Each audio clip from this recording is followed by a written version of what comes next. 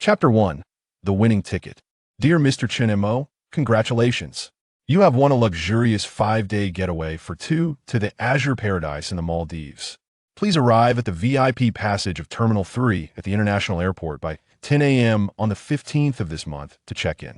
Following this was a string of confirmation codes and a customer service number. Chen Mo stared in disbelief at the unexpected message, his first thought being, could this possibly be a scam? Then he recalled the year-end benefits from his company and thought, no way. Could such good fortune actually come my way? He pinched his thigh hard, feeling a sharp pain shoot through him. Ouch! This isn't a dream. He glanced at the towering piles of reports on his desk, caught a whiff of the greasy takeout lingering in the air, and listened to the unmistakable cough of his supervisor. Old Jean. Everything felt strikingly real, undeniably so. I've won. Ha. I've actually won. This time, luck is on my side, ha! Chen Mo exclaimed, only to hurriedly cover his mouth with both hands. His eyes instinctively darted around to check if anyone had noticed him. Thankfully, no one was paying attention. Hey, Lao Chen, what's got you so worked up? Did your code finish running? Before he could finish, the rotundly from the adjacent desk leaned over, his greasy head peering in, quickly spotting Chen Mo's phone screen. No way. Azure Paradise? You've struck gold. Chen Mo instinctively turned off his phone screen, his heart racing uncontrollably. It's just the company's anniversary raffle. Pure luck. Don't make a big deal out of it. He attempted to appear composed, yet the grin tugging at the corners of his mouth betrayed him. That's incredible, my friend, Lee exclaimed, his voice rising and drawing disapproving glances from those around them. Before lowering his tone, that's the Maldives. Crystal clear waters and sandy beaches. Not to mention bikini-clad beauties. TSK, your mundane life is finally about to shine. Remember to take lots of pictures to show the rest of us when you return.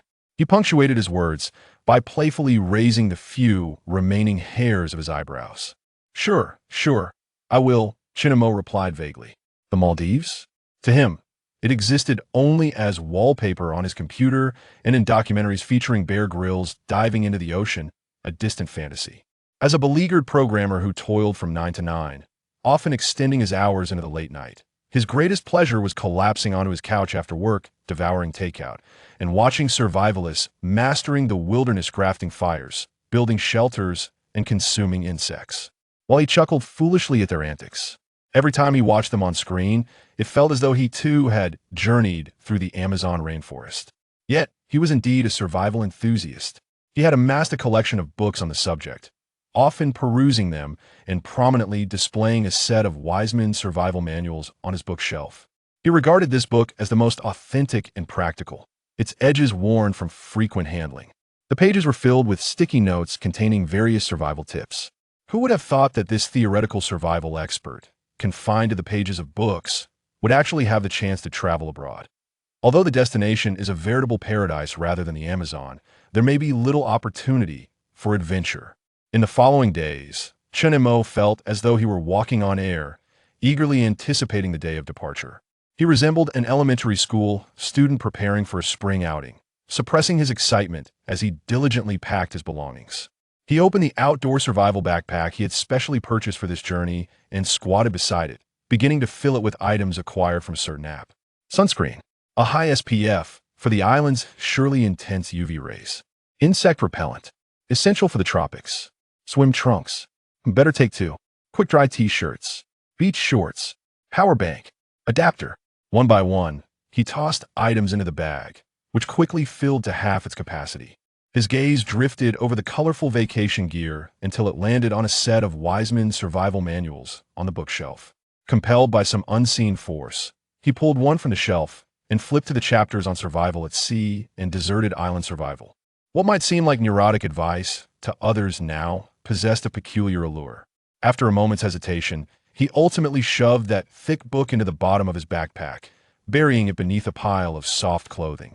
After some contemplation, he rummaged through the corner of a drawer and unearthed a small waterproof pouch containing several trinkets he had whimsically collected long ago, a mini compass, a neatly wound paracord, and a small magnesium fire starter. These items were pitifully small and nearly weightless, prompting a chuckle from him as he stashed them into the backpack's compartment. What on earth do I need these for? "I'm heading to the Maldives, not a set for Bear Grylls Survivor." A voice within him scoffed. Yet, a more obstinate voice countered, "What if? It's always better to be prepared." This internal conflict persisted until the day he boarded the flight. At the T3 terminal of the international airport, the polished marble floor reflected the hurried silhouettes of travelers. Outside the immense floor-to-ceiling windows, colossal steel birds ascended and descended, their engines roaring through the thick glass, a sound both heavy and powerful. The air was imbued with the aromas of coffee, perfume, and a barely perceptible hint of aviation fuel. Chen Mo, burdened with his overstuffed backpack, stood beneath the sign indicating the VIP passage. Surrounding him were elegantly dressed men and women, exuding grace as they engaged in soft conversations or attended to matters on the latest smartphones. Instinctively, he tugged at the collar of the slightly snug, new shirt he had begrudgingly purchased for this trip, feeling somewhat out of place amidst the refined atmosphere. "Sir, please present your ticket and passport." Feeling a bit self-conscious, Chen Mo heard the impeccably made-up flight attendant at the check-in counter say, with a standard smile, Oh, right." He fumbled to retrieve his documents and the electronic ticket on his phone. "Mr. Chen Mo, congratulations on your upcoming journey." The flight attendant efficiently processed his paperwork, returning his documents along with a beautifully crafted boarding pass. "Your seat is in first class, 8A. Please proceed through this VIP passage for security and boarding. Wishing you a pleasant trip." Chapter 2. An Encounter in First Class. Chen Mo clutched the noticeably thick boarding pass, his palm slightly moist with perspiration. Following the signs, he traversed the quiet corridor adorned with plush carpeting, relishing the swift security check that required almost no waiting. As he stepped into the astonishingly spacious first-class area, he was enveloped by a unique aroma that mingled high-end leather, fragrant notes, and the essence of affluence. The oversized seats, akin to single sofas, were wrapped in exquisite cream-colored leather, with ample space to stretch out his legs comfortably. Soft, warm light cascaded from above, creating a tranquil and cozy atmosphere. The impeccably uniformed flight attendants approached with smiles, gently inquiring if he would prefer champagne or orange juice. Chen Mo located a seat, 8A, by the window. He carefully settled into the seat, the leather's supple texture enveloping him in comfort. Curiously, he explored the intricate buttons on the armrest, attempting to recline the seat slightly. With the press of a button, the backrest gradually tilted backward, and he immediately sank into a deeper state of relaxation.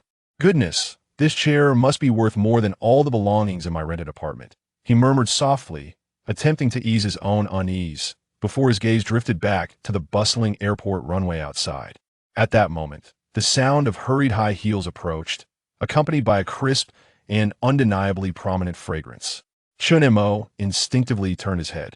A young woman was making her way to the adjacent seat, 8B. Tall and elegant, she donned a meticulously tailored cream-colored skirt suit that effortlessly accentuated her curves. Her long, ebony hair cascaded down her back, casually gathered, revealing a gracefully sculpted swan-like neck and a pair of striking earrings that sparkled with the brilliance of tiny diamonds. Her makeup was flawless, exuding an air of aloof superiority as if it were innate. In her hand, she carried a petite yet conspicuously branded limited-edition handbag. Most striking of all were the astonishingly slender silver high heels that adorned her feet, glinting with a metallic sheen. With each step, the crisp sound of her heels echoed like an invisible metronome, precisely delineating social strata. The woman paused beside seat 8B. A flight attendant promptly approached with a courteous smile, saying, "Miss Lin Wei, welcome aboard. Your luggage has been stowed. May I assist you in hanging up your jacket?" The woman, referred to as Lin Wei, nodded slightly, gracefully placing her handbag on the seat before removing her equally exquisite white jacket and handing it to the attendant. Her gaze casually swept across the cabin, brushing past Chen Mo without a moment's pause, as though he were merely a part of the seat. She then settled into her seat, crossing her legs, the delicate curve of her ankle and those luxurious heels creating a dazzling tableau. She raised her hand, her slender, fair fingers lightly gesturing in the air. Another flight attendant hurriedly approached, slightly bowing. "Miss Lin, how may I assist you?" Perrier Jout Belle Epoque Blanc de Blancs, Her voice was melodious, infused with a languid magnetism. Serve in an ice bucket at the perfect temperature. Do not allow the ice to dilute its flavor. Her gaze did not fixate on the attendant's face, as if she were merely articulating a fundamental request. Certainly, Miss Lin, I shall prepare it immediately, the attendant replied respectfully before turning to leave. Chen silently withdrew his gaze, redirecting it to the window. Sensing that the chasm between himself and the esteemed Miss Lin was not merely a narrow aisle, but a vast gulf named reality. He instinctively tightened his seatbelt, ensuring the buckle was securely fastened. This habitual action had been ingrained in him from years of watching survival shows, a ritual he performed on every flight. As the safety demonstration commenced, he paid particularly close attention, mentally reciting the locations of the emergency exits and the procedures for using the oxygen masks. The aircraft glided smoothly, accelerating and lifting off, the immense force of propulsion pressing him into the plush seat. The city outside rapidly diminished, transforming into a vibrant mosaic of blocks, soon replaced by a continuous expanse of cotton candy-like clouds. Sunlight streamed in, illuminating the cabin with a serene brightness. Shortly thereafter, the flight attendant presented exquisite meals and beverages, prompting Chen to murmur, "Indeed, the service in first class is truly impeccable." Lin Wei sipped her champagne delicately, occasionally picking up her phone to address messages, her demeanor relaxed and elegant. Chen gradually eased into the experience, savoring the culinary delights far surpassing the usual standards of in-flight dining, while his mind wandered to the azure waters and pristine beaches of the Maldives. Time slipped away amidst the steady roar of the engines. Chen reclined against the comfortable seat back, gazing at the unchanging sea of clouds outside, the sunlight casting a gentle glare. He felt a wave of drowsiness wash over him, as the tranquility of first class and the enveloping luxury of the seat seemed to gently dissipate his initial tension and excitement. Just then, the aircraft experienced a subtle jolt. Chen's eyes flew open in an instant, all remnants of sleep evaporating. An instinctive alertness, honed from countless survival programs and manual training, was awakened by this minute shift. He instinctively checked his seatbelt, again confirming the buckle was securely locked in the tightest position. His fingers unconsciously brushed the area of his pocket, feeling the outline of a small waterproof pouch within, where a mini compass, paracord, and flint rested quietly. A vague sense of unease rippled through him like a stone cast into a tranquil lake, creating subtle waves in the depths of his mind. Beside him, Lin Wei seemed oblivious, her brow slightly furrowed as she gazed at the fine bubbles rising in her champagne glass. Parting her red lips, she addressed a passing flight attendant in a tone tinged with discernment. The aftertaste of this bottle of Belle Epoque seemed somewhat dissipated. Could it be that the temperature was not properly regulated, or perhaps it has been open for too long? The flight attendant's smile faltered for a moment, quickly replaced by an apologetic expression. "I sincerely apologize, Miss Lin. Shall I fetch you a fresh bottle at once?" Chapter 3. The plane encountered trouble. Lin Wei remained silent, merely extending her champagne glass forward in a casual gesture, her meaning unmistakable.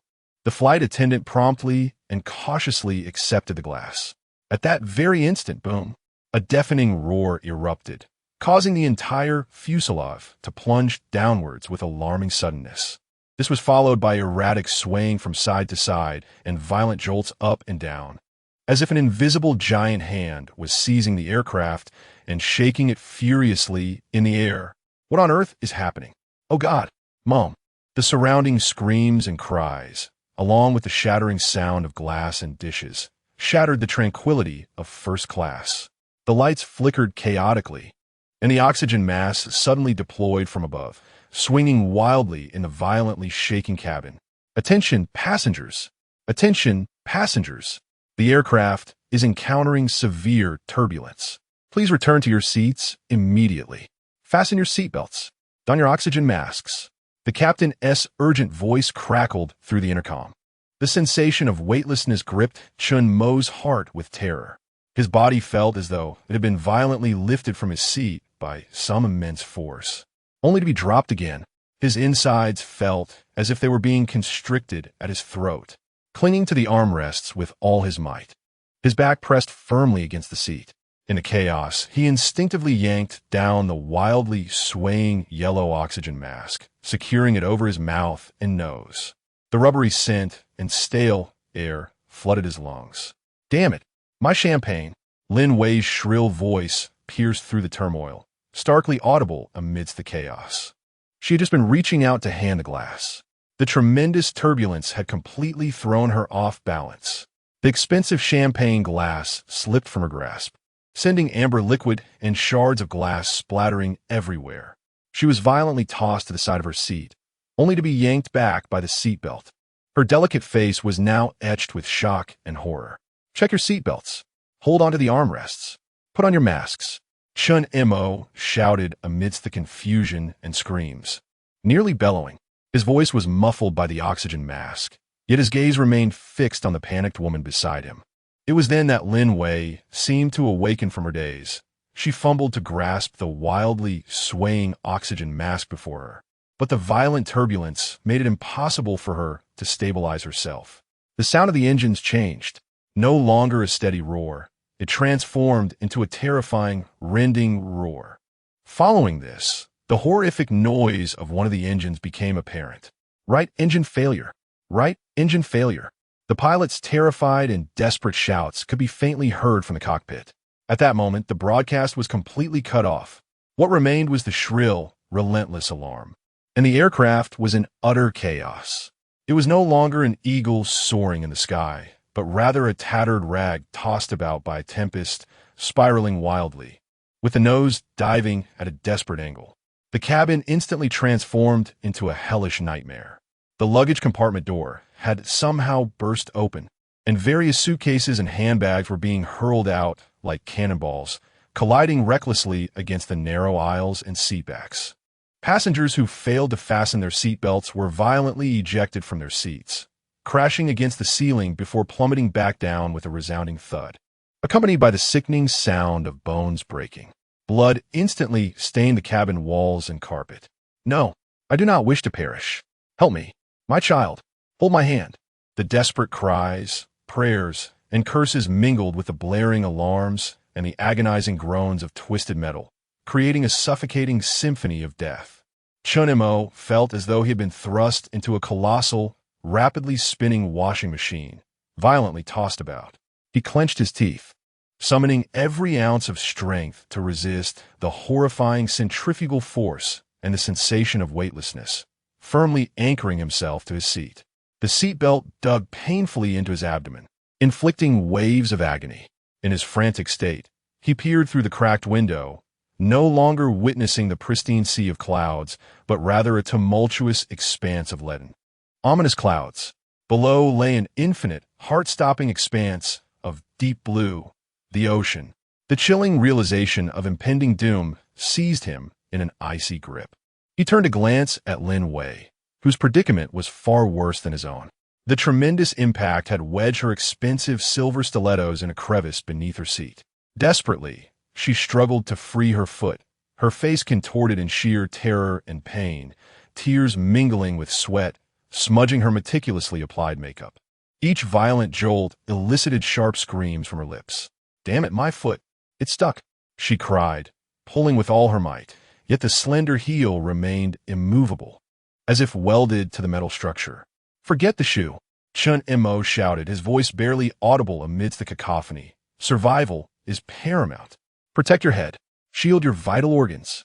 As he spoke, he attempted to reach out to assist her, but the tight seatbelt and the violent shaking rendered him unable to extend his hand. Lin Wei seemed oblivious to his words, continuing her futile struggle like a creature ensnared in a trap, on the brink of collapse. A deafening roar erupted, unprecedented in its ferocity, accompanied by the sound of tearing metal.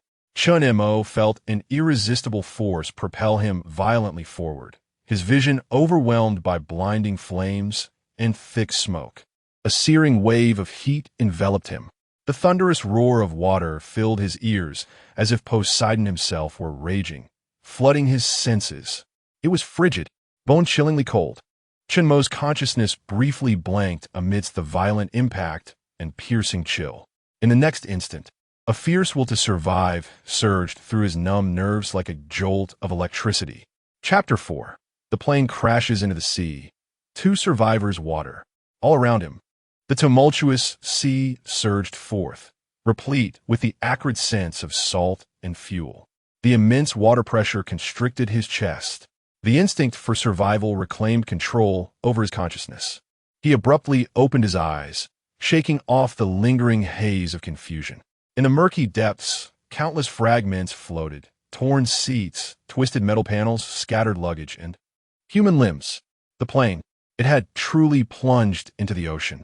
At this moment, Chen Mo's lungs burned with an insatiable fire. The suffocating sensation of oxygen deprivation felt like invisible hands tightening around his throat.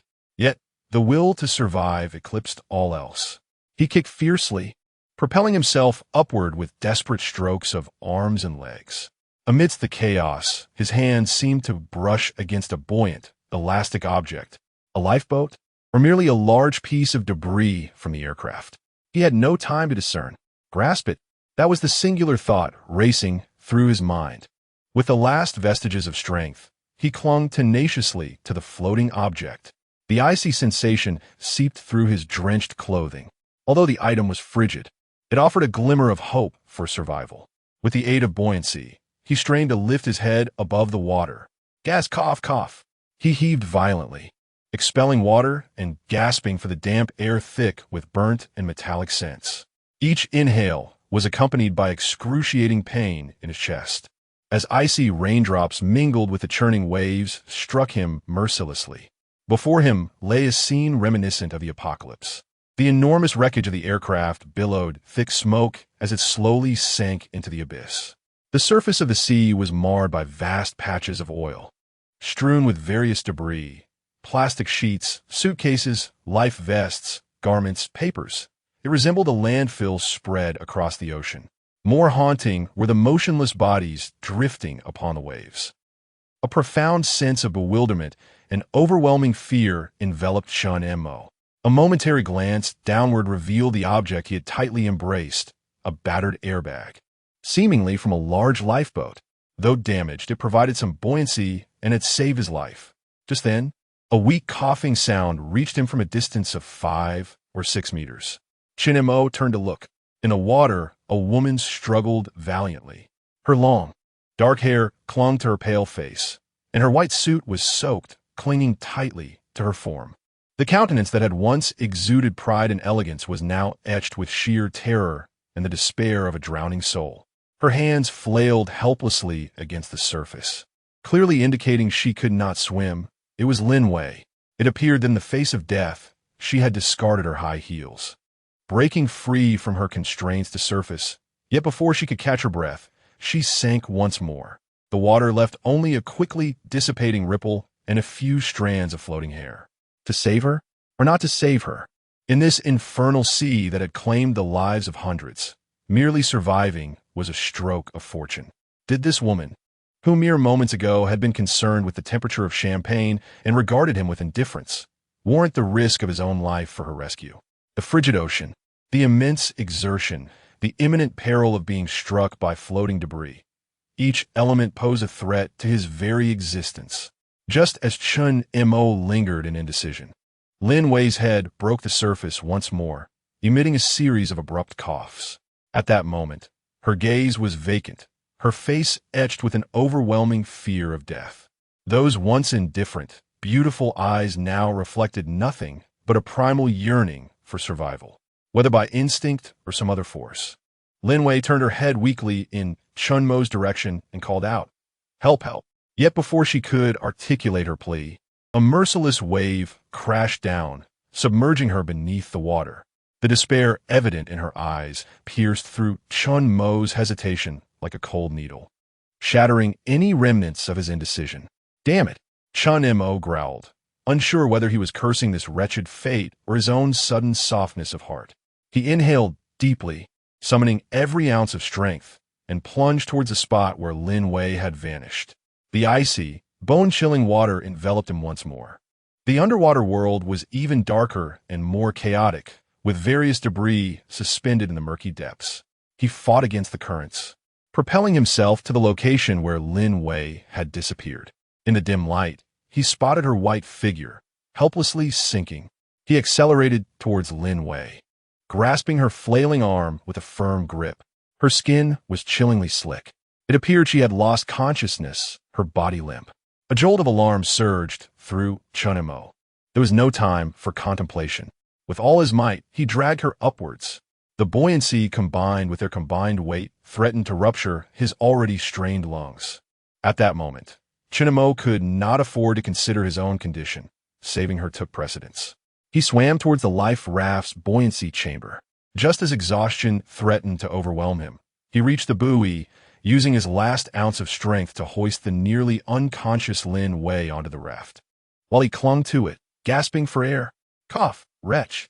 Suddenly, Lin Wei erupted into a violent coughing fit, expelling copious amounts of seawater. Her consciousness seemed to flicker back to life, though her gaze remained unfocused, her body trembling. Chen Mo, panting heavily, noted Lin Wei's condition, but was unable to assess it further under such dire circumstances. He could only clutch the increasingly deflated buoy with one hand while wrapping the other tightly around Lin Wei's slender waist to prevent her from slipping back into the depths. They were like two leaves caught in a tempest, rising and falling with the tumultuous waves. Hold on to this." Chen Mo forcefully pressed one of Lin Wei's hands onto the buoy. Her fingers were icy, barely able to exert any force, merely resting instinctively upon it. Chapter 5. Drifting at sea, don't let go. If you wish to survive, do not release your grip. Chen Mo shouted hoarsely in her ear. He surveyed his surroundings. Aside from the slowly sinking wreckage of the aircraft and an increasing number of debris, there lay nothing but the boundless, turbulent, dark blue sea. The sky loomed ominously overhead, thick clouds pressing down upon the water's surface, and heavy raindrops cascaded down, soon transforming into a torrential downpour that sounded as if the heavens had ruptured. The distant horizon blurred further into obscurity. Extreme fatigue, an icy chill permeating his bones, and the overwhelming shock of survival crashed upon Chen Mo's nerves like the frigid waves. A burning pain surged in his lungs. Each breath carried a metallic tang of blood. The woman in his arms trembled violently, her body temperature alarmingly low. Fortunately, the half-deflated life raft in his embrace became their sole lifeline in this dire moment. Just as he sensed his strength waning and his consciousness beginning to fade, an irresistible force seized them abruptly. Chen Mo's spirit was instantly revived. He attuned himself to the changes beneath the surface of the sea, and a passage of text flashed through his mind. If you are unfortunate enough to encounter a maritime disaster and find yourself in the water, immediately seek a floating object for assistance. Do not panic. Be mindful of the sensations beneath you. If you are fortunate enough to feel two distinct temperatures, congratulations. You may have encountered a current. Follow it for a glimmer of hope for survival. He sensed it. This was indeed a current.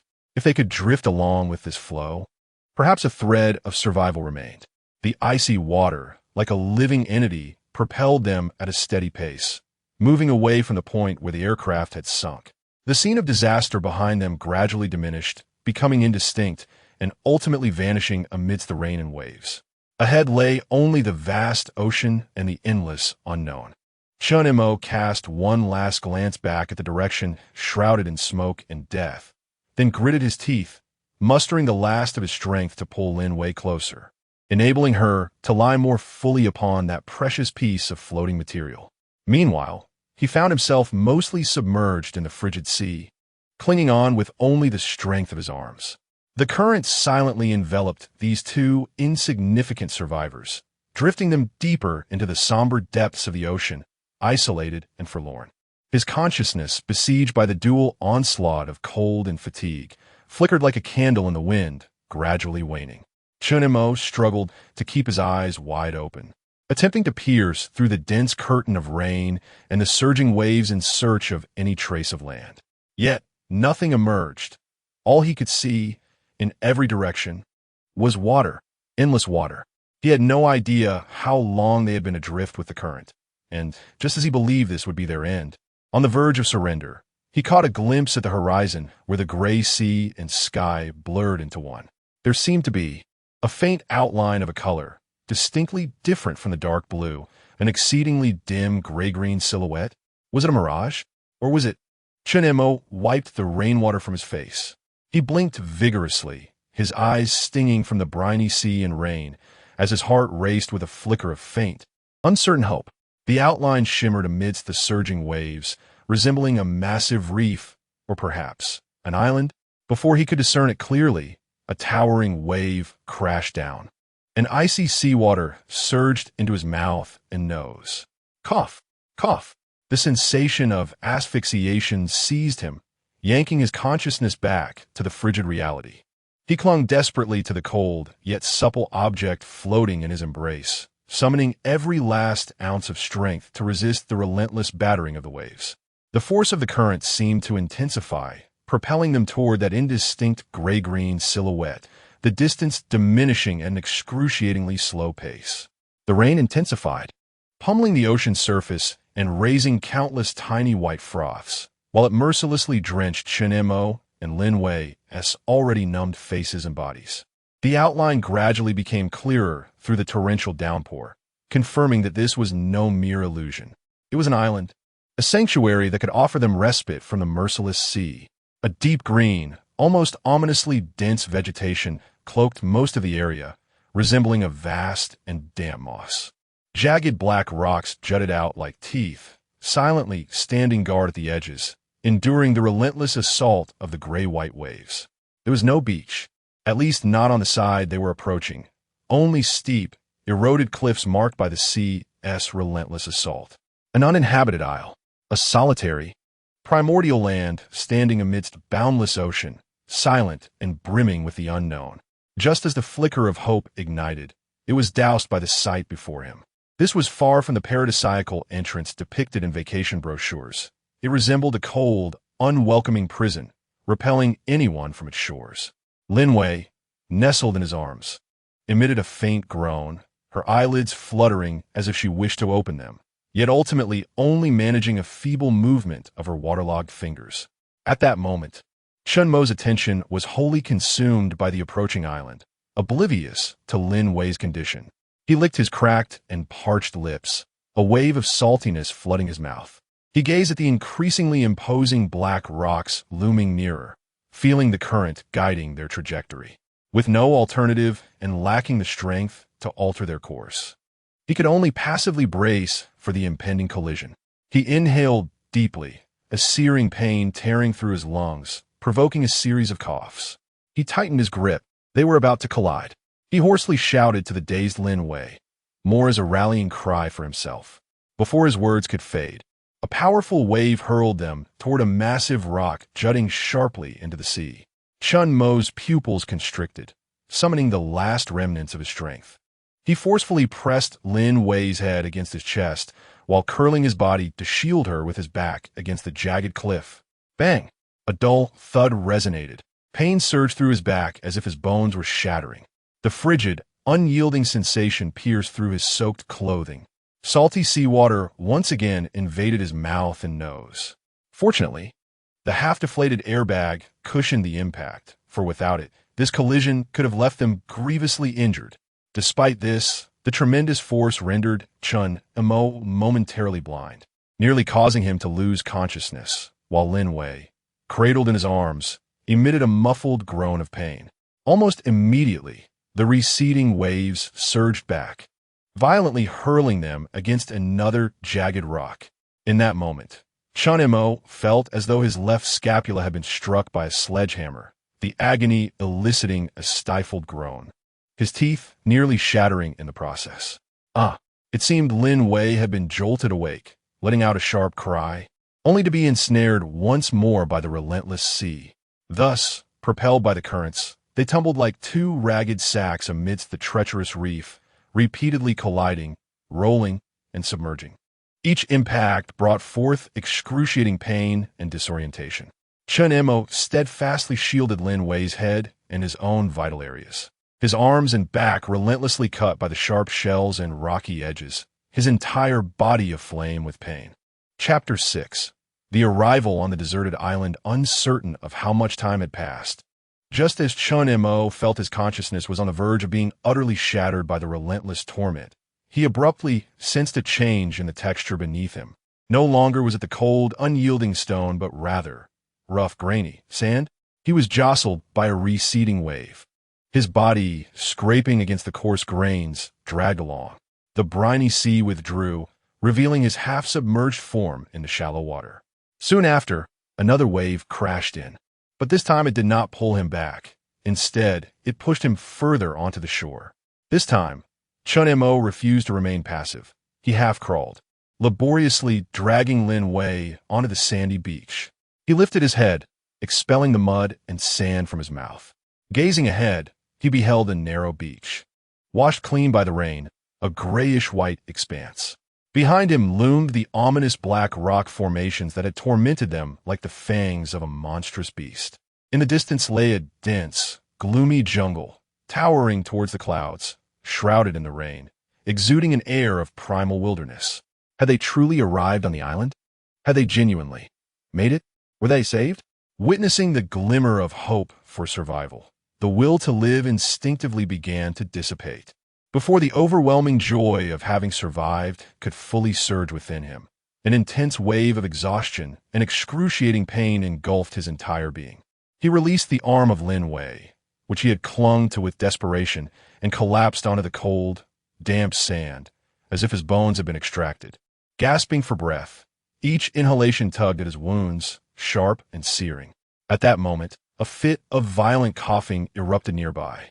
Lin Wei lay on the beach, resembling a fish out of water, contorted as she struggled to cough and retch, expelling murky seawater. Her once elegant attire was now tattered, smeared with mud and grit. Clinging to her form, her meticulously styled hair hung in disarray across her face. Uncertain of when she had regained consciousness, tears of confusion and relief streamed down her cheeks. Chen Mo, lacking the strength to tend to Lin Wei, was reassured simply by her survival.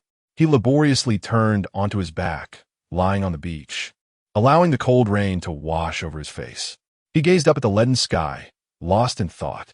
He and this woman, named Lin Wei, were like two pieces of debris discarded by fate, expelled by the furious sea onto the desolate shores of this uninhabited island. They had survived. Chen Mo felt his body relax involuntarily as the sharp pain, biting cold, and profound fatigue enveloped him like a tidal wave. His consciousness began to sink, his vision blurring and darkening. Before entirely losing awareness, the last image he retained was of Lin Wei, struggling to prop herself up, her hollow yet startled eyes scanning the surroundings in bewilderment. The rain continued to fall. The cold waves rhythmically crashed against the nearby rocks, heralding the commencement of their life on this deserted island, beginning the moment they washed ashore. Uncertain of how much time had elapsed, Chen Mo stirred awake, accompanied by a low, guttural groan.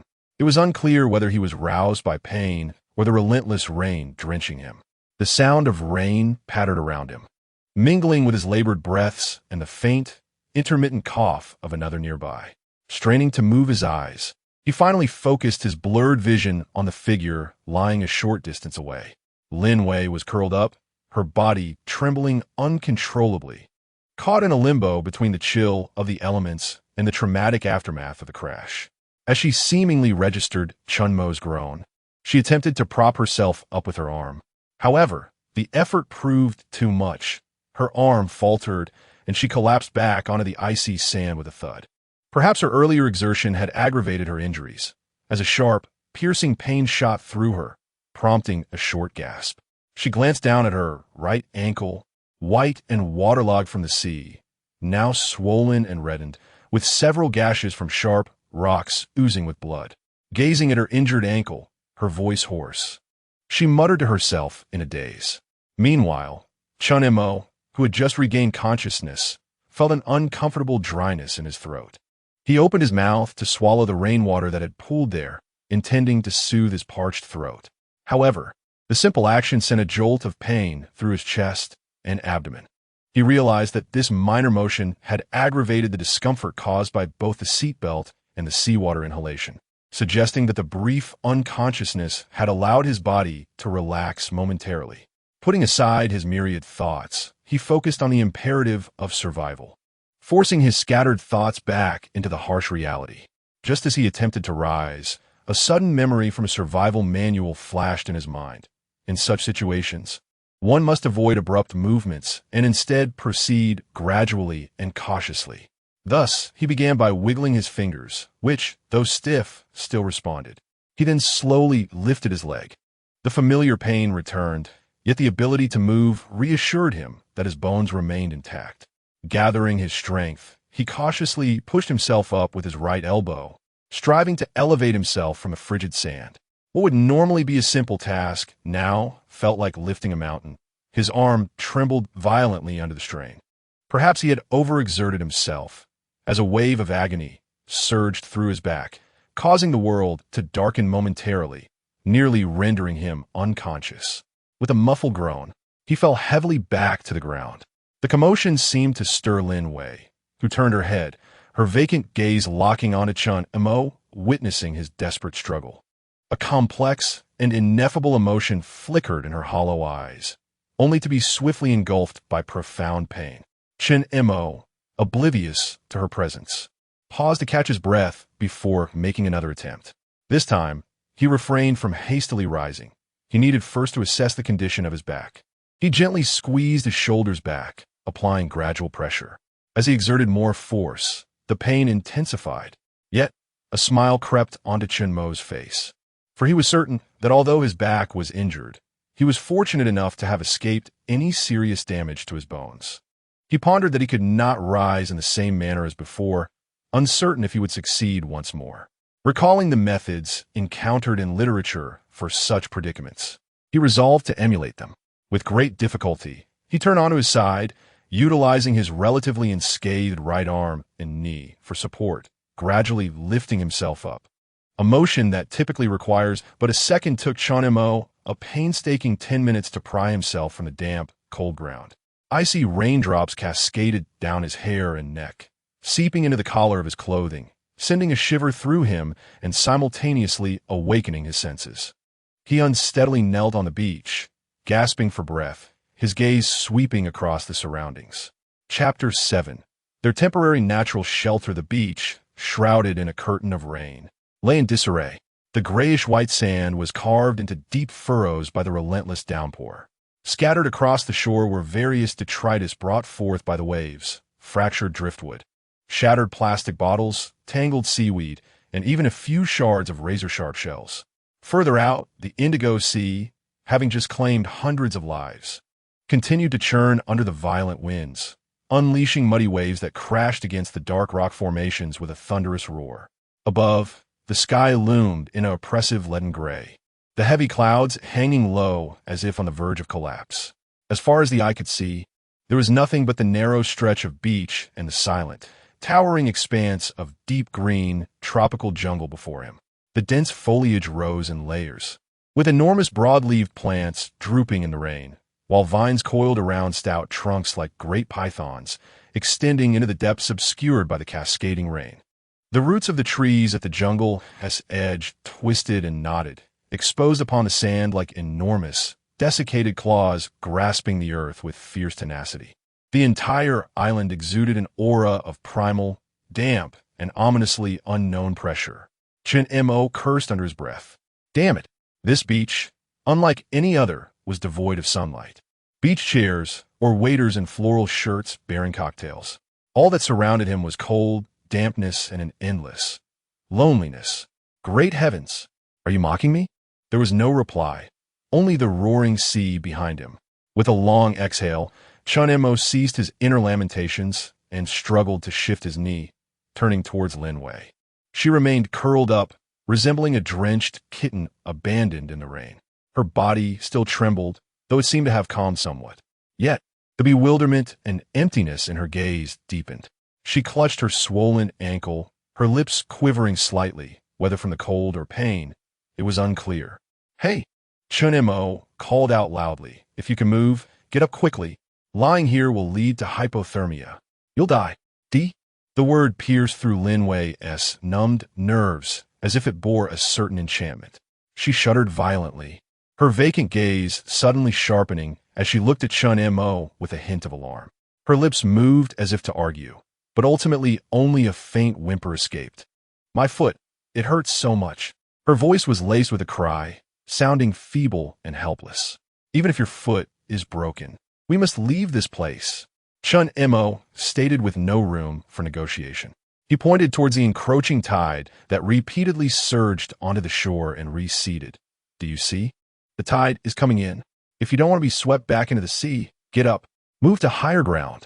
As he spoke, he once again braced himself on his knee and one hand, swaying unsteadily in an attempt to stand. Lin Wei watched his arduous struggle, then glanced at the advancing waterline, a flicker of determination crossing her eyes. She bit her lip and attempted to push herself up with her arm, but as soon as she put weight on her injured right foot, a piercing pain shot through her ankle. "Ah!"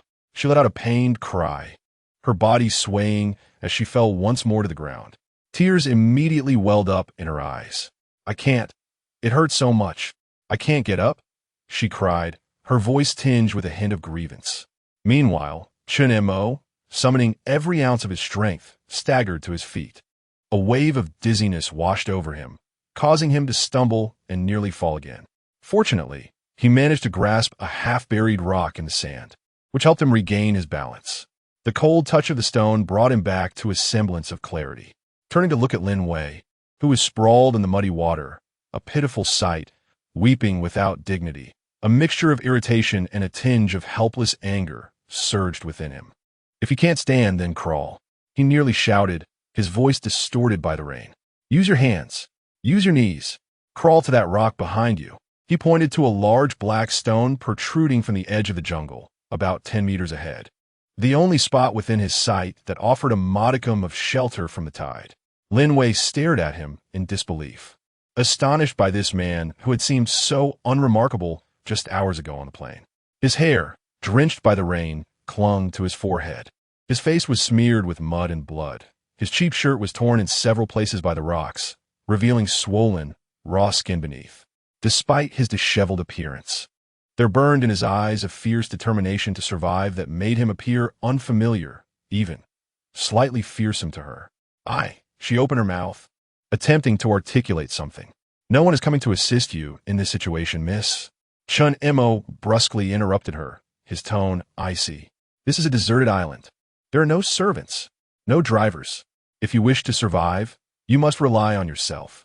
Either crawl over, or lie here and wait to die, or be swept back into the sea by the rising tide to feed the fish. You choose." Having said this, he turned away from her, enduring the excruciating pain coursing through his body as he limped toward the large rock.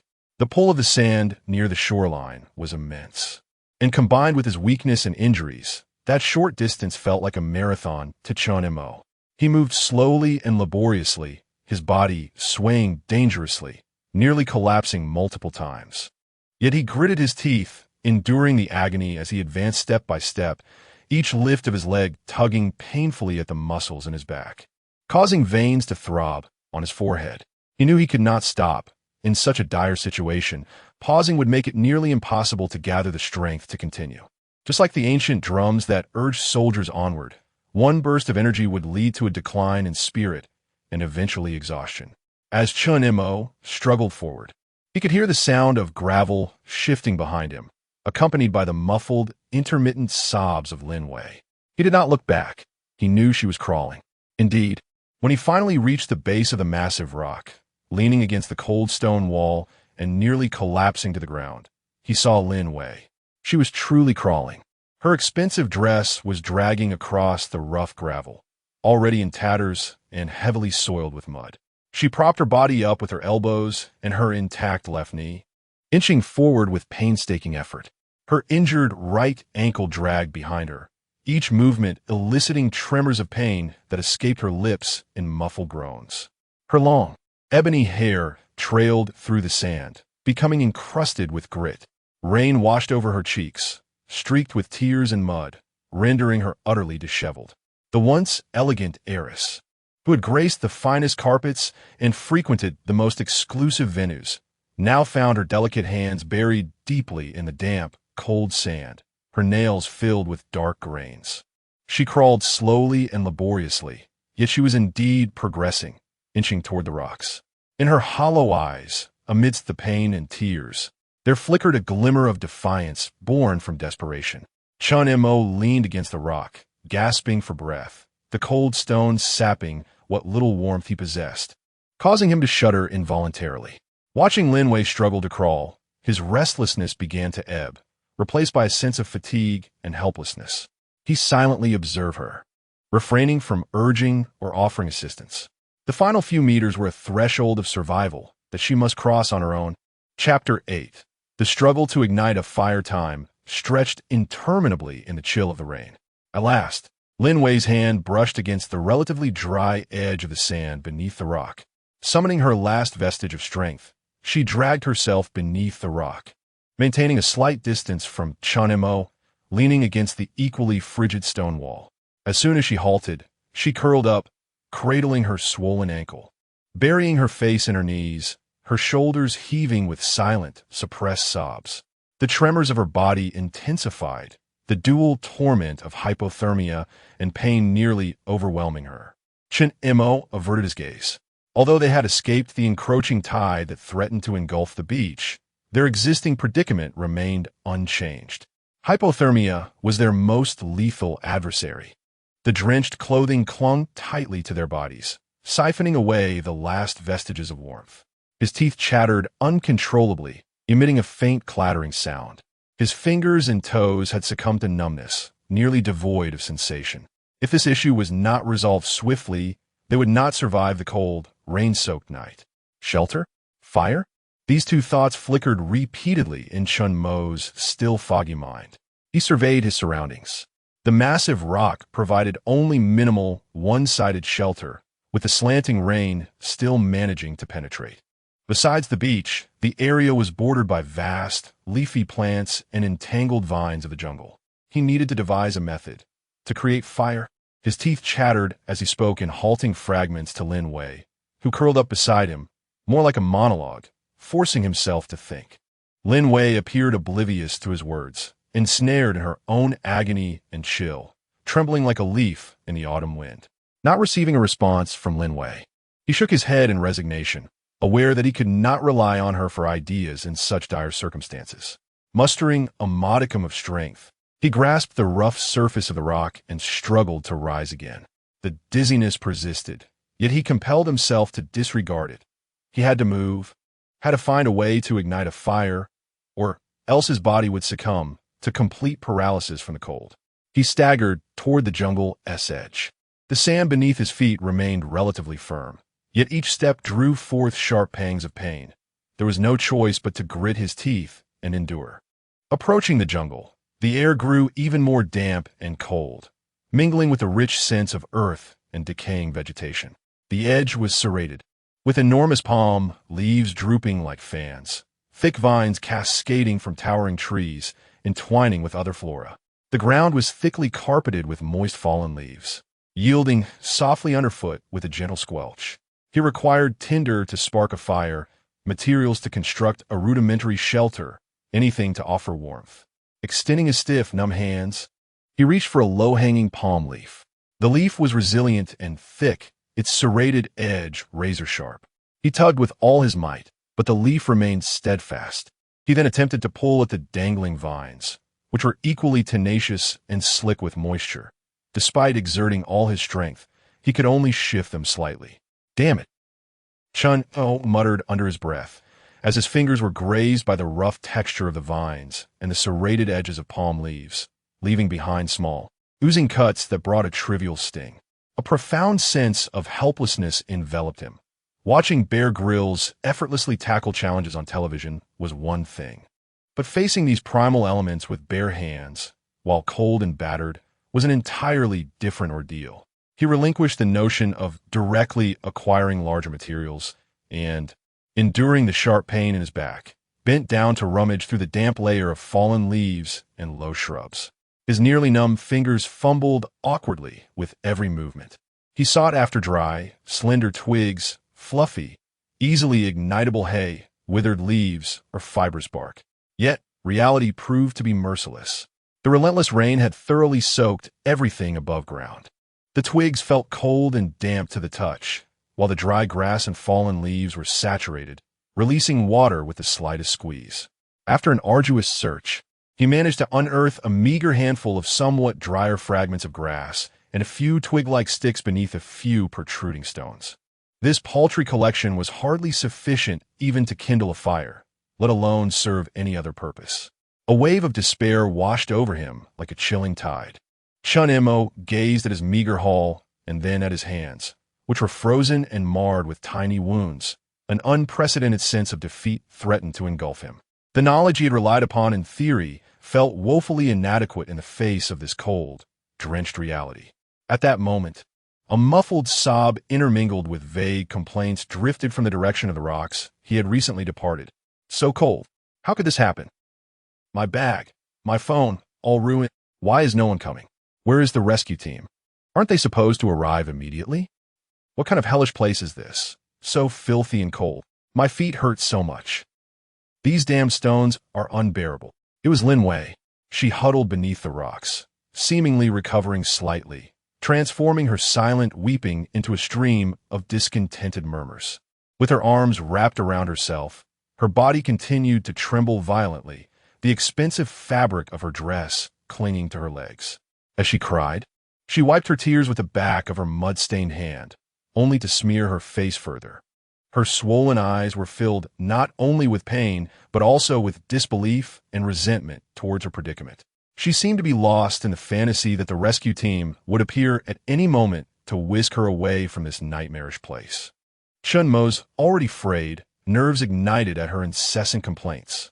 He spun around abruptly, unconsciously tightening his grip on the meager twigs and grass in his hand. Cold raindrops cascaded from his hairline, tracing down his taut cheek. He looked at the woman still ensnared in her delusions of grandeur amidst adversity, and a surge of ire coursed through him. "Shut up!" Chen Mo's voice, hoarse yet imbued with a suppressed intensity, erupted like the growl of an injured beast, drowning out the sound of the rain and Lin Wei's sobs. Chapter 9. Their first conflict. Lin Wei was petrified by his sudden outburst, her tear-filled eyes gazing up at him in disbelief, unable to comprehend that this lowly individual dared to address her in such a manner. Rescue team? Chen Mo stepped back towards the rocks, positioning himself before Lin Wei, looking down upon her with an air of superiority. "Look around. Open your eyes and take a good look." He gestured towards the ominous sea, the dense, uncharted jungle, and the narrow, frigid beach. "This is international waters, an unnamed island. The plane has been shattered beyond recognition. Of the hundreds aboard, aside from us two, the rest have become fish food. Are you still foolishly awaiting a rescue team?" His voice escalated in intensity, tinged with a near-manic fervor. "Your bag, your phone, your high heels, your champagne? Wake up, young lady. Those possessions are utterly worthless now. In this cursed place, they're less useful than toilet paper.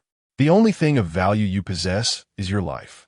And that incessantly complaining mouth and those lagging feet of yours." Lin Wei stood there, overwhelmed by his tirade, her face drained of color. Her lips trembled as she sought to retort, yet no words escaped her. Gazing into Chen Mo's eyes, filled with unabashed disdain and fury, she felt as though his scorn lashed against her like a whip, imparting an unprecedented humiliation. Cold, pain, filth? Chen Mo gasped for breath, his chest heaving violently, the wounds on his back throbbing painfully from agitation, yet he pressed on relentlessly. "Who isn't cold? Who isn't in pain? Who isn't muddy and soaked? Do you think you are the only one delicate? My back feels as though it's been shattered against the rocks. I am in pain. I am cold. I yearn to be lounging in a 5-star hotel bathtub right now. But what of it? Will complaining warm you? Will crying summon the rescue team?" Suddenly, he bent down with such force that it aggravated his injuries, eliciting a muffled groan as he hurled the handful of crumbling dry grass and twigs onto the sandy ground before Lin Wei. "Look at this. This is the firewood I've been scavenging for. It's all wet, not even enough to spark a flame. Without fire, we shall perish from the cold tonight. We will become 2 rigid corpses. When the sun rises, perhaps the seagulls will peck out our eyes. Is this the fate you wish to await?" The horrifying imagery of freezing to death and having their eyes pecked out by seagulls penetrated Lin Wei's ears, causing her entire body to shudder violently, her pupils constricting in sheer terror. She clutched her head and let out a brief, piercing scream. "Stop talking. Stop talking. Be quiet. You madman. You lunatic." "I'm a madman?" Chen Mo straightened, his complexion pale, pointing at himself and then at Lin Wei, his voice quaking with agitation. "If I were truly insane, I would toss you back into the sea right now to spare myself your incessant wailing. Want to survive? Want to avoid freezing to death? Then get moving. Stow away those tears and snot. Use your meager strength to find something to burn. Alternatively, one might choose to silence themselves, conserving energy for the inevitable demise." After unleashing his fervent outburst, Chen Mo felt a modicum of the oppressive turmoil within his chest dissipate. It was swiftly supplanted by profound exhaustion and the searing pain of his wounds. He averted his gaze from Lin Wei's ashen visage and the terror reflected in her eyes, staggering backward a couple of steps until he once again leaned against the frigid rock, gasping for breath, his chest rising and falling erratically. The icy rain cascaded over his face, providing a slight reprieve to his burning thoughts. He was acutely aware that his words bore a heavy weight, a cruelty that stung. But in this dire circumstance, gentleness and consolation offered no salvation. It was only the stark, unvarnished reality and a nearly brutal impetus that might awaken a flicker of survival instinct. The area beneath the rock succumbed to an eerie silence, broken solely by the relentless patter of rain, the mournful lapping of waves against the shore, and the labored, oppressive breaths of the two individuals. Lin Wei huddled there, cradling her head, her body no longer trembling violently, but instead reduced to a subtle, persistent shiver. Chen Mo's words had pierced her last vestiges of unrealistic hope like a series of icy blades, stripping away her pride and dignity with merciless precision. The terrifying visions of freezing to death or being pecked apart by seabirds haunted her mind, an overwhelming dread eclipsing all else, even the excruciating pain in her ankle and the numbing cold. She dared not shed another tear, nor could she muster even a whisper. Instead, she bit down hard on her lower lip. Time trickled away in the frigid silence, with the rain seemingly abating somewhat, yet the sky grew ever darker. The sea breeze, laden with damp chill, swept through the crevices of the rocks, bringing with it a bone-deep cold. Chapter 10. Preparations before igniting the fire. The thought of kindling a fire lingered incessantly in his mind. It was an imperative task he must undertake. Suddenly, a memory struck him. His backpack, the very backpack he had instinctively clutched to his chest during the tumultuous turbulence of the aircraft when oxygen masks deployed. As he plummeted into the sea, he had clung to a life preserver, neglecting the precious backpack. Where was it? Chen Mo's eyes shot open, his heart racing with a flicker of hope. He strained to rise, disregarding the aches throughout his body, and anxiously scanned the surroundings. The beach was strewn with a myriad of debris cast ashore by the waves, fragmented driftwood, tangled seaweed, and shattered plastic. His gaze swept over every inch of sand like a searchlight. Nothing. His heart sank. Was it lost during the collision with the rocks, or had it sunk to the ocean floor? Just as despair threatened to engulf him once more, his eyes fixated on a spot on the other side of the rocks, near the edge of the jungle. A deep blue, bulging backpack, soaked by seawater, half buried in the damp sand, partially obscured by a cluster of bedraggled coastal shrubs. The straps of the backpack remained intact. It was his backpack, the one he had meticulously packed with vacation attire, and had hidden the Wiseman survival manual and a waterproof seal bag at the very bottom. Miraculously, it had survived. An overwhelming surge of joy washed over him, dispelling the fatigue and chill that enveloped him. Chen Mo felt an inexplicable surge of energy as he stumbled forward, grasping the wet strap and yanking the backpack from the sand. It was heavy, saturated with seawater, yet this weight provided him with a profound sense of security. He eagerly unzipped the main compartment. Swoosh. The contents, mingled with seawater and mud, spilled forth. A drenched quick-dry t-shirt, beach shorts, a crumpled tube of sunscreen, a hefty power bank, and a travel adapter. All mere burdens. As he witnessed the water-soaked items tumbling out, Chen Mo's heart raced, and he hastily pushed aside the cumbersome debris, his fingers trembling as they probed the depths of the backpack. His fingertips brushed against a thick, rigid texture. It was the Wiseman's survival manual. The pages had fused together from the seawater, forming a heavy, brick-like mass. A chill coursed through him. How could it be missing when he had placed it in the bag before departure?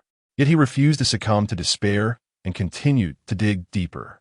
His fingers encountered a familiar, palm-sized, hard plastic object. It was the waterproof sealed bag. Chen Mo's heart nearly stopped. He swiftly extracted the small sealed bag from the drenched clothing and mud.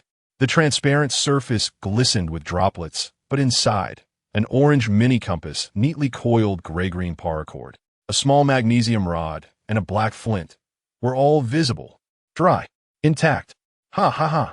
Chen Mo let out a near-choked laugh of exhilaration, clutching that small sealed bag as though it were a lifeline.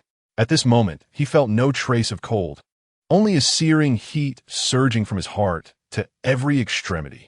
With this, he could kindle a fire. With fire, there lay hope for survival.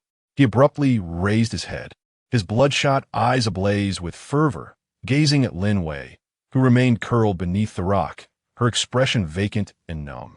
He shouted with fervent urgency, "Get up, quickly. Go find some firewood. Dry, thin, withered grass, tree bark. The more the better. Hurry." Chen Mo's hoarse voice roused Lin Wei from her stupor. She trembled violently, lifting her head in confusion. Her gaze fell upon his face, smeared with mud and blood, and then down to the small, transparent plastic bag he clutched tightly in his hand, within which orange, green, and silvery gray objects were faintly visible in the dim light. Instinctively, she shrank back, her lips quivering, wanting to protest about her aching foot, wanting to question his authority to command her, but ultimately, under Chen Mo's nearly predatory stare, only a faint whimper escaped her throat. Memories of Chen Mo's words flooded her mind. As if resolving some unspoken decision, she gritted her teeth, enduring the agonizing sting in her ankle. Pushing herself up with her hands and dragging her injured leg, painstakingly inching out from beneath the meager shelter of the rock. The icy rain instantly drenched her anew, causing her body to tremble uncontrollably. The coarse gravel scraped against her delicate palms and knees, inflicting waves of sharp pain. She bit her lower lip, tears mingling silently with the rain. How had she, Lin Wei, ever found herself in such a wretched state? How had she ever been so ordered about? Yet, the instinct for survival compelled her to act. Otherwise, that man would surely disregard her fate. She lifted her head, scanning the surroundings in bewilderment. Scattered across the beach were various debris washed ashore by the waves, soaked branches, entangled seaweed, and a few sharp-edged shells. This relentless rain continued to pour. Where could she possibly find dry firewood? She muttered to herself as she dragged her injured leg, struggling to reach the edge of the jungle. There, beneath the palm fronds, she spotted some relatively dry, curled leaves. She reached out to grasp them, but as her fingertips made contact, the leaves crumbled at her touch. She then attempted to tug at the moss clinging to the vines, but it was cold and slick, proving useless. Feeling somewhat helpless, she glanced in Chen Mo's direction. He was extracting a small rectangular piece of silvery gray metal and a rough black stone from a sealed bag. How could a mere piece of metal and an ugly, broken stone possibly ignite a fire? Lin Wei's face was etched with confusion. Meanwhile, Chen Mo examined the magnesium rod and flint in his hands, pondering the next steps. He instinctively glanced at the sodden manual, where detailed illustrations and steps for fire starting through friction and flint struck vividly surfaced in his mind. Scrape magnesium powder. Strike the flint to create sparks. Ignite the tinder. The tinder. Dry, fluffy tinder. Chen Mo suddenly turned his head, gazing intently at Lin Wei. His voice laced with urgency. Have you found it? The fine, dry kindling, fluffy like a bird's nest, fibers resembling those within tree bark, dried grass roots, and such. Startled by his outburst, Lin Wei shuddered. She momentarily set aside her doubts and grievances, compelled to meticulously search for the fire-starting materials Chen Mo had mentioned. After an extensive search, just as Lin Wei was on the verge of surrendering, she stumbled upon several deep brown, scale-like leaf bases, reminiscent of a large fern that had withered and shed its leaves, nestled at the roots of a cluster of broadleaf plants. These were partially concealed by layers of vibrant green foliage, effectively shielding them from the rain. To her astonishment, they possessed a faint dryness to the touch, and appeared to be wonderfully airy in structure. Chapter 11. The first flicker of hope and despair is this. Is this all right? Lin Wei's voice trembled with uncertainty as she cautiously gathered a few dry leaves in her hands. Dragging her injured leg, she struggled back towards the rocky shelter, presenting them to Chen Mo. Is this acceptable? She inquired, her tone laced with doubt. Chen Mo seized the handful of leaves, feeling their coolness. They were undeniably drier than the previous withered grass he had encountered. The texture was fluffy, with numerous tiny air pockets. A surge of euphoric joy ignited in his eyes as he squeezed them, reaffirming their lightness. Yes, this will do. Go find more. The more, the better. Look for slender twigs, ideally thinner than a pinky. He exclaimed with uncontainable excitement. This fervor was infectious, igniting a flicker of hope in Lin Wei. Ignoring her pain and discomfort, she turned on her heel, limping back toward the edge of the jungle, her search becoming even more meticulous. Chen Mo paid her no further mind. In a moment, he had cleared a small patch beneath the rain-sheltering rocks, using his numbed fingers to awkwardly tear apart the precious dry scales he had acquired, rubbing them together in his hands. This would create a fluffier, finer mixture, forming a loosely constructed nest to cradle his sole hope, his fire nest. He picked up a silver-gray magnesium block, gripping a rough black flint tightly in his other hand. Rather than rushing, he mentally rehearsed the process of striking a spark several times before he felt ready to proceed. With determination, he pressed the sharp edge of the flint against the magnesium block and scraped down with all his might. Sizzle! A blinding yet fleeting white spark erupted suddenly, illuminating Chen Mo's sweat-drenched, rain-soaked, and muddy face, reflecting the ecstasy in his eyes. Success! There was indeed a spark, yet it was too brief, too diminutive, dissipating into the damp air before even grazing the edges of the nest. His heart raced, ignited by the brief flare, pounding fiercely in his chest. He held his breath and tried again. Sizzle! Another dazzling white spark appeared, only to vanish in an instant. Again, sizzle, sizzle. He resembled an unyielding machine, scraping again and again. Hurry, ignite, please ignite, he fervently implored within his mind. Each fleeting spark brought immense hope, yet its extinguishment left him in despair. The repetitive motion wore on his arms, rendering them sore and numb, but he dared not stop.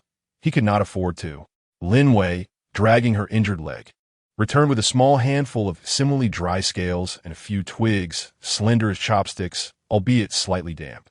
She observed Chen Mo from the side, hunched over like a statue frozen in time, his arms engaged in a relentless rhythm, each motion accompanied by a blinding flash of light and the sharp sound of scraping. She dared not approach, nor did she have the courage to utter a sound that might disturb him. Silently, she placed the found object on the ground beside him and retreated quietly, cradling her swollen ankle and curling up in the hollow of the rock. Her teeth chattered uncontrollably, yet her gaze remained fixed on Chen Mo, her heart rising and falling with the intermittent flashes of white light. Sizzle, sizzle, sizzle. Sparks flickered and leaped, only to be extinguished mercilessly. The fluffy nest of tinder lay cold and silent, devoid of even a wisp of smoke. The damp air seemed to form an invisible maw, devouring everything in its path. A sense of despair, laced with confusion, crept once again into Chen Mo's heart. Could it be? Could these sparks truly be insufficient to ignite a flame? Was this meager dry tinder inadequate? Had all he witnessed before been a mere illusion? The ache in his muscles and the sting of his wounds became increasingly pronounced, each scrape weighing heavily upon him. Sweat mingled with rainwater trickled into his eyes, blurring his vision further. Just as he was on the verge of exhaustion and surrender, sizzle. This time, the angle and force of the scrape seemed just right. A spark, more brilliant than any before, burst forth into the center of the fluffy nest of tinder. Chen Mo's pupils constricted suddenly. His heart momentarily ceased its rhythm. He held his breath, all his senses converging on the heart of the nest, a minuscule, even finer than a grain of rice. Orange-red point of light flickered weakly amidst the brown fibers of the tinder. He shook his head and rubbed his blurry eyes, confirming once more that this was no illusion. There truly was a spark. Chen Mo felt every drop of blood rush to his head, causing him to shudder with exhilaration. He bent down, leaning close to the tinder, taking a deep breath, and gently, ever so slowly, blew towards the tiny spark. Whoosh! The airflow caressed the tinder. The minuscule orange-red point seemed to flourish, flaring momentarily. Almost immediately, a thread, thinner than a hair and nearly transparent, rose from the vicinity of the spark. A profound joy flooded Chen Mo's entire being. He stifled the urge to shout, trembling with excitement. He inhaled again, softly blowing upon the tinder, repeating this several times. Whoosh! Whoosh! The thread of smoke, under his breath, began to clarify and stabilize. Within the smoke, the orange-red spark began to swell before his very eyes, growing larger and brighter, emitting a faint crackling sound. One thread, two threads. An increasing number of wisps of smoke coalesced, curling upwards. The spark grew to the size of a soybean. Finally, under Chen Mo's persistent breath, the tinder ignited completely, producing a small flicker of flame. Quick! Thin twigs! Hurry! Chen Mo shouted abruptly, directing his call towards Lin Wei, who was huddled in the corner. Lin Wei, mesmerized by the rising smoke and flickering flame, snapped back to reality at the sound of his voice. Almost in a daze, she scrambled to grab the few, slightly damp twigs from the ground and handed them to Chen Mo. Chen Mo grasped the slender twigs and gently laid them upon the cluster of orange-red flames, no larger than a fingernail, that had begun to burn steadily. The damp twigs made contact with the fire, instantly emitting a sizzling sound as white vapor ascended. This was the moisture within the twigs being expelled from the tail and under the scorching heat of the flames. As the twigs deformed and pressed downward, the flame dwindled, producing more white smoke, nearly extinguishing. No! Both Chen Mo and Lin Wei simultaneously uttered a quiet cry. Yet, it was Chen Mo who reacted first. Without a moment's hesitation, he bent low, disregarding the acrid smoke, and with all his might inhaled deeply. He aimed his breath at the weakened ember, now subdued by the moisture, and cautiously yet swiftly blew upon it. His face was nearly touching the ground. Huff! Huff! Huff! The short bursts of air acted like a life-giving injection. That feeble red glow valiantly surged upward through the thick smoke, the sizzling sound intensifying as the outer moisture of the twigs was rapidly dried out. Soon after, the surface of the twigs ignited. The flames grew larger and more stable. Chapter 12. The Hope to Survive. Chen Mo observed the flames now steady, his body leaning back as he collapsed onto the ground, gasping for breath, his chest heaving violently. The wound on his back throbbed with a searing pain due to the recent exertion, yet he remained utterly indifferent to it. His gaze was fixed intently on the increasingly vibrant orange flames before him. He had succeeded. The fire had truly ignited. As the flames blazed brighter, waves of warmth gradually enveloped his entire being, dispelling the chilling cold that had permeated his limbs. This warmth was not solely from the fire itself. It was infused with the flickering flame of hope that had been reignited within him. Lin Wei sat nearby, her hands clasped tightly over her mouth to stifle any cries of excitement that might escape. She watched the small flame flickering beneath the icy rocks, tears streaming down her cheeks once more. This time, however, there were not tears of despair and grievance, but rather of overwhelming joy and exhilaration at having survived. The dancing orange flames rekindled the light that had long since dimmed in her eyes. Fire, fire, she murmured, her voice trembling and laced with emotion. Chen Mo did not bask in the triumph of kindling the fire. This was merely the beginning. The flame was still fragile, susceptible to being extinguished by a gust of wind or a drop of rain. Gritting his teeth against the pain, he rose once again to action. He gently added the relatively dry, scale-like tinder that Lin Wei had later found, placing it carefully around the burning twigs to provide ongoing sustenance for the flame. Next, He picked up a few damp, yet slightly thicker twigs, cautiously propping them a short distance above the fire, allowing the heat to gradually dry them out. The moisture-laden branches crackled and hissed under the fire's caress, emitting wisps of white smoke, as the flames stubbornly consumed the dampness, slowly yet resolutely expanding their territory. In the confined space beneath the rocks, thick smoke filled the air, carrying the unique scent of burning wood and rising humidity, somewhat suffocating. Yet at this moment, this aroma was more intoxicating than the world's most exquisite perfume. The temperature began to rise gradually. The frigid air seemed to be torn apart by the feeble flames, allowing precious warmth to seep in. Chen Mo and Lin Wei cautiously shifted their bodies closer to the source of light and heat. Their drenched, icy clothes clung to their skin, the cold still piercing, but the warmth wafting towards them, imbued with the scent of smoke and fire, felt like a precious oasis in the desert, gradually reviving their numb bodies from the core. Chen Mo diligently tended to the fire, continually adding small, dried fuel to ensure the flame burned steadily. His actions were focused and reverent, as if he were safeguarding the most treasured possession in the world. Lin Wei curled up beside the fire, hugging her knees, her swollen ankles still sending sharp pangs of pain, yet she was entirely unconcerned at this moment. The prospect of survival overshadowed even the most intense agony, allowing her to temporarily set aside her discomfort.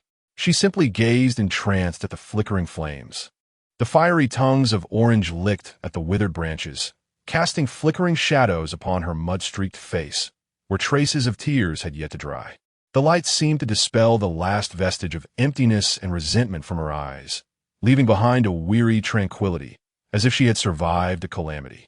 The smoke stung her eyes, causing them to water, and she was unable to suppress a few coughs.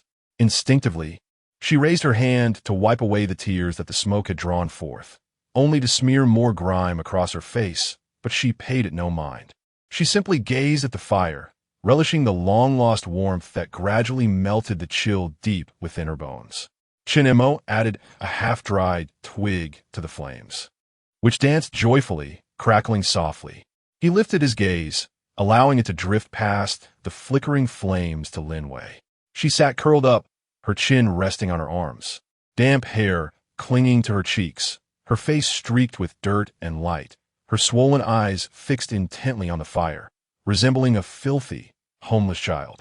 Silence flowed between them, punctuated only by the crackling of burning wood, the rhythmic patter of rain against the rocks and leaves, and the distant sound of waves crashing against the beach and cliffs. Lin Wei's voice shattered the stillness, soft and hoarse, laced with a barely perceptible hesitation. She continued to stare at the fire, without raising her head. "Thank you." Her words were as faint as a whisper, nearly drowned out by the crackling flames. Chen Mo paused in his tending of the fire, lifting his gaze to meet hers through the flickering light. "What do you thank me for?" His voice, too, bore a hint of rasp, yet his tone remained flat, devoid of emotion. "Thank me for shouting at you?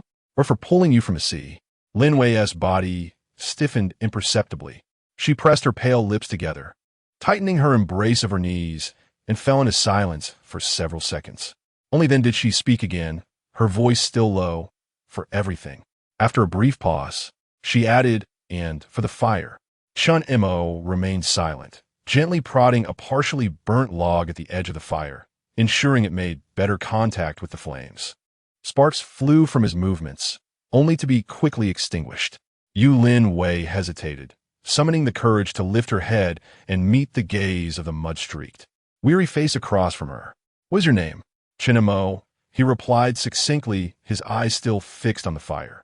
Chen Mo. Lin Wei repeated the name softly, as if seeking confirmation. After a brief pause, she seemed to organize her thoughts. "I am Lin Wei." Understood." Chen Mo's reaction was rather indifferent, as if he had merely received inconsequential information. While speaking, he picked up another twig, thoroughly heated and emitting steam, and carefully added it to the heart of the fire. Observing his calm demeanor, watching the focused profile as he tended the flames, Lin Wei felt the flicker of a tentative desire to ease the tension between them, doused by a cold splash of reality. Embarrassment and an unspoken grievance welled up within her once more, and she silently lowered her head, ceasing to speak, tightening her embrace around her icy body, burying her face in her knees. Silence enveloped the rocks once more. Only the sound of crackling flames and the howling wind and rain outside filled the air. Chen Mo was not oblivious to her embarrassment, yet his thoughts were consumed by the fire before him and the wounds he bore.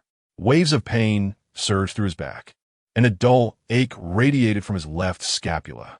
He needed to tend to his injuries. Otherwise, an infection could prove fatal. The fire before him was their sole beacon of hope for survival, leaving no room for error. Chapter 13. The first night on the deserted island after ensuring the fire had stabilized. Chen Mo cautiously rose to his feet, yet the movement aggravated his wounds, causing him to wince in pain.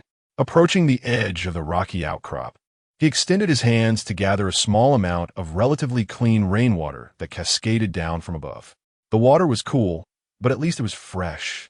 He meticulously rinsed his hands, which were smeared with mud and blood, particularly focusing on the tiny lacerations inflicted by the sharp rocks and vines. The icy water sent a sharp sting through his wounds, yet also brought a refreshing sensation in its wake.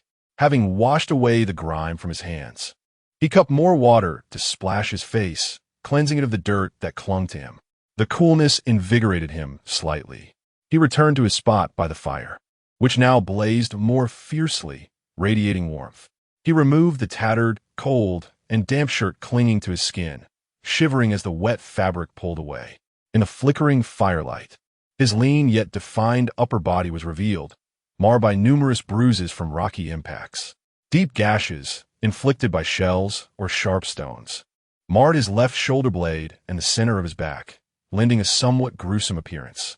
Furrowing his brow and suppressing the pain, Chen Mo dipped his fingers into the clean rainwater, attempting to cleanse the dirt and debris surrounding his wounds. Each touch sent a sharp pang through him, making him gasp involuntarily. With no antiseptic available, he resorted to this most primitive means of cleansing. Lin Wei had kept her head down, occasionally glancing at Chen Mo from the corner of her eye. When he shed his shirt, revealing his battered torso, she instinctively averted her gaze, her cheeks flushing slightly. However, the sight of his distressing bruises and wounds soon filled her with a surge of fear and concern. Amidst the tumultuous rocks, though her mind was hazy, she recognized how fiercely he had protected her. Otherwise, her injuries would have been far worse than just on her legs. The heavy sound of impact echoed once more in her ears, watching Chen Mo struggle to tend to his wounds. The furrow of pain on his brow and the clenching of his teeth, her feelings of grievance and embarrassment gradually gave way to a complex emotion. Hesitating for a moment, her gaze fell upon her own hands, similarly smeared with mud, and the relatively intact suit she wore. Without a second thought, she extended her hand and forcefully tore at the hem of her dress. The expensive fabric proved unexpectedly resilient, and after much effort, her nails nearly breaking, she finally managed to rip off a relatively clean strip about 2 fingers wide. Holding the strip of fabric, she cupped more rainwater from the rocks and carefully rinsed both the cloth and her soiled hands. Then, she hesitantly approached Chen Mo, deliberately avoiding his exposed back, and offered the damp yet relatively clean strip to him. "Here, use this to wipe." Her voice was barely above a whisper, laced with a barely perceptible tremor and embarrassment, her eyes fixed on the ground, unable to meet his gaze. Chen Mo's actions came to a halt as he processed her offer. He lifted his head, somewhat surprised by the damp cloth presented before him, then glanced at Lin Wei, who was bowing her head, her profile illuminated by the flickering flames, casting a rosy hue upon her cheeks. After a brief silence, he did not refuse, extending his hand to accept the cloth, feeling its chilly dampness. "Thank you," he murmured, his voice hoarse yet softened from its previous harshness. Lin Wei seemed to relax slightly. She said nothing, merely shifting back a little, curling up in her previous position, hugging her knees, her gaze once more fixed upon the dancing flames. This time, however, the light in her eyes appeared to have softened. Chen Mo carefully wiped the grime surrounding his wound with the damp cloth. The cool sensation alleviated some of the stinging pain emanating from the injury. While it could not disinfect, it was certainly preferable to cleaning the wound with his bare hands. He focused intently on tending to his injury. Outside the rocks, the wind and rain continued unabated. Yet within this small sanctuary, sheltered by stone and flame, the icy despair seemed to be temporarily dispelled. A warm aura enveloped the two weary survivors, both marked by scars and fatigue. The crackling fire was the sole beacon on this desolate island, their only weapon against the relentless cold and fear. The night stretched on, but at last, the first flicker of flame had been ignited. Just before dawn, the rain finally ceased. A gust of sea breeze, laden with the briny scent of the ocean, seeped through the crevices of the rocks. The wind chilled Chen Mo's still damp clothes, sending a shiver coursing through him. He awoke, not rushing to rise, but instead closing his eyes to gather his thoughts. The aches throughout his body seemed to have intensified, but he paid it little mind, slowly rolling over to stand, rubbing his bleary eyes and surveying his surroundings. The bonfire had extinguished at some point, leaving behind a small pile of blackened ash, with a few damp logs half buried and emitting faint wisps of smoke. The sky was a dull gray, mirroring the muted hues of the sea, while the throbbing pain in his back and shoulder served as a stark reminder that yesterday was no mere dream. Nearby, he heard the rustling of movement. Lin Wei had also awakened, huddled into a deeper recess of the rocks, clutching her arms, her face pale, lips tinged with a purplish hue, her body trembling uncontrollably from the cold. It seemed she too had been roused by the chill. Without uttering a word, Chen Mo approached the edge of the rocks, cupping his hands to gather water that had pooled in the stone crevice from last night's rain, splashing it on his face. The coolness invigorated him slightly, dispelling some of his lingering drowsiness. At that moment, his stomach rumbled audibly, prompting an inward curse. Damn, this gnawing hunger is unbearable. After a day of tribulations, he had consumed nothing but a few sips of seawater. He surveyed his surroundings with a sense of resignation. Well, it is what it is. We can only take it one step at a time.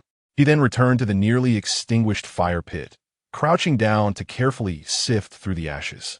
A few embers still glimmered faintly beneath the surface.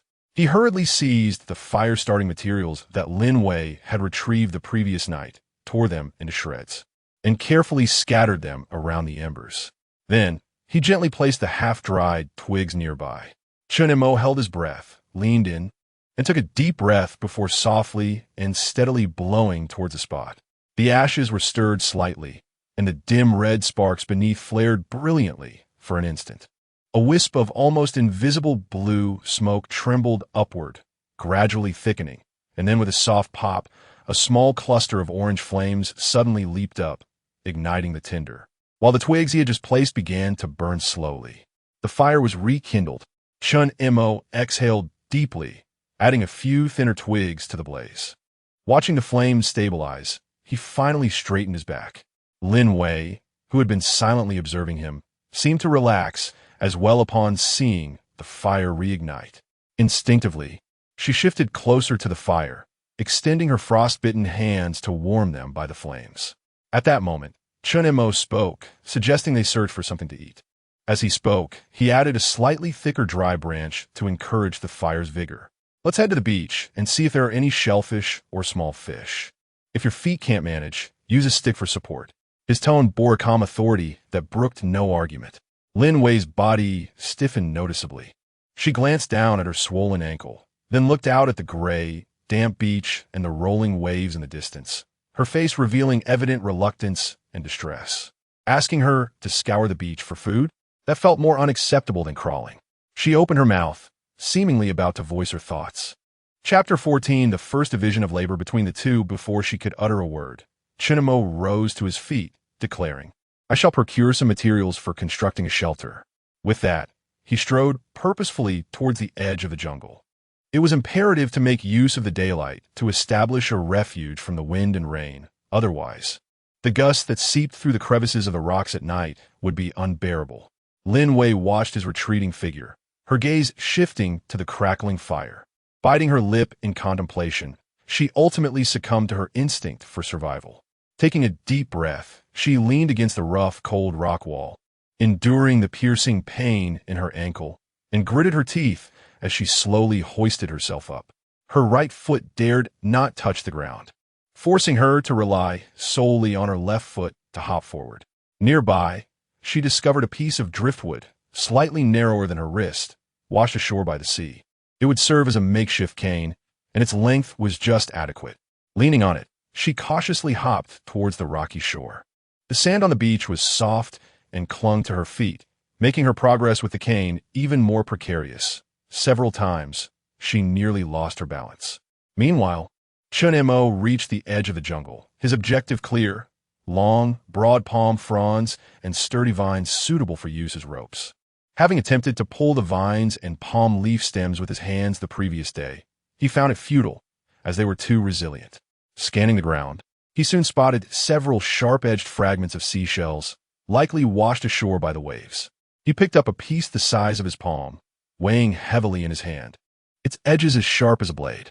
He endeavored to use the shell's razor-sharp edge to slice through a vine that hung down, slightly thinner than his pinky finger. As the shell's edge grazed the surface of the vine, it left a faint white mark, yet the vine remained unbroken. With renewed determination, Chen Mo exerted himself, sawing back and forth with considerable effort until he finally severed the vine. The cut was rough but functional. This method is dreadfully inefficient, he mused. Even if I do not take a break, I shall not finish before nightfall. A thought struck him. If only he had a knife. Suddenly, he recalled that while organizing his belongings before departure, he had stashed a folding knife in his backpack.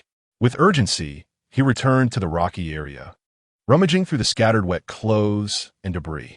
At last, within a crumpled pair of beach shorts, he felt a hard, square object. Extracting it, he discovered an ordinary folding knife with a black plastic handle. The blade was slightly longer than his finger, yet it was certainly superior to the seashell. Shaking off the droplets of water from the knife, he attempted to open the main blade. The pivot was somewhat stiff, likely due to exposure to seawater. After several determined attempts with his muddy fingers, he finally managed to snap the blade open with a satisfying click. The single-edged blade, made of stainless steel, gleamed with a cold light under the overcast sky. With the knife in hand, his efficiency would undoubtedly improve. Chen Mo returned to the jungle's edge, focusing on a palm leaf stem that was roughly the thickness of his wrist but had a relatively smooth surface. Approaching it, he applied the knife vigorously around the base of the leaf stem. The sharp blade easily penetrated the fibrous plant material, and he exclaimed with delight, "Ha! This is significantly faster than the seashell." He made several round cuts before forcefully twisting, resulting in a crisp snap as the entire expanse of the enormous palm leaf was severed. The leaf was thick and resilient, its edges lined with fine serrations. Repeating this process, he quickly procured 4 or 5 such large leaves. Next, he turned his attention to the robust vines. Approaching a hanging vine, he pressed the blade against its base and cut with determination, the tough bark and fibers yielding beneath the sharp edge. One vine secured, he proceeded to harvest several long vines and chopped a few straight branches, each about the thickness of an arm. With these materials, he could enhance the structure that could somewhat be described as a shelter. You might argue it was merely a large stone, but indeed, it could shield against the rain. After a brief respite, he dragged his gathered materials back to the rocky edge. The substantial boulder provided them with a natural support. He selected a relatively flat patch of sand in front of the rock, compacting it slightly with his foot. He inserted the 3 thickest and straightest branches into the sand, forming a rough, triangular framework. The apex leaned against the rock, and he secured them tightly with vines around the rock's protrusions. The vines, when damp, exhibited remarkable flexibility. Once tightened, they would become even sturdier as they dried. With the framework established, he began layering the massive palm leaves atop it. The leaf stems faced upward, while the foliage lay downward, overlapping like fish scales. After laying down a layer, he threaded thin vines through the leaf edges, binding them to the branch framework for stability. The leaves were expansive, offering substantial coverage, yet the serrated edges easily grazed his hands, leaving behind several delicate cuts. As he immersed himself in this labor, Lin Wei returned, leaning on a piece of driftwood as a makeshift cane, limping slightly. She moved slowly, each step taken with caution, her complexion still pale. Upon reaching the fire pit, she gasped for breath and dropped the items she had been carrying onto the ground. Chen Mo glanced down to see 7 or 8 shells of varying sizes scattered about. Some resembled fans, scallops. Others appeared like small towers, snails, along with 2 flat, sharp-edged oyster shells. The surfaces of the shells were coated with mud and seaweed. This is all I found. Lin Wei's voice was slightly labored, tinged with fatigue and frustration. She knew that these meager finds would hardly suffice for her sustenance, let alone for Chen Mo. She carefully lowered herself onto the ground, avoiding pressure on her injured ankle, and pointed toward the slick rocks near the shore, exclaiming how fortunate she was to have found a pair of sneakers, or else she might have certainly stumbled. Chen Mo said nothing, merely turned to regard her tattered sneakers with holes, nodding in acknowledgement.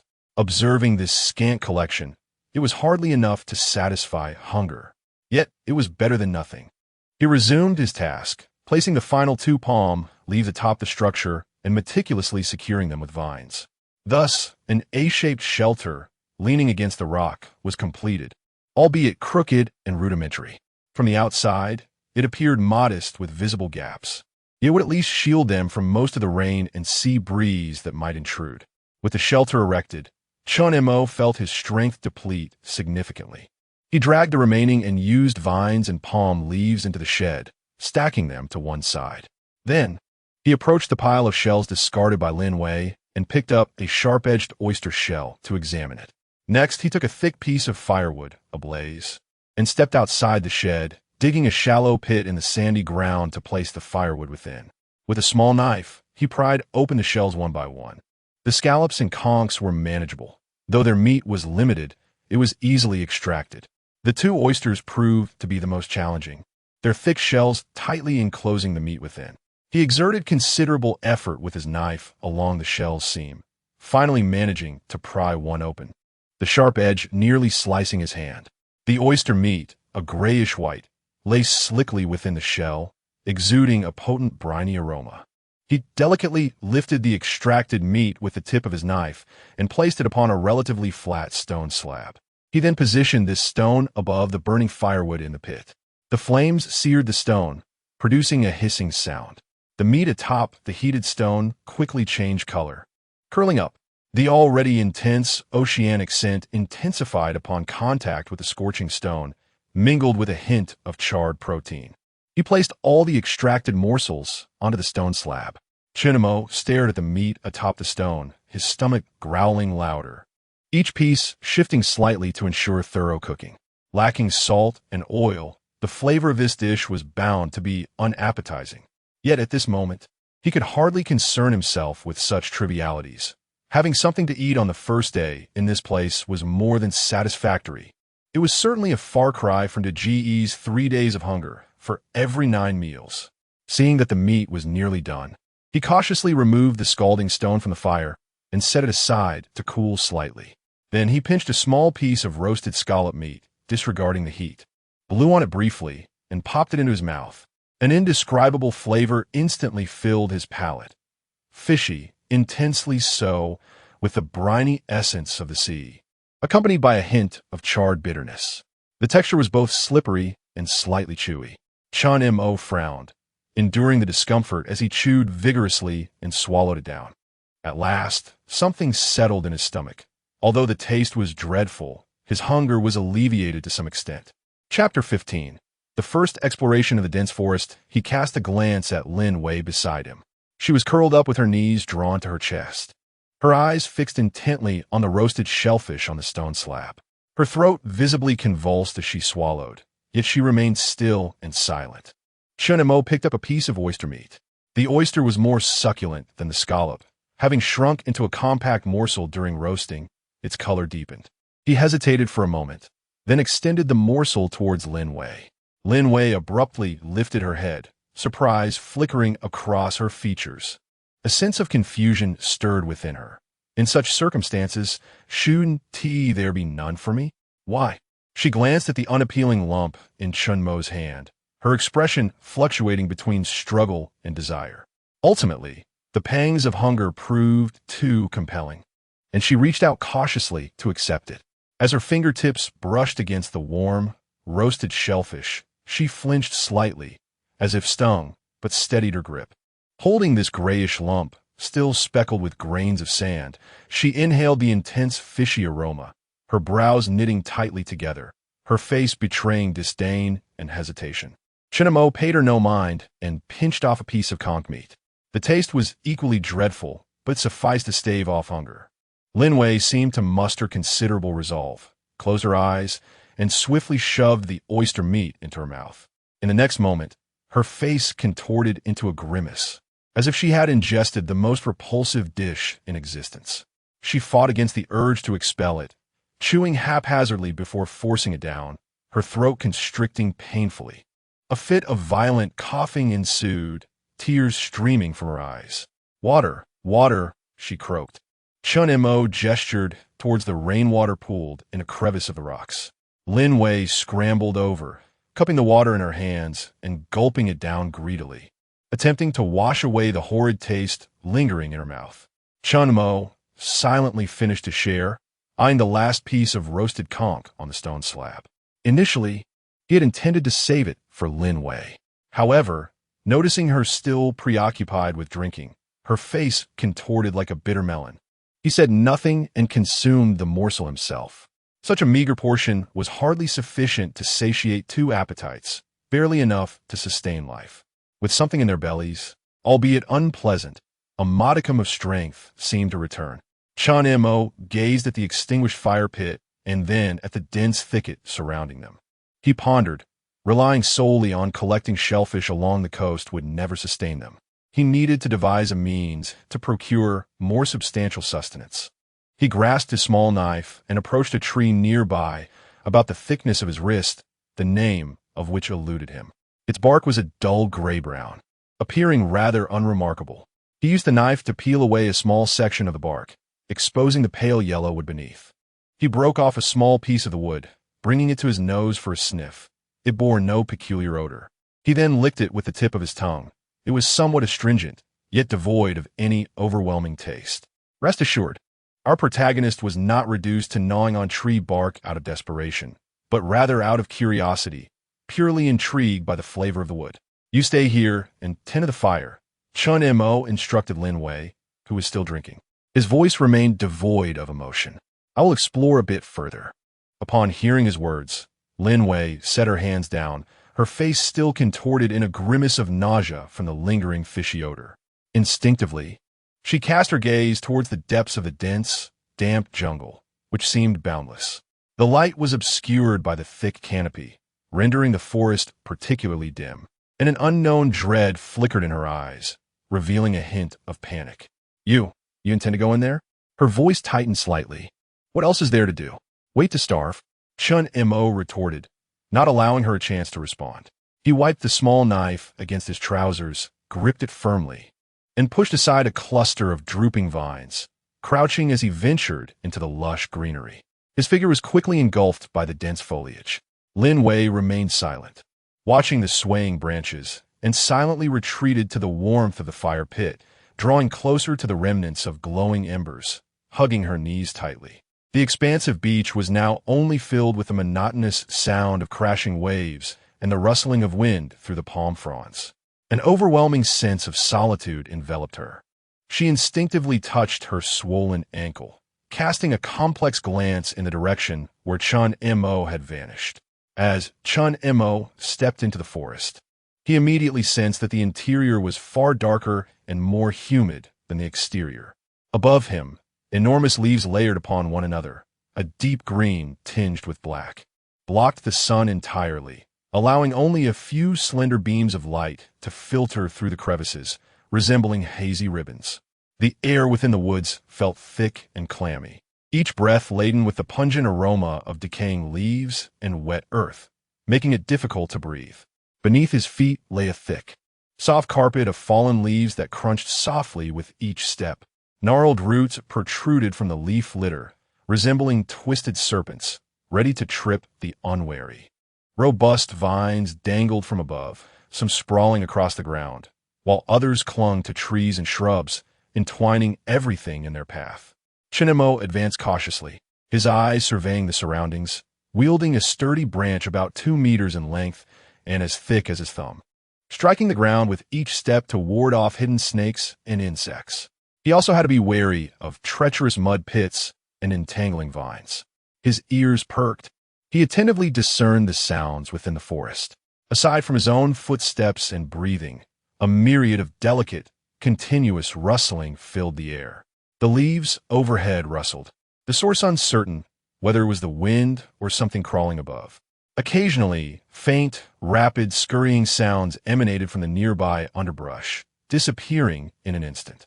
In the distance, an unusual bird call echoed, unlike any he had heard before. He dared not venture too deep. This place felt too foreign and eerily quiet, a stillness that stirred unease within him. The visibility was poor, rendering everything beyond a few meters an indistinct blur of shadows and vines. Chen Mo focused primarily on the ground and the low shrubs, hoping to find recognizable wild fruits or edible mushrooms amidst the roots and crevices where the light could reach. After walking for about 10 minutes, he encountered an array of bizarre and vividly colored mushrooms, which appeared utterly unapproachable, alongside some desiccated little fruits that he did not recognize. He dared not to experiment recklessly. The survival manual he had perused warned against consuming anything unfamiliar in the wild, as it could be tantamount to courting death. The meager provisions he had consumed prior to his departure merely served to stave off hunger temporarily. Now, his stomach growled in protest, and the injury on his back throbbed painfully with each step. Perspiration, thick and sticky, trickled down his forehead and into his eyes, stinging them and causing him to blink rapidly, occasionally raising his arm to wipe away the moisture. Having lived in a modern society devoid of concerns for sustenance, confronting such dire circumstances alone would frustrate anyone. At that moment, Chen Mo felt equally suffocated, as though a heavy stone pressed upon his chest.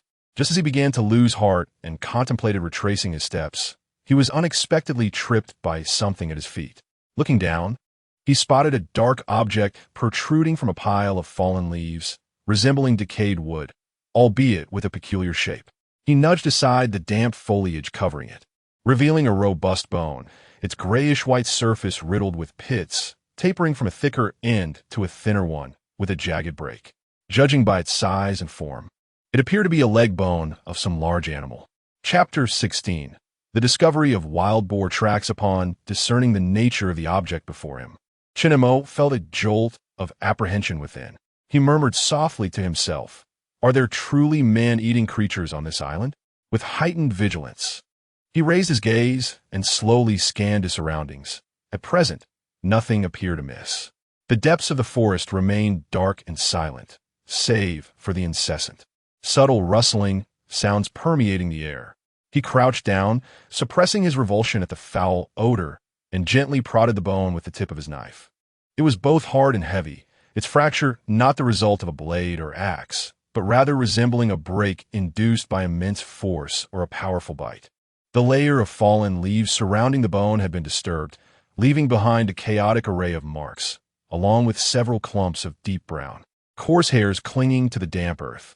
Chen Mo picked up a slender twig, carefully clearing away the leaves and muck encircling the bone.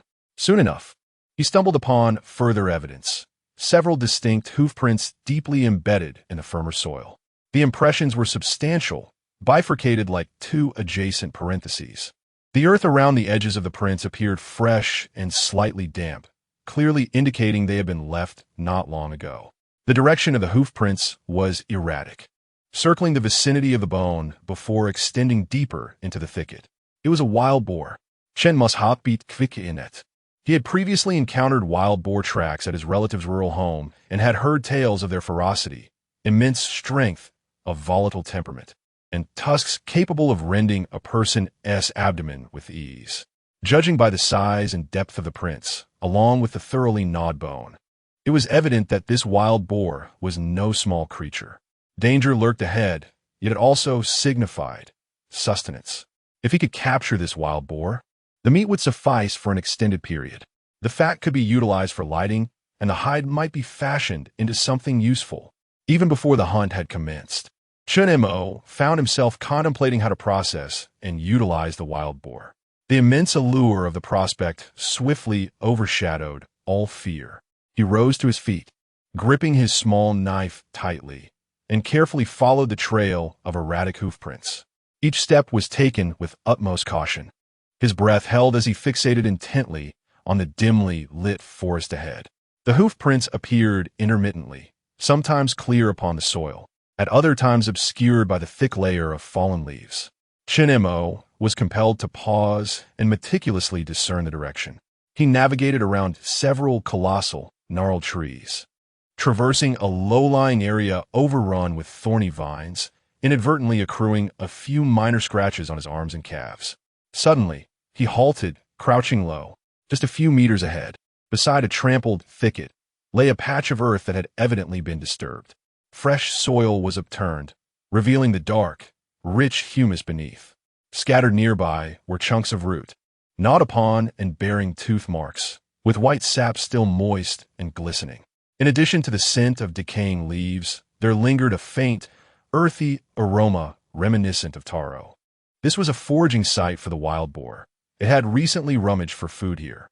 Chen Mo's heart raced as he cautiously surveyed his surroundings, leaning forward to pick up a small piece of the gnawed root and bringing it to his nose to inhale.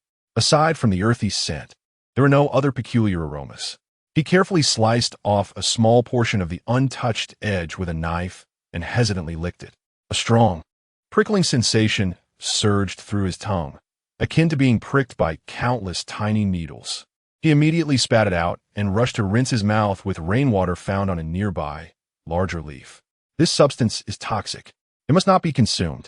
It appears that even the wild boar is selective in its diet, only nibbling on the edible parts. Chen Mo discarded the root he had sampled and cautiously surveyed his surroundings.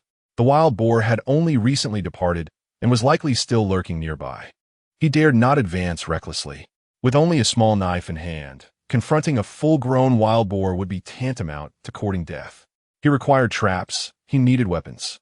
He examined the churned soil and remnants of tubers that the wild boar had unearthed, glancing at the direction in which the hoofprints extended. An idea sparked in his mind. This wild boar seemed to have a fixed route of activity. Perhaps it would return? Or maybe there are other foraging spots in the vicinity. Chen Mo resolved to retreat for the time being. He noted the location and direction of the hoofprints and collected several straight, resilient slender branches from nearby. Approximately the length of his forearm, he stripped the bark to reveal the smooth wood beneath. These could serve as arrow shafts or spears for fishing.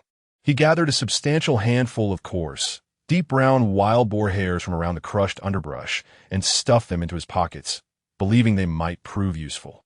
Having completed these tasks, he lingered no longer and hastened back along his path. The sinister atmosphere in the forest intensified, as if unseen eyes were watching him from the shadows. When he pushed aside the obstructing vines and finally beheld the gray sky and the expansive beach, he felt a slight alleviation of the oppressive weight upon his chest. Taking a deep breath of the briny air, he strode purposefully towards the shelter by the rocks. As he approached, he noticed from a distance that Lin Wei was neither in the shelter nor by the fire. Where could she be? A tightness gripped Chen Mo's heart as he tightened his hold on the knife and quickened his pace. Rounding a large rock, he spotted Lin Wei sitting on the beach, her back to him, at a considerable distance from the waterline. Before her lay several pieces of torn, relatively clean white fabric. She was bent over, gripping the floating wood cane, vigorously jabbing at one of the cloth pieces with the sharper end of the cane. What is she doing? Chen Mo inquired aloud. Startled by the sudden voice, Lin Wei turned her head, halting her movements. A smear of mud adorned her face, and her hair was disheveled. She looked at Chen Mo, her eyes reflecting a mix of excitement and nervousness. You're back? Her voice was slightly hoarse as she instinctively concealed the fabric and cane behind her. Chen Mo ignored her subtle gesture and approached, observing that the cloth before her bore several crooked, uneven holes created by the cane's tip. Next to the fabric lay a small shard of sharp oyster shell. Are you attempting to sew something? Chen Mo glanced at the rudimentary tools, grasping her intent. Lacking a needle, she could only puncture holes with a sharp object and utilize slender vines or fibers as thread. Lin Wei nodded awkwardly, concealing the fabric behind her. It was exceedingly challenging. She simply could not pierce it. Her voice trailed off. Initially, she had intended to attempt stitching the torn fabric into a small pouch for carrying items. Yet she soon discovered that the material was far more resilient than she had anticipated. With a wooden tool, she struggled for quite some time, managing only to create a few unsightly punctures, nearly tearing the fabric in the process. Chen Mo remained silent. He crouched down, placing several smooth branches and a boar's bristle on the ground. Then, he picked up a small shard of oyster shell and retrieved a piece of fabric that Lin Wei had torn away.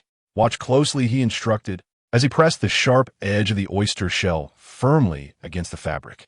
With a satisfying rip, the material was effortlessly sliced open, creating a neat opening. Lin Wei's eyes widened in astonishment. "You're using the wrong tool," he remarked, tossing the shard of oyster shell to her. "This is faster than wood, but be cautious with your hands." He then picked up a peeled, slender twig, swiftly sharpening one end with his knife to fashion a rudimentary wooden awl. "Use this," he suggested. "Press it against the fabric and strike it with a stone." He picked up a fist-sized pebble nearby to demonstrate. With the wooden awl pressed against the fabric and the stone striking its end, a neat little hole was punctured into the material with a satisfying pop. Chapter 17. Departing for despair to set traps in the forest, Lin Wei's eyes sparkled with excitement as she hurriedly accepted the wooden stake and stones, carefully attempting to use her piece of cloth. Although her movements were somewhat clumsy, they were significantly quicker and more orderly than her previous attempts with the wooden stick. Chen Mo paid her no mind. He approached the fire pit, which had long since extinguished, leaving only a pile of cold ash. He sifted through the ashes, discovering a lingering warmth beneath. Quickly, he placed the fine kindling he had dried the previous day back onto the fire and, with a magnesium rod, skillfully ignited the tinder. The orange flames flickered to life once more, dispelling some of the morning chill. Chen Mo laid several slender twigs he had brought back near the fire to enhance their flexibility. Then, he took the wild boar bristles, plucked a small tuft, and rolled it between his fingers. The bristles were coarse and slightly oily. Grasping a half-dried twig, he used his knife to carve a shallow groove at one end. Next, he pressed the twisted bundle of boar bristles into the groove, binding it tightly with delicate vines. Thus, a rudimentary brush was created. Though the bristles were stiff, it would surely be more effective for cleaning than his bare hands. With his makeshift brush in hand, he walked to the shore, dipped it in seawater, and attempted to scrub the small knife that had been tainted with the odor of fish and grime from prying open oysters. The brush proved effective, removing the dirt with just a few strokes, revealing the metallic sheen of the blade once again. Meanwhile, Lin Wei remained engrossed in her struggle with the cloth and wooden stake. After cleaning the knife and shaking off the droplets of water, Chen Mo returned to the shelter and began to work on the dried twigs. He carefully sharpened one of them with his knife, transforming it into a spear over a meter long. He placed one end into the fire, rotating it as it roasted, then ground it against the stone, repeating the motion until a rudimentary spear was completed. While it could not compare to metal, its thrusting power would certainly surpass that of bare hands. He intended to use the other two branches as triggers for traps, recalling the simple trap designs from the wise man's survival manual. He carved grooves and notches into the branches with his knife. This required patience and skill. The theoretical knowledge from the book was one thing, but practical application was quite another. After much effort, he clumsily managed to shape a rough prototype. Just as Chen Mo was intently focused on whittling the wood, Lin Wei, who had been absorbed in her task, suddenly paused. She lifted her gaze, staring intently at the sea. "Chen Montak," her voice trembled with disbelief. "A boat. Look, there's a boat." A jolt of shock surged through Chen Mo. The spear nearly slipped from his grasp. He sprang to his feet and followed Lin Wei's gaze towards the gray-blue, undulating surface of the sea. In the far distance, nearly touching the horizon, a minuscule, indistinct black that was slowly moving. It was so small, appearing and disappearing amidst the rolling waves. Had Lin Wei not been fixated on that direction, it might have easily gone unnoticed. Was it truly a boat? An overwhelming wave of elation surged through Chen Mo, flooding his mind. He felt the blood rush to his face, rendering him crimson. He dashed towards the beach, fervently waving his arms in the direction of the distant black speck, summoning every ounce of strength to scream, "Hey, over here! There are people here! Help!" Lin Wei struggled to rise, leaning on her cane, joining him in frantically gesturing towards the sea, shouting, "Help! Look over here! There are people!" Their voices echoed across the expansive beach, only to be mercilessly swallowed by the wind and the crashing waves. The black that continued its slow drift, seemingly parallel to their position on the shore, showing no signs of approaching. After several desperate calls for help yielded no response, Chen Mo felt his heart sink gradually. It was too far. The boat was far too distant. The individuals aboard could not possibly hear their cries, let alone see the two tiny black figures on the beach. He ceased his futile shouting, fixating intently on the diminishing black. Hope flickered like a flame ignited, soaring momentarily to its zenith, only to be swiftly extinguished by the harshness of reality, leaving behind a searing pain and profound despair. It hasn't seen us. Lin Wei's voice trembled, laden with immense disappointment. The earlier excitement evaporated without a trace. She weakly lowered her waving arm, her body quivering slightly. Chen Mo remained silent, his gaze locked on the increasingly small and indistinct black dot. It resembled an indifferent leviathan, gliding languidly at the horizon where sea met sky, oblivious to the desperate lives on the shore. Eventually, that black dot vanished entirely amidst the surging waves and the gray mist, as if it had never existed. The beach fell into an oppressive silence, broken only by the relentless waves crashing against the rocks, emitting a monotonous and eternal lament. Chen Mo stood motionless, akin to a stone statue. The thrill of the hunt he felt upon discovering the wild boar's tracks was now thoroughly washed away by this overwhelming sense of loss. In comparison to the elusive rescue, the ferocious wild boar seemed a far more tangible target. He slowly turned, taking several deep breaths, his expression regaining its calm, though turbulent emotions churned deep within his eyes. Approaching the shelter, he bent down to retrieve the freshly sharpened wooden spear, his fingers turning white from exertion. He glanced at Lin Wei, who stood listlessly on the beach, propped up by her cane, and spoke in a low, hoarse voice imbued with resolve. "Tend to the fire. Don't let it extinguish. I'm heading into the woods and will return before dark." As he re-entered the forest, the light seemed to dim further, perhaps a reflection of his altered mood. Chen Mo gripped the sharpened spear tightly with one hand while the other held the small knife in a reverse grip. He moved cautiously, his ears attuned to every subtle sound within the woods. Guided by memory, he carefully retraced his steps to the spot where he had previously discovered the wild boar tracks and bones. Fortunately, the signs remained. The gnawed thigh bone lay undisturbed amidst the carpet of fallen leaves, surrounded by the chaotic hoof prints and the overturned earth, still clearly visible. The faint earthy scent lingered in the air. This was the place. As he reminisced about the knowledge gleaned from the survival manual in his mind, he keenly observed the direction in which the hoof print stretched.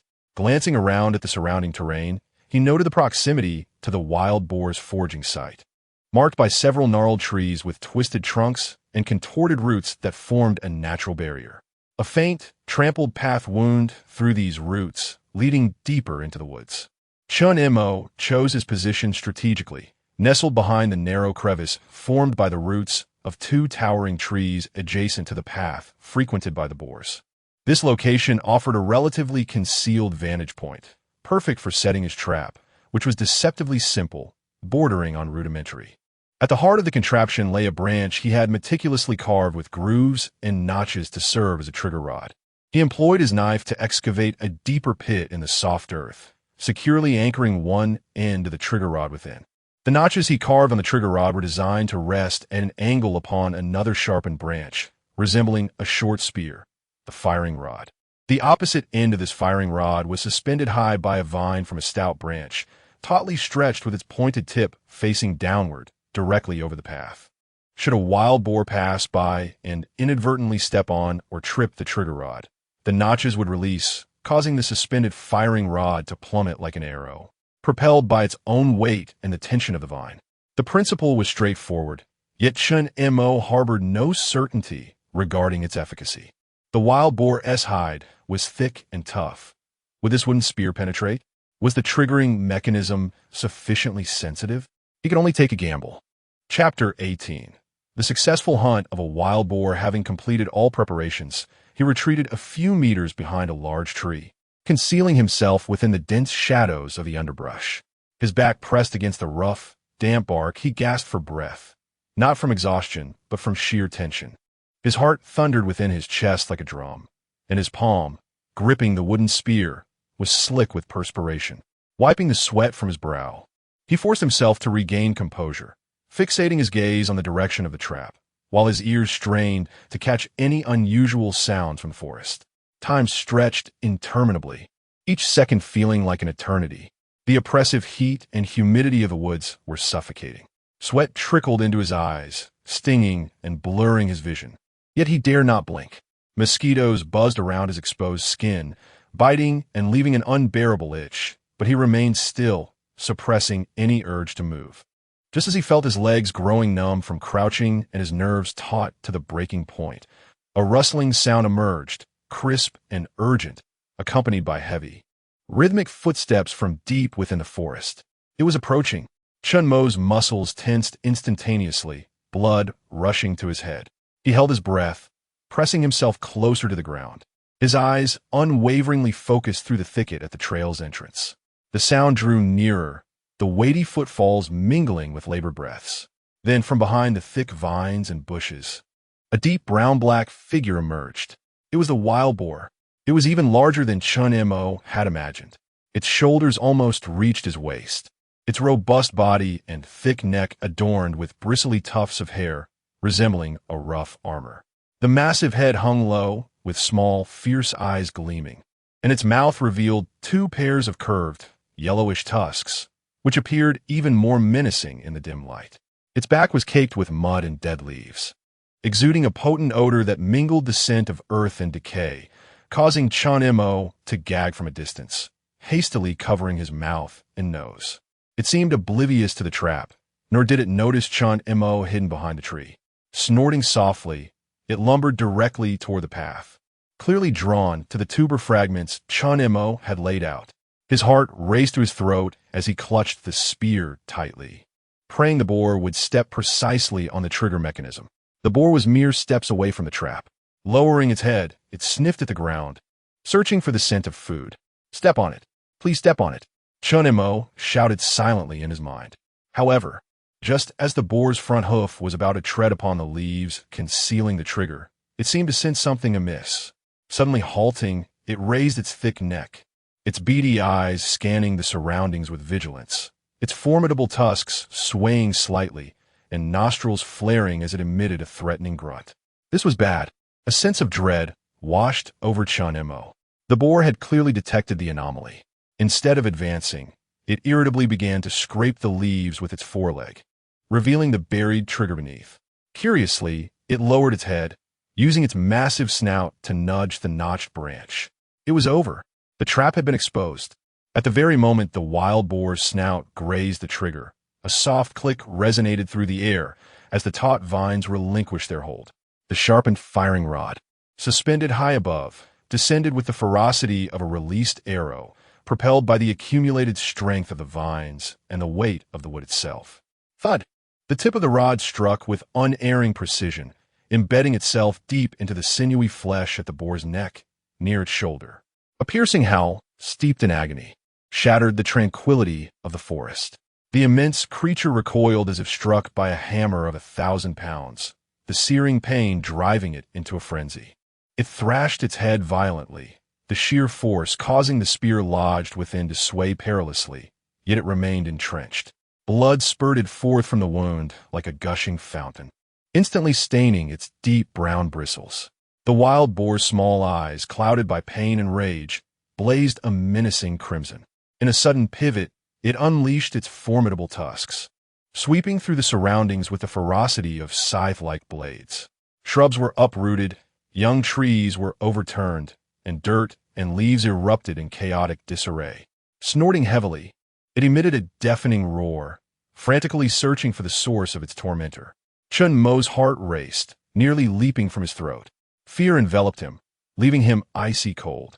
He had not anticipated the trap's potency, nor the wild boar's ferocity after sustaining injury.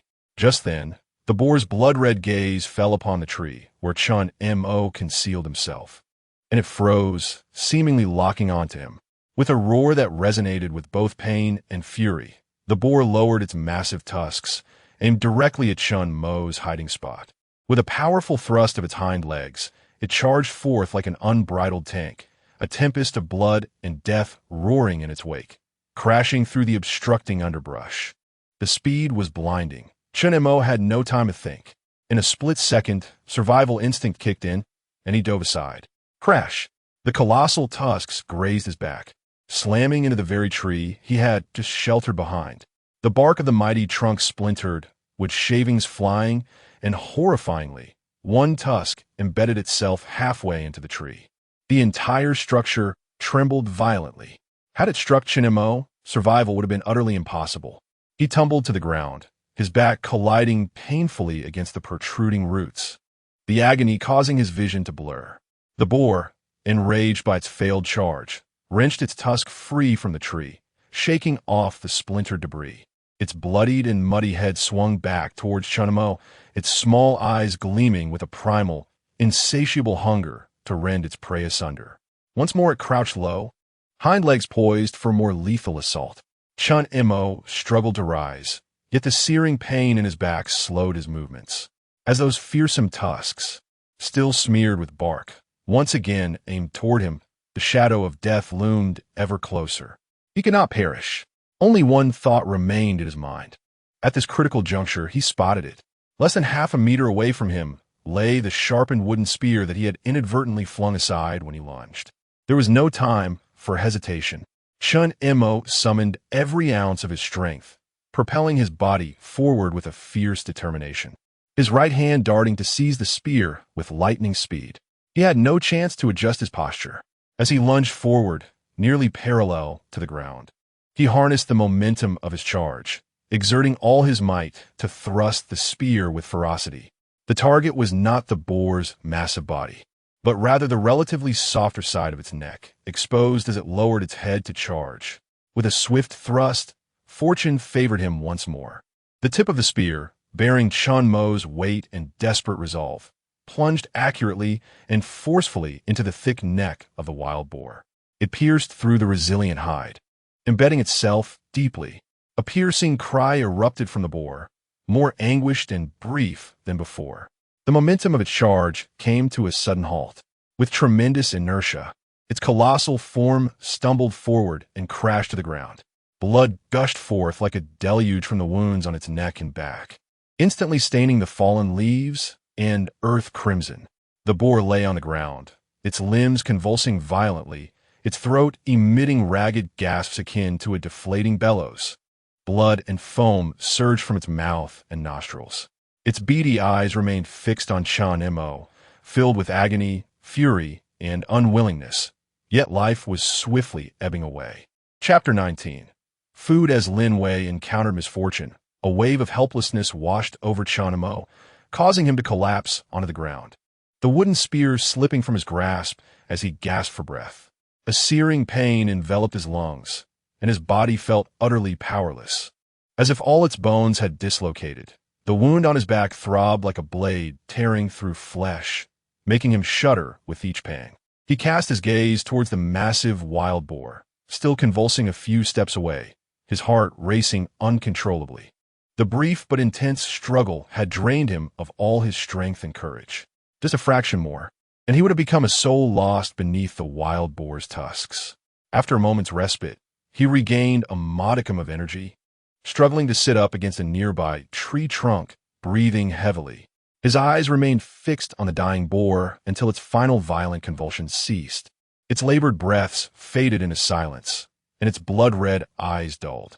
Only then did he release a long, trembling sigh. It was dead. This colossal beast had finally succumbed. Bracing himself against the tree, he laboriously stood up and approached the boar's carcass, the pungent scent of blood assaulting his senses. The ground where it fell was soaked in a mixture of leaves and earth, steeped in blood. Contemplating the enormity of the beast, weighing 200 or 300 pounds, Chen Mo found himself in a dilemma. How he transport it back? Alone, he could not possibly drag it. He shook his head with a rueful smile, pondering, now that I have food, I'm troubled by the abundance I cannot carry. Alas, time is of the essence. I should take whatever I can manage. First, he pulled the wooden spear from the boar's neck, its tip smeared with thick, dark red blood. Next, he approached the back of the boar's neck, gripping the deeply embedded trigger rod and exerting force to extract it.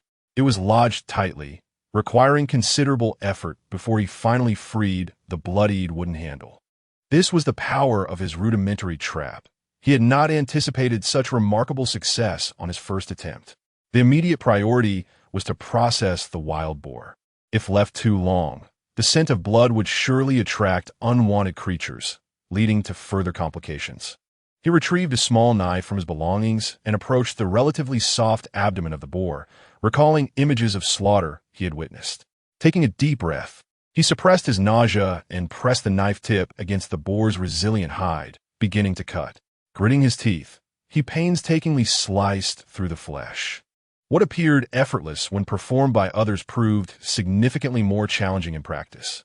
The boar's hide was thick and tough, and the knife made slow progress. After much effort, he managed to sever a sizable, succulent piece of rib meat, bloodied and weighing over 10 pounds. He then cut away 2 of the most substantial hind leg pieces. He stacked the 3 hefty chunks of meat together and bound them with vines. However, he dared not touch the entrails, deterred by their overpowering odor and uncertainty regarding potential parasites. Next, he exerted considerable effort to pry the massive, curved tusk from the boar's mouth. Holding them aloft, he swayed them gently. They were surprisingly heavy and remarkably sturdy. He resolved to take them with him, for they might prove useful in the future. After completing these tasks, he gazed at the blood-stained and muddy garments adorning his body, not overly concerned, for there were only the 2 of them on the island. It mattered little. The occasional wafts of the metallic scent of blood emanating from his attire were somewhat unpleasant. He lifted his gaze to behold the sky, which had transformed into a dim yellow hue filtering through the treetops, indicating that nightfall was imminent. He dared not linger any longer. With determination, he secured the heavy bundle of meat with vines, slinging it across his back, while clutching 2 bloodied wooden spears and a pair of tusks in his hands. Casting a glance at the remaining 2/3 of the wild boar meat on the ground, he sighed. It was not that he wished to leave any behind, but rather that he lacked the capacity to carry it all at once. If he were to take the scant meat in his hands back to the shelter and return for the rest, there was simply no time. The forest surely harbored more than just wild boars. Other carnivorous creatures would undoubtedly be lurking nearby in the span of 5 minutes. It was certain that other predators would come and drag it away, or worse, consume it on the spot. If they did drag it away, he would return just in time to find them feasting, which would only add to his misfortune. With each step toward the beach, he trudged heavily, the lingering scent of blood clinging to him. Upon finally emerging from the shadowy thicket and once again catching sight of the expansive sandy shore, the twilight had deepened. The sea breeze swept in with a chill, causing him to shiver involuntarily. In the distance, he spotted the direction of the shelter. The campfire had been ignited, its orange glow flickering in the dimming light like a warm beacon. He quickened his pace toward the light. Yet, as he approached within several dozen meters of the shelter, an uneasy feeling washed over him. It was too quiet. Where was Lin Wei? A tightening sensation gripped his heart as he dropped the meat he had been carrying and tightened his grip on the wooden spear, hastening his steps. Upon reaching the vicinity, he halted. The crackling of the campfire resonated, flames dancing brightly. Yet Lin Wei was absent from its side. A glance at the shelter revealed her absence as well. The sand beside the shelter lay in disarray. The shallow pit he had dug that morning for roasting was in utter chaos. Scattered nearby were torn fragments of white fabric, remnants of the cloth Lin Wei had intended to sew, alongside her makeshift walking stick, now broken in 2 and discarded. What sent chills down Chen Mo's spine was the unmistakable presence of hoof prints beside the scattered footprints, distinctly resembling the split hoof prints of a wild boar he had encountered in the forest. Only these were evidently smaller in size. Another wild boar? And it had been here. Lin Wei. In an instant, his heart plunged into despair. An icy dread enveloping him as he gripped his spear and shouted hoarsely toward the beach and rocky outcrops. Lin Wei, where are you? His voice echoed across the desolate shore, tinged with a hint of panic he had not even realized he possessed. Chen Mo. I am here. A frail, tear-laden voice, saturated with weakness, emerged from behind the shelter, near a massive rock at the forest's edge. Chen Mo immediately rushed toward the sound, circling the large boulder to find Lin Wei curled up in the narrow gap formed by the rock and the edge of the jungle. She was covered in sand, her complexion pale, and her hair disheveled, clinging to her face. Her injured right ankle appeared to have twisted again, swelling more severely. She clutched a half-burned torch in her hand, still emitting wisps of smoke. Upon seeing Chen Mo, her tense body collapsed, and the torch fell with a thud onto the sandy ground. Her lips trembled, and tears streamed down her face. A pig, a wild boar, a small one. It charged at me. I used the fire. Her words were disjointed, her voice quivering, clearly terrified. Without waiting for her to finish, Chen Mo swiftly approached, crouching down to scan the surroundings with vigilance. The rocky terrain and the fringe of the jungle lay in serene silence, interrupted only by the sound of the waves, allowing him to finally breathe a sigh of relief. Did you light the fire? Did it scare it away? He asked in a low voice, his tone laced with a barely perceptible tremor. Lin Wei nodded vigorously, her tears flowing more fiercely as her body trembled uncontrollably. It overturned the fire pit where the oysters were roasting, trying to eat what you left from breakfast. I was scared, so I lit a stick, waved it at it. It fears fire, and ran away. She spoke in fragments, still haunted by the terrifying encounter, observing her disheveled state, still in shock, and glancing at the crude torch on the ground. Chen Mo remained silent for a few moments. He reached out, grasped her arm, and gently pulled her to her feet. Can you still walk? His voice retained its coolness, yet his actions were imbued with a touch of tenderness. Chapter 20. The first feast on the two-person island Lin Wei was abruptly pulled to her feet, and as her injured ankle touched the ground, a sharp pain made her gasp, causing her to sway dangerously and nearly fall again. However, Chen Mo steadied her, not releasing his grip, and half supporting, half dragging her. They limped toward the shelter. Once at the shelter, Chen Mo set Lin Wei down and immediately hurried back to the spot where he had discarded the pork and the wild boar tusks, returning with the items in tow. He placed the wild boar meat beside the fire. Lin Wei's gaze fell upon the meat, then shifted to Chen Mo, whose clothes were splattered with blood and mud, finally resting on the enormous tusks he held. She inhaled sharply, her eyes filled with profound shock and disbelief. You kill a wild boar? She stared at Chen Mo, then at the tusks and the meat on the ground, her lips trembling. Night had fully descended, and the sea breeze, tinged with coolness, swept over the beach, causing the campfire to crackle and the orange flames to dance erratically, casting flickering shadows on the makeshift palm leaf shelter. It was merely a coincidence. Chen Montag replied lightly, ignoring Lin Wei's astonishment. He then dragged several large, blood-soaked pieces of wild boar meat to a patch of sand a little farther from the fire and began to process it. The pungent scent of blood filled the air, attracting a few nameless small flies that buzzed around. Lin Wei sat against the rocky wall, her swollen right ankle rewrapped with torn fabric by Chen Mo, tightly binding a few straight twigs to serve as a makeshift splint. Her complexion remained pale, though somewhat improved from the initial shock. She watched Chen Mo as he worked on the meat, her eyes reflecting a complex mix of lingering fear from the wild boar's charge and a burgeoning hunger that intensified in her stomach. Not far away, Chen Mo was intently carving the meat in his hands. He picked up a thick rib chop, using a small knife to cut forcefully along the seams of the rib bones, struggling against the tough skin and connective tissue, the blade producing a dull scraping sound. Gritting his teeth, he painstakingly peeled away the thick layer of white fat from the red meat. The skin was heavy and resilient, still clinging to coarse pig hairs, which he laid aside on the sand. Next came the fatty meat, the rib chop covered with a substantial layer of white fat that glistened under the firelight. He first used the knife to trim away the large chunks of fat, stacking them on a relatively clean palm leaf. Then, he sliced the remaining lean meat into palm-sized pieces, feeling the firm resistance as the knife cut through the muscle fibers. The neatly cut pieces of meat were also piled on the palm leaves, their dark red texture vividly visible in the flickering light. After finishing with the rib meat, he began to tackle the two thick hind legs, employing the same technique: skinning, trimming excess fat, and cutting the lean meat. Lin Wei observed his deft movements and couldn't help but inquire, "Have you killed pigs before? And what about all that fat? Are we not keeping it?" She swallowed hard, her eyes fixed on the mound of white fat, feeling it would be a waste to discard it. She was now extremely famished, gazing at the grease as if it were a rare delicacy. Observing others slaughtering, she noted the utility of fatty meat. Chen Mo did not lift his head, merely responding succinctly.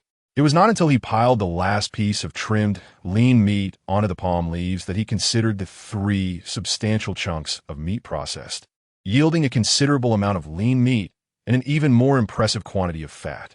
Without pausing for rest, he rose and approached the fire. The fire blazed vigorously, fueled by several sturdy logs. He selected several appropriately sized, relatively flat rocks and arranged them around the fire, meticulously cleaning a thinner stone slab with grooves to place atop, thus completing a rudimentary, semicircular stone stove. Chen Mo returned to where he had placed the meat, cradling the palm leaf filled with large chunks of rendered fat. He stood by the stone stove, slicing the fat into smaller pieces on the palm leaf. Ultimately, he poured the chunks of fat into the center of the stone slab, and upon contact with the scorching surface, the white fat emitted a sizzling sound. A rich and oddly fragrant white smoke billowed forth, causing Chen Mo to cough twice as he stepped back, hastily inhaling fresh air. Once the smoke had subsided somewhat, he advanced, taking a long branch to carefully manipulate the chunks of fat in the stone slab's grooves. The fat melted swiftly under the high temperature, visibly shrinking, its color transitioning from white to a semi-transparent pale yellow, ultimately condensing into small, crispy morsels, cracklings. Golden, glistening oil continually oozed from the melting fat, pooling in the grooves of the stone slab, producing a sizzling sound. The robust aroma of the oil instantly overshadowed the previous scent of blood, wafting around the small shelter. Lin Wei, catching a whiff of this delightful fragrance, felt her stomach audibly protest with a rumble. This enticing aroma of oil was 1,000 times more alluring than the foul scent of roasted shellfish from the morning. She instinctively swallowed, her gaze fixated on the bubbling golden oil and the fragrant cracklings in the stone stove. Seeing that the cracklings were nearly ready, Chen Mo used the branch to shift the crispy morsels to the side onto a prepared, clean palm leaf to cool. The enticing aroma surged into his nostrils. He glanced again at the gleaming, slightly yellow pig fat rolling in the grooves at high temperature. Just as Lin Wei, who was eagerly swallowing saliva, was about to inquire how the pig fat would be removed, Chen Mo picked up a piece of trimmed lean meat, spearing it with the branch, and plunged it directly into the boiling pig fat. Sizzle! The surface of the meat instantaneously changed color, bubbling vigorously. The high temperature of the fat quickly sealed in the moisture of the meat, forming a crisp, golden brown exterior, followed by an explosive release of rich meat aroma mingled with the fragrance of the fat. Chen Mo, swallowing hard, turned the meat to ensure even cooking on all sides. Soon, the meat was perfectly fried, its exterior golden and crispy, while the interior remained tender and juicy. He lifted it from the oil, letting the excess fat drip away, the aroma wafting enticingly. After allowing it to cool slightly, he sliced off a small piece with a knife, blew on it, and eagerly popped it into his mouth. Scalding, the rich aroma of meat and the sumptuousness of its fat exploded in the mouth instantaneously. Although devoid of salt, its flavor was somewhat bland. Yet compared to the previously fishy and astringent shellfish, it was a culinary delight akin to paradise. The pure essence of meat and the satisfaction derived from the fat were precisely what the famished body craved. In mere moments, he devoured the chunk of meat, feeling warmth envelop his stomach. He then speared another piece, frying it in the oil until it was perfectly cooked, and handed it to Lin Wei, who watched eagerly. Without hesitation, she accepted it, disregarding the heat, and mimicked Chen Mo's actions by slicing off a small portion, blowing on it briefly before hastily popping it into her mouth. She had no time to savor it, quickly chewing and swallowing, and was soon eager to cut another piece.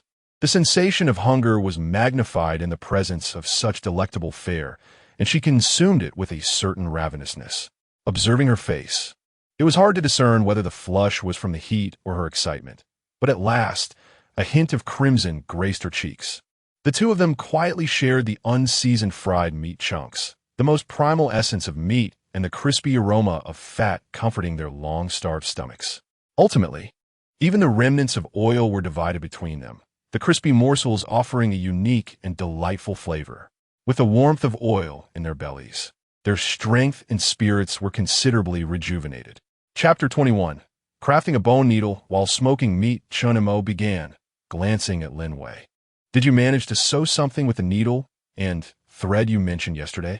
Lin Wei, delicately savoring some fried pork cracklings, paused momentarily, a hint of embarrassment crossing her face. She picked up a piece of cloth, which bore several uneven holes she had painstakingly created using a wooden awl and stones. The edges of those holes were ragged, and their spacing was irregular. Well, this is what I have. I couldn't find any thread. The vines are too thick to fit, and the fabric is rather difficult to work with, she murmured, her voice softening. Chen Mo remained silent, seemingly lost in thought. After a brief moment, his gaze shifted to the enormous tusks he had pried from the mouth of a wild boar. The tusks resembled curved blades, robust at the roots and exceedingly sharp at the tips, their surfaces an immaculate white and incredibly hard. He picked one up and weighed it in his hand. It felt quite heavy. Then he tucked the tusk under his arm and took a small knife, pressing down firmly as he attempted to carve off a small piece from the thicker base of the tusk. The blade glided over, leaving only faint white marks. After several futile attempts at different spots, he decided to abandon the effort. This thing is indeed far harder than wood, he muttered to himself, reminiscent of the wild boar's pursuit and feeling a sense of relief. With a slight furrow of his brow, he pondered his predicament. Just as he was grappling with the challenge, a soft sound caught his attention. Turning to the side, an idea struck him. He took the tusk and approached the fire, positioning the thicker end near the flames. The pristine tusk tip crackled gently as it met the fire, gradually darkening in color, showing signs of slight melting. Chen Mo felt this method might work, so he patiently roasted it for a few minutes. Once done, he pulled it away from the fire and quickly touched the tip. It had become exceptionally hot. Grabbing a pebble, he struck the tusk. Bang, bang. After several blows, a piece of bone approximately 6 to 7 centimeters long and 2 to 3 centimeters wide, albeit irregular in shape, broke free. Chen Mo picked up the bone fragment, noting its sharp edges. He continued to use the pebble to carefully tap and grind the smaller edges of the bone piece, displaying remarkable patience as he constantly adjusted his angles. Sweat trickled down his forehead, dripping onto the sandy ground. Lin Wei observed quietly from the side, unsure of his intentions but refraining from interrupting. After a considerable time, Chen Mo paused to blow away the dust from the bone piece, which now had an exquisitely sharp conical tip, though it still appeared quite rough overall.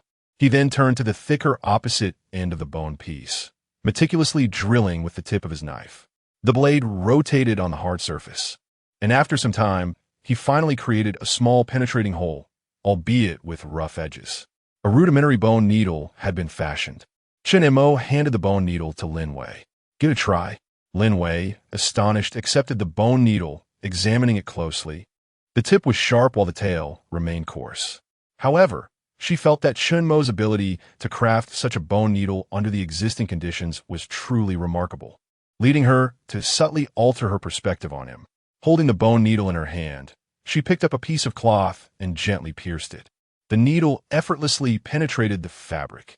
This was exponentially faster than the wooden awl she had used previously. Lin Wei's eyes sparkled with delight as she exclaimed in surprise. Immediately seizing another piece of cloth to attempt threading the bone needle through one hole and out of another. Although it required some effort, she succeeded, realizing that sewing was no longer an unattainable dream. Chen Mo paid her no further attention. He took the wild boar hide, still adorned with coarse bristles, and approached the sea to wash it. The hide was slick with fat, and after some time he managed to cleanse it of most of the blood and dirt, revealing a grayish-white hue interspersed with deep brown bristles. Once cleaned, he returned the damp hide to the fire, propping it open with branches and laying it against stones to dry, allowing the heat to gradually evaporate the moisture. This would expedite the drying process of the hide. He then approached the pile of cut lean meat, murmuring to himself, "With this much meat, merely frying it all in one go is impractical. It will surely spoil if left too long. I must devise a method of preservation." Recalling the contents of the survival manual, a sudden spark of inspiration illuminated his eyes as he clapped his hands together. Smoking. The manual had stated that when one acquires a substantial amount of meat in the wilderness and cannot consume it all at once, the optimal solution is to smoke and dry it for long-term preservation. With this thought, he ventured to the edge of the jungle, using his knife to cut down a dozen straight branches, roughly the thickness of his forearm. He dragged them back to the beach, finding a dry patch of sand, slightly distanced from the shelter and fire in the upwind direction. He dug a shallow pit, over 1/2 meter in diameter and about 1 foot deep, then firmly inserted the 4 thickest and straightest branches into the corners of the pit to serve as supports, raising them about 1.5 meters above the ground. Subsequently, he bound several branches horizontally between the supports at a height of approximately 1/2 meter from the ground, creating a sturdy platform. Above this, he secured another layer of branches just beneath the tops of the supports, leaving ample space between the two platforms. Thus, a rudimentary double-layered smoking rack was constructed. Chen Mo tied the cut pieces of lean meat with vines, hanging them in strings between the two platforms of the smoking rack, the chunks of meat densely suspended in the air. He then placed some semi-dry twigs and palm fronds into the shallow pit, drawing a burning branch from the fire to ignite the fuel within. Soon, the twigs caught fire, producing a modest flame, chosen specifically to generate thick smoke. He then covered the burning twigs with a layer of fresh, moisture-laden palm leaves and damp grass, which smothered the flames and immediately unleashed a billowing cloud of dense smoke, accompanied by the acrid scent of burning vegetation. Thick smoke wafted upward through the gaps of the meat rack, swiftly enveloping the hanging pieces of meat. Chen Mo tended to the fuel in the pit with a branch, carefully controlling the flames to prevent the meat from charring while ensuring a steady production of smoke. The orange glow of the bonfire danced beside the shelter, casting light upon the rudimentary, smoking rack enveloped in swirling vapor. Lin Wei sat beneath a rock, clumsily attempting to stitch together a piece of fabric using a bone needle and the inner fibers of relatively soft vine strips. Occasionally, she glanced up at the rising blue smoke from the meat rack, then at the stone stove beside the fire, where a half-pit of lard had solidified into a milky white substance, exuding a fragrant aroma of fat.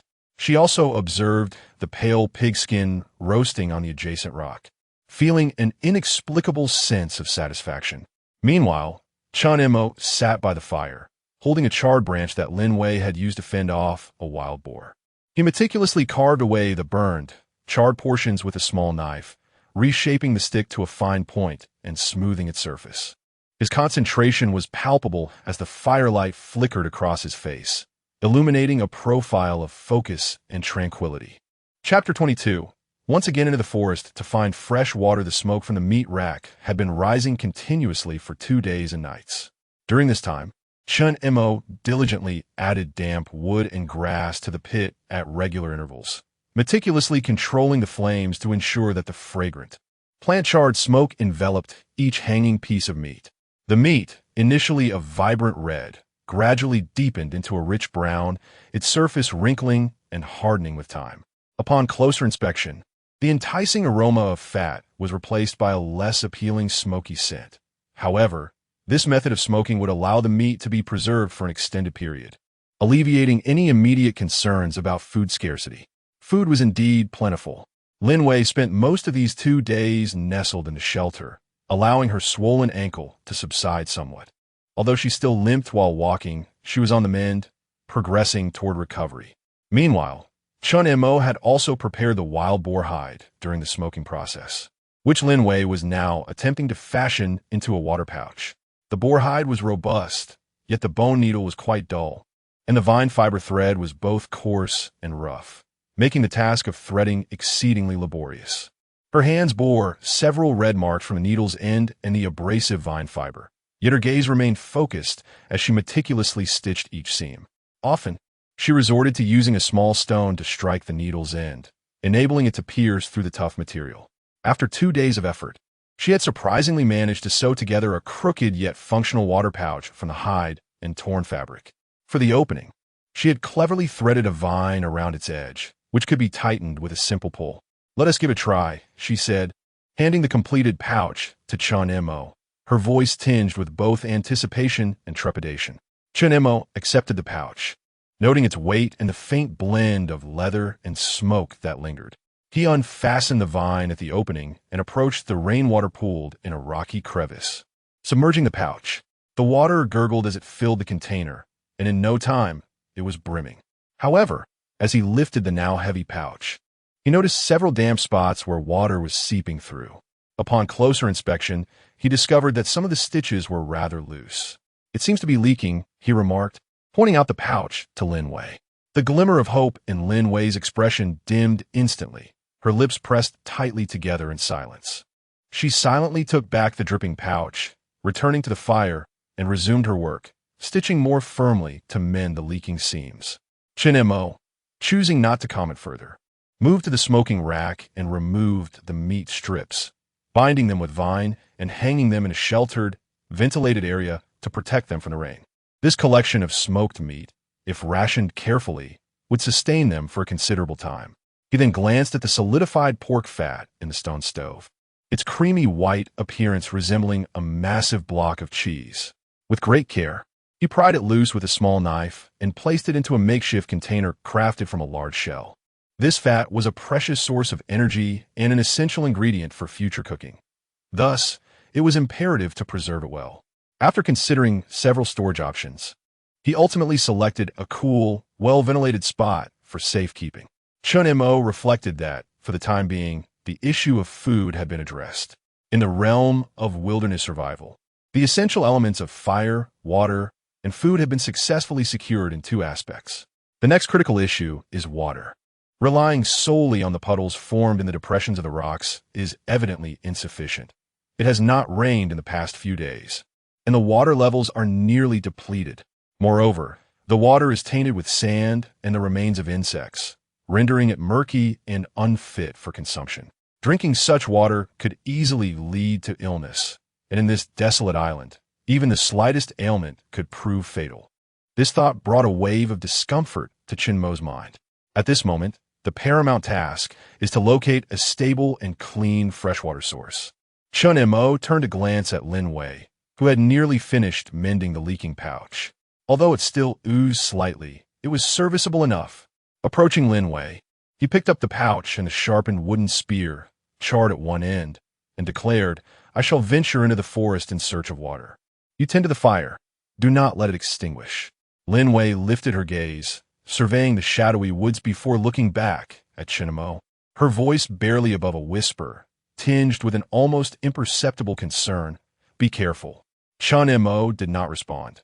Instead, he secured the pouch to his waist with a vine, gripped the spear tightly, and plunged into the dense green barrier. This time, he ventured much deeper than before, heading inward toward the heart of the island. Away from the coastline, he recalled hearing the faint sound of flowing water when he previously encountered the wild boar tracks. The air within the forest remained hot and humid, and Chen Mo sought a long stick to clear his path, as the layer of fallen leaves was thick and soft, causing him to sink deeply with each step. Gnarled roots entwined themselves around him, and thick vines hung low, obstructing his view. He found himself frequently pausing to listen intently, striving to distinguish the sound of flowing water amidst the chirping of insects and the calls of birds. After wandering for over half an hour, aside from the increasingly profound shade of the trees and the rich scent of decaying leaves, Chen Mo had found nothing. His back was soaked with sweat and humidity, the perspiration clinging to his wounds, causing both itchiness and pain. Having traversed this somewhat enclosed jungle for quite some time, a sense of restlessness began to swell within him.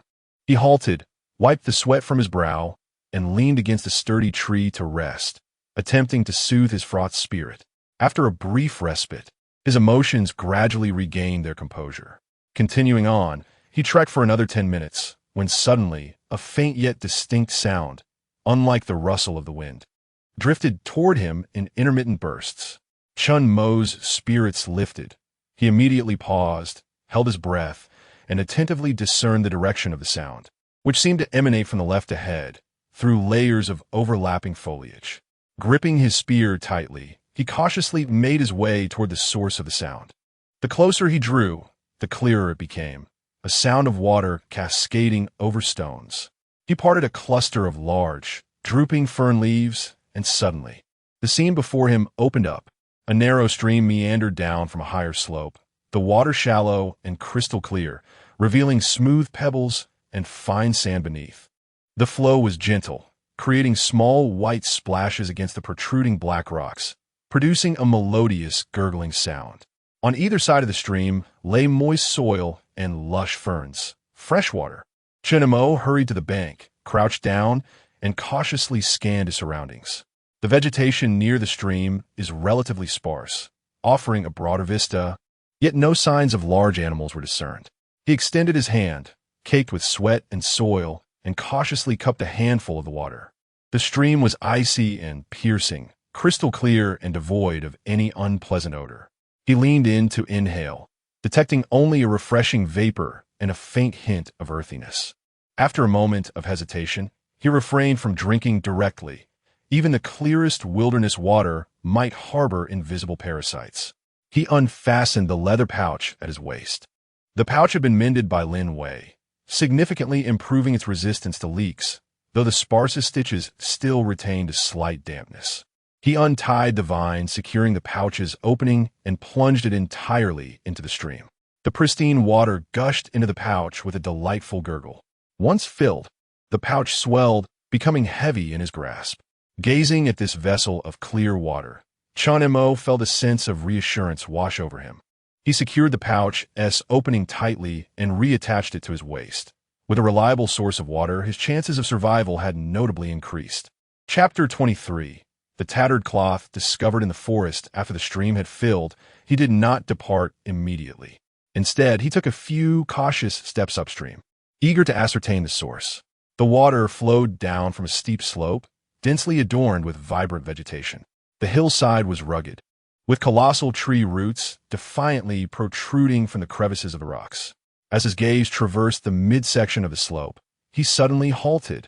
Behind the gnarled roots of several enormous buttress trees, there appeared to be a faint glimpse of something, an object that was distinctly different from the surrounding rocks and bark. A muted brownish hue. Chen Mo tightened his grip on the wooden spear and, with careful steps, approached the intriguing sight. The layer of fallen leaves beneath his feet rustled softly. As he maneuvered around the massive buttress trees, the scene that unfolded before him caused his pupils to constrict in astonishment. There stood a makeshift shelter constructed from coarse branches, vines, and broad palm and banana leaves, leaning against a vast, inwardly concave rock face. The shelter was modest, resembling a slanted letter, with one side entirely propped against the stone. The roof, laden with palm and banana leaves, bore signs of age, many leaves having turned yellow and tattered, their edges curling. The supporting branches were crooked, and in several places, the vines had loosened, rendering the entire structure dilapidated and on the verge of collapse. In front of the shelter lay a small, cleared patch of ground, scattered with dry twigs and dead leaves. At the center of this clearing was a fire pit, constructed from several black stones, filled with rainwater and dark ashes. Someone had indeed occupied this place. The enormity of this discovery, coupled with an indescribable thrill, seized Chen Mo instantly. He immediately became vigilant, scanning his surroundings while straining to listen. The forest remained quiet, the only sounds being the babbling of the stream and the rustling leaves stirred by the wind. He gripped his wooden spear tightly and cautiously approached the dilapidated shelter. The entrance was low, obscured by a few drooping, tattered leaves. Gently, he used his spear to push aside the obstructing foliage, and a powerful, musty odor mingled with the scent of dirt and bird droppings assaulted him, causing him to cough twice. Inside the shelter, darkness enveloped the narrow space, barely accommodating a person curled up within. The ground was layered with thick, long-decayed leaves and bird droppings. Amidst the pile in one corner, there seemed to be scattered remnants of white, fragments of small animal bones. No one was present, nor were there any traces of recent human activity. It was evident that this place had been abandoned for a considerable time. Chen Mo let out a sigh of relief. Yet an even deeper sense of curiosity gnawed at him. Who had constructed this shelter? Was it a victim from the past? Or perhaps the island's indigenous inhabitants? What had become of them? Had they left? Or he dared not dwell on the thoughts, his gaze meticulously searching the confined, dark shelter. Aside from the decayed leaves, shattered bones, and dust, there appeared to be no other valuable items. Just as he prepared to withdraw, his eyes caught a glimpse in the innermost corner of the shelter, near the rock wall. There, beneath the thick layer of rotting leaves, a small piece of fabric, faded and unlike the surrounding foliage, seemed to emerge. Chen Mo approached cautiously, using a wooden spear to gently clear away the withered leaves and dust that covered the ground. There lay a piece of fabric, a thick, gray-blue canvas fragment, roughly the size of a palm. The edges of the material were frayed, as if torn from something larger, and mottled with stains and mildew, yet its original texture was still discernible. A pattern, embroidered in a dark thread, crookedly adorned the edges of the fabric. Chen Mo leaned in closer, straining to decipher the design in the faint light filtering through the shelter. The pattern was simple, resembling a slanted letter H, with small circles atop each vertical line, each containing a dot. The entire motif appeared to depict two diminutive figures standing side by side, bearing something on their heads. What could this be? A mark? Or perhaps a symbol? Chen Mo furrowed his brow, utterly perplexed by the meaning of this emblem. He retrieved his small knife and delicately pried the fabric from the leaves, holding it in his hand. Its rough texture emanated a strong, musty odor. He examined the fragment from various angles, yet aside from the peculiar design, he found nothing else. No text, no date. He tucked the enigmatic scrap into his pocket. It might be the sole clue suggesting that someone had once dwelled here. Next, he meticulously searched around the shelter, finding no tools, no containers, and nothing to indicate the identity of its former occupant. The fire pit contained nothing but ashes and rainwater. Empty. Scattered around the edges of the clearing were remnants of fish bones and small animal remains, clearly left behind long ago. It seemed that, apart from this piece of fabric, no further useful information could be gleaned from the site. Chen Mo did not linger. He resecured the leather water pouch at his waist, gripped his spear tightly, and cast one last glance at the dilapidated shelter before turning away, heading downstream towards the beach. As he emerged from the jungle and beheld the shoreline and the sea once more, the sun hung low in the sky, casting a long golden trail across the water. He quickened his pace toward the shelter, where a lively campfire blazed. Lin Wei sat beside it, tending to the flames with a stick. Hearing his footsteps, she looked up. "Did you find water?" Upon seeing the bulging pouch at Chen Mo's waist, her face lit up with joy. Chen Mo nodded, unfastening the pouch and handing it to her. Lin Wei eagerly untied the vine that secured it, bringing the opening to her nose to inhale the refreshing scent of water vapor. Before Chen Mo could offer a word of caution, she cautiously took a small sip, the cool, crisp stream water gliding down her throat, prompting a contented sigh. Fresh water! How wonderful! A smile blossomed on her face as she indulged in several hearty gulps before reluctantly placing the pouch down, readying the opening, and returning it to Chen Mo. Chen Mo entered the shelter and hung the water pouch in a shaded spot. Then, he retrieved the gray-blue fabric scrap from his pocket and handed it to Lin Wei. "What is this?" Lin Wei took the fabric, feeling its rough texture and detecting the musty odor. She gazed at the strange, crooked H with circles design, her expression one of confusion. "Where did this come from?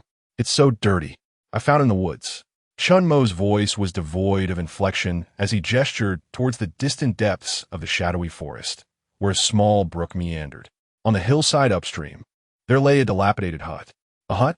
Lin Wei's eyes widened instantaneously, her voice rising in astonishment.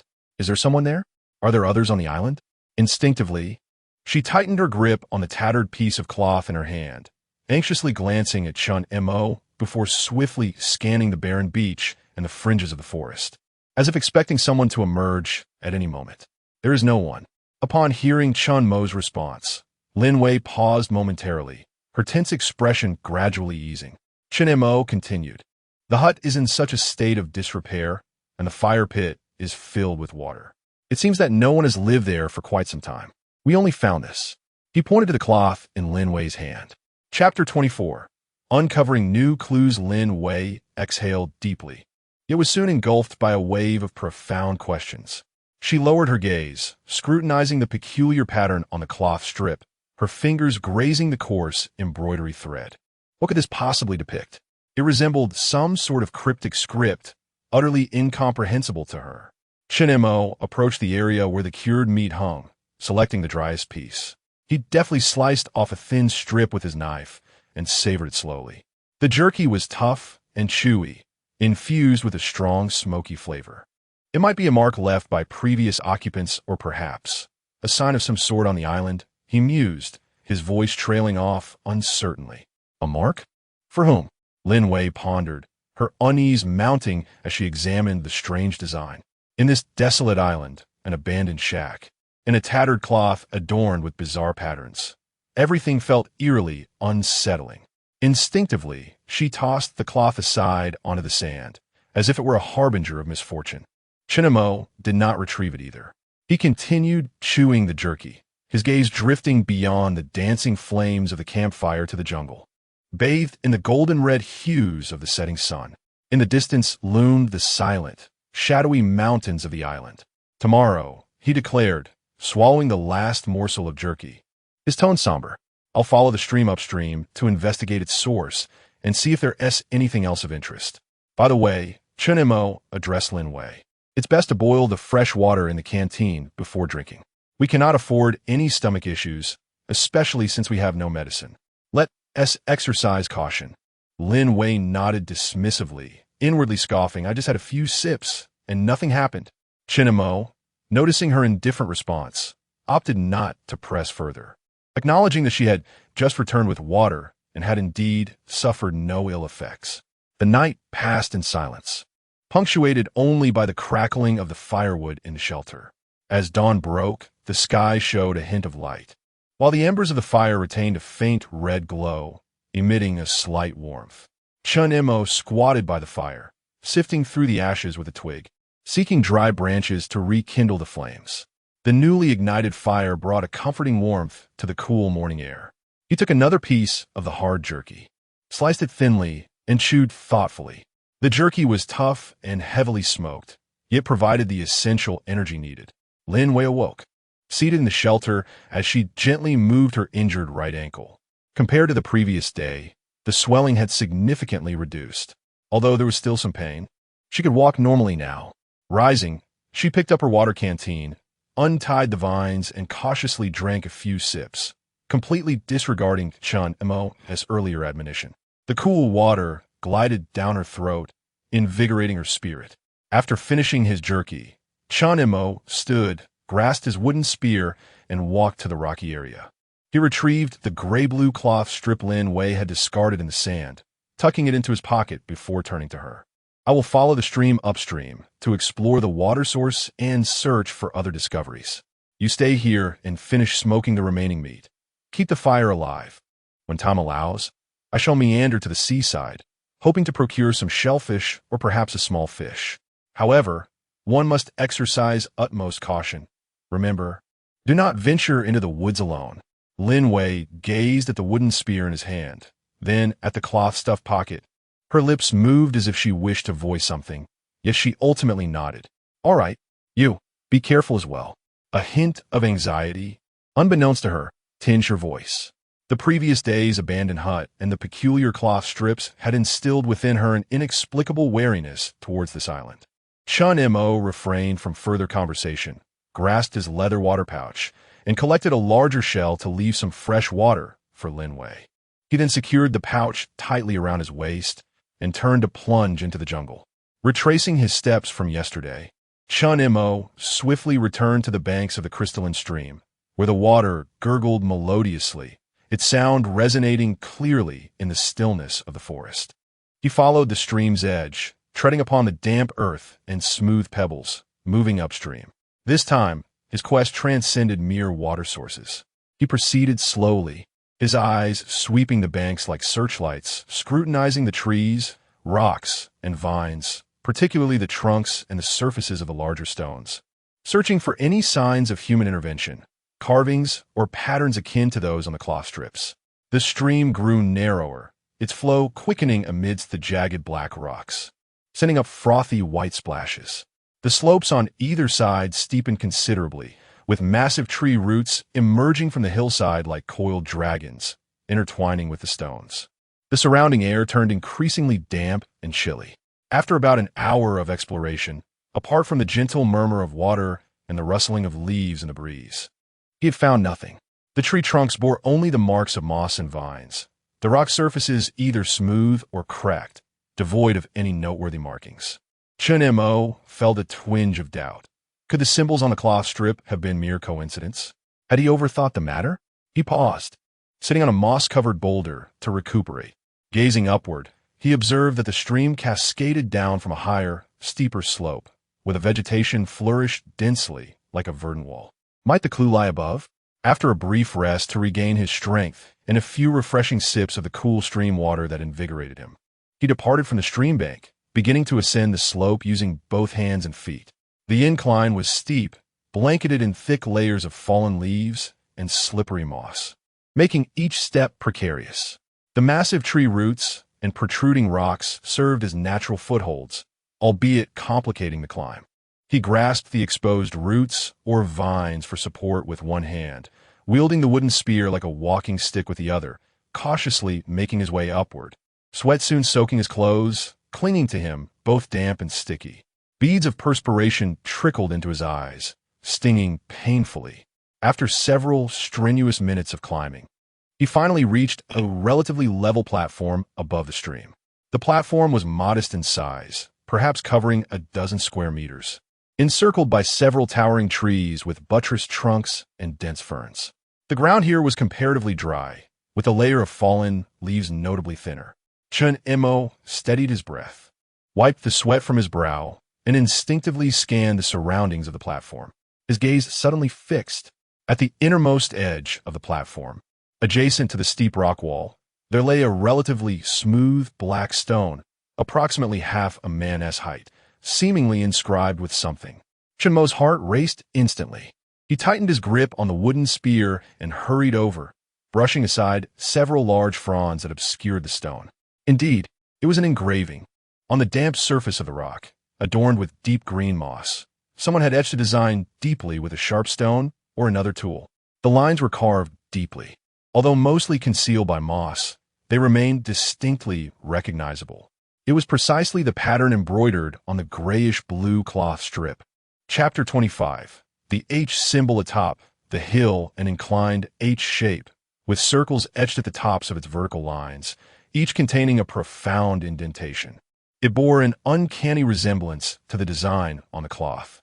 Yet, this engraving upon the stone was larger, clearer, and imbued with an ancient, weathered essence. The edges of the carvings had been softened by the ravages of wind and rain, and were filled with a dense growth of dark green moss. It was indeed a mark, and not merely one. The magnitude of this discovery rendered Chen Mo breathless with excitement. He immediately commenced a meticulous search around the platform. Before long, on the trunk of another colossal tree with aerial roots, approximately a meter above the ground, he uncovered the same markings, also covered in moss. Yet the design remained distinctly recognizable. Furthermore, as he circumnavigated the platform's edge, he discovered similar engravings on the sides of several protruding rocks. And even in a crevice of a vine-entangled rock wall, these markings appeared one after another. The sizes of these engravings varied, as did their depth and age. Yet the core design of the H with dual circles was astonishingly consistent. Their seemingly random distribution, however, appeared to subtly indicate a singular direction toward the higher slopes. Chen Mo lifted his gaze, following the direction suggested by the engravings. The slopes steepened further, with massive rocks laid bare, forming an almost vertical cliff. The cliff was draped in dense vines, resembling a colossal green curtain. The summit of the cliff was obscured by a lush canopy, concealing what lay above. The markings pointed toward that obscured realm. What secrets might it hold? An overwhelming curiosity and an inexplicable compulsion surged forth, overshadowing his physical fatigue. Chen Mo resolved to ascend. He approached the base of a steep cliff. The surface was slick, adorned with moss and damp vines, rendering a hand climb nearly impossible. He scoured the base of the cliff for a potential path upward. To the right side of the cliff, near several towering trees, the vines were comparatively sparse. As he pushed aside the dangling vines, he was astonished to discover that the base of the cliff was not entirely smooth. There appeared to be some signs of human excavation. He leaned in for a closer inspection. On the damp surface of a rock, indeed, there were shallow, irregular depressions. These indentations were scattered across the cliff, roughly forming an extremely rudimentary staircase extending upwards. The depressions were shallow, their edges rounded by the elements, filled with water and moss. They resembled footholds laboriously chiseled out by someone long ago, perhaps with rudimentary tools, rather than true steps. Chen Mo attempted to place his foot into one of the depressions. It was shallow, barely accommodating half of his foot, and was exceedingly slippery, necessitating that he grasp firmly onto the protruding ledges or resilient vines of the rock to stabilize himself. This makeshift staircase was perilously treacherous. He gazed up at the towering summit of the cliff, then glanced down at the slick depressions beneath his feet. To abandon the endeavor? Or to take a gamble? In his pocket lay a tattered strip of cloth, alongside several markings etched into the rocks, and the grooves that pointed towards this very spot seemed to beckon him silently, urging him to ascend and uncover the truth. Chen Mo, no longer hesitating, took a deep breath, angled his wooden spear behind him, and secured it with vines. He flexed his fingers, stretched his hands and legs, warming up for the climb. After a brief moment, feeling sufficiently prepared, he grasped a sturdy old vine protruding from the rock face and tentatively pulled on it. The vine was robust, firmly anchored in the crevices of the stone. He first placed his left foot into the first slippery depression, then gripped a protruding edge of rock with his right hand while his left hand clutched the vine tightly. Beginning his ascent, each step upward proved to be extraordinarily arduous. The depressions were shallow, and the moss within was slick, demanding all his strength to maintain his footing. His fingers dug into the cold, jagged rock, quickly wearing his skin raw. The coarse fibers of the vine scraped against his palm, igniting a sharp pain. The wound on his back, still unhealed, throbbed with a tearing agony as he moved violently. In pursuit of the truth, he gritted his teeth and persevered, forcing himself to disregard the pain and fear, concentrating solely on locating the next foothold and handhold. The rock face was not particularly high, perhaps only 7 or 8 meters. Yet this brief distance seemed to drain every ounce of his energy. Several times, his feet slipped into slick depressions, relying solely on the strength of his arms to grip the vine and rock to prevent a fall. At last, when his fingers reached the relatively flat edge of the rock at the summit, he summoned his final reserves of strength and propelled himself upward with a mighty effort. He collapsed onto the platform at the top of the rock face, gasping for breath, his lungs ablaze with pain, and his heart pounding violently. His arms and legs trembled uncontrollably. Blood seeped from his scraped palms, mingling with sweat and the grime of moss. He lay there for a full minute, gradually regaining his composure before struggling to sit up. The summit was a relatively flat platform, merely a few square meters in area. At its center stood several enormous, oddly shaped black stones. These stones appeared to be naturally formed, yet their arrangement exuded an inexplicable peculiarity.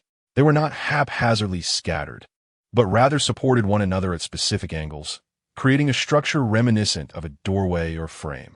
The largest stone stood nearly half a person's height, its surface relatively smooth as it leaned against another upright stone resembling a steel. Within the frame they formed, several smaller stones were placed beneath. The surfaces of the stones were cloaked in a thick layer of dark green moss, their edges worn smooth by wind and rain. Tenacious grasses and ferns thrived in the crevices. The entire stone formation emanated an aura of ancient, wild, yet somewhat crafted essence. Chen Mo's heart raced anew as he approached the peculiar stones for a closer inspection. The marks of human intervention were all too evident. This could not have been a natural occurrence. Who? When? Why exert oneself to laboriously transport these heavy stones to the summit of the cliff and arrange them in such a peculiar formation? He circled the stone heap, meticulously examining each individual stone. On the reverse side of the largest leaning stone, its surface adorned with moss, he faintly discerned some engravings. Swiftly, he employed his knife to scrape away the moss covering the stone. The dark green moss was removed, revealing the underlying grayish-black rock. Indeed, it was an engraving. The lines were far more intricate than those previously discovered, no longer merely a simple H accompanied by a dot. He observed several sinuous, intertwining lines, reminiscent of waves or tendrils. Additionally, he noted smaller, clustered indentations akin to a form of tally. Most strikingly, beside these elaborate lines, the familiar motif re-emerged, a slanted H, crowned with two dotted circles.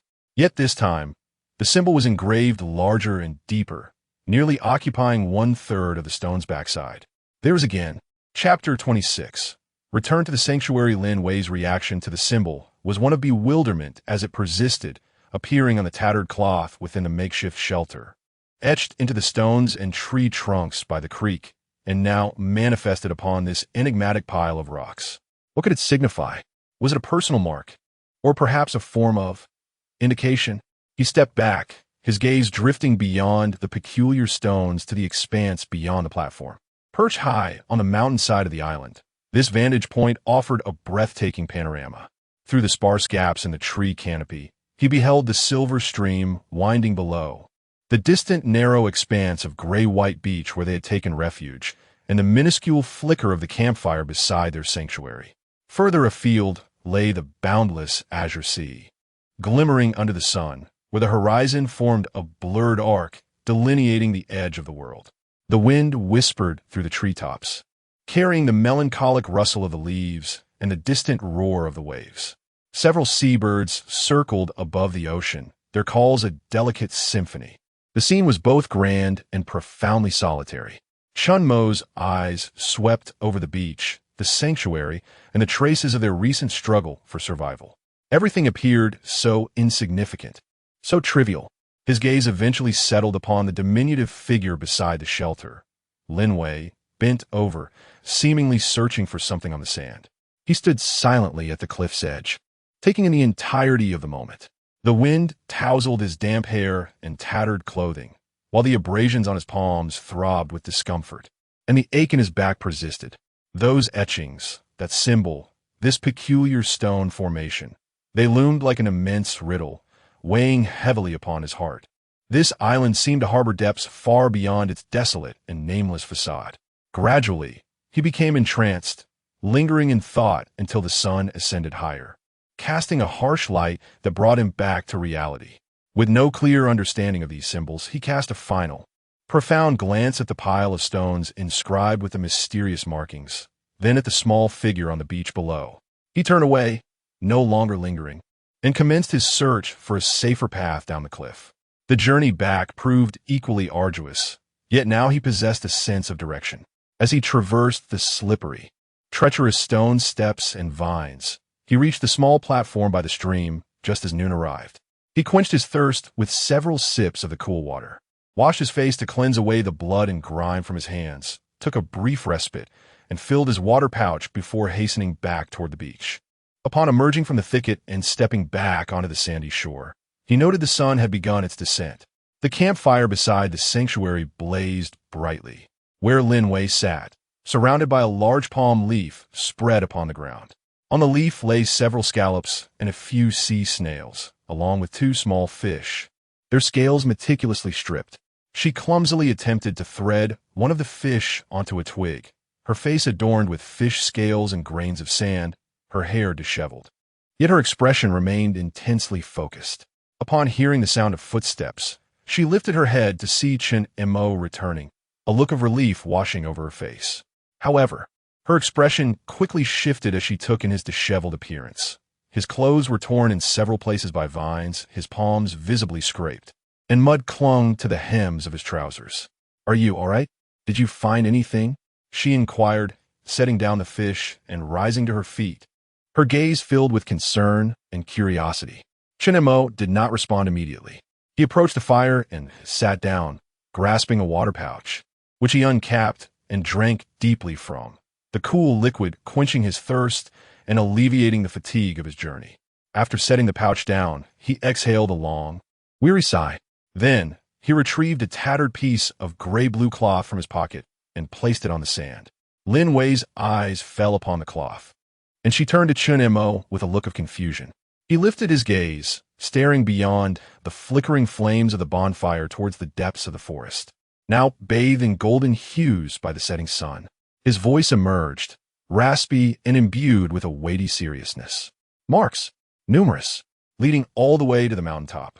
He paused, his gaze returning to Lin Wei's face, enunciating each word deliberately. "In a pile of stones, very large stones, arranged in peculiar shapes. On them, this symbol is inscribed as well." He pointed to the piece of cloth lying in the sand. Lin Wei's breath quickened, her eyes widening in shock. The mountaintop? An odd pile of stones? With the same eerie symbol? Instinctively, she took a half-step back, a chill creeping up her spine, as she observed Chen Mo's weary and serious countenance, and then the tattered cloth on the ground. She became acutely aware for the first time that the island they had found themselves marooned on likely harbored secrets far more unsettling than mere survival. The crackling of the bonfire echoed around them, its flickering light casting shifting shadows across Chen Mo's face. The cloth on the sand lay curled, the bizarre pattern of it accompanied by two dots appearing grotesque in the firelight. Lin Wei fixed her gaze on the cloth, then back to Chen Mo's exhausted face and his scraped hands. "The mountaintop? The stone pile? Is it also this?" Her voice tightened as she asked, "What is it? Who made it?" Chen Mo shook his head, taking a piece of cured meat and slicing off a thin strip with his knife. "I don't know. It looks ancient. The carvings are everywhere, like signposts leading to that pile of strange stones." As he spoke, he popped the thin slice of meat into his mouth, chewing slowly, his brow furrowed in concern. "This island is probably not as safe as it appears." His words sent a shiver down Lin Wei's spine. She gazed at the darkening sky outside. "Then, what shall we do?" "Survive first," Chen Mo replied, swallowing the meat without much inflection in his voice. He gestured towards the small fish and shellfish Lin Wei had placed on the palm fronds. "Have you prepared everything?" Lin Wei snapped back to the present, nodding. "Yes, the fish are cleaned, and I pried open the shellfish." She picked up a stick and continued to awkwardly skewer the small fish, placing them by the fire to roast. The fish were small, and it wasn't long before their skins turned a crispy golden brown, sizzling as a delicate aroma wafted through the makeshift shelter. Chen Mo's gaze fell upon the leather water pouch hanging in the corner of their refuge. The water sack was swollen, yet upon closer inspection, several areas displayed sparse stitching, where dark patches of moisture had spread, indicating leakage. This was unacceptable. The precious water he had so laboriously carried back could not be allowed to escape. Rising to his feet, he made his way to the shoreline, where the sea churned with frothy white waves in the twilight. He searched along the rocks and soon discovered a few small fish trapped by the tide in a shallow pool formed by several large stones, each no longer than his finger. This was his task ahead. In a short span of time, he captured several of these small fish, deftly using a small knife to slice open their bellies. With careful fingers, he extracted the tiny, translucent swim bladders nestled within. The swim bladders were slick and emitted a strong fishy odor. After collecting several, he meticulously rinsed them in seawater, removing any blood and slime from their surfaces. Upon returning to the fire pit, he sought a relatively flat piece of stone and positioned it at the edge of the flames, allowing it to heat gradually. He placed the clean swim bladders upon the warm stone. The moment the swim bladders made contact with the heated surface, they began to contract and curl. their color shifting from translucent to a murky white, releasing a potent fishy aroma into the air. Chen Mo gently pressed and turned the swim bladders with a small twig, watching as they slowly oozed a viscous, gelatinous liquid under the influence of the heat. This was fish glue. Chapter 27. Discovery of the aircraft wreckage as the fish bladders were roasted to a dry, crisp state, exuding a viscous substance that congealed into a thick, translucent film upon the surface of the stones. Chen Mo carefully moved the stones away from the fire. Using the tip of his knife, he meticulously scraped the viscous substance together. He then took the leaking water skin, identifying the sparsely stitched areas where moisture had seeped through. Dipping the knife's tip into the sticky fish bladder glue, he diligently applied it to the seams and punctures, sealing every point of leakage with precision. Once these tasks were completed, he hung the water skin back in its original place, awaiting the glue to dry completely. At this moment, the sky had darkened entirely. The wind grew stronger, causing the bonfire to crackle and send sparks flying. The sound of the waves became deep and powerful, akin to the low growl of a beast. The heavens appeared as a vast black cloth, devoid of stars. Only rolling clouds swirled above. Rain was imminent. Chen Mo glanced upward at the ominous sky, adding several sturdy logs to the fire to intensify the flames. Feeling uneasy, he began to inspect the shelter. The A-frame palm leaf canopy was relatively sturdy, yet he noticed that the gaps between the leaves were too wide, insufficient to withstand the impending deluge. He looked around and spotted the leftover palm, fronds, and vines from the earlier construction. Dragging them to the front of the shelter, he reinforced the sides and windward face of the canopy with additional palm leaves, finally binding everything tightly with vines. After a thorough inspection, he nodded in satisfaction. Lin Wei was not idle either. She moved the smoked jerky and the congealed lard to the innermost, driest corner of the shelter, covering them with palm leaves. Hardly had they finished when the rain began to pelt down in large droplets.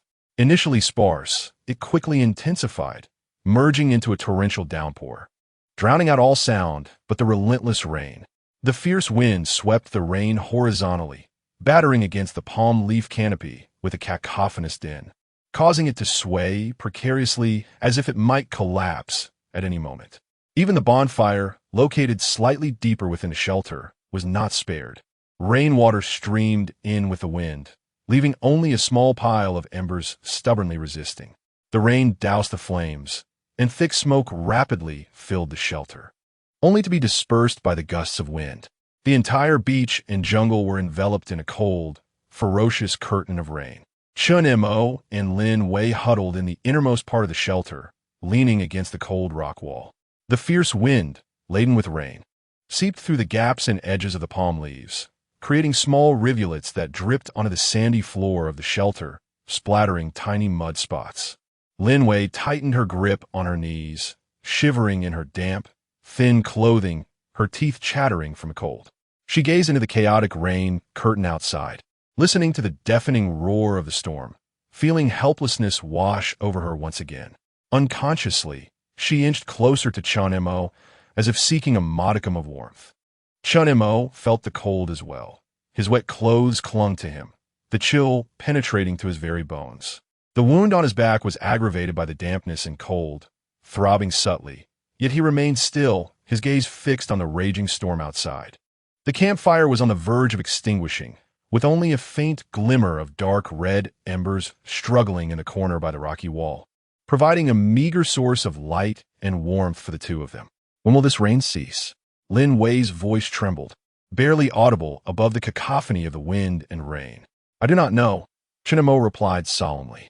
He listened to the relentless storm outside, feeling the damp chill of the sandy ground beneath him. The shelter offered scant protection, and if this continued, hypothermia would be inevitable. He rose cautiously to cover the dwindling embers with dry palm fronds to shield them from the raindrops, threatening to extinguish them completely. Then, he took the few small fish and scallops that Lin Wei had roasted, dividing them evenly between them. Eat. Maintain your warmth. Though the shellfish and fish lacked flavor, they provided a semblance of sustenance. In the cold, damp darkness, they silently consumed their frigid meal. This night felt interminably long. The storm showed no signs of abating. If anything, it intensified with each passing moment. Rainwater seeped into their shelter, turning the ground into a treacherous mire. They had no choice but to clear the only dry space, the corner where the palm fronds held their food, taking turns curling up there to rest. The cold rendered sleep impossible, and thus they leaned against each other, using their shared body heat to fend off the chill. As dawn approached, the storm finally began to wane slightly, though it continued to drizzle.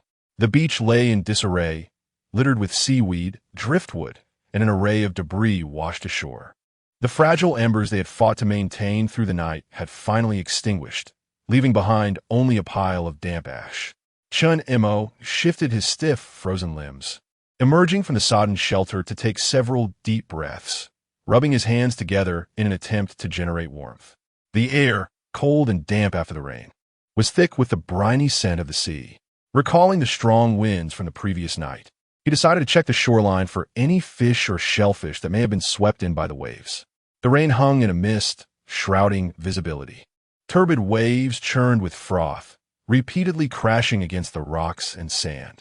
Chen Mo's gaze swept over the debris cast ashore by the tumultuous tide, broken driftwood, entangled seaweed, shattered plastic bottles. Suddenly, his attention was caught.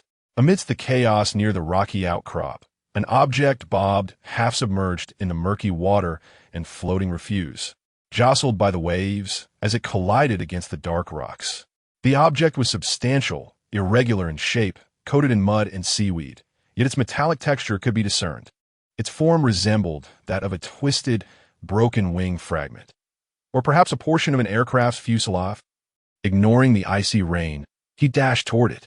The water was frigid and biting. Navigating the slippery rocks and ankle-deep seawater, he reached the floating object. Indeed, it was a large, twisted piece of aircraft wreckage. It resembled a segment where the wing's root connected to the fuselage, its metallic surface marred by numerous dents and jagged tears, the edges sharp as a blade. Faint remnants of an airline logo, bleached by the sea, still lingered upon it. Indeed, it was the wreckage of an aircraft, unearthed from the depths of the ocean by this tempest. He immediately reached out to grasp the heavy debris, intent on dragging it ashore. Having been submerged for an extended period, the wreck was encrusted with seaweed and slick with moisture. He exerted considerable effort to pull it beyond the reach of the crashing waves, managing to haul it onto a slightly elevated stretch of beach. The wreckage was substantial and weighty. Gasping for breath, Chen Mo wiped the rain and seawater from his face and promptly crouched down, eager to examine it. The metallic shell was severely twisted, the fractured areas resembling ghastly wounds. He sifted through the clinging seaweed and barnacles, hoping to uncover something of value. Chapter 28. A Bountiful Discovery. Chen Mo. What happened? Lin Wei limped through the rain, her eyes widening in astonishment at the massive metallic wreckage sprawled across the beach. This is from an aircraft, Chen Mo exclaimed, his voice tinged with excitement as he remained focused on the task at hand. He intended to dismantle the wreckage in hopes of uncovering something useful, for their supplies were critically low, and anything could prove advantageous. With a small knife, he pried open a loose, deformed metal panel.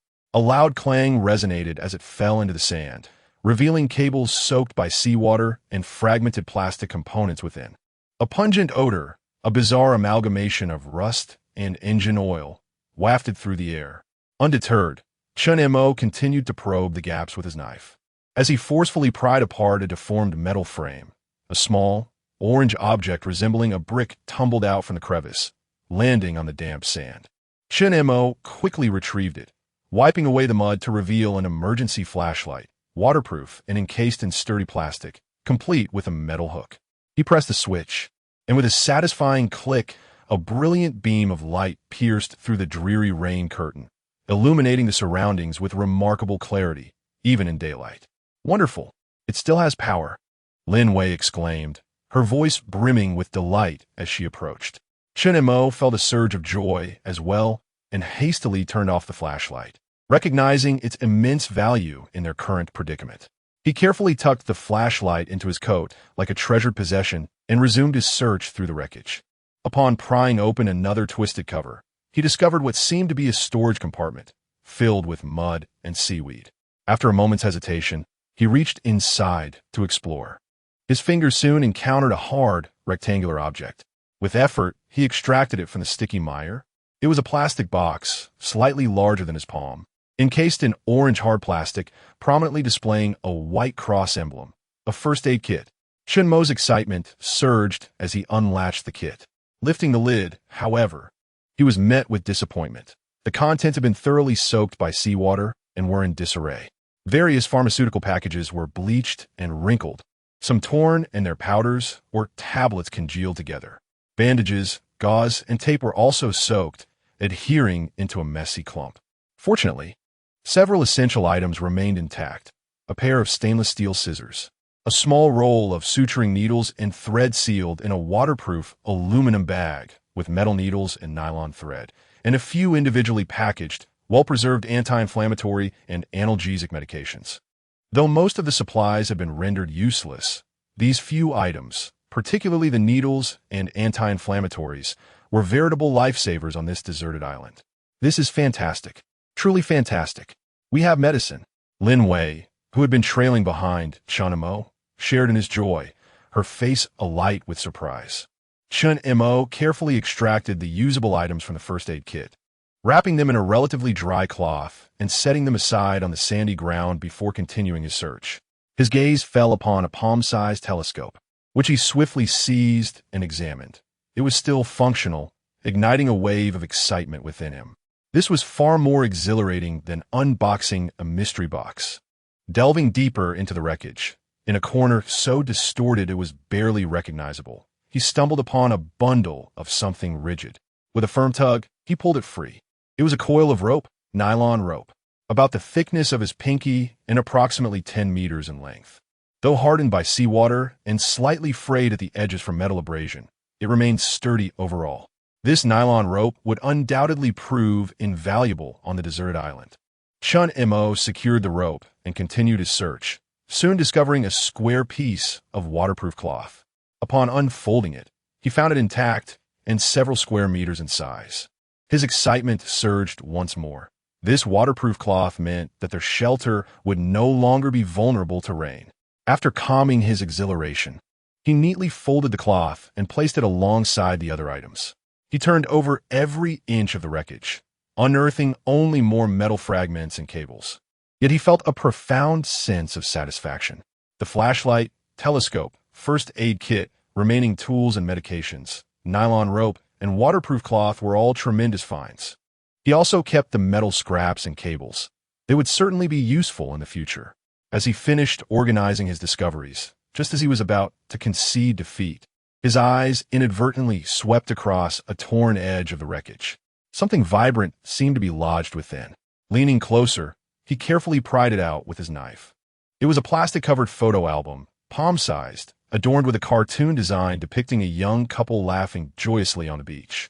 The edges of the album were curled from seawater exposure, and the plastic was bubbling, yet it remained largely intact.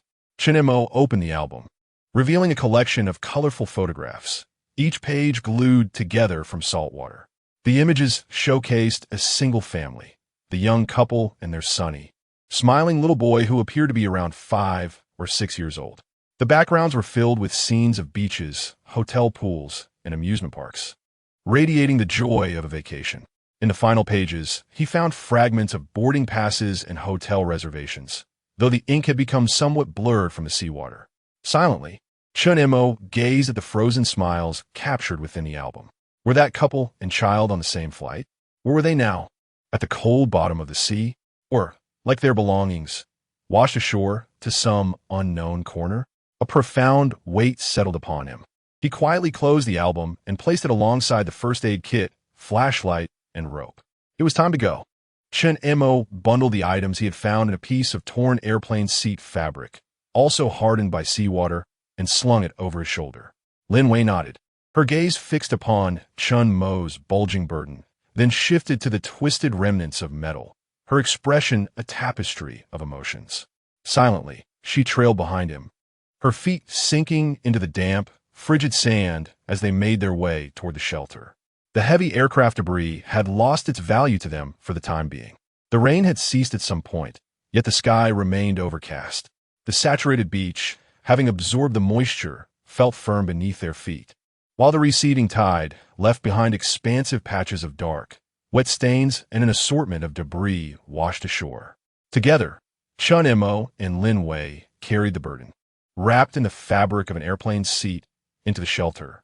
The interior was soaked, with the palm frond roof dripping incessantly, creating a muddy floor beneath them. He placed the load in a relatively drier corner of the rocky enclave and unfastened it. An orange emergency flashlight emerged, its plastic casing still clinging to mud and sand. A small heap of waterlogged remnants of a first aid kit, stainless steel scissors, a sealed sewing kit, and a few intact aluminum-wrapped anti-inflammatory painkillers was revealed. There was also a palm-sized telescope, a coil of dark, damp nylon rope, and a substantial piece of waterproof fabric, thick and resilient, in a muted green hue. Lastly, fragments of metal and cables lay scattered among the contents. Chapter 29. Lin Wei's breath in the new shelter as Lin Wei leaned closer. Her eyes sparkled at the sight of the various items before her, particularly the spool of thread and the gleaming scissors. How wonderful it was to have needles and scissors. She picked up the small waterproof aluminum pouch, revealing several metallic needles and a small roll of white nylon thread inside. Comparing them to the bone needle and vine fibers she had used earlier, the difference was staggering.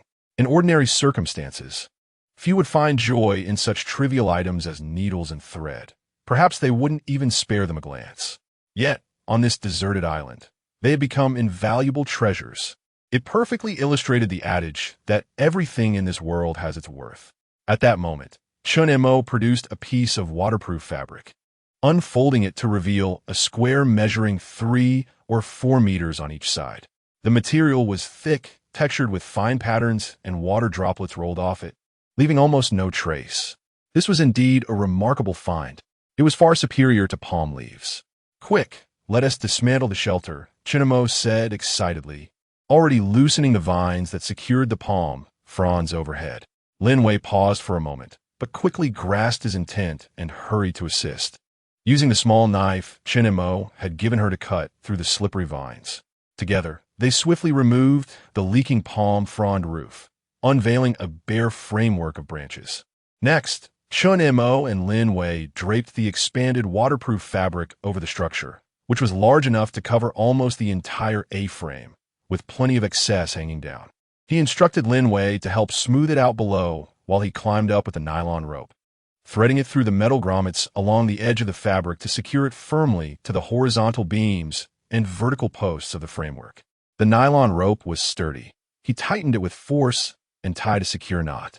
Instead of cutting off the excess material, he pressed it down with stones along the edges, creating a barrier akin to a threshold, which would better shield against wind and rain. Before long, a new gray-green waterproof shelter had replaced the original palm frond ceiling. Although it appeared somewhat peculiar, it exuded a sense of sturdiness and was completely impervious to the elements. Chen Mo jumped down, wiping the sweat from his brow. Lin Wei stood beneath the new shelter, gazing up at the tightly woven gray-green roof, her hand reaching out to feel the thick, cool fabric. A genuine expression of relaxation, the first she had shown in days, graced her face. How wonderful! Now, I no longer need to fear the rain. Chen Mo remained silent, bending down to enter the new shelter. The interior space remained unchanged, yet the ambience felt different. The light filtered through the gray-green fabric, casting a soft, dim glow, accompanied by a faint chemical scent of the new material. Most importantly, the incessant drip-drip sound that had plagued them was now utterly silenced. Though the ground remained wet, at least their heads were dry, instilling a rare sense of safety and protection. He walked to the corner and picked up the leather water pouch that had been mended with fish bladder glue. The areas coated with glue had solidified into deep brown, translucent hard patches. He shook the pouch and meticulously examined the previously leaking stitches, dry, with no signs of seepage. It appeared that the fish bladder glue had worked. The water was no longer leaking. Chen Mo handed the water pouch to Lin Wei, who had just entered. Lin Wei accepted it and examined it carefully, a smile spreading across her face. This was a relief. She then carefully hung the water pouch back in its place, though she still limped slightly on her right leg. At that moment, Chen Mo's gaze fell upon Lin Wei's injured right ankle. The swelling had subsided, but several cuts around the ankle, inflicted by sharp rocks, were reddened and slightly swollen in the damp, cold environment, presenting a rather concerning sight. "How is her foot?" Chen Mo inquired. Lin Wei looked down at her ankle and attempted to move it. There was still some pain, but walking was manageable. It was just the wound felt a bit itchy and hot. She frowned. Redness, warmth, and itchiness were all signs of infection. Without hesitation, Chen Mo grasped the stainless steel scissors from the remnants of the first aid kit and used a precious bit of fresh water to rinse the dirt from Lin Wei's ankle. "Bear with it," he instructed as he opened a sealed packet of sutures, extracting a slender metallic needle and a small length of white nylon thread. Lin Wei's complexion paled slightly at the sight of the needle, instinctively drawing her foot back. "The wound has opened and the edges are rotting. If we do not stitch it, it will worsen," Chen Mo stated matter-of-factly, his tone leaving no room for debate. He threaded the nylon line through the needle. Lin Wei bit her lip tightly, her body tensing. She knew he was right. Closing her eyes, she turned her head away, unable to watch. "Hurry," she urged. Without further ado, Chen Mo pressed down on Lin Wei's calf to steady her ankle, and with the other hand, he positioned the needle against the reddened, decaying skin of the wound, plunging it in swiftly and accurately. The sensation of the needle piercing flesh was vivid. Lin Wei's body jolted, and she emitted a sharp gasp, her fingers digging into the sandy ground beneath her. Pain, a sharp, piercing agony. Chen Mo's movements were rapid, yet steady. The needle and thread wove through the flesh, forcibly bringing the gaping edges of the wound together. The nylon thread glided through the tissue, emitting a faint, almost imperceptible sound. With each stitch, Lin Wei's body involuntarily trembled, beads of cold sweat forming on her forehead. She bit down hard on her lower lip, suppressing cries of pain, her heavy, labored breaths betraying her suffering. The stitching proved more arduous than anticipated. The tissue around the wound, slightly infected, had become swollen and fragile, offering significant resistance as the needle passed through. Chen Mo was wholly focused, his brow glistening with sweat from attention. He had to apply force to penetrate the skin, yet he needed to be gentle, lest he risk tearing the flesh. Though the wounds were not long, it took over a dozen stitches to bring the rotting edges together adequately. After tying a knot, Chen Mo cut the nylon thread with scissors, observing the jagged, centipede-like black stitches on Lin Wei's ankle, along with the increasingly reddened and swollen skin surrounding them. His furrowed brow relaxed slightly. He then retrieved an intact aluminum foil packet containing anti-inflammatory medication, extracted 2 white tablets, poured a bit of water, and handed them to Lin Wei, whose face was pale with pain and whose body still trembled slightly. "Take the medicine. It's for the inflammation," he instructed. Lin Wei accepted the pills and water, her hands trembling. Without a glance, she hastily swallowed the pills with a large gulp of water. The bitterness of the medication dissolved in her mouth, yet it did little to quell the searing pain pulsating from her ankle. Once she had consumed the medication, she leaned against the cold rock wall, gasping deeply, feeling utterly drained. Chen Mo meticulously stored the remaining needles, thread, scissors, and medicine. Glancing at Lin Wei's pale face and furrowed brow, he said nothing but walked to the entrance of the newly erected waterproof tent, lifting a corner of the hanging curtain to allow fresh air to circulate. The daylight filtered through the gray-green fabric, casting a hazy glow within the tent. Lin Wei curled up in the corner, hugging her knees, carefully resting her injured ankle on the dry palm leaves. The stitched wound throbbed painfully, as if countless tiny needles were pricking at it. She gazed at the unsightly black lines, her heart overwhelmed with an indescribable feeling, pain, humiliation, and a hint of an unnamable dependence. Earlier, as Chen Mo stitched her up, his hand firmly pressed against her leg, steady and strong, offered her an odd sense of comfort amidst the agony. She furtively lifted her gaze towards the entrance. Chen Mo stood with his back to her at the tent's mouth, staring out at the rain-soaked beach and the brooding sea. His shirt bore several tears, revealing scab wounds that had turned white from exposure to the rain. When he had stitched her, She had noticed the beads of sweat on his forehead and the taut line of his jaw. This man seemed to be oblivious to fatigue and fear. A complex surge of emotions welled up within Lin Wei, mingled with gratitude, resentment, and a hint of admiration she was reluctant to acknowledge. Chen Mo remained unaware of her gaze. He focused on the massive aircraft wreckage, washed by the rain on the beach, contemplating something. He had explored most areas of the wreckage, yet some spots still lay trapped beneath twisted metal and remained unseen. Perhaps there was still something inside? Chapter 30, A False Alarm. With this thought, Chen Mo wasted no time. He turned and picked up a charred wooden spear, addressing Lin Wei in the corner. I shall return to the wreckage for further inspection. Remain here and do not move. Be cautious not to disturb your wounds. Lin Wei responded with a low hum of acknowledgement. Chen Mo emerged from the shelter, treading upon the damp, yielding sand as he made his way toward the rocky outcrop once more. The tide had receded further, revealing the massive aircraft wreckage, resembling a beached metallic beast, half buried in the silt. Approaching the wreckage, he circled it, searching for areas he had overlooked the previous day. Indeed, on the opposite side of the debris, a large, inwardly concave, twisted metal plate caught his attention. This plate had been deeply dented from the impact. Its edges were torn and wedged against the surrounding structure. He had neglected to notice this due to the rain yesterday.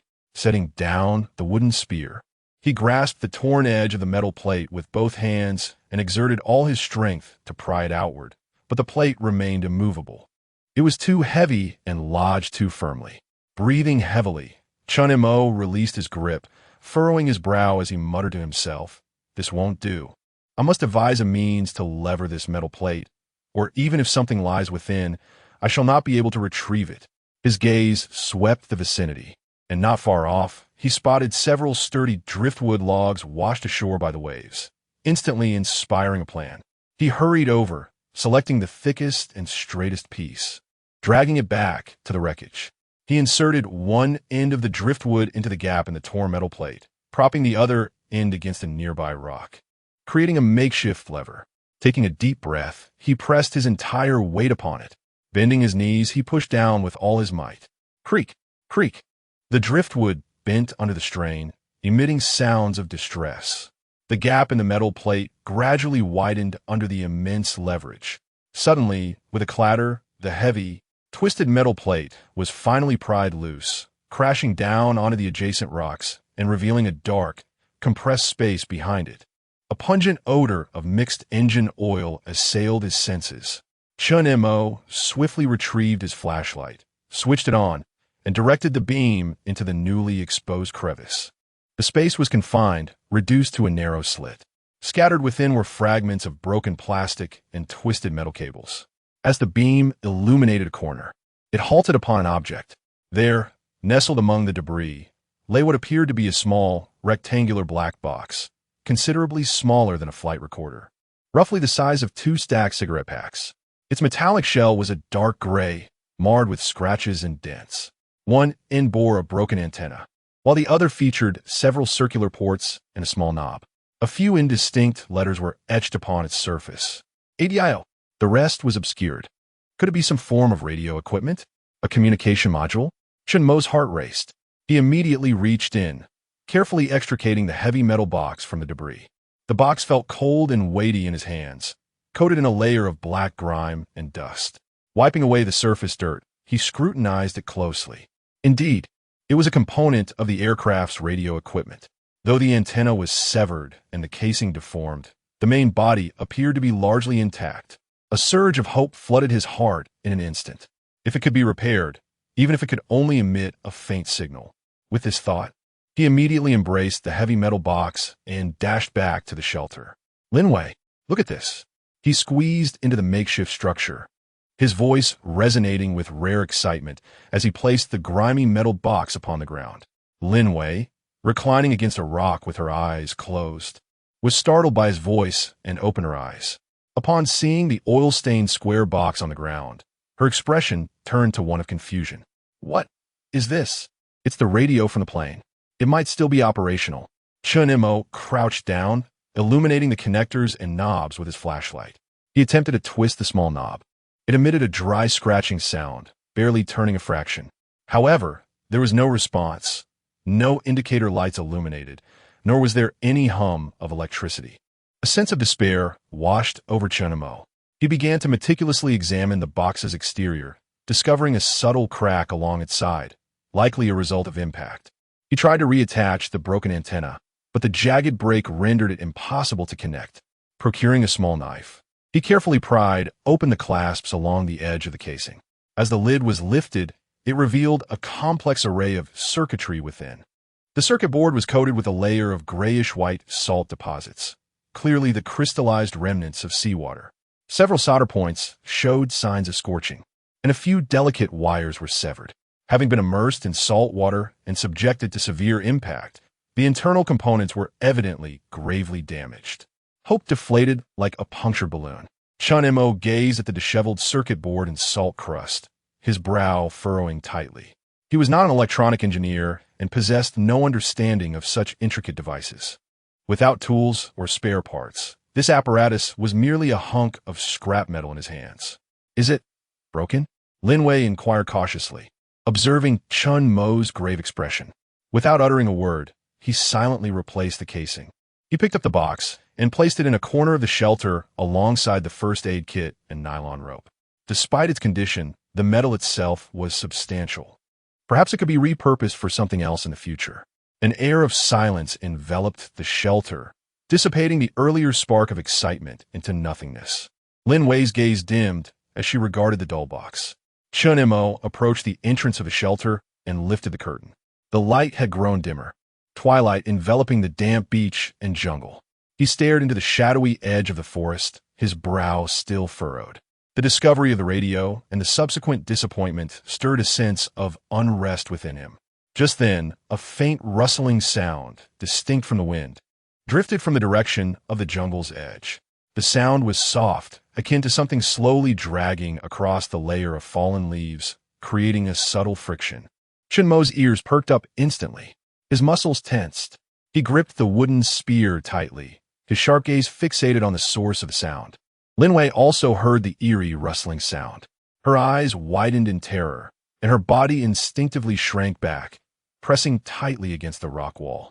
The rustling grew more pronounced, echoing intermittently as it drew nearer, seemingly moving towards the sanctuary. It resembled something dragging its feet, scraping across the damp layer of fallen leaves, growing increasingly closer.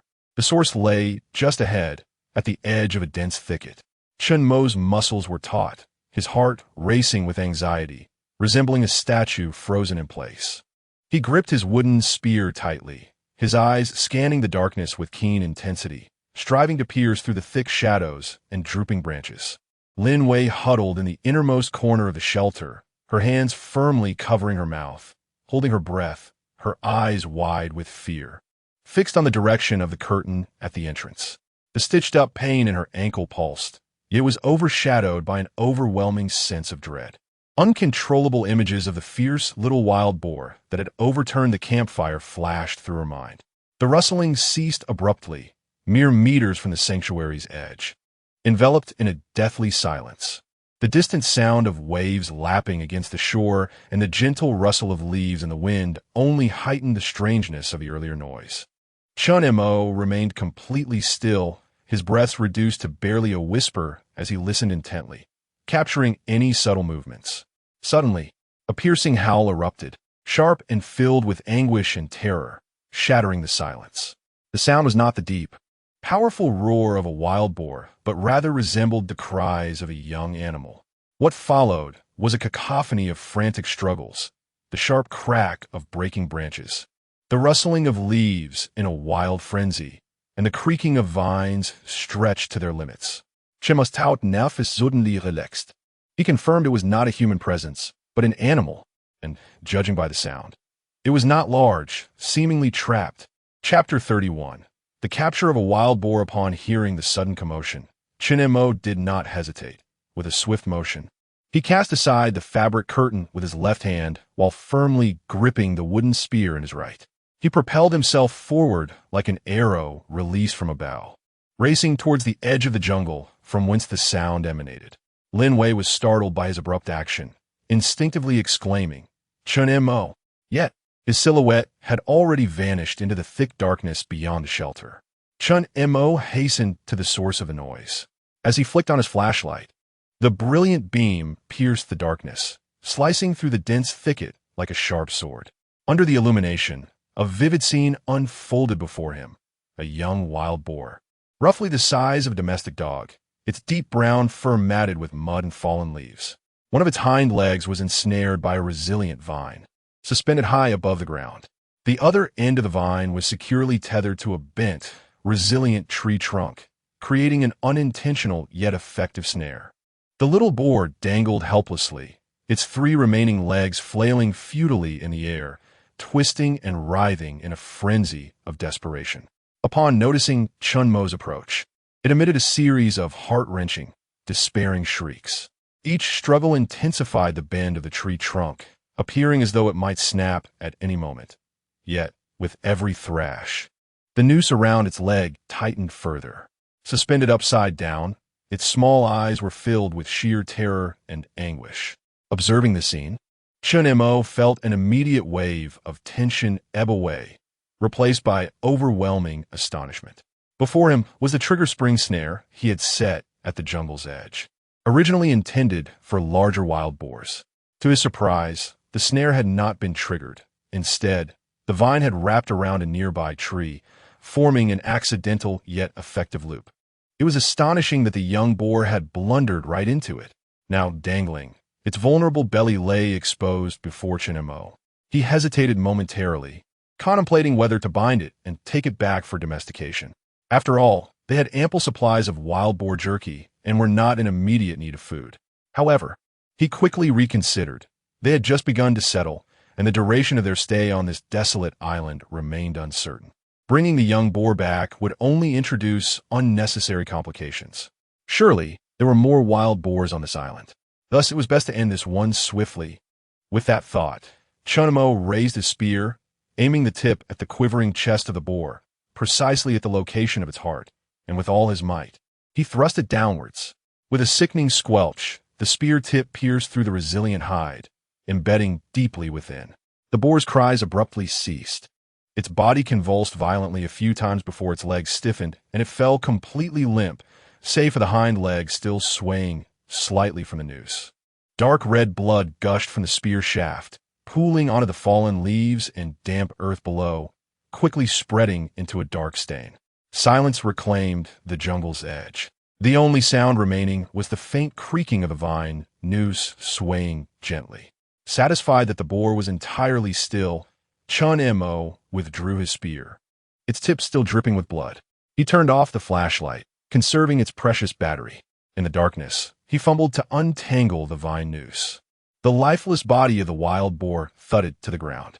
The forest was enveloped in darkness, rendering it impractical to process the boar there. So he dragged the warm carcass back to the shelter. Upon reaching the entrance, he beheld Lin Wei curled up behind the fabric curtain, her terrified eyes peering out. When she saw Chen Mo hauling the dead wild boar, she exhaled sharply, her body collapsing weakly to the ground. Is this the beast that wreaked havoc on our shelter? Her voice trembled. Indeed, it must have stumbled into a trap. Chen Mo discarded the boar's body onto the sandy ground outside the shelter. Though the carcass was not large, it was quite heavy. He drew out his knife, illuminated by the beam of his flashlight, and began his task. Drawing from his previous experience, he worked much more swiftly this time. He skinned the animal, removed the relatively thick cuts of meat, and discarded the entrails far away. Soon, several pieces of still warm red meat lay upon a large palm leaf. Afterward, he took some time to gather dry tinder and dead branches, preparing to kindle a fire. Drawing from his prior attempts, he quickly succeeded in igniting a bonfire, which gradually filled the shelter with warmth. Once the flames stabilized, Chen Mo picked up the fattest piece of meat, cutting it into smaller chunks, and skewered them on a stick, holding them over the flames to roast.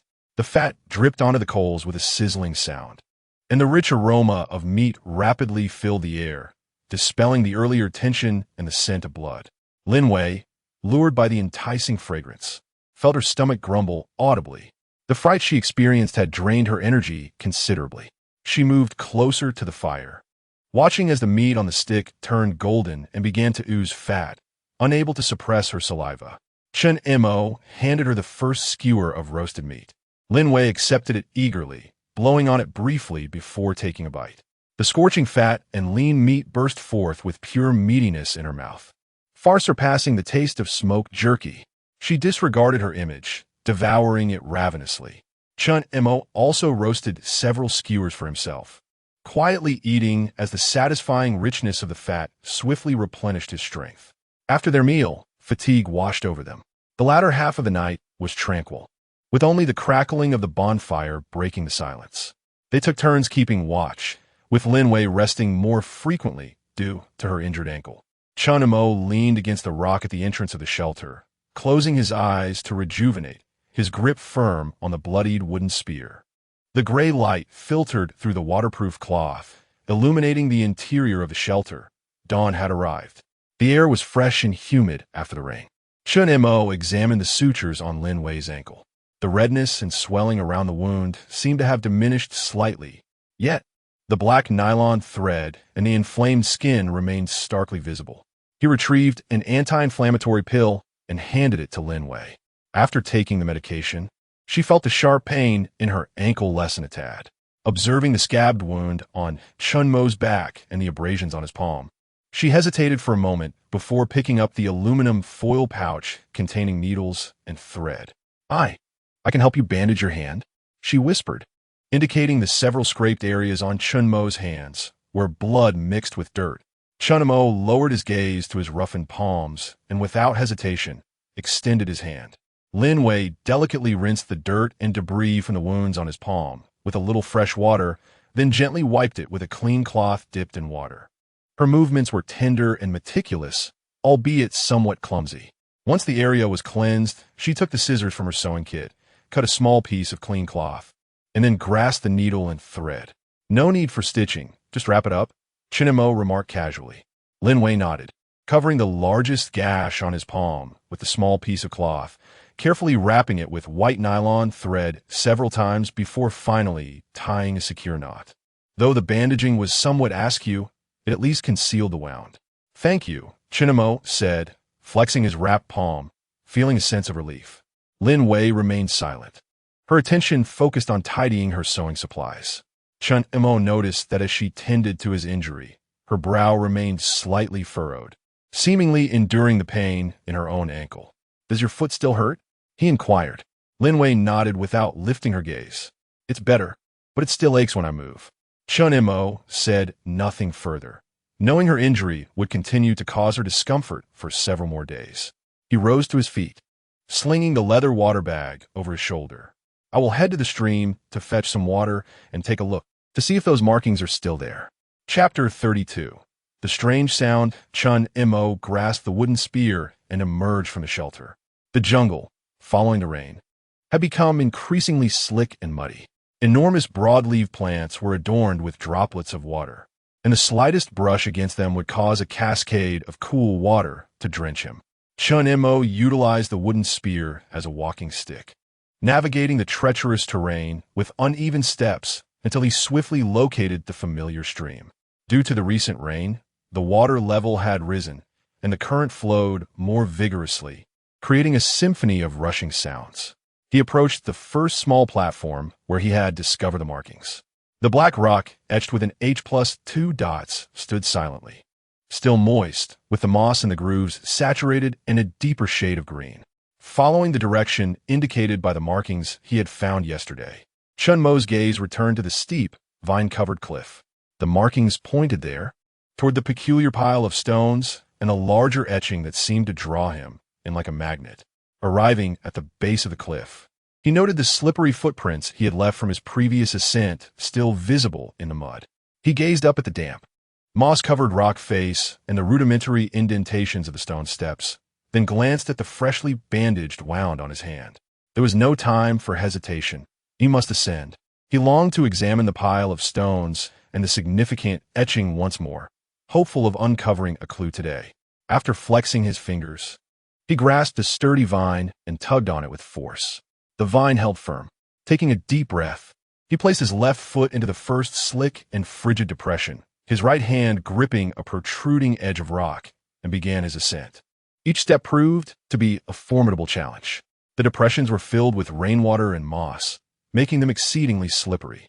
His fingers clung to the cold rock's edge, and even through the fabric, he could feel its roughness and damp chill. The wound on his back ached with each movement, sending sharp pangs through him. Sweat, mingled with humidity, quickly soaked his back. He gritted his teeth, forcing himself to disregard the discomfort, concentrating solely on the coordination of his hands and feet. At last, he scaled the small platform at the summit of the cliff.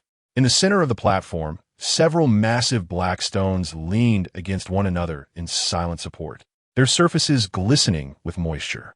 The stone formation, resembling a doorframe, emanated an indescribable aura of ancient peculiarity under the dim, overcast light. Chen Mo's gaze fell directly upon the largest stone, leaning at an angle, where the most significant etching he had previously uncovered lay hidden beneath the moss. He approached the rear of the stone, scraping away the moss to reveal the gray-black rock beneath, where the etching remained deeply pronounced. The recent rain had rendered the enormous, slanted H symbol with its two dotted circles at the apex even more vivid and glaring. The adjacent intricate wavy lines and small indentations were vividly etched in his memory. Chen Mo extended his finger, gently tracing the hardened grooves. The edges of the etching, smoothed by wind and rain, contrasted sharply with its remarkable depth, suggesting that the creator had exerted immense effort. The icy sensation and rough texture beneath his fingertip imbued him with a sense of the obsession contained within the etching. He circled the stone pile, scrutinizing the position, angle, and manner in which each stone supported one another with meticulous attention. This was by no means a random assemblage. Each stone appeared to have been deliberately placed, utilizing natural points of support to create this stable and peculiar structure. Such an endeavor required not only immense strength, but also profound wisdom. He once again stood at the edge of the platform, gazing down below. The post-rain forest gleamed with vibrant green, while the stream meandered like a silver ribbon through the landscape. In the distance, the grayish-white beach, the shelter's muted green canopy, and the remnants of a small campfire were all distinctly visible. The ocean unfurled at the horizon, boundless and infinite. The wind swept through, carrying the mingled sounds of rustling foliage and crashing waves. From this elevated vantage point, the sound of the wind seemed to resonate more clearly. Just as the breeze brushed past his ears, Chen Mo detected a faint, almost imperceptible hum, nearly drowned out by the wind. Was something vibrating? It was subtle and fleeting. Chen Mo held his breath, straining to listen. The wind continued to howl, the forest remained alive with sound, and the waves crashed persistently. Yet that feeble hum vanished as if it had never existed. He tilted his head again, listening intently in all four directions. Was it merely an illusion, or a figment conjured by the wind? His mind was awash with confusion. Frowning, he cast his gaze once more upon the silent black monoliths and the enormous indentation. This island, this collection of stones, this symbol, and that fleeting hum, everything exuded an indescribable strangeness. With no further discoveries made, he resolved to move on, descending the treacherous, slippery stone steps and vines. He returned to the small platform by the stream. Filling his water pouch, he washed his face and rinsed the dirt from his hands before retracing his steps back. As he emerged from the thicket onto the beach, he spotted Lin Wei, limping slightly as she gathered fallen twigs near the shelter, stacking them beside the fire. Upon noticing his return, she paused her efforts. The water pouch was full. Chen Mo handed her the heavy pouch, his gaze sweeping over her still swollen ankle. Lin Wei accepted the pouch, relieved to see that the bandage remained intact and dry. She looked at Chen Mo, hesitating before asking, "The stone pile, does it look the same? Did you discover anything?" "It's the same as before. But up there I think I heard something," Chen Mo replied, moving toward the spot where they had processed the wild boar the day before, picking up the remaining unsmoked chunks of meat, preparing to skewer them for roasting. "A sound?" Lin Wei's demeanor shifted, her grip on the water pouch tightening. "What sound? Was it another wild boar?" "Not quite. Chen Mo shook his head, placing the prepared meat over the fire. It was brief, a buzz somewhat reminiscent of a machine's vibration. It might have just been the wind, perhaps I misheard. His tone bore a hint of uncertainty. Yet Lin Wei's expression changed dramatically. A machine's vibration? On this deserted island, aside from that broken radio box we found? Instinctively, she glanced towards the dusty metal box in the corner of the shelter. The box lay quietly, smeared with grease, its antenna broken, clearly incapable of emitting any signals. It cannot be the radio box, she murmured. Chen Mo had confirmed that the radio was broken. What then was that sound? Could there be other machines on this island? Or perhaps, other people? Her face was already filled with terror. She glanced at Chen Mo, who was turning the skewers, and then at the dense jungle that seemed capable of swallowing everything. For the first time, she felt with startling clarity that the fog enveloping this lonely island seemed to thicken. The skewers crackled on the fire, releasing an enticing aroma. Yet Lin Wei had little appetite. She fixated on the tattered, gray-blue strip of cloth, the peculiar H with 2 dots pattern appearing particularly glaring in the flickering flames. The buzzing sound Chen Mo mentioned pierced her mind like a thorn, rendering her restless. Could it be something from the wreckage of an airplane? She tentatively inquired, her voice slightly strained. Chen Mo paused momentarily in his task. I've searched through the wreckage. There are no other electronic devices, he replied evenly, though his brow was slightly furrowed. Chapter 33. The sound from afar, where did that sound come from? Lin Wei persisted, her fingers unconsciously tugging at the edge of her garment. Chen Mo did not respond immediately. He picked up a skewer of meat, perfectly roasted to a golden hue, and offered it to her. Eat first. After you finish, I will investigate. Lin Wei accepted the skewer, mechanically taking a bite. The meat was fragrant, yet she found no pleasure in it. Chen Mo's silence only deepened her unease. If that sound was not an illusion, nor did it originate from anything they were familiar with, what could it imply? Did this island harbor other electronic devices? Were there others present? She dared not ponder further. Once they had eaten, Chen Mo grasped a flashlight and a wooden spear, preparing to venture into the forest once more. Lin Wei observed his calloused palms and the scabbed wounds on his back, biting her lip. I want to go too, she suddenly declared, her voice soft yet resolute. Chen Mo turned to regard her, his gaze settling on her swollen ankle. Your foot cannot bear it. I can walk. Lin Wei stubbornly stood, enduring the sharp pain in her ankle as she took 2 steps to prove her resolve. It's much better than yesterday. I don't want to be alone. The last part of her statement dwindled to a whisper, imbued with a hint of a plea she herself had not fully realized. Chen Mo scrutinized her for several seconds before he ceased his objections. He retrieved the makeshift cane, a driftwood stick he had repaired with nylon rope after it was broken by a wild boar, and handed it to her. Take it slow. If you can't keep up, just say so. Lin Wei accepted the cane and nodded.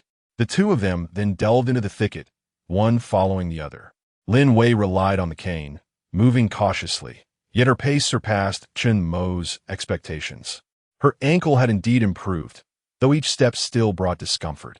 Chen Mo led the way, using his spear to clear the obstructing vines and drooping branches, occasionally pausing to allow Lin Wei to catch up.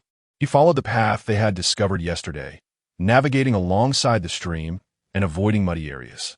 The water gushed forth, its sound resonating clearly in the tranquil forest.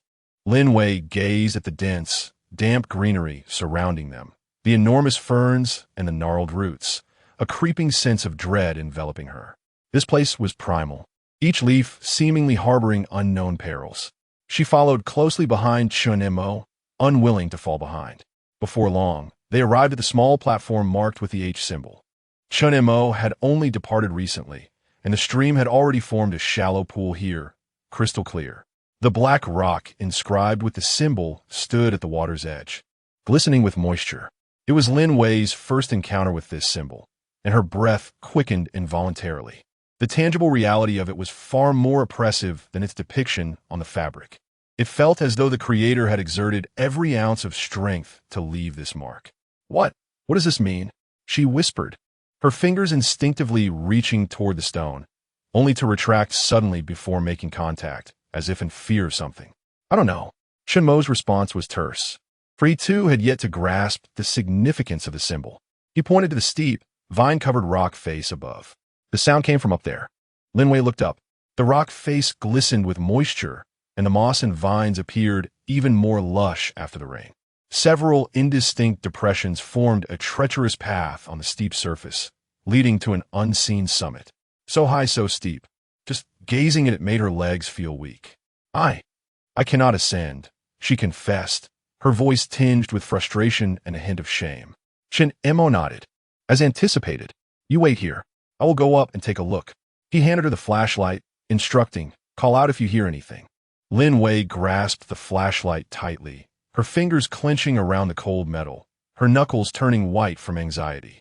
She did not wish to remain alone in this eerie place. Yet she dreaded being a burden. Biting her lip, she nodded you. Be careful. Without further ado, Chen Mo began his ascent, navigating the slippery depressions as before. Lin Wei watched below, her heart racing as she observed Chen Mo nearly slip several times. Fortunately, he managed to scale the rock face, eventually vanishing behind the thick foliage. Alone by the stream, Lin Wei found the silence unnerving. The sound of the flowing water, the rustling leaves in the breeze, and the distant chirping of insects interwove into an invisible net, pressing heavily upon her chest, making it difficult to breathe. Desperately, she switched on the flashlight. The brilliant beam pierced the dimness of the forest, offering her a fragile sense of security. Time trickled by, each second feeling like an eternity. There was no sign of movement above. How long had Chen Mo been gone? 5 minutes? 10? A dull ache began to throb in her ankle, the strain of standing becoming unbearable. She leaned against a moss-covered stone to alleviate the pressure. Suddenly, a faint, almost phantom-like vibration resonated from above the rock face. The sound was brief, nearly drowned out by the water and wind, yet Lin Wei distinctly heard it. Her body tensed, the beam of the flashlight trembling wildly. It was that sound, the hum Chen Mo had mentioned. She fixated on the summit, her heart pounding. What was that noise? Had Chen Mo discovered it? Where was he? Why was there no sign of him? Just as she contemplated whether to call out, the vines at the edge of the rock face suddenly quivered. She shone the flashlight in that direction, and Chen Mo's figure emerged, cautiously descending. Lin Wei exhaled in relief, yet her tension returned as her eyes followed his descent. He moved down more swiftly than he had climbed, each step steady. When he finally reached solid ground by the stream, his back was drenched in sweat, and the cloth wrapped around his palms was torn and bloodied from the rocks and vines. Did you find the source of the sound? What was it? Lin Wei inquired eagerly, her voice sharp with anxiety. Chen Mo's expression was peculiar, a blend of confusion and an indescribable alertness. He took the flashlight from her and switched it off. The pile of stones remained, as did the markings. Yet the sound. He paused, seemingly weighing his words, uncertain as if it emanated from a distant place beyond the mountains. Beyond the mountains? Lin Wei's eyes widened. What could possibly produce such a sound? Chen Mo shook his head, his brow furrowed. It was inaudible, yet certainly not a natural sound. He glanced at Lin Wei's pale complexion and her slightly trembling hands. Choosing to say no more, let's return. The two retraced their steps. On the way back, Lin Wei walked more swiftly than before, whether out of fear or a desperate desire to escape this eerie forest. Her ankle throbbed with greater intensity, yet she gritted her teeth in silence. When they finally emerged from the thicket, greeted once more by the expansive beach and the sea, Lin Wei felt as though she might collapse onto the ground. The familiar sanctuary. All of it suddenly felt so precious. Chapter 34. A new discovery. Chen Mo stood motionless at the edge of the jungle, his gaze fixed beyond the beach, towards the distant, shimmering sea. Suddenly, his body tensed, and his pupils constricted, akin to a wild beast sensing danger. What's wrong? Lin Wei asked, noticing Chen Mo's unusual demeanor. Following his line of sight, she saw nothing but the blue ocean and the white frothy waves. Chen Mo, ignoring her question, swiftly made his way to the shelter and retrieved the small telescope he had discovered among the wreckage of the plane. He dashed back to the beach, raised the telescope to his eyes, and began to search intently at the horizon where the sea met the sky. Lin Wei watched him anxiously, confusion evident on her face. Is there something out there? What did you see? After observing for a considerable time, Chen Mo lowered the telescope, his expression grave. There is something on the surface of the water, but it is quite distant. He handed the telescope to her, gesturing for Lin Wei to take a look. Upon hearing that there was something on the sea, Lin Wei's heart raced with trepidation. With trembling hands, she accepted the telescope and mimicked Chen Mo's actions. Squinting one eyed to peer through the lens. Initially, her view was merely a blurred expanse of blue, but as she adjusted the focus, a tiny black dot emerged at the center of her vision. The dot was minuscule, intermittently visible amidst the rolling waves, almost indistinguishable. Is it a ship? Lin Wei asked, her voice tinged with excitement as she lowered the telescope. Uncertain. It's too small. It could also be a rock or some other debris, Chen Mo replied calmly. His tranquility stemmed from the previous incident with a ship, which had taught him that greater expectations often led to greater disappointments. But it could be, right? Lin Wei picked up the telescope again, moving a few steps forward until the water lapped at her calves, as if that would magnify the black, rendering it clearer. If it is a ship, if it is a rescue, she murmured, clinging to hope. Chen Mo remained silent. He returned to the shelter and retrieved a metal panel salvage from the plane's wreckage. He stepped onto the sunlit beach, adjusting the angle to reflect the sunlight and create a blinding beam. He began to shake the metal panel rhythmically, sending intermittent flashes of light towards the distant black dot. 3 short flashes, followed by 3 long, then 3 short again. Lin Wei observed his methodical movements with curiosity. International distress signal, Chen Mo succinctly explained. SOS. This was their first proactive attempt to signal for help. If that truly was a ship, and if someone on board were to notice meanwhile, Lin Wei remained fixated on the black dot through the telescope. 1 minute, 2 minutes, 5 minutes, the dot remained minuscule and far away, showing no signs of change or response. Do they not see us? Her voice carried a palpable disappointment. Chen Mo continued to wave the metal panel, feeling a twinge of disheartenment. The distance was too great, perhaps it was merely a rock after all. His hands continued their relentless movements, the beam of light flickering rhythmically like a stubborn firefly, futilely transmitting its feeble signals across the vastness of the ocean. Lin Wei, beside him, set down the telescope, her eyes weary from long hours of gazing into the distance. The distant black that remained minuscule and indistinct, showing no signs of nearing. Perhaps I shall try again tomorrow, she murmured, more as a self-soothing mantra than a hopeful assertion. The initial excitement had faded from her countenance. Chen Mo glanced at the despondent Lin Wei, then at the almost negligible black dot far away, and he too relinquished the metal panel. Let's focus on food first, and rise early tomorrow to take another look. His tone was calm, yet his gaze lingered on the horizon, unyielding. Lin Wei nodded silently, passing the telescope to Chen Mo before limping toward the shelter. Her ankle throbbed painfully from prolonged movement, yet the ache in her heart was more profound. The now composed Lin Wei had come to realize that the black that might be nothing more than another figment of her imagination, akin to the ship that had failed to notice them before. Chen Mo did not return to the shelter. He remained on the beach, continuing to gaze at the sea. The sun sank low, casting a golden halo over the water. The black that had long vanished into the blinding light. Yet he stood there, a silent statue, lost in contemplation. The wind tousled his hair, carrying with it the whispers of distant waves. The strange buzzing sound, the markings on the stone pile, and that indistinct black dot, all swirled in a tangled mass in his mind. How many secrets does this island and this sea still harbor? A resounding cry pierced through Chen Mo's reverie. It was a seagull. By now, darkness had enveloped the sky. The beach at night was windy. Chen Mo did not linger and turned back toward the shelter. Upon his return, he found Lin Wei leaning against the rock, her arms wrapped around her knees, her head buried between her legs. Hearing his movements, she recognized his return and simply lifted her head to say, "I'm back," before falling silent again. Lost in her thoughts, observing Lin Wei's current state, Chen Mo understood that she was once more disappointed. He refrained from comforting her, believing it essential for her to adjust her mindset on this desolate island. Maintaining a stable mental state was crucial for survival. for once despair took hold, it would be challenging to endure. As dawn broke, Chen Mo awoke.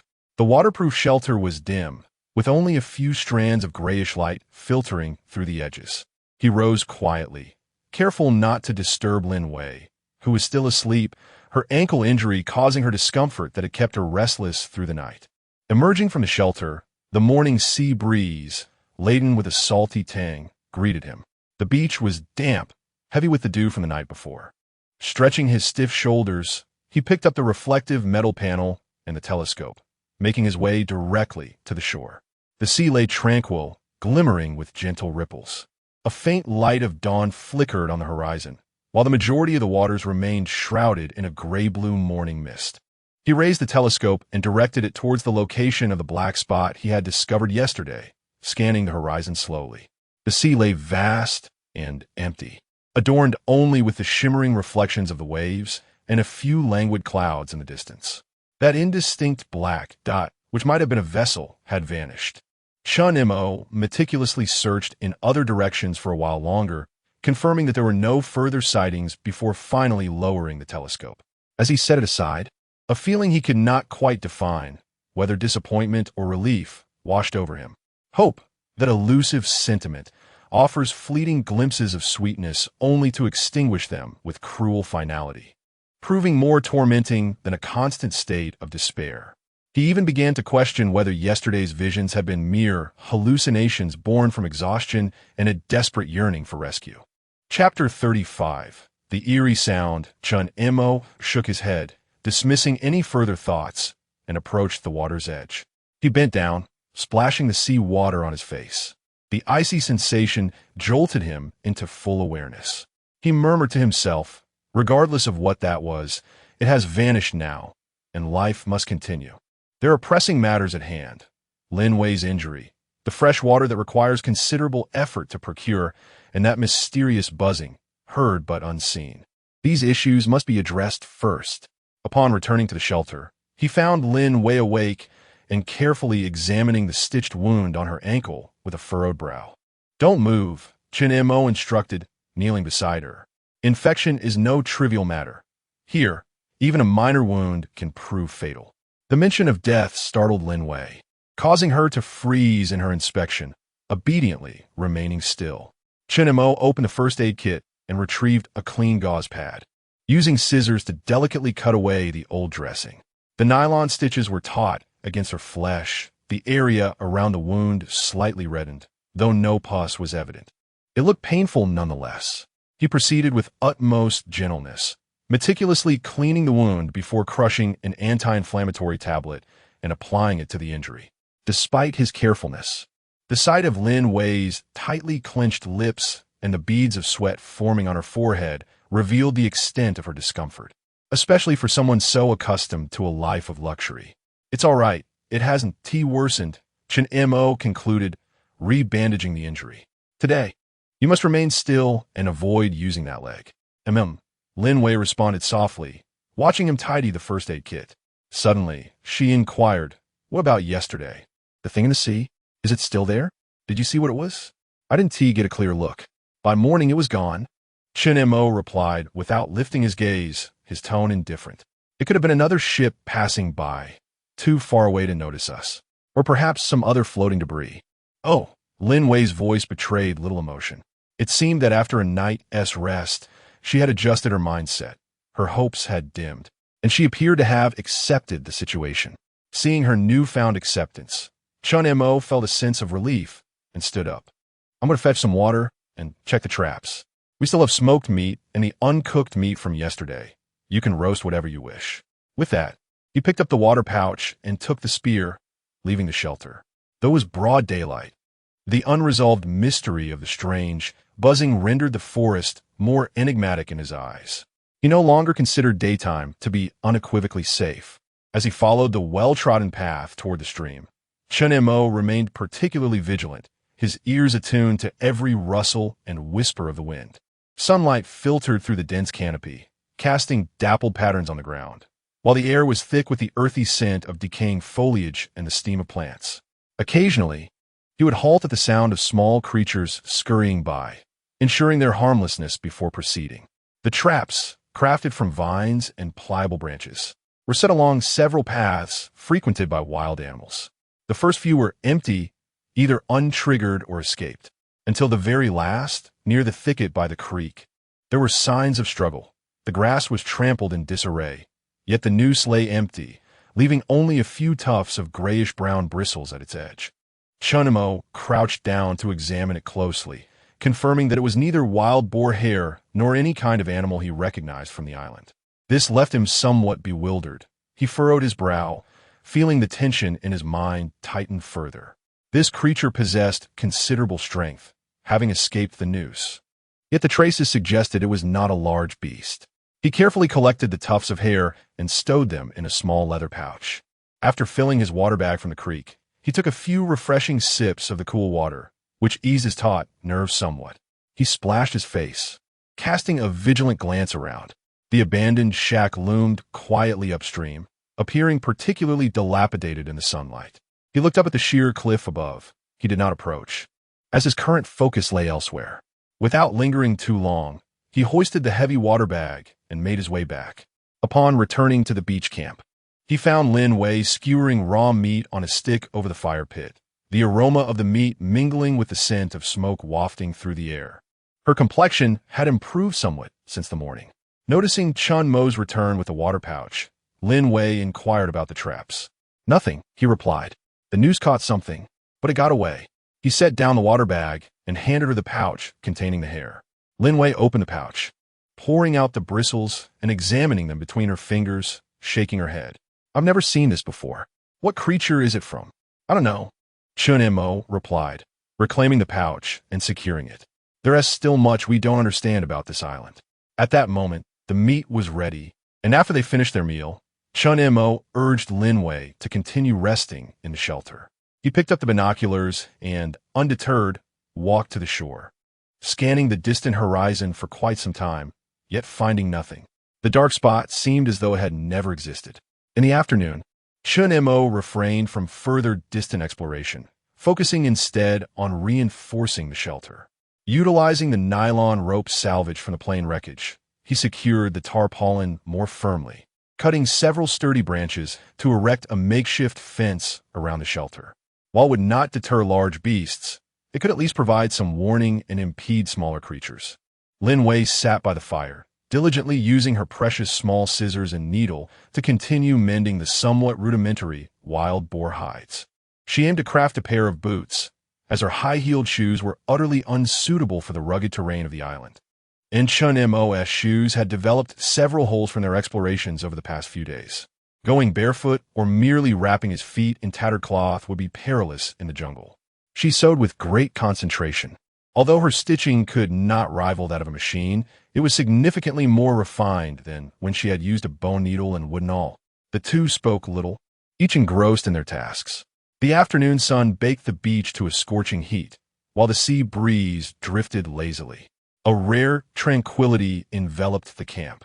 Yet beneath this calm lay the taut hearts of the two, the elusive target at sea, the unknown creatures in the jungle.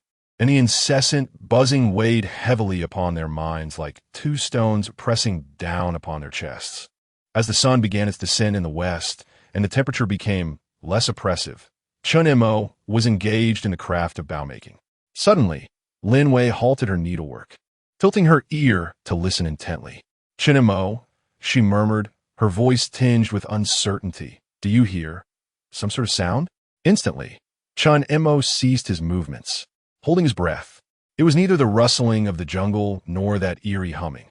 Instead, it was a deep, continuous, whooshing sound, reminiscent of waves crashing against something substantial. The noise emanated from the seaside. They exchanged glances, each reflecting a mixture of caution and curiosity. Chen Mo seized his spear and binoculars, instructing Lin Wei, "Stay here, I will investigate." He crouched low and approached the source of the peculiar sound with swift yet careful steps. In his line of sight, waves rolled onto the shore, then receded. Everything appeared normal. However, the whooshing sound was undeniably present and growing clearer. Scanning the coastline slowly, he abruptly halted, on the beach not far from their camp. The waves were pushing a grayish-white object up and down. It was not a rock. Its shape was rather regular, resembling a box? Chen Mo muttered to himself. Chapter 36. The mysterious box before him lay a rectangular object, mostly submerged in the water, intermittently colliding with the shore as the waves surged, producing a dull thud. Its considerable size resembled that of a large suitcase or some sealed container. Was it wreckage from an aircraft? Perhaps the luggage of a victim? He hurried back to the shelter, his words tumbling out in a rush. There's a box by the sea, pushed ashore by the waves. I'm going to take a look. You keep watch. As he spoke, he handed a pair of binoculars to Lin Wei and pointed toward the dark rocky outcrop nearby. Keep a keen eye on the surroundings. If anything seems amiss, retreat into the jungle. Upon hearing Chen Mo's words, Lin Wei felt a surge of anxiety. She accepted the binoculars and scanned the direction he indicated, but could not discern the floating object he described. Nodding emphatically, she replied, "Be careful. I'll wait for you here." Without uttering another word, Chen Mo grasped his spear and hastened toward the enigmatic box. Running on the soft sand was a challenge. As he drew closer, it became evident that it was indeed a man-made container. Its material appeared to be a rigid plastic or some composite, predominantly grayish-white, with metallic edges that glinted faintly. Faint letters and designs, obscured by the briny water, struggled to reveal their secrets. A wave surged forth, pushing the box higher, almost grounding it on the beach. Chen Mo refrained from rushing forward, instead halting several meters away to scrutinize the vicinity. The sea stretched wide and empty, devoid of any anomalies. The box appeared intact, showing no signs of damage or openings.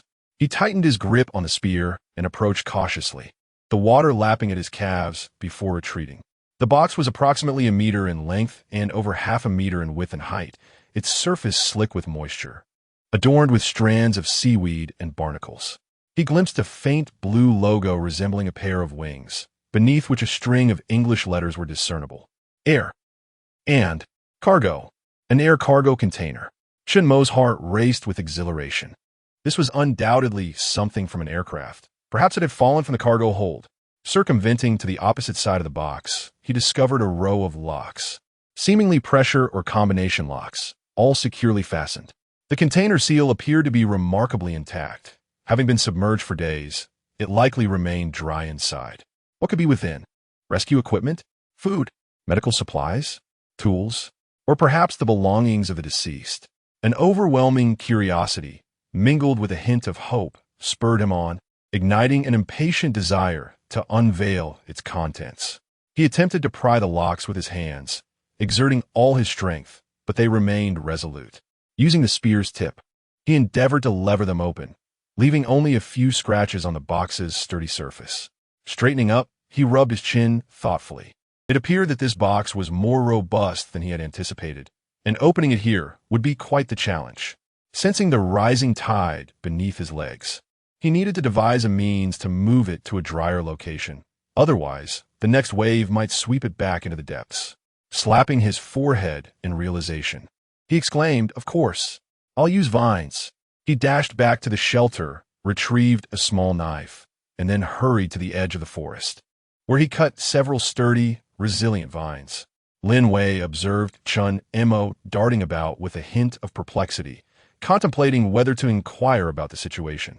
However, upon witnessing his hurried demeanor, she opted to remain silent. Chen Mo reached the location of the box, securing it with numerous loops of rope, fastening one end around his waist. Then, resembling a laborer, he sank his feet deeply into the sand and, during the fleeting moments of the surging waves, gradually dragged the heavy object towards the shore. Soon, perspiration drenched his back, and the muscles in his arms and waist ached painfully. The box was exceedingly heavy, compounded by the water's relentless pull, making the task immensely strenuous. Lin Wei watched anxiously from a distance, feeling utterly helpless. After nearly half an hour of exertion, Chen Mo finally managed to haul the box onto the dry sand, a good 10 meters beyond the tide line. He collapsed onto the ground, breathing heavily as he regarded this unexpected object that had seemingly descended from the heavens, or perhaps from the sea itself. After a brief respite, he rose to examine how to unlock it. The locking mechanism was particularly intricate, lacking any discernible keyhole. He attempted to strike it with a stone and pry it open with a spear, yet his efforts were in vain. Finally, contemplating whether to apply fire, he noted that the material appeared to be heat-resistant. Just as he pondered how to open the box, Lin Wei approached, leaning on a stout branch as a makeshift cane. Her expression a blend of curiosity and urgency. "How is it? Can you open it?" "I cannot. It is secured tightly," Chen Mo gasped, continuing to strike one of the locks with a stone. After several blows, he merely chipped away a bit of paint. "Damn, it's really sturdy. Such strength. If it were an ordinary box, it wouldn't require such a lock. Could it be dangerous?" Lin Wei regarded the box with hesitation, pondering the possibility of it containing flammable or explosive materials. Her words struck a chord with Chen Mo. It was not inconceivable that it might house chemical substances or delicate instruments, and using brute force could lead to unforeseen consequences. He paused, scrutinizing the surface markings of the box once more. Apart from the vague air cargo logo, there were various universal symbols indicating gentle handling, moisture sensitivity, and upward arrows. In one corner, he discerned a smaller emblem resembling a test tube and flame. Hazardous materials? A chill ran down his spine. What if? The thought sent waves of apprehension through him. He motioned for Lin Wei to step back a few paces, his brow furrowing. The contents could be life-saving supplies, or, conversely, a bomb.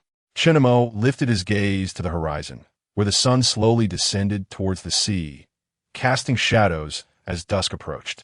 The sea breeze turned cooler. "We should take it back," he ultimately resolved. Leaving it here overnight filled him with unease. Should the tide rise and sweep it away, it would spell disaster. Without further ado, he resecured the vines, and together with Lin Wei, they exerted tremendous effort, one pulling while the other pushed with a tree trunk, finally managing to relocate the cumbersome box to the sandy area adjacent to their shelter. After accomplishing this daunting task, both were utterly exhausted, nearly on the brink of collapse. A brief respite was in order. Chen Mo added some dry branches to the dwindling campfire, and the flickering orange flames danced, dispersing the thickening dusk and chill. The firelight flickered upon the gray-white surface of the box, casting an ephemeral glow. They had prepared smoked meat for dinner, yet both their gazes occasionally drifted toward the box. It evoked not pure joy, but a complex amalgamation of desire, anxiety, and fear. "Tomorrow, shall we find a way to open it?" Lin Wei inquired softly, her meat untouched for quite some time. Chen Mo replied, chewing thoughtfully, his eyes never straying from the box. A prudent method must be devised. One could not force matters. He understood that until the contents were unveiled, the box would remain a thorn lodged in his heart. It symbolized the unknown, which, on this island, often heralded more peril than opportunity. As night fell, Chen Mo organized the watch. He took the first shift, while Lin Wei, weary and nursing an injured foot, soon succumbed to sleep. The campfire crackled, and the rhythmic sound of the tide echoed in the background. Seated beside the fire with a spear in hand, Chen Mo's gaze oscillated between the inky shadows of the jungle and the enigmatic box. This drifting vessel had not delivered the anticipated delight.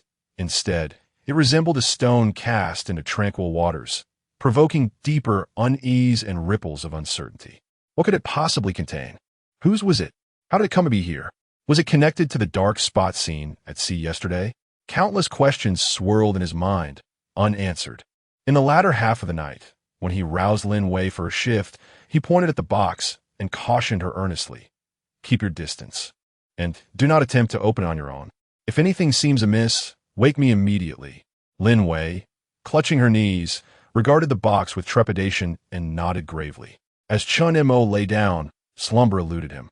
He could hear Lin Wei gently rising, hopping on one foot to add fuel to the fire, accompanied by the distant sound of waves lapping against the shore. The night stretched long ahead, and Chen Mo resolved to think of nothing further.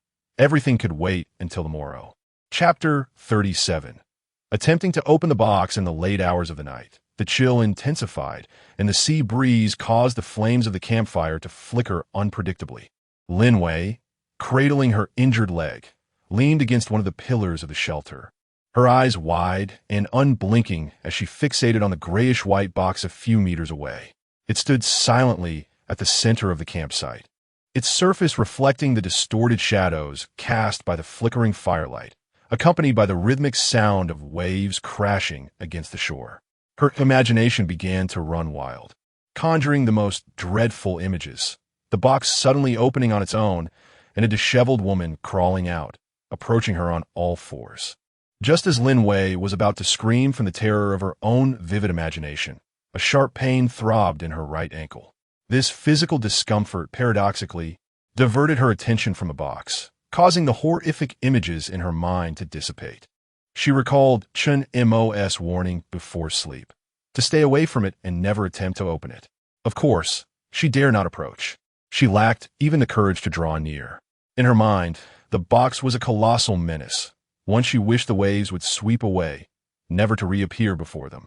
Its presence shattered the fragile sense of safety she had barely begun to establish. Time dragged on slowly. Each minute felt excruciating. She added more firewood, convinced that a larger flame would bolster her sense of security. Her ears were attuned to any unusual sound from the jungle and the shoreline. But most of her attention was consumed by the box. At one point, she thought she heard an exceedingly faint click emanating from within. Her body bristled with goosebumps, and she held her breath, staring intently. Yet, silence returned, leaving her uncertain. Perhaps it was merely the sound of wood cracking in the fire? Fear spread through her heart like an insidious vine. As dawn approached, it marked the darkest and coldest moment of the night. The fire dwindled, and Lin Wei's eyelids began to droop, her mental and physical exhaustion reaching a peak. Each time she nearly drifted into sleep, a sudden jolt would awaken her, instinctively checking to see if the box remained in its place. It was undoubtedly still there, like an inescapable nightmare. When the eastern horizon finally revealed a sliver of grayish-white light, dispersing the heavy darkness, Lin Wei felt nearly drained. She watched as the light gradually consumed the shadows, her heart lightening somewhat. Chen Mo awoke precisely at dawn's first light, his eyes opening just as the darkness began to recede. His sleep was shallow, a habit formed from long-term insecurity. Sitting up, his first glance fell upon the box, then shifted to Lin Wei, who appeared pale and weary with dark circles under her eyes. "Are you all right?" he asked, his voice hoarse from sleep. Lin Wei shook her head, then nodded, her voice faint. "I'm fine." She gestured towards the box. "It hasn't made a sound." Chen Mo rose, stretching his stiff limbs before walking toward the box. He circled the box, scrutinizing it closely, even giving it a gentle kick, which produced a dull, solid sound. After a night had passed, the sand that clung to the surface of the box had dried, causing the indistinct markings to become slightly more discernible in the morning light. Yet they remained difficult to fully identify. "I must find a way to open it," Chen Mo thought to himself, furrowing his brow. He first returned to the campfire, retrieving the remnants of last night's smoked meat to heat, prioritizing sustenance to conserve his strength. Once the meat was ready, the two silently ate, the atmosphere heavy with unspoken thoughts, neither focused on the food before them. Lin Wei consumed very little, occasionally glancing at the box before hastily lowering her gaze. After finishing their meal, Chen Mo began to prepare his tools. Habitually stroking his chin with his left hand, he fixed his gaze on the box, envisioning various tools, a hammer, a crowbar. However, lacking these items, he was forced to find substitutes. A stone could serve as a hammer, but what of the crowbar? He pondered. At that moment, he recalled the metal fragments salvaged from the aircraft wreckage. With this thought, he briskly made his way back to the shelter, approaching the heap of metal shards and cables, squatting down to sift through them. Soon, he unearthed a sharp, triangular piece of metal. Examining it in his hand, he declared, "Yes, this will do." As he turned to leave the shelter, he grabbed his trusty wooden spear. Arriving back at the box, he meticulously circled it, finally spotting a nearly imperceptible gap. He picked up a stone, aligning the sharp point of the triangular metal fragment with the fissure. Just as he was about to strike, he hesitated midair, recalling Lin Wei's warning from the previous day. What if there are hazardous materials inside? You should step back, preferably to behind the shelter. He turned to Lin Wei, saying, "Stay back, please."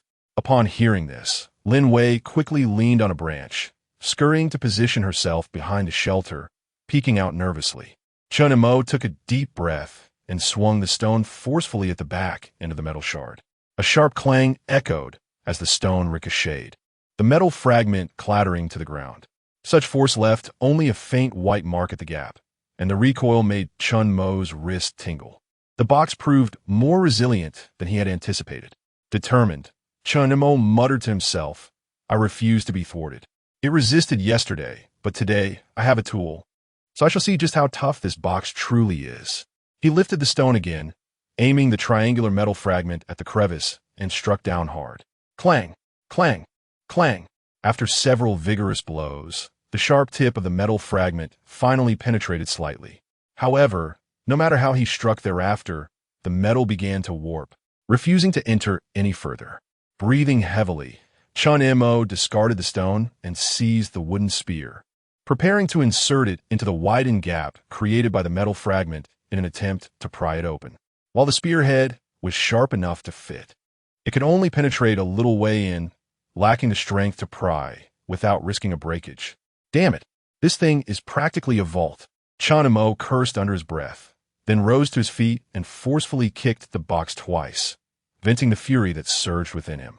Lin Wei had been observing Chen Mo from behind a shelter, her heart racing with trepidation.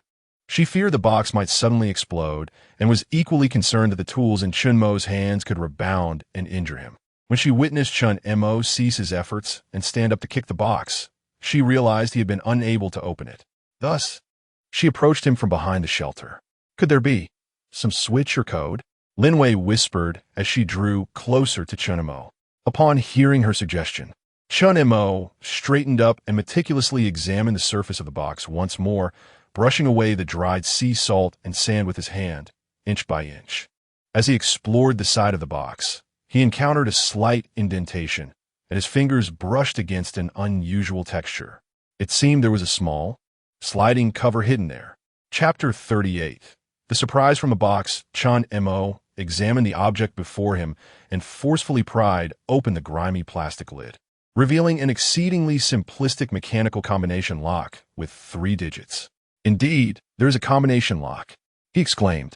Lin Wei, leaning on her cane, edged closer and upon seeing the lock felt a chill in her heart. 3 digits, how could one possibly guess? Should we try from 000 to 999? Well, that's certainly better than forcing it open, Chen Mo sighed. At least we have a direction now. He attempted to turn the dial. It had become a bit stiff after being submerged in seawater for so long. The initial rotations required considerable effort. Let us try some common combinations. 000, 111, 222, 123, 321, 999, Lin Wei suggested. Chen Mo recited these combinations while meticulously testing each one. With each turn of the dial, he engaged the lock lever. Yet each attempt yielded no response. As he continued to rotate, the dial began to move more smoothly.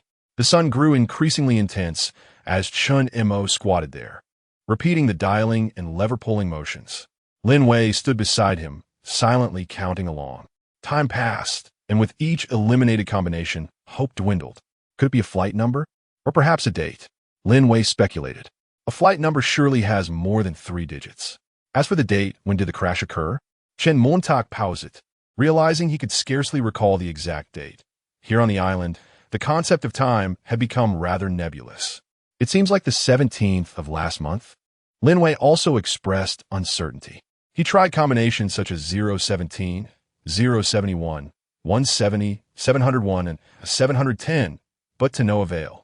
Progress was painfully slow as he moved from 100 to 200, then to 300. The pace was disheartening. As midday approached, the sun blazed down, leaving Chen Mo completely drenched in sweat. Drops cascaded from his chin, splattering onto the sand. Lin Wei, having stood for too long, felt her foot wound, throbbing, and decided to sit on the ground. When Chen Mo reached the combination 547, he instinctively pulled the lock lever with force. A crisp click resonated through the air. The lock popped open halfway. Chen Mo's movements froze instantaneously, and Lin Wei suddenly lifted her head. Both were momentarily stunned. exchanging a glance that conveyed mutual astonishment. It was hard to believe. Chen Mo's heart raced as he inhaled deeply and attempted to pry the now-released lock. With a decisive click, the lock fully opened. It's open. It's actually open. Chen Mo's voice trembled with disbelief and excitement. Without hesitation, he immediately tried the other locks. Indeed, once one lock was disengaged, the others seemed to respond as well, though still stiff.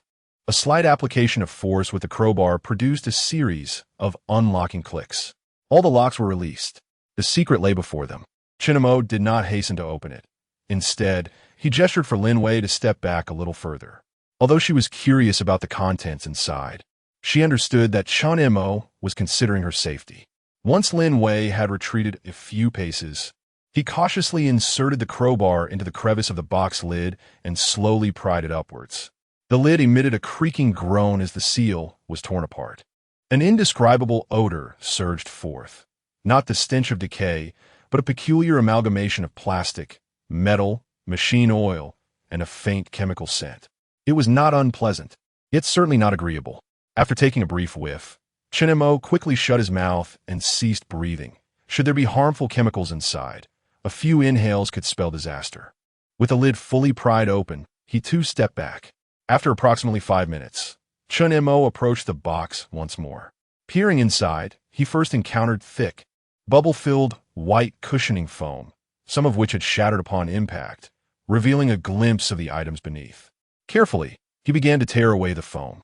The first object to come into view were several rectangular hard plastic containers, well sealed and adorned with labels. He picked one up, brushing off the foam debris, and discerned that the label bore English words and various chemical symbols. Chloramphenicol. Ointment. He strained to decipher it further, and there it was. Injection? This was an antibiotic. His voice quivered with excitement. An antibiotic. On this desolate island, it was worth more than gold. Lin Wei's wound desperately needed this. Holding the medication, Chen Mo couldn't help but reflect aloud. Such is the duality of fortune and misfortune. One sets out for a pleasant journey, only to encounter a shipwreck and find oneself stranded on an unknown island, injured to boot. Alas, at least we are both alive and now possess these life-saving medicines. Throughout this, Lin Wei had been intently observing Chen Mo, having drawn closer since he pried open the box, retrieved the medicine, and expressed his exhilaration. Her attention had never wavered from him. What are you muttering about? Lin Wei's voice suddenly broke the silence, startling Chen Mo so much that he nearly dropped the medication. He offered no explanation, merely responding with a hint of wistfulness. When did you arrive? He awkwardly inquired. I was here when you shouted. Perhaps your excitement made you oblivious to my presence. Lin Wei replied with a light laugh, covering her mouth. She then asked, what were you reflecting on? Nothing much. Just feeling that it's a bit surreal to end up stranded on a deserted island while on a vacation, Chen Mo replied. Upon hearing his words, Lin Wei paused, her expression turning somewhat melancholic. She gently responded, indeed. Then, raising her gaze to the sea, she appeared lost in thought. Chen Mo chose not to disturb her and quickly rummaged through the remaining boxes. There were anti-inflammatory medications, painkillers, and even a small syringe for injections. By heavens, he had struck gold. He gingerly extracted these boxes of medicine, placing them on the pristine sandy ground, cautious not to shatter them with a careless move. Following this, he tore open more cushioning foam, revealing food packaged in vacuum-sealed bags, compressed biscuits, jerky, and energy bars. Though their quantity was modest, each item was a high-calorie, long-lasting lifeline. Beneath these provisions lay several objects wrapped in soft fabric. Chen Mo picked up an elongated item, unwrapping the cloth to unveil a multifunctional entrenching tool, equipped with a shovel, pick, saw, and knife. Its metallic parts gleamed with a chilling brilliance, far superior to his own small folding knife. In a smaller bundle, he discovered a high-quality multifunctional survival knife, complete with a compass and a magnesium firestarter base. Additionally, there were several waterproof matchboxes, a small roll of fishing line and hooks, and even a portable water purification straw. Tools, all splendid tools. Chen Mo retrieved each one with care. With every tool he unearthed, his confidence swelled. Possessing these items would significantly enhance their chances of survival. The box was nearly empty now, and Chen Mo felt that his haul had far exceeded his expectations. Verging on miraculous, he continued to reach inside, eager to discover if anything had been overlooked. Chapter 39. Unexpected troubles. As he tore away the final remnants of foam wedged at the bottom of the box, his eyes were met with a startling sight. A handgun. He found it hard to believe and rubbed his eyes forcefully, glancing again. Indeed, it was unmistakably a firearm. The gun was entirely black, its lines stark and uncompromising, exuding an industrial elegance. Beside it lay a spare magazine brimming with golden bullets. The air seemed to freeze in that instant.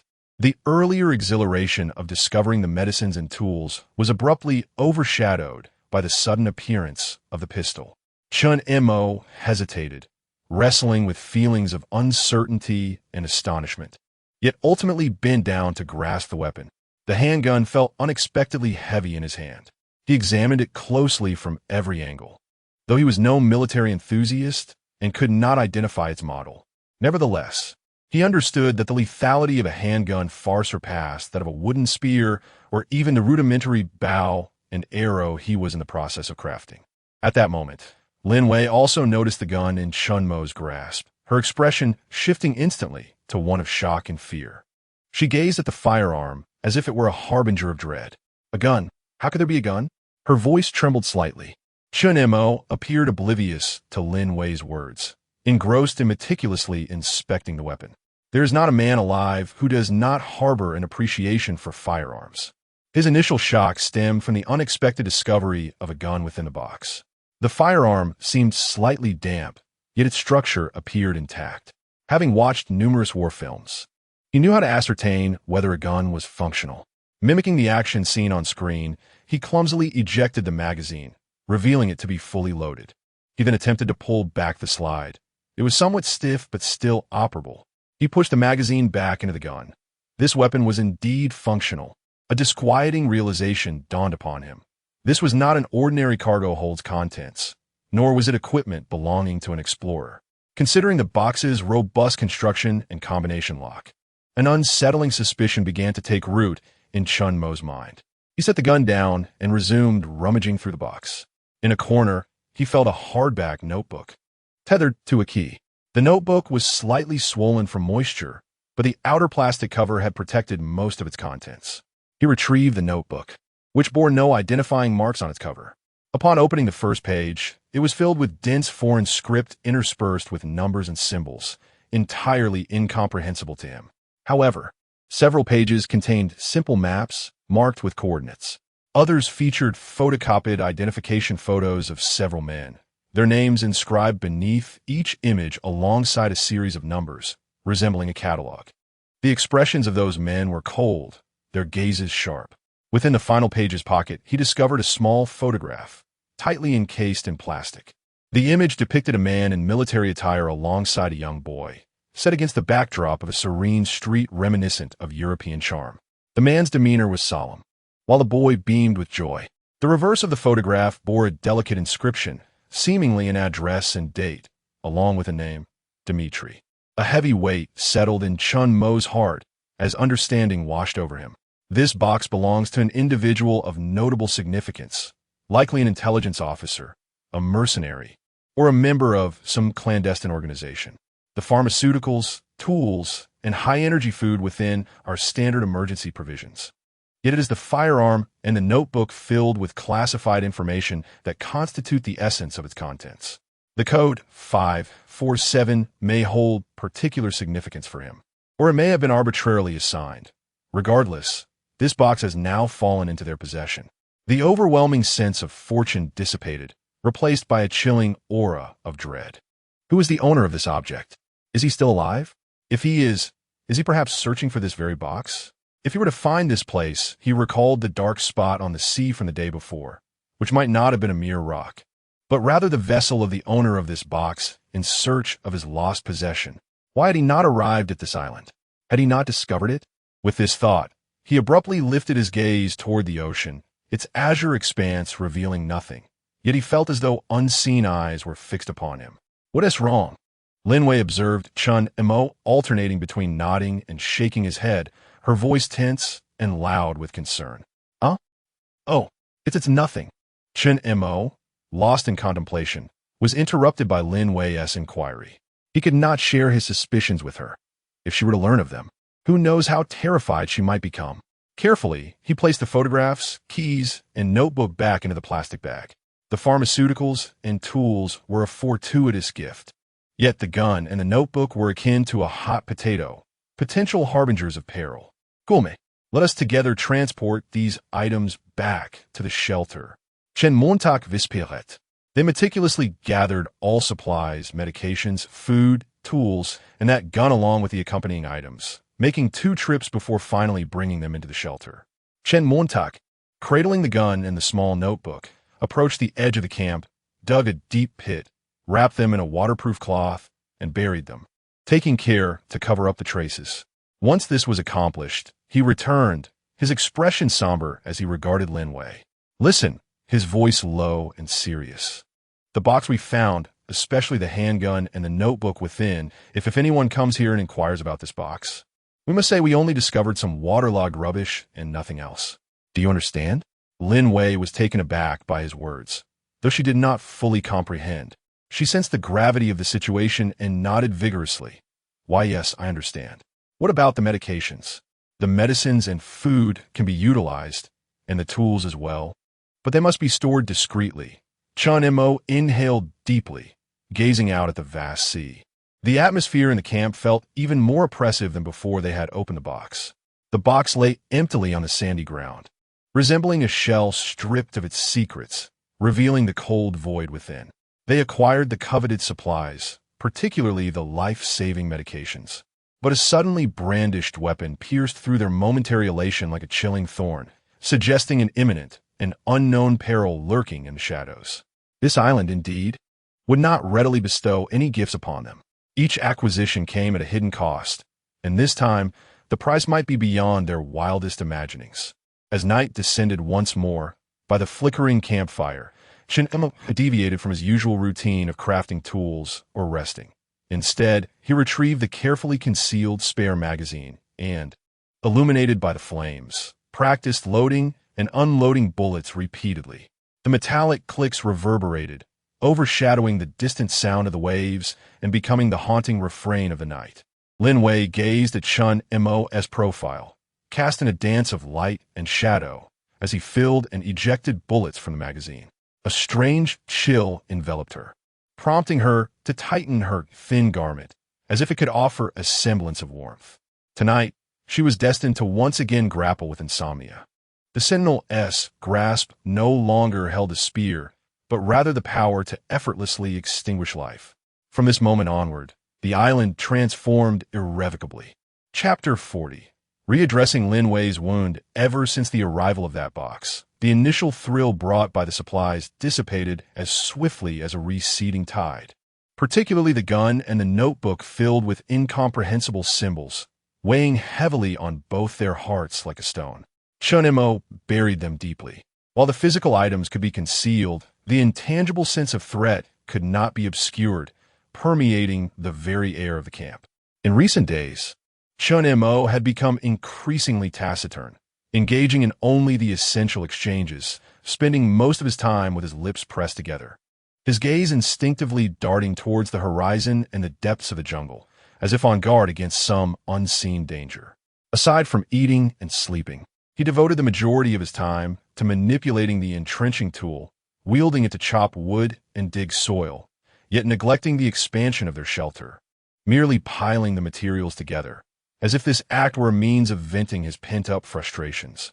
Lin Wei's ankle showed no signs of improvement. Perhaps it was due to her mood, or perhaps the excessive movement over the past few days, or perhaps a combination of both. Despite applying the antibiotics and anti-inflammatory ointment discovered within the box, the redness and swelling surrounding the wound not only persisted but seemed to worsen, the skin feeling feverishly hot to the touch. The stitches were pulled taut, the edges beginning to ooze murky fluid. Each inadvertent movement brought forth a sharp, piercing pain, causing her to involuntarily gasp. She endeavored to endure, not wishing to burden Chen Mo further. The situation was already dire enough. However, the pain and the dizziness induced by her low fever were impossible to conceal. Her appetite waning as both the roasted meat and the provisions from the box became difficult to swallow, leaving her to sip only a meager amount of water. On the afternoon of the third day, when Chen Mo examined her wound, his brow furrowed deeply. "This is not good," he spoke in a low tone. "The infection has intensified. Merely relying on medication will not suffice. We must remove the stitches and cleanse the wound thoroughly." Do not inquire how Chen Mo was so certain. He had perused survival manuals. Lin Wei's face blanched instantly, memories of her first experience with suturing flooding her mind, as the pain in her ankle surged anew. "See, cleanse? How do we cleanse it?" Her voice quivered with emotion. "After removing the stitches, we will extract the pus from the wound," Chen Mo stated resolutely, rising without leaving room for her to argue or hesitate. He rummaged through the supplies, finding a small sealed bottle of injectable saline solution and a sterile syringe, along with a small bottle of povidone iodine solution. He examined the expiration dates with relief. These could still be used. He then retrieved a multifunctional survival knife, unscrewing the tool holder to reveal the smallest blade within. Approaching the campfire, he held it over the flames several times to sterilize it. Finally, he produced a vial of chloramphenicol injection and drew a small amount into the syringe. Without any anesthetic, he returned, squatting before Lin Wei, placing the items meticulously on a large, clean leaf. "This will hurt. You must endure." Lin Wei gazed at the gleaming, slender blade and the needle, her throat parched and her heart racing. Instinctively, she attempted to withdraw her foot, but Chen Mo firmly grasped her ankle, his hand strong and his expression resolute. "Bite down on this." He handed her a smooth, polished wooden stick. Lin Wei trembled as she accepted it, placing it in her mouth and shutting her eyes. Too fearful to look, she felt the chilling application of povidone iodine around her wound, followed by a sharp sting as the needle pierced her skin to administer antibiotics. The genuine agony soon followed, as she could feel the blade slicing through her skin, prying apart the nylon stitches. An indescribable pain, a combination of scraping and pressure, overwhelmed her. It was simply excruciating, excruciating, excruciating, excruciating, excruciating, as if something was being forcibly extracted from the very seams of her bones. Her muscles tensed, sweat instantly soaking her back, her teeth clenching the stick, producing a rattling sound, while a pained whimper lodged in her throat. Chen Mo worked swiftly yet with utmost concentration.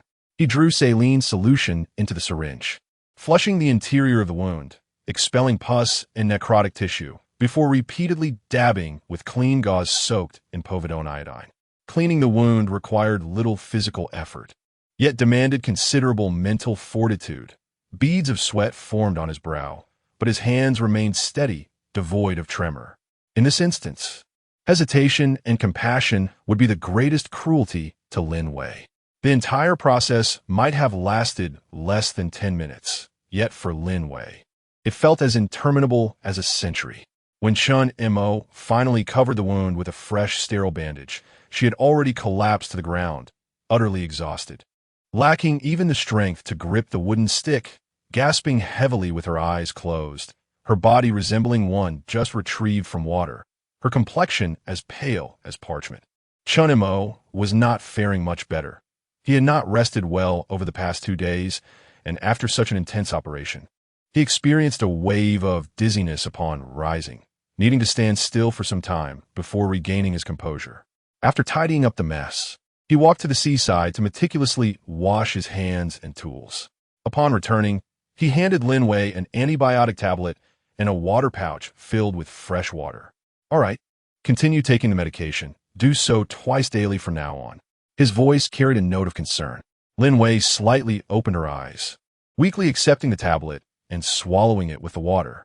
The bitterness of the pill could not overshadow the searing pain and heavy pulsation remaining at the wound site after such excruciating torment. Yet the previous feeling of impending explosion had indeed subsided. "Thank you. Without you, I—" Her voice was weak and hoarse, nearly inaudible. "Do not say that," Chen Mo interrupted her unspoken thoughts. On this island, it is just you and I. It is only right for us to help each other. After this exchange, they fell into silence, beginning to rest.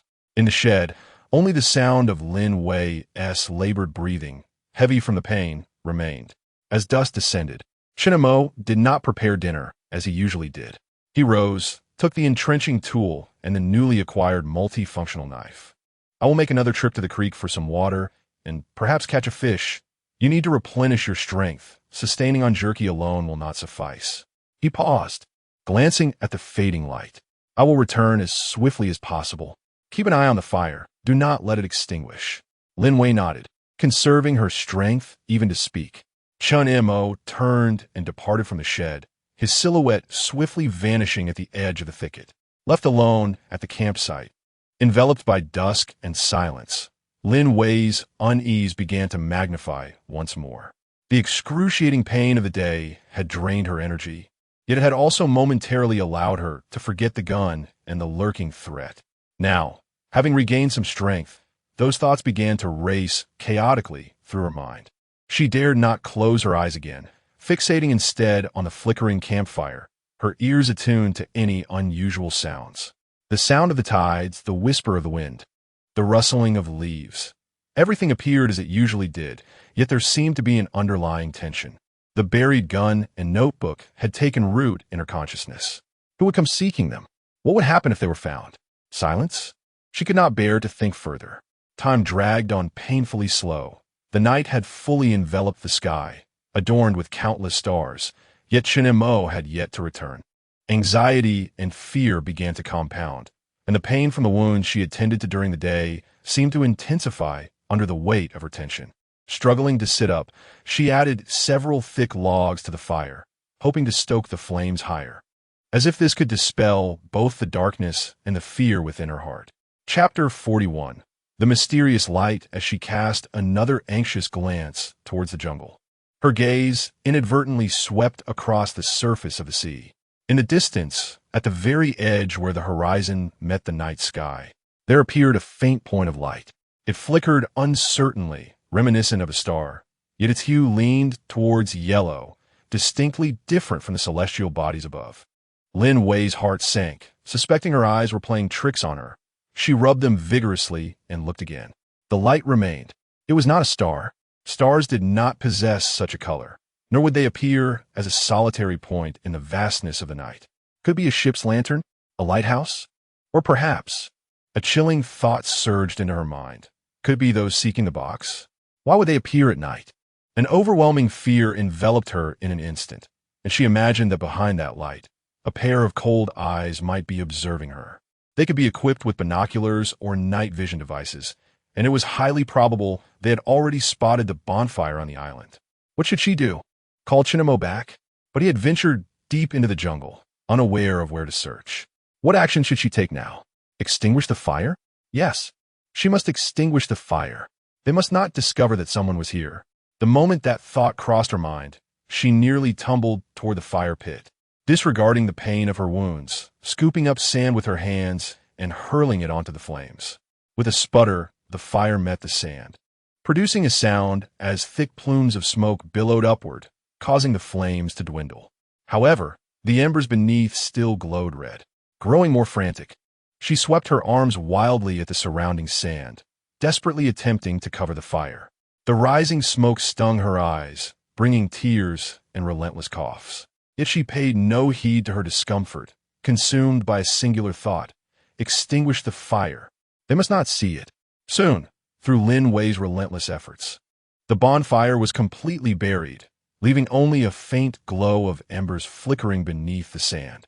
Occasionally, a wisp of white smoke would rise, barely noticeable in the night.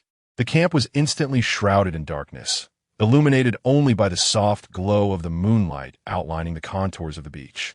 Lin Wei collapsed beside the still warm mound of sand, her heart racing as if it might leap from her throat. She nervously glanced back at that light. The point remained, weak and flickering, with no change in position, as if it had not noticed the disappearance of the small flame on the island. She fixed her gaze upon it, daring not to blink. Moments dragged on, and the light showed no signs of movement, steadfast in its brightness. Was it a ship? If so, why did it remain so still? If not, then what could it possibly be? Lin Wei's mind was a whirlpool of confusion, her eyes glued to that distant spot. After an undetermined span of time, footsteps emerged from the edge of the jungle. Chen Mo returned, carrying a full water pouch and 2 fish strung together with grass rope. However, as he stepped out of the woods, he sensed something was amiss. The camp lay in utter darkness, save for the faint lingering scent of smoke and the dim red glow emanating from the approximate location of the extinguished fire. As I approached the campsite, I discovered Wei slumped there like a figure sculpted from mud, her gaze lost in the vastness of the sea. What had transpired? Chen Mo swiftly discarded his water pouch and the fish, rushing to Lin Wei's side, his eyes scanning the surroundings with vigilance. What had happened? Why was the fire extinguished? He suspected yet another ambush from wild boars. Lin Wei, startled by Chen Mo's voice, turned her head, her trembling finger pointing towards the distant sea. Her voice tinged with sorrow. There's a light. I am afraid. I fear they have come for the box, so I extinguished the fire. A pang of anxiety gripped Chen Mo's heart as he followed the direction of Lin Wei's finger. Squinting against the profound night sky, he discerned the yellow glimmer she indicated. He immediately raised the telescope he always carried, adjusting the focus for a closer examination. After observing for a minute or two, he lowered the telescope, releasing a long sigh of relief, his body relaxing. It was not a ship's light. His voice returned to a calm demeanor, tinged with weariness. It was merely a star. Star?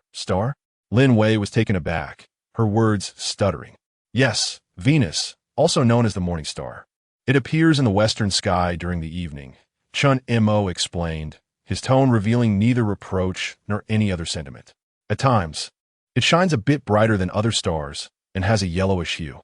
With that, he approached the buried embers of the fire, carefully using a spade to uncover the glowing coals beneath. He added some dry twigs and leaned down to gently blow on the embers. The orange flames leapt back to life, dispelling the darkness and illuminating Lin Wei's face, streaked with sand and tears. Warmth returned, yet Lin Wei felt a profound sense of embarrassment and shame. In her overwhelming fear, she had mistaken a star for a signal from an enemy, nearly extinguishing the vital source of warmth and life. I'm so sorry, she murmured, her voice barely above a whisper. I was so frightened. No harm done, Chen Mo interrupted her, continuing to fan the flames, ensuring they grew stronger. Being cautious is not a fault, but next time, remain composed and assess the situation clearly before reacting.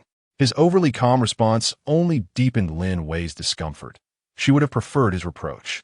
Chen Mo's tranquil demeanor seemed to convey that her actions were insignificant, unworthy of his emotional investment. After tending to the fire, Chen Mo began to prepare the 2 fish. He skillfully scaled them, removed their entrails, skewered them with a stick, and placed them over the fire to roast. Soon, the enticing aroma of grilled fish wafted through the air. The 2 fell into a silence, the sizzling of the fish intertwining with the sound of the waves. Before long, the fish were ready, and Chen Mo handed one to her. Lin Wei accepted it silently, taking small bites. The fish was tender, yet she found no pleasure in it. The pain in her ankle, the humiliation from her earlier blunder, and the dread of the future coalesced, making it difficult to swallow. Stealing a glance at Chen Mo, she observed him quietly savoring his share of roasted fish, his gaze occasionally drifting over the sea towards the star known as Venus. His eyes were profound, lost in contemplation, leaving her to wonder what thoughts occupied his mind. He seemed to have completely detached himself from the earlier incident, returning to a state of vigilant awareness. Lin Wei suddenly realized that Chen Mo's inner turmoil might be far more intense than he outwardly displayed. He simply chose not to voice it. He buried all his emotions deep within, silently grappling with them on his own. Perhaps her earlier actions appeared to him as nothing more than a chaotic distraction. She slowly chewed the fish in her mouth, a newfound determination gradually welling up within her. This cannot continue. She could not forever remain in fear, being a hindrance and waiting to be protected. Her foot injury would eventually heal, and if danger truly approached, she must possess the ability to safeguard herself, rather than acting like a helpless wretch, paralyzed by panic. After finishing the last bite of fish, she tossed the stick along with the fish bones into the fire, watching as the flames gradually consumed them. Chen Mo, she suddenly spoke, her voice steadier than before. Once my foot feels better, will you teach me how to set traps? Also, how to use that entrenching tool? Chen Mo turned his head, a look of surprise crossing his face. In the flickering firelight, her face remained pale, yet her eyes danced with a flicker of determination unlike before. He gazed at her for a few moments before nodding in acknowledgement. Chapter 42. Constructing the shelter fence as dawn broke on the second day. Chen Mo, while tending to her wound, noticed a significant easing of the gravity that had marked his demeanor the previous day. Lin Wei's ankle, having rested through the night, appeared to have improved somewhat. The area of swelling had not continued to expand, and the surrounding skin felt considerably less heated. How wonderful it was that the inflammation had been contained. After re-bandaging the wound, he spoke to Lin Wei with utmost seriousness, insisting that she must take care to avoid putting weight on her right leg and to keep the injury away from water. Lin Wei, upon hearing this, nodded vigorously in agreement. Since their arrival on this island, their provisions had remained plentiful, consisting of cured meats, compressed biscuits, and the occasional fresh fish that Chen Mo would procure from the stream, alleviating their concerns about hunger for the time being. Fresh water was also abundant.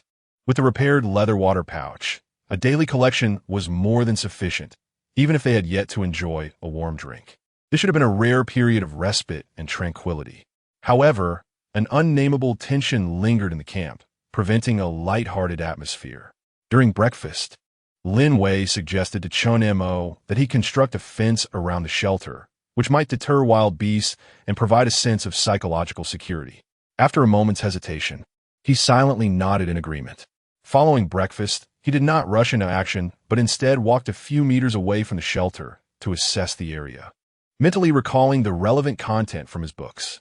Approximately half an hour later, Chen Mo returned to the shelter, found a sturdy branch, and marked a line from a large rock at the back of the shelter to the opposite end, outlining an area of about a dozen square meters.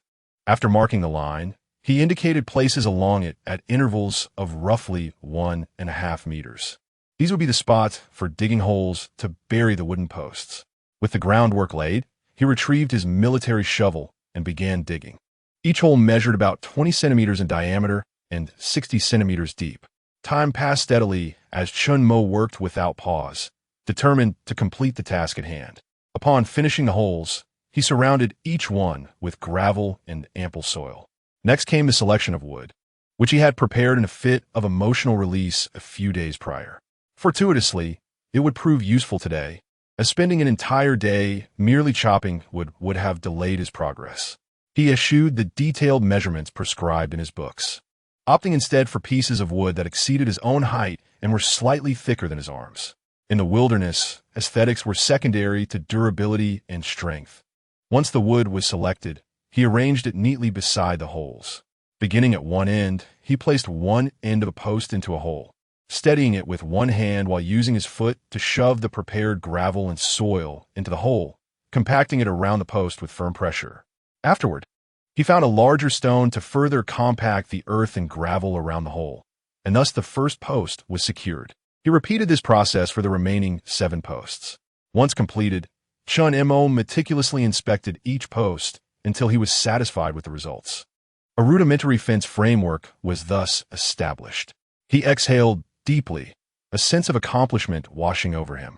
It was only then that he realized his back had long been soaked with sweat, and the sun blazed fiercely overhead.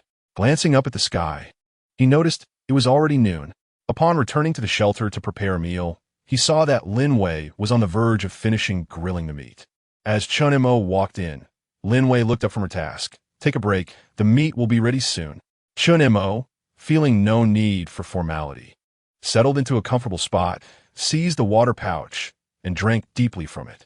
The cool stream water flowed down his parched throat, instantly dispelling his fatigue.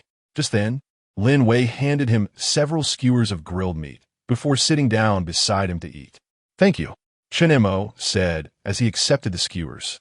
I haven't been much help since arriving on this island. It's been you who has been tirelessly providing for us. If I were to express my gratitude, I wouldn't know how many times I'd have to thank you. Lin Wei replied while eating, a slight smile unconsciously curling at the corners of her mouth. After finishing lunch, Chen Mo did not rest. He stood up and said to Lin Wei, I'm going into the woods to gather some vines and fetch water.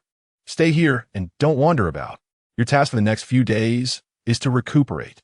All right, be careful. Lin Wei understood that in her current state, she could not be of assistance, and the only way to alleviate Chen Mo's burden was to heal quickly. Chen Mo picked up the water pouch and left the shelter, then took a multifunctional shovel and ventured into the jungle. He followed a familiar path to the stream, filled the water pouch, and splashed some water on his face, not lingering any longer before continuing toward the area dense with vines. En route. He checked several traps he had set, finding them empty, though 2 had been triggered, showing signs of a struggle. Perhaps the prey had managed to escape. He did not dwell on it. Food was not currently in short supply, and what mattered now was gathering vines. Upon reaching the tangled vines, he secured the water pouch at his waist and began to cut with a multifunctional shovel. After considerable effort, he felt he had gathered enough, paused to organize the vines into bundles for easier transport. Chen Mo wasted no time resting. He hoisted a large bundle onto his back and made his way back to the shelter. After several trips, he finally returned with a sufficient quantity of vines. Sitting on the sandy ground, he took a moment to rest and drink some water before resuming his work. Positioning himself between the stone pillar and the second pillar, he began to wrap the vines around both supports, adhering to his earlier plan of an X-shaped pattern. While wrapping the vines around the second pillar, he deliberately left space, facilitating the wrapping of the third pillar with greater ease. In the midst of Chen Mo's wrapping, tightening, and knotting, the walls of the shelter were completed. He circled around the enclosure. To be honest, it was not aesthetically pleasing, but what did that matter? Functionality was paramount. Finally, for the gate, Chen Mo sourced 4 wooden logs, roughly the thickness of his wrist, and constructed a rectangle measuring approximately 80 by 170 centimeters, extending slightly at each corner, which he secured with vines, completing the framework. The central section was woven in the same manner as the enclosure. Drawing from his experience with the enclosure, the gate was swiftly finished. Subsequently, Chen Mo utilized a rather robust vine, allowing it to descend from the upper door frame, threading it through the gap at the apex of the door, and then securing it in place. He repeated this process at the bottom, resulting in a simple yet flexible door that could be easily opened and closed. At this point, a complete sanctuary fence was finally accomplished. Chen Mo exhaled deeply, turning his gaze towards the sea. Not far off, the waves gently caressed the shore, and the afterglow of the setting sun cascaded upon the surface, resembling scattered shards of gold dancing in the light. An exquisite sight that captivated his heart. Chen Mo found himself entranced. During his days on the island, it seemed as though he was witnessing such breathtaking scenery for the very first time. The sea breeze brushed against his cheek, a refreshing caress that enveloped him, allowing him to forget everything and become utterly enchanted, as if he had been transported to the Maldives. Chapter 43. A peculiar sound when Chen Mo regained his senses. Dusk was approaching. He chuckled softly, shook his head, and hurried to the enclosure to tidy up the remaining items. A few spare pieces of wood were stacked neatly in a corner, destined perhaps to serve as firewood in the future. He organized the unused vines, placing the thicker ones alongside the wood, while reserving the thinner ones to craft new lasso loops for the shed. Upon entering the shed, he found Lin Wei diligently sorting through the hard-won supplies. Hearing the commotion behind her, she swiftly turned to see Chen Mo returning with some vines in hand. Is the enclosure complete? She inquired, a hint of curiosity gracing her features. Well, somewhat, Chen Mo replied, his tone tinged with weariness. It's quite simple, but at least it's sturdy. That's wonderful, Lin Wei exclaimed, momentarily overlooking Chen Mo's fatigue. Does that mean we won't need a stand guard tonight? Indeed, but we must remain vigilant, he cautioned, taking a few sips of water from his pouch. Understood. You should rest for a while. I'll prepare dinner, Lin Wei said. rising to fetch the jerky. No need to go to such trouble. Let's have some compressed biscuits tonight, Chen Mo suggested, handing her a piece. It wasn't that Chen Mo was averse to roasted meat. Rather, he felt a wave of drowsiness wash over him as he relaxed. By the time Lin Wei finished cooking, he would likely be fast asleep. As they shared their meal and engaged in conversation, a gentle snore escaped Chen Mo's lips, signaling his slumber. Lin Wei added some firewood to the blaze and reclined against the side, surrendering to sleep as well. The following morning, Lin Wei awoke to find Chen Mo seated there, weaving lasso loops. Observing his nimble fingers skillfully intertwining the vines, she could no longer contain herself. Now, can you teach me? Chen Mo lifted his gaze, briefly assessing her ankle. How can you learn to set traps if you cannot move? First, I must learn to recognize the principles, Lin Wei insisted, shifting her body closer. How to identify the paths of wild beasts, how to choose locations, and how to weave the loops. Surely they can be learned by observation. Chen Mo did not oppose her request. He picked up a vine and began to demonstrate the most fundamental double knot, explaining the method to create a trigger mechanism using the elasticity of small trees. His instructions were succinct, devoid of superfluous words, emphasizing the essentials. The knots must be live, not tightly bound, for even if ensnared, the prey could escape. The trigger stick must be smooth, ready to topple with the slightest touch, and the camouflage must be impeccable, leaving no trace of human scent. Lin Wei listened intently, her eyes fixed on every motion of his hands, absorbing each word he uttered. She realized that these techniques were not as enigmatic as she had once imagined. Rather, they involve an understanding of animal behavior and the straightforward application of physical principles. Taking several slender vines, she clumsily attempted to replicate his work. Observing others perform was one thing. Executing it herself was an entirely different challenge. The vines in her hands seemed to resist her, her fingers uncooperative as the knots she fashioned were crooked and her live knots utterly unrecognizable, a chaotic mess instead. Chen Mo cast a glance without offering any judgment, merely continuing with his tasks. Occasionally, when she made a significant error, he would tap the handle of his knife to indicate reversed, too loose. Lin Wei, undeterred, would dismantle and reassemble, repeating the process. Amidst the monotonous repetition, time seemed to pass more swiftly. Her full attention was captivated by the vines in her hands, momentarily allowing her to forget the pain in her feet and the looming threat from the sea. After crafting several utterly unserviceable nooses, her fingers, chafed and reddened by the coarse vines, finally began to grasp the technique, resulting in something slightly more presentable.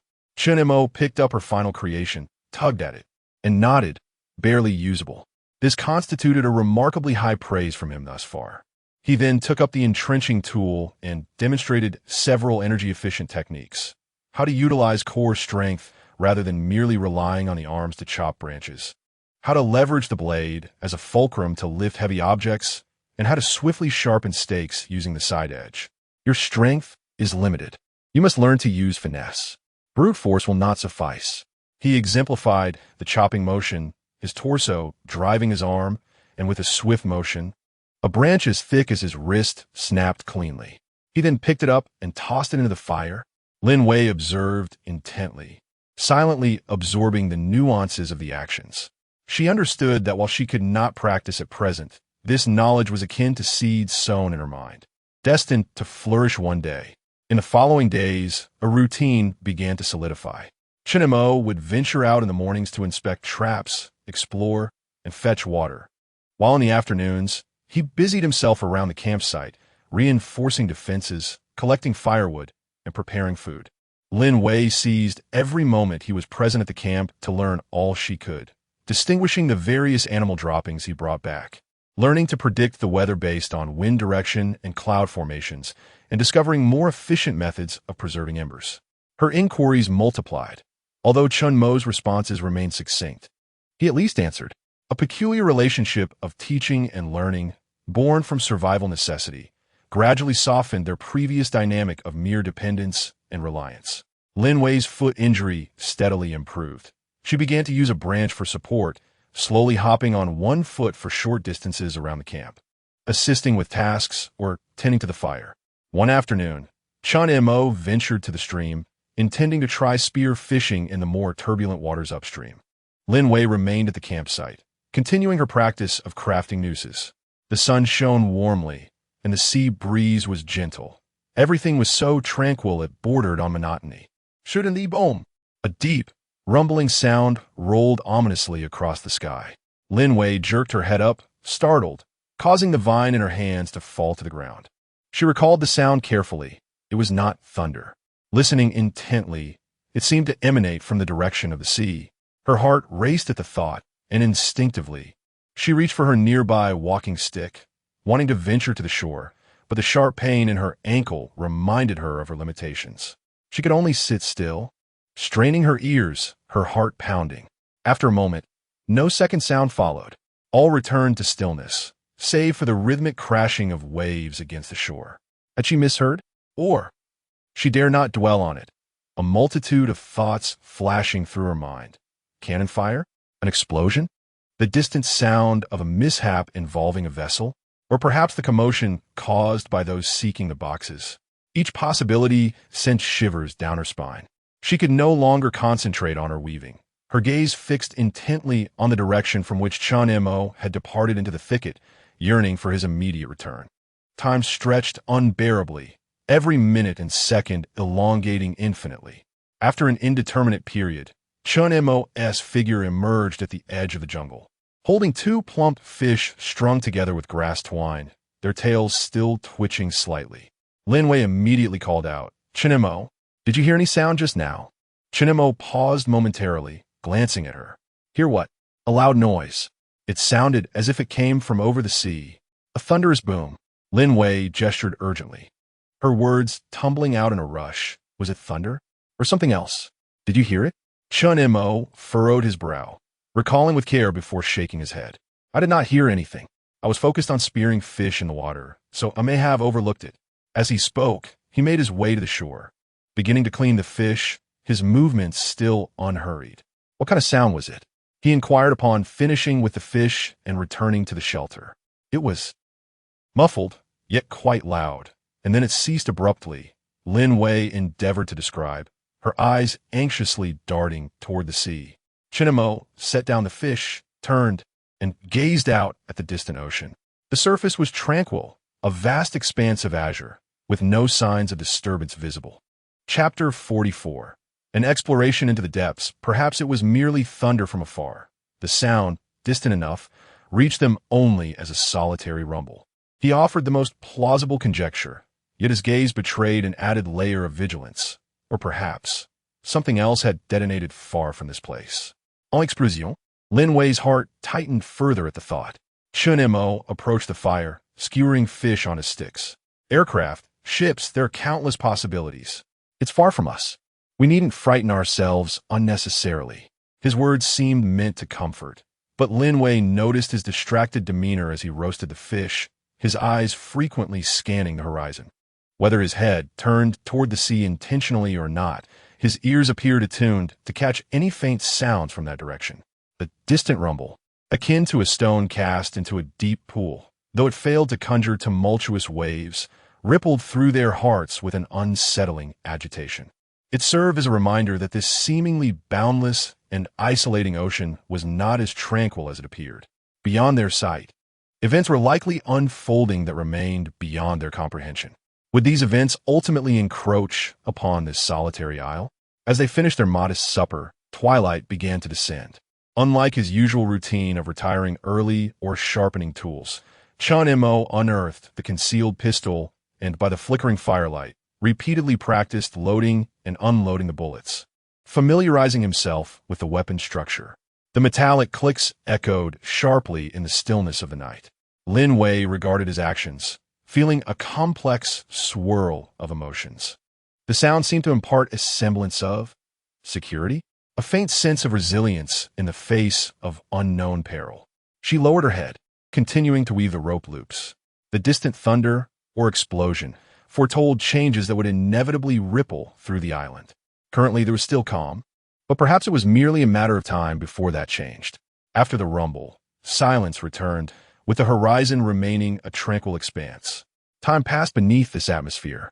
Over the past few days, Chen Mo not only reinforced their camp, but also used a spade to fell branches, sharpen stakes, and heighten the surrounding fence.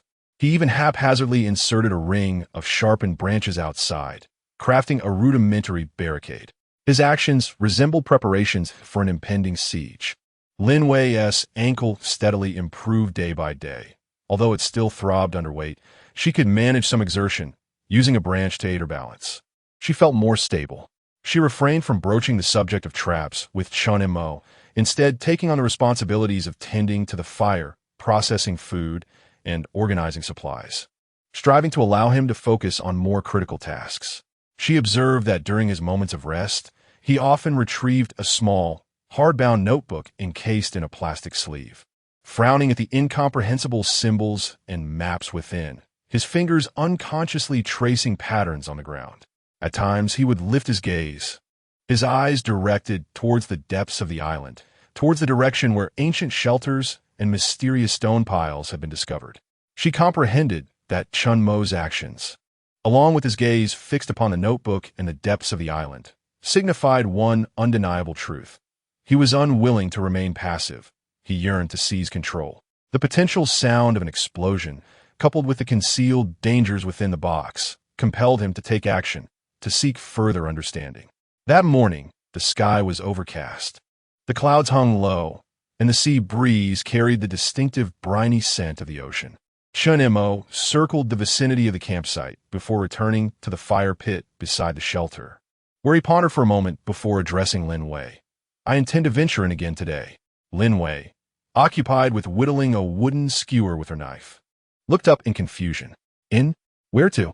"Inside," Chen Mo replied, gesturing with his chin towards the jungle. "To uncover the symbols and investigate further. I will follow those carvings deeper. Can you manage alone? Perhaps you should take." Lin Wei instinctively glanced towards the spot where Chen Mo had buried his gun. Since their arrival on the island, they had encountered numerous uncertainties, and today, Chen Mo's plan to delve into the depths of the jungle made Lin Wei feel it prudent for him to carry the weapon. "It's fine," Chen Mo reassured her, understanding her concern. "That thing should remain untouched unless absolutely necessary. Do not worry. I am merely surveying. If anything arises, I will not act impulsively." His tone shifted to seriousness. "You stay at the campsite. Secure the gate. Do not open it unless I return." He paused, adding, "If there's an emergency, blow this." He handed her a makeshift whistle crafted from hollow bird bones and cork, which he had fashioned over the past few days. Lin Wei took the whistle, its cold hardness fitting snugly in her palm. "How long will you be gone?" "Difficult to say. I will definitely return before dark." Chen Mo began to gather his belongings. A digging tool was essential, along with a multifunctional knife, bow, and arrows, a spear, a filled water pouch, and several pieces of dried meat. "Be careful." The multitude of words lodged in her throat finally coalesced into those three simple words. Chen Mo nodded in response, saying nothing more. As he pulled open the rudimentary gate fashioned from thick branches and vines, his figure quickly vanishing into the edge of the jungle. The campsite fell into an eerie silence. In the distance, a few seagulls called out. Lin Wei propped herself against a tree branch, slowly moving to secure the gate, then leaned against the rough wooden post as she sat down. She clutched the bone whistle tightly, as if it could bestow upon her a sense of safety. Alone in the shelter, Lin Wei felt time stretch interminably. To stave off her wandering thoughts, she desperately sought tasks to occupy herself. First by inventorying all the supplies within the shelter. She then turned each piece of cured meat, and finally added more wood to the fire. After only a short while, she found herself breathless, her ankles beginning to throb. She had no choice but to pause, returning to the fire pit, listening to the rustling of leaves as the wind blew through them, the sound of the waves, and the occasional bird calls. Meanwhile, Chen Mo moved swiftly through the jungle, traversing the paths he had walked countless times for water. This made his journey less strenuous, yet his vigilance remained unwavering. His eyes were not only fixed on his feet, but also scanning the surroundings to the left and right, while his ears remained attuned to any disturbances within the forest. He once again arrived at the familiar brook, where the water flowed gently, crystal clear, and revealing the pebbles beneath. He replenished his water pouch with the fresh brook water and washed his face, a ritual that had become second nature to him each time he visited. Having completed these tasks, he did not linger any longer, but continued to stroll upstream along the bank. Soon, the lowly, dilapidated shack came into view, appearing even more decrepit than the last time he had seen it, as if it were on the verge of collapsing. He approached cautiously, using a spade to clear away the hanging vines, peering inside. It remained utterly empty, still filled with the scent of damp earth, decaying leaves, and a heavy mustiness. Everything inside had not changed at all.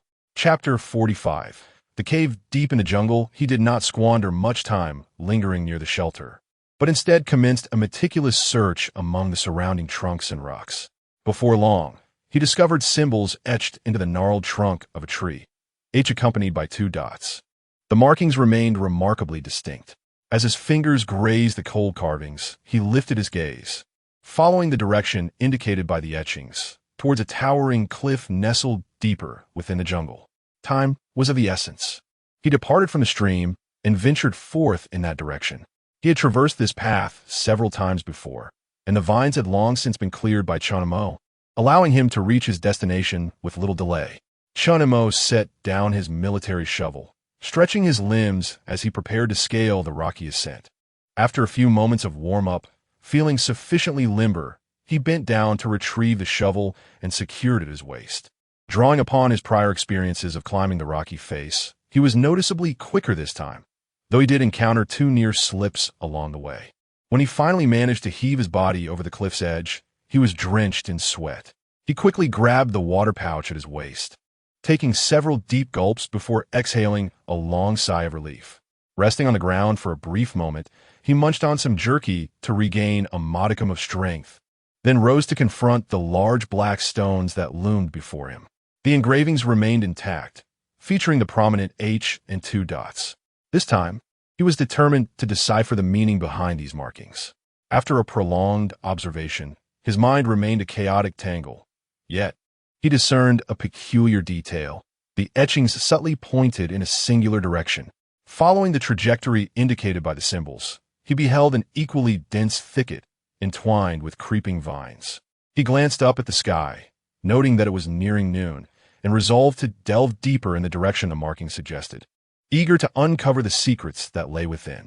Without hesitation, he pressed onward along the path. The light in the forest grew increasingly dim, the vegetation denser, and the route ahead was unfamiliar to him. He proceeded slowly, clearing away the obstructing vines while diligently searching for the next marker. This task proved arduous at times. He had to scour repeatedly to uncover the next etching hidden behind an inconspicuous tree or partially buried stone. The size and depth of the markings varied, yet the symbols remained consistent. It was evident that this path had not been traversed in a considerable time, nearly swallowed by the surrounding wilderness. Relying on the sporadic stones and the carvings on the trees for guidance, he laboriously advanced. The air was thick and humid, sweat continuously trickling down his chin. His clothes perpetually soaked, while the incessant buzzing of mosquitoes played a tiresome symphony in his ears. After meandering for over an hour, he noticed a distinct elevation in the terrain. The surrounding trees had grown taller and more robust, requiring the embrace of 2 individuals to encircle their girth, while the ground was blanketed with rich, decaying matter. At that moment, he stumbled upon a new marker. This sign was inscribed upon a nearly vertical, moss-covered rock face, the symbol larger and more deeply etched, as if imbued with a sense of urgency. Instinctively sensing something peculiar about this place, Chen Mo stroked his chin, his gaze meticulously scanning the surroundings. Every suspicious corner was scrutinized with utmost care, and upon spotting a questionable area, he would approach it for a thorough investigation. One after another, he continued his search until, upon reaching a spot beneath the rocks near the ground, he stumbled upon a dark entrance, almost entirely concealed by entwined vines. A thought flickered in his mind. This location was indeed extraordinary. He halted, gripping his entrenching tool tightly, and observed intently. The entrance was modest in size, barely accommodating a person bent over, shrouded in darkness that rendered visibility nearly impossible. A chilling, damp air, infused with a loamy scent, greeted him. The earth and stones at the entrance displayed signs of prolonged trampling and disturbance, though mostly obscured by vegetation. Subtle markings still discerned. These engravings had guided him here. What was this place? Another refuge? A storeroom? Or something entirely different? He held his breath, straining to listen for sounds emanating from the depths of the cave, only to be met with a faint, mournful whisper of the wind, providing no further clues. After a brief moment of hesitation, he resolved to venture inside. He had come this far, and retreat was not an option. Retrieving an emergency flashlight from his pocket, he flicked the switch, casting a beam of bright light into the abyss, offering a semblance of illumination. Clutching the flashlight in his left hand and gripping the entrenching tool in reverse with his right, he cautiously bent low and entered the cave. The entrance was narrow, but after taking a few steps, the interior opened slightly, allowing him to straighten up. The beam of light danced across the damp walls, glistening with droplets that appeared slick and coated in moss. The earthy scent intensified, mingled with an indescribable mustiness. The cave was not deep, extending only about 17 or 18 meters before culminating in a relatively spacious circular chamber, its floor notably level, indicating prior human intervention. The beam from his flashlight gradually swept across the area, his eyes tracking its movement. In one corner of the cave, a collection of items lay in disarray, causing his heart to race. He focused the light, pausing for a few moments to discern any anomalies, then hurried over. Before him were several decaying wooden crates. In a state of disrepair, their boards splintered, revealing dark, indistinct metallic objects within, severely rusted and possibly tools or parts. Adjacent to these was a long, wrapped item encased in thick oilcloth, which had deteriorated beyond salvage. A mere touch from his wooden spear caused it to crumble. Inside, a segment of a rusty barrel emerged, reminiscent of an antiquated firearm from decades past, but time and the dampness of the cave had rendered it utterly defunct.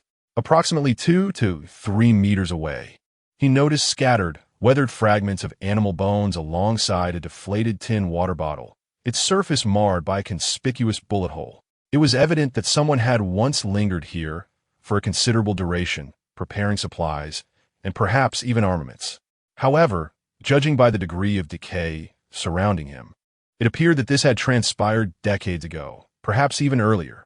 Chen Mo felt a surge of disappointment. He had initially hoped to uncover more clues related to recent events, only to find himself facing a relic utterly forsaken by time. Reluctantly, he meticulously illuminated the cave walls with his flashlight, yearning to discover something more. As the beam swept across the innermost wall, he suddenly halted. The stone surface appeared unusually smooth, as though polished, adorned with engravings. Approaching closer, he beheld a myriad of intricate symbols etched into the stone. Not only was there the dual-dotted H, but also far more complex patterns, spirals, intersecting arrows, starlight dot matrices, and even a rough depiction resembling the outline of an island. Beneath these symbols, someone had inscribed several lines of blurred, distorted foreign letters with a knife, deeply carved into the stone, seemingly infused with profound emotion. The hurried script, coupled with the passage of time and the encroachment of moss, rendered it difficult to fully decipher. Chen Mo brushed away the damp moss with his hand, barely managing to recognize a few recurring words. Trap, curse, they're watching. The final line was etched most deeply, as if penned with utmost effort, seemingly conveying a sense of despair. Lighthouse, error, do not trust. A chill coursed up his spine. Lighthouse, error, do not trust? What could it possibly mean? Who had inscribed these words? Were they of the same ilk as those who had left the symbols outside? What had they encountered? This revelation not only failed to unravel his confusion, but instead birthed a plethora of unsettling enigmas. Had someone been trapped here decades, perhaps even centuries ago? Had they left behind a warning? He recalled the low, explanatory hums he had heard on the island. They were watching? Watching what? Who was watching? Taking a deep breath, he forced himself to regain composure. He swept his flashlight once more across the entirety of the cave, confirming that no other valuable discoveries awaited him. Regrettably, The decaying materials and the inscriptions on the walls were the sole remnants of this place. Exiting the cave, he stood before the rocky facade, as beams of light filtered through the foliage, casting a mosaic of shadows across his face. The urgency with which he had come in search of answers had now transformed into a heavy, daunting sense of confusion and vigilance. This island was far more intricate and perilous than he had imagined. It not only posed challenges for survival, but seemed to conceal even deeper secrets. He turned back to cast one last glance at the dark mouth of the cave, lingering no longer, and swiftly retraced his steps. He needed to return to the camp before nightfall. Lin Wei was still waiting for him, and the truth of this island appeared to have merely unveiled the tip of the iceberg. Chapter 46. Escape from the jungle. Chen Mo sprinted back towards a shelter. And indeed, he was running. At this moment, he could not bear to linger even a second longer in this forest. No longer did he tread cautiously as he had upon arrival. Instead, he moved with an urgency akin to flight. The sound of his entangled engineer's shovel and bow clashing against the surrounding branches was of no concern to him. Even if he were to lose his shovel or bow, he would not halt to retrieve them. It felt reminiscent of his childhood when he walked alone at night, suddenly hearing footsteps behind him, igniting an instinctive flight response. The chilling inscriptions within the cave haunted him, as if dousing him in icy water. They urged him to flee this shadowy thicket and return to the warmth of a firelit beach. They were watching, warning him not to trust the lighthouse. Those fragmented words, coupled with the desperate, frenzied carvings, reverberated violently in his mind. Who had been trapped here decades ago? What had they endured? What had they seen? What did the lighthouse signify? Hope, or perhaps a snare? He dared not ponder further. His sole desire was to return to camp, to that rudimentary yet tangible world of reality. Upon arriving at the site of the black stones, he did not linger. A fleeting glance was all he afforded before turning away. At the cliff's edge, had it not been too high, he would have leapt down in a heartbeat, alas. He lacked the wings to fly. Reluctantly, he seized a vine and descended the slippery steps. Standing on the platform, his hands, arms, and legs were smeared with blood. He paid no heed to his wounds. All that mattered was to run. As he burst forth from the jungle's edge and beheld the crooked fence and tarp overhead, his anxious heart finally settled a fraction. Closer inspection revealed the gate still secured, appearing unremarkable.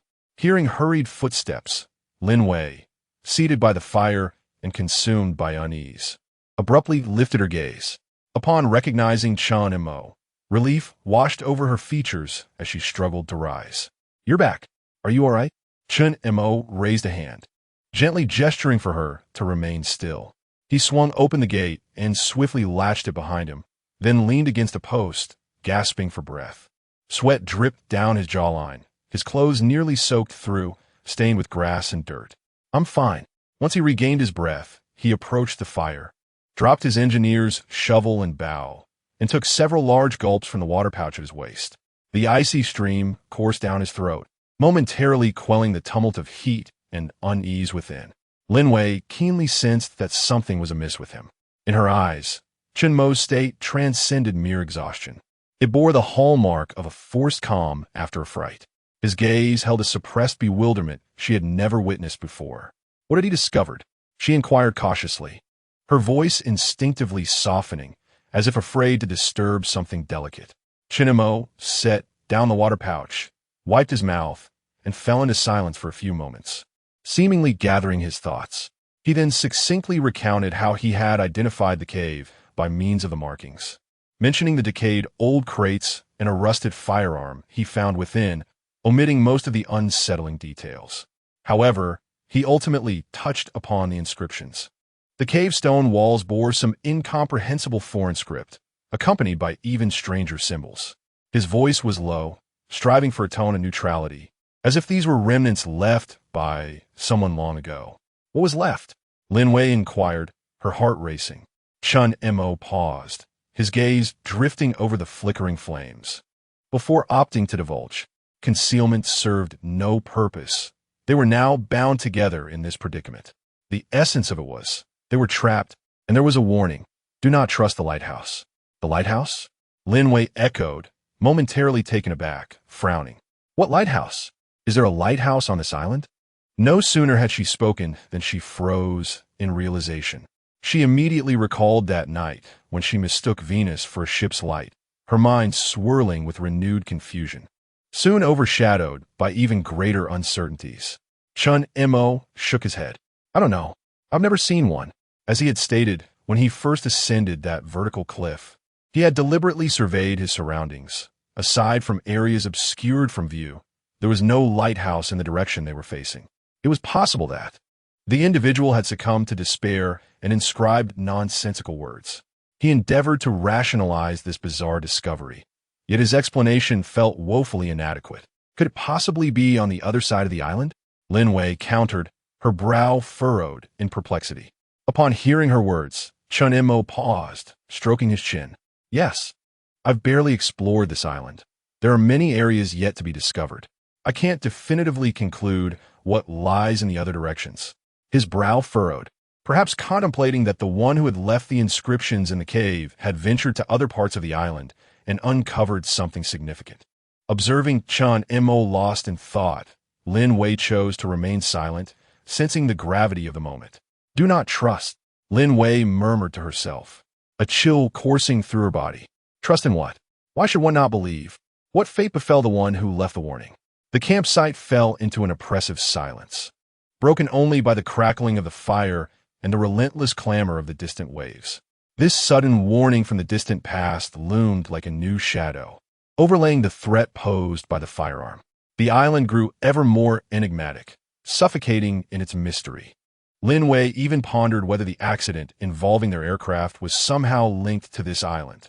If that were true, with this thought, she involuntarily shivered, too afraid to delve further into her musings, and sat staring blankly into the fire.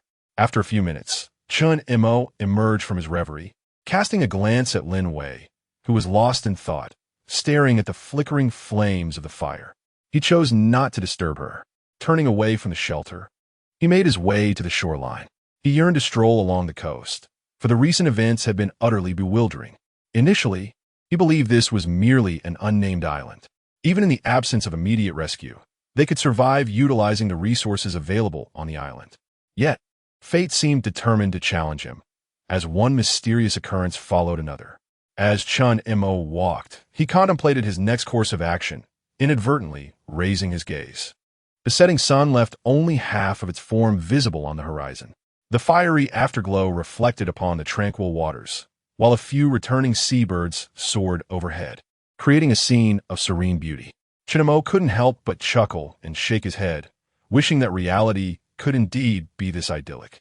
Chapter 47. The transformation brought by the new fence the following day, with the morning star still hanging on the horizon and dawn barely breaking.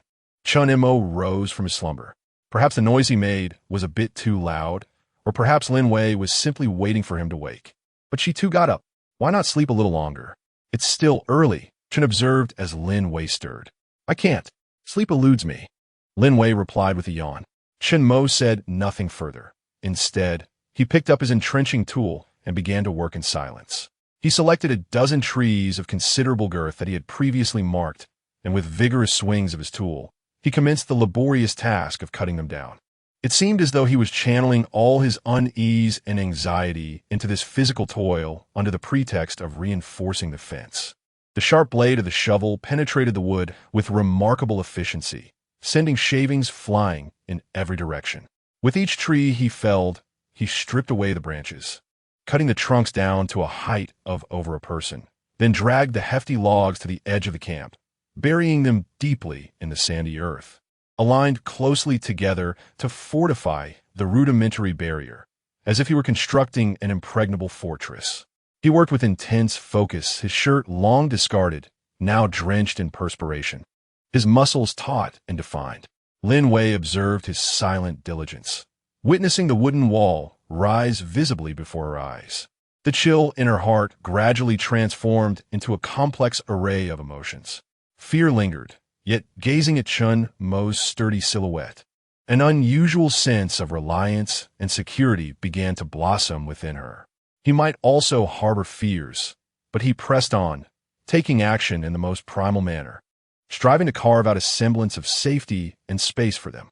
Propping herself up with a branch, she hopped on one foot to fetch the water pouch. Placing it beside Chen Mo, she silently offered him the roasted meat. Chen Mo accepted it gratefully, devouring it heartily, then drank some water, took a brief respite, and resumed his labor. Throughout the day, the camp reverberated with the monotonous and heavy sounds of chopping and pounding. The barrier grew taller, gradually evolving into a genuine wooden wall.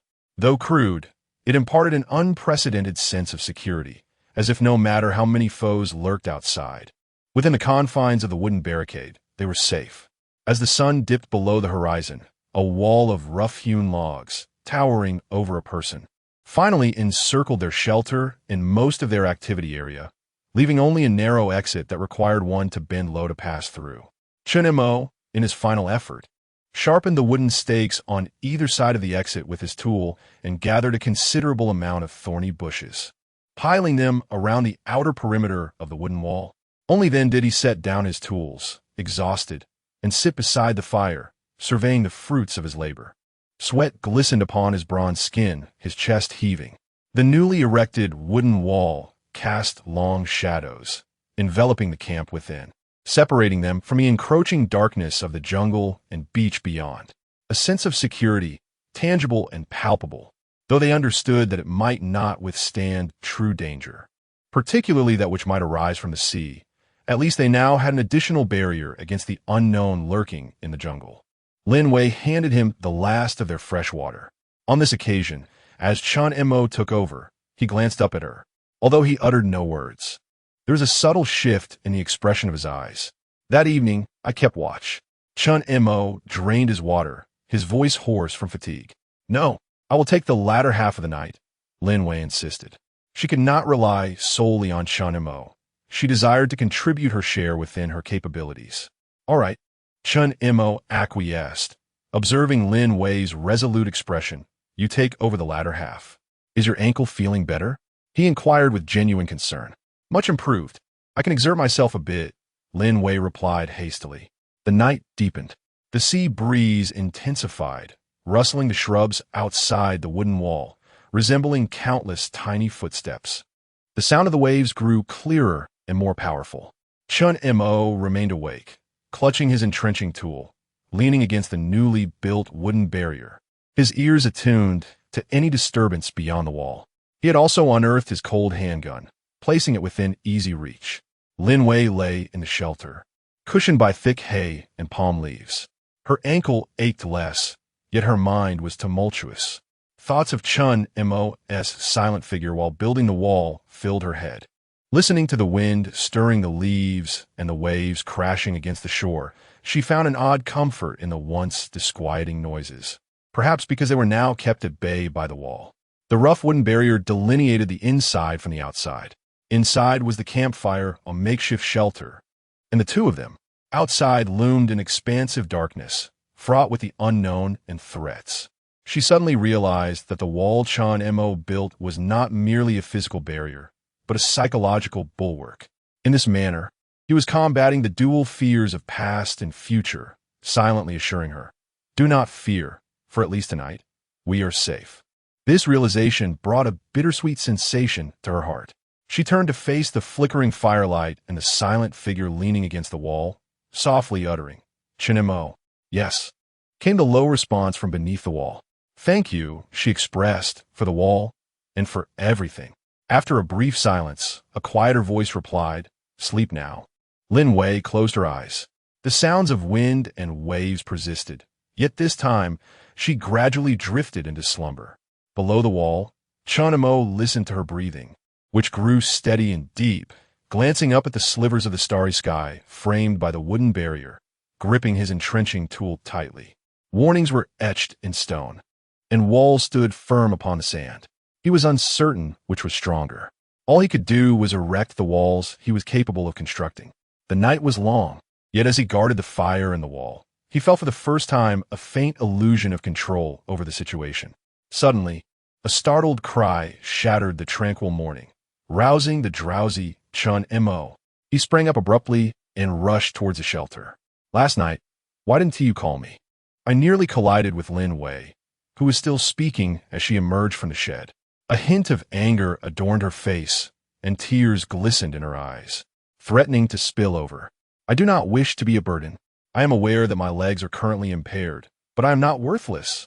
Upon witnessing Lin Wei's expression, Chen Mo recognized her genuine desire to contribute. The walls have been constructed, and from now on, we need not keep watch at night. Chen Mo explained it. In the future, I shall assign some tasks for you, starting with this one.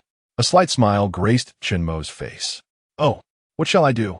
Lin Wei inquired eagerly, her heart racing, as it was the first time Chen Mo spoke without an authoritative tone. She felt compelled to excel. Breakfast. I'm nearly starving. Chen Mo exaggeratedly clasped his stomach. All right, right indeed. Lin Wei responded with a hint of apology and turned to enter the shed. Chapter 48. As one wave subsides, another rises in the realm of reality. Chen Mo is inherently a cheerful individual, whether at work or in his daily life, particularly when surrounded by his friends, to the extent that one might even describe him as somewhat whimsical. However, since the catastrophic plane crash that led him to this desolate island, confronted with abrupt changes, an unfamiliar environment, and lurking dangers, he has had to temper his former exuberance. Each matter must now be approached with utmost caution. Even the slightest misstep could jeopardize their lives. Were he granted the chance to choose anew, even the entire Maldives would hold no allure for Chen Mo, alas. There exists no such alternative. This is the stark reality he must face. With the construction of a makeshift wall, it seems that a fragment of his true nature has begun to resurface for this very morning. He engaged in playful banter with Lin Wei. Days drift forward, propelled by the relentless waves of the sea. The presence of that crude, yet sturdy wooden barrier alleviates the need for vigilant night watches, rendering the nights somewhat more bearable. The subtle psychological barrier it provides has allowed the tightly wound nerves of both individuals to relax, if only slightly. Lin Wei's ankle improves with each passing day. The swelling has completely subsided. The stitched wound has formed a deep crimson scab, and the surrounding skin no longer feels feverish. She can finally attempt to walk without the aid of a branch, gradually redistributing her weight. Initially, she limps, and there is still a prickling pain when she steps down firmly, yet it is a world apart from her previous state of being unable to move at all. On her first day of mobility, she eagerly volunteered to work. Previously, she could only watch Chen Mo bustling about, feeling utterly useless, a sentiment more painful than her injured foot. In the last couple of days, she urged Chen Mo to gather some broom grass from the edge of the forest, crafting a simple broom with her own hands. She meticulously organized the supplies in their makeshift camp, categorizing everything from medicines to tools, food, and furs, ensuring each item found its rightful place. She took the wild boar skin they had procured during their second hunt and repeatedly pounded it in the sun to dry, eliminating moisture and odor. Additionally, she smoothed out the sandy ground outside their shelter. Observing her industriousness, Chen Mo refrained from intervening, only stepping in to prevent her from lifting heavy objects. Be mindful of your body. Your leg is only just healed, he cautioned, his words tinged with a hint of reproach. Lin Wei acknowledged with a soft feeling a warmth in her heart despite his admonition. With her foot healing and her range of movement expanding, her spirits began to lift as well. Merely organizing their quarters was no longer sufficient for her. During mealtime, as she gazed at the pile of smoked meat and then at the monotonous and tough roasted meat in her hand, a thought struck her. Chen Mo, she casually inquired while adding more firewood to the blaze. Do you think we should attempt to make some salt? Chen Mo, seated and sharpening a new arrow shaft with a multifunctional knife, paused at her words, looking up at her. Indeed, we can evaporate seawater, but it contains many impurities, he replied. Though he had contemplated this before, the immediate priorities of water, fire, shelter, and safety had consumed all of his focus. The cravings of the palate and the subtle demands of trace elements pale in comparison. Now that there is a semblance of stability, this issue has come to the forefront. Prolonged salt deficiency leads to fatigue and lethargy. When I first arrived on the island, while searching for sustenance among the coastal rocks, I stumbled upon some stone depressions, perhaps retaining seawater during low tide. Lin Wei reminisced, pondering whether channeling seawater into these depressions and letting it bask in the sun might yield results. Chen Mo considered this and nodded. Yes, it's worth a try. He set down his arrow and picked up a spade, embarking on an exploratory journey. This marked the first occasion in several days that the two ventured beyond their encampment, heading towards the rocky shore. Lin Wei walked at a leisurely pace, her feet sinking into the cool, damp sand, which evoked a sensation akin to rebirth. Occasionally, she would spin in place, expressing her joy, her face radiant with smiles. Chen Mo followed closely behind, unable to suppress a smile of his own as he observed her exuberance. After approximately 10 minutes, they reached the shallow stone depression Lin Wei had mentioned. Chen Mo chose a spot that would be shielded from the brunt of the waves, crucially ensuring ample sunlight. He began to deepen the depression with the spade, carving a modest channel to direct seawater into it. Lin Wei, meanwhile, scavenged a deflated tin water bottle nearby to serve as a scoop, repeatedly fetching water from the sea to pour into the stone pit. The sun blazed mercilessly, and soon both were drenched in sweat. The sea breeze caressed their perspiring skin, whisking away some heat, leaving behind a residue of salty moisture. How long must we wait for the salt to form? Lin Wei inquired, gazing dubiously at the shallow seawater in the pit. If the sun shines brightly, we might see crystals in a few days, Chen Mo replied, wiping the sweat from his brow with his arm. However, this salt is only suitable for short-term consumption. The seawater-derived salt lacks purity and poses health risks if consumed over extended periods. After completing their salt harvesting endeavor on their return journey, Chen Mo's gaze was drawn to a tangled mass washed ashore by the waves. Approaching it, he prodded with his spade. It revealed a large clump of frayed, deep green nylon rope, varying in thickness, intertwined with seaweed and shells. Having evidently soaked in seawater for several days, yet remaining remarkably resilient. Chen Mo's eyes brightened as he crouched down, patiently untangling the knotty mass. Lin Wei joined him, and together they spent some time sorting out the longer, relatively intact lengths of rope, neatly coiling them. Is this useful? Lin Wei asked. Indeed, Chen Mo replied, weighing the nylon rope in his hands. It is sturdier and more resistant to corrosion than vine, and it will prove quite useful. In the ensuing days, aside from routinely checking the traps, yielding little more than a scrawny seabird, and maintaining their campsite, Chen Mo spent the majority of his time in the shade, meticulously working with the nylon ropes. Lin Wei watched with curiosity as he skillfully divided the thinner strands into even finer filaments, employing a complex technique that eluded her understanding. His fingers danced quickly as he wove, and to her astonishment, he was crafting a net. Is this a fishing net?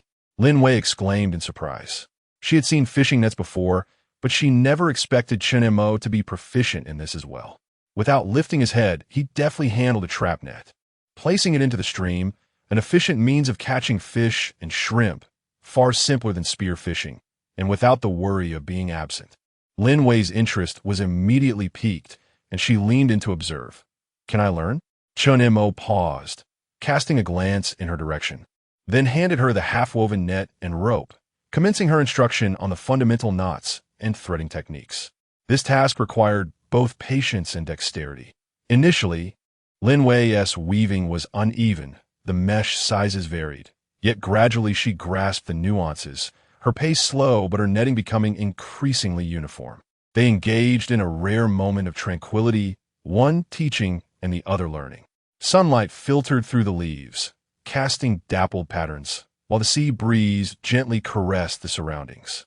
Just as Lin Wei focused on completing the final knot, Chen Mo's voice suddenly resonated, low and urgent. Don't move. Chapter 49. The eerie sailboat. Lin Wei was taken aback, instantly freezing in place. Her gaze lifted toward Chen Mo. However, Chen Mo's eyes did not meet hers. Instead, they pierced through the air above her head, scanning the distant horizon of the sea with the sharpness of a hawk that has spotted its prey. He rose slowly, almost imperceptibly, and the mere act sent Lin Wei's heart racing. She turned to follow his gaze. On the azure surface of the sea, far, far away, there existed a diminutive white spot, almost indistinguishable from the sky. It was not a cloud. Its shape was remarkably regular, and it was moving slowly. A sail! A sail of a sailboat! Lin Wei's breath caught in her throat. Blood surged to her head, then receded swiftly, leaving her momentarily dizzy. Her hand clenched tightly around the unfinished fishing net, oblivious to the nylon rope digging into her palm. A boat! There truly was a boat. Hope ignited within her like wildfire, nearly compelling her to leap up and scream in excitement. Yet in the next moment, the fears that had accumulated over the days doused her enthusiasm like a bucket of ice water. The distant explosion, the box containing guns and mysterious documents. The warning in the stone cave to not trust anyone, all flashed through her mind. Terrified, the motion to rise froze in place. Chen Mo's reaction was swifter than hers. He abruptly crouched down, seizing her arm with a grip so strong it made her wince. Crouch down. Don't move. His voice was low, laden with an undeniable command. The two swiftly concealed themselves in the shadows of the bushes and wooden wall, revealing only their eyes. Fixated intently on that distant white spot, Chen Mo hastily retrieved binoculars from behind him, adjusting the focus. Through the lenses, the details of the vessel became clearer. It was a medium-sized, single-masted sailboat, its white sail billowing in the wind, sailing at a leisurely pace, roughly parallel to the coastline of the island. However, the distance was too great to discern if there were people aboard or to identify any flags. It appeared to be an ordinary sailboat, perhaps engaged in a long voyage or a leisurely sail. Yet, Chen Mo's brow furrowed deeper, his fingers gripping the binoculars tightly enough for his knuckles to turn white. What's wrong? Lin Wei's voice trembled with anxiety. Is it just passing by? Should we signal? No, wait. Do not make any moves. Chen Mo's voice emerged through clenched teeth. Its course is too parallel. What? Lin Wei did not comprehend. At this distance, it should be able to see the island, even the beach and the trees, yet it exhibited no intent to approach or investigate. He paused, lowering the binoculars, his gaze darkening ominously. It seems more like a patrol, or delineating a boundary. Patrol? Boundary? The implications sent a chill down Lin Wei's spine. Moreover, Chen Mo added, lowering his voice further, notice the direction of its bow. There's a slight, repeated adjustment, not following a straight line, more akin to searching for something. Searching. Lin Wei suddenly recalled the box. It was highly probable that someone on the ship was searching for it. The mere thought made her heart nearly cease its rhythmic beating, and a shiver coursed through her entire being. Had they truly come? The flickering flame of hope was once again crushed by the weight of fear. She could vividly envision the individuals on the sailboat, wielding high-powered binoculars, meticulously scanning every inch of the island's beaches and every fragment of its woods. Had they already discovered the smoke from the bonfire they had previously ignited and the traces of their activities? That white sailboat in her eyes had transformed from a beacon of salvation into a frigid shark cloaked in a disguise, prowling outside their territory. The two crouched behind the bushes, motionless, even their breaths reduced to whispers, as if it would render them invisible to the gaze of the binoculars. Not long ago, this shaded spot had provided respite, but now it was bathed in sunlight, scorching their scalps, with sweat trickling down their temples, itching unbearably, yet neither dared to raise a hand to wipe it away. Time seemed to stand still, each second stretching into eternity. The sailboat maintained its leisurely pace, gliding forward without veering, signaling, or exhibiting any interest in the island. It appeared, and then, gradually, slowly, it faded into the distant horizon, as if it had never existed. Only when the white sail was utterly out of sight did Chen Mo lift the binoculars once more, gazing in that direction for a long while before slowly lowering his arms. Neither spoke, gradually rising from their crouched position, their legs numb. The camp was engulfed in profound silence. The fleeting sense of accomplishment from weaving a fishing net was entirely obliterated. The departing sailboat had whisked away all semblance of false tranquility, leaving behind a weighty dread akin to a mountain. He had arrived, or rather, they had come. This time it was no illusion, it felt palpably real. Chen Mo silently returned to the fire pit, grasped the entrenching tool, retrieved a stone, and began sharpening the blade. each stroke producing a harsh scraping sound. His complexion was ashen, his jaw clenched tightly. Lin Wei gazed at the desolate sea and then back at the rough wooden wall, suddenly perceiving it as absurdly fragile, akin to a child's toy constructed from building blocks, utterly incapable of withstanding any assault. She slowly sat back down, picked up the half-finished fishing net, but her fingers trembled violently, rendering her unable to grasp the delicate nylon string. The sea breeze continued to blow, and the sunlight remained radiant. Yet they both understood that something had irrevocably changed the moment they laid eyes on that white sail. This island might no longer belong solely to the two of them. An invisible net had been cast down, and they had become the fish ensnared within it. With a sudden sharp clang, Chen Mo stood upright, discarding the half-finished entrenching tool. He swiftly made his way to the spot where the gun was buried, dug through the sand, retrieved the oilcloth bundle, opened it to inspect the handgun and magazine, then tucked them into the small of his back, covering them securely with his clothing. He then began to hastily pack up the camp, extinguish the fire, and cover it with sand, preventing any smoke from rising. His voice was urgent as he addressed the still bewildered Lin Wei. Realizing the gravity of the situation, Lin Wei swiftly rose to her feet and hurried to the fire pit, scooping up handfuls of sand and pressing them onto the fiercely burning bonfire. As the flames encountered the increasing weight of the sand, they became lethargic, and with the final handful of sand, the once vibrant blaze emitted only faint wisps of nearly imperceptible blue smoke. Meanwhile, Chen Mo hastily stuffed the dried meat, fur, and all conspicuous items deep within the shelter, covering them with the largest palm leaf available. He concealed his entrenching tool, water pouch, and even a partially woven fishing net in the shadows beneath the wooden walls. Then, he seized the binoculars and ascended once more to the highest wooden wall, crouching low to expose merely his eyes, akin to a lurking leopard, scanning the distant sea inch by inch, particularly in the direction where the sailboat had vanished. Lin Wei mimicked his actions, finding a gap to anxiously peer outside. The sea stretched vast and blindingly blue, devoid of any presence.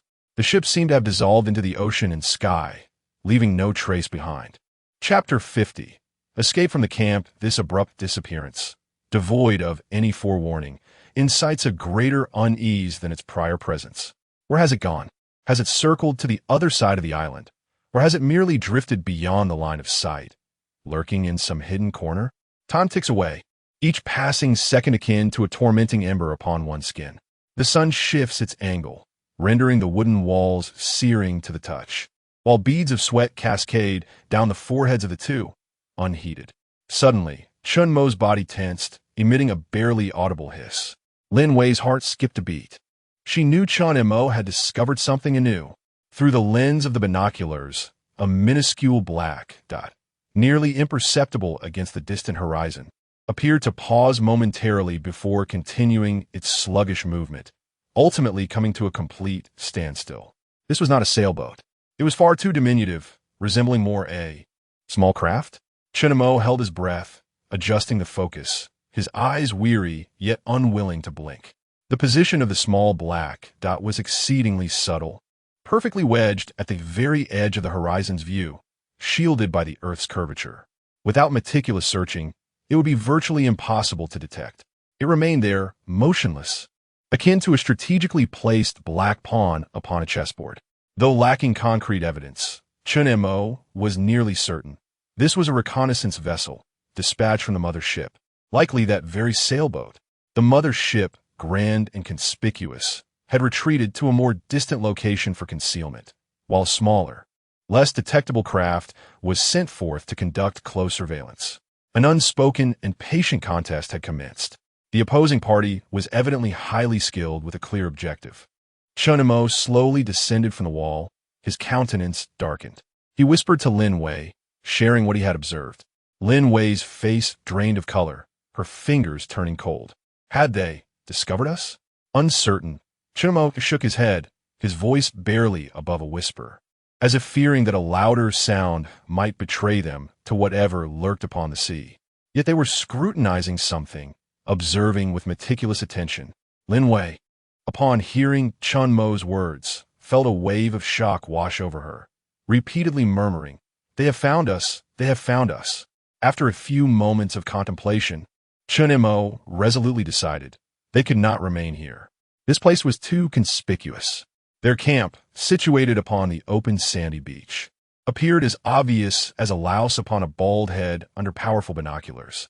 What once seemed a safeguard in the form of wooden walls now appeared as a blatant marker of their location. Where to? Lin Wei's voice trembled as she regained her composure.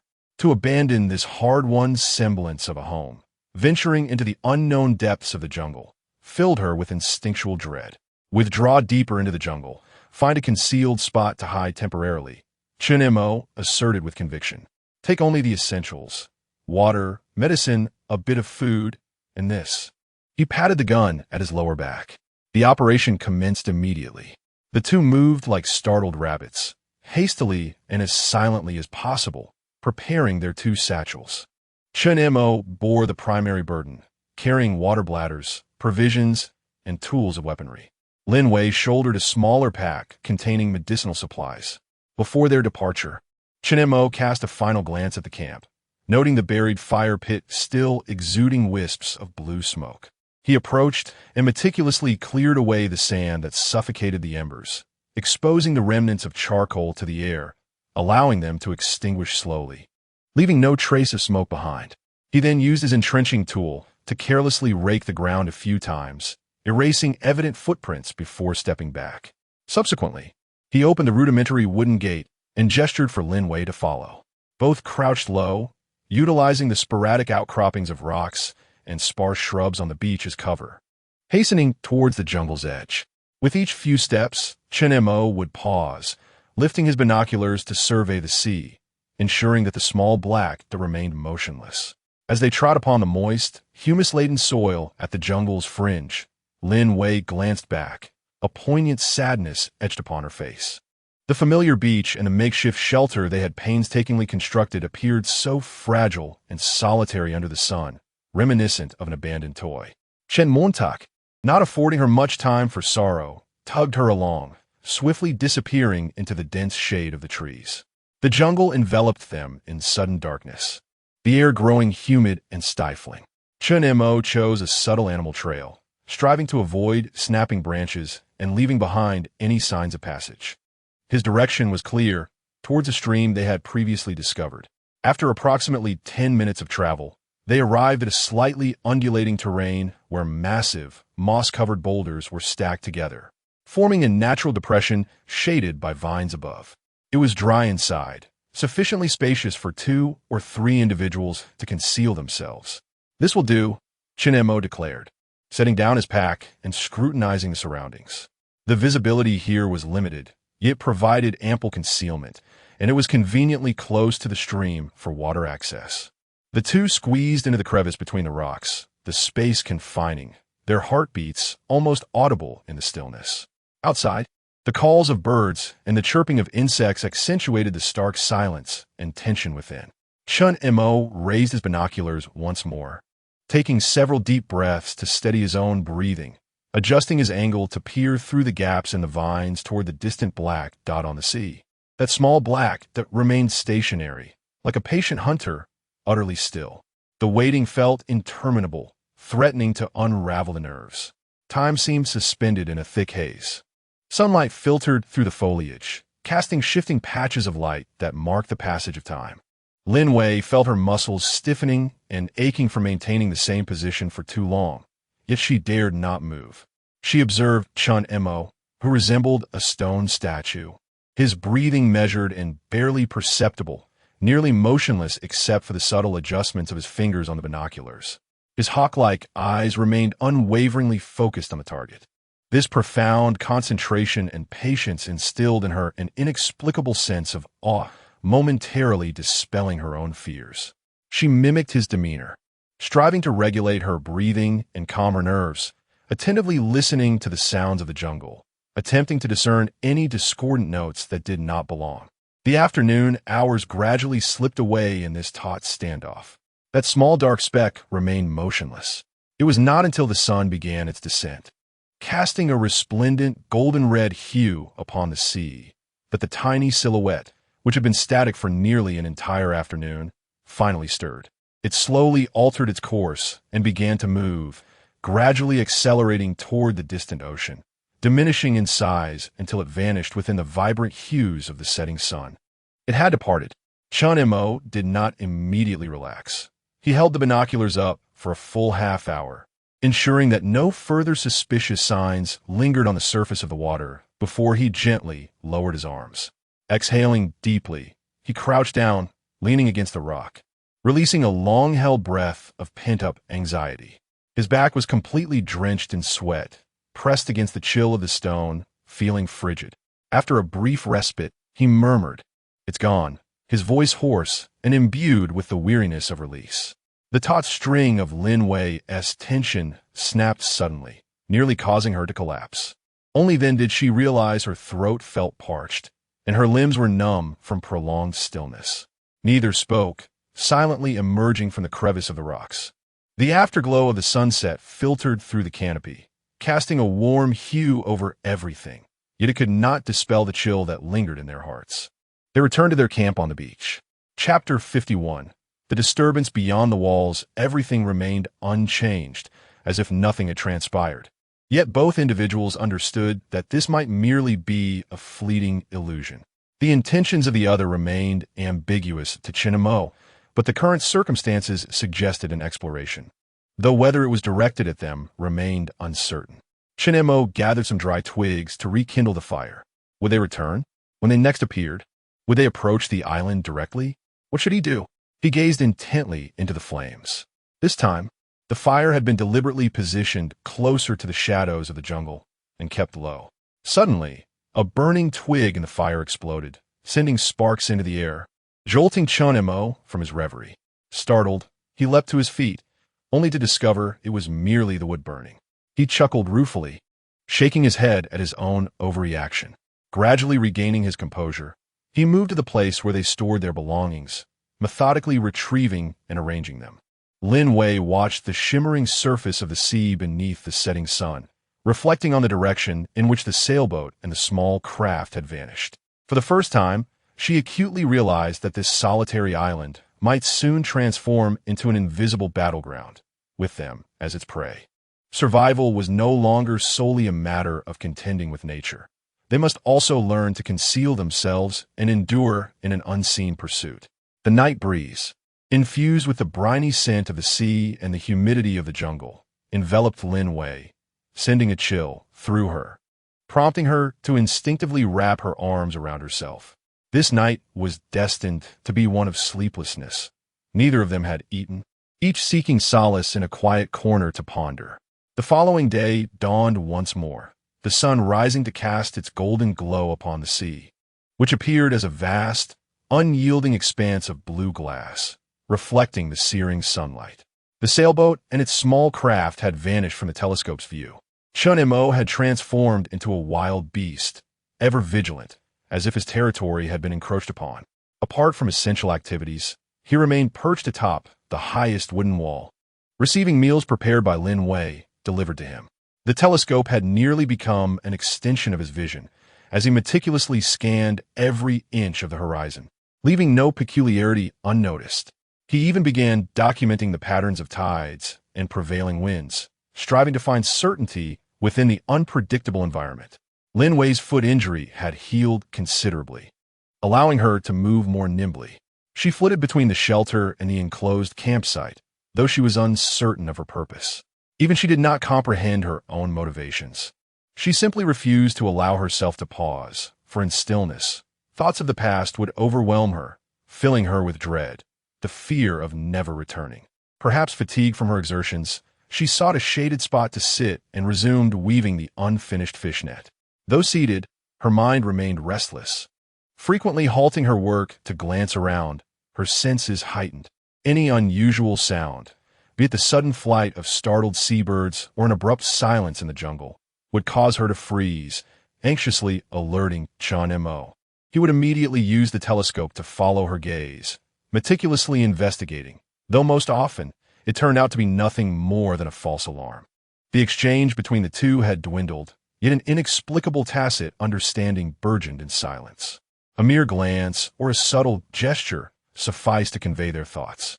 The external threats loomed like a heavy hammer, forging them into a tighter bond while simultaneously squeezing out superfluous emotions and words. It felt akin to the oppressive calm before a storm. One knows it is inevitable, yet remains uncertain of the time and manner of its arrival. The act of waiting itself becomes a torment. On this particular night, it was Lin Wei's turn to keep watch during the first half. The moon was veiled by thin clouds, casting a dim and indistinct light. The sea appeared as an endless expanse of inky blackness, with only a faint white line of foaming waves slowly shifting along the shore.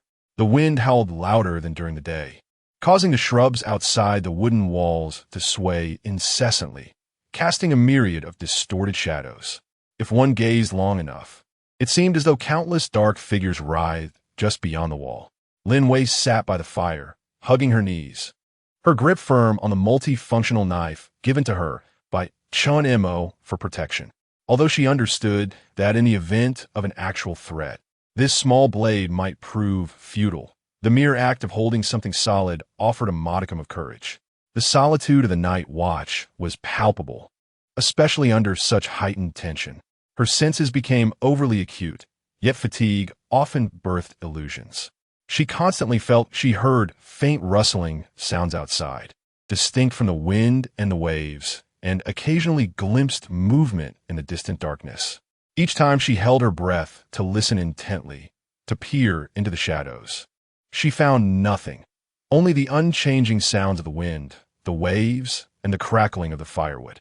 This relentless cycle of paranoia drained her spirit, her nerves strung as tightly as a bowstring on the verge of snapping. Eventually, she endured until the latter half of the night.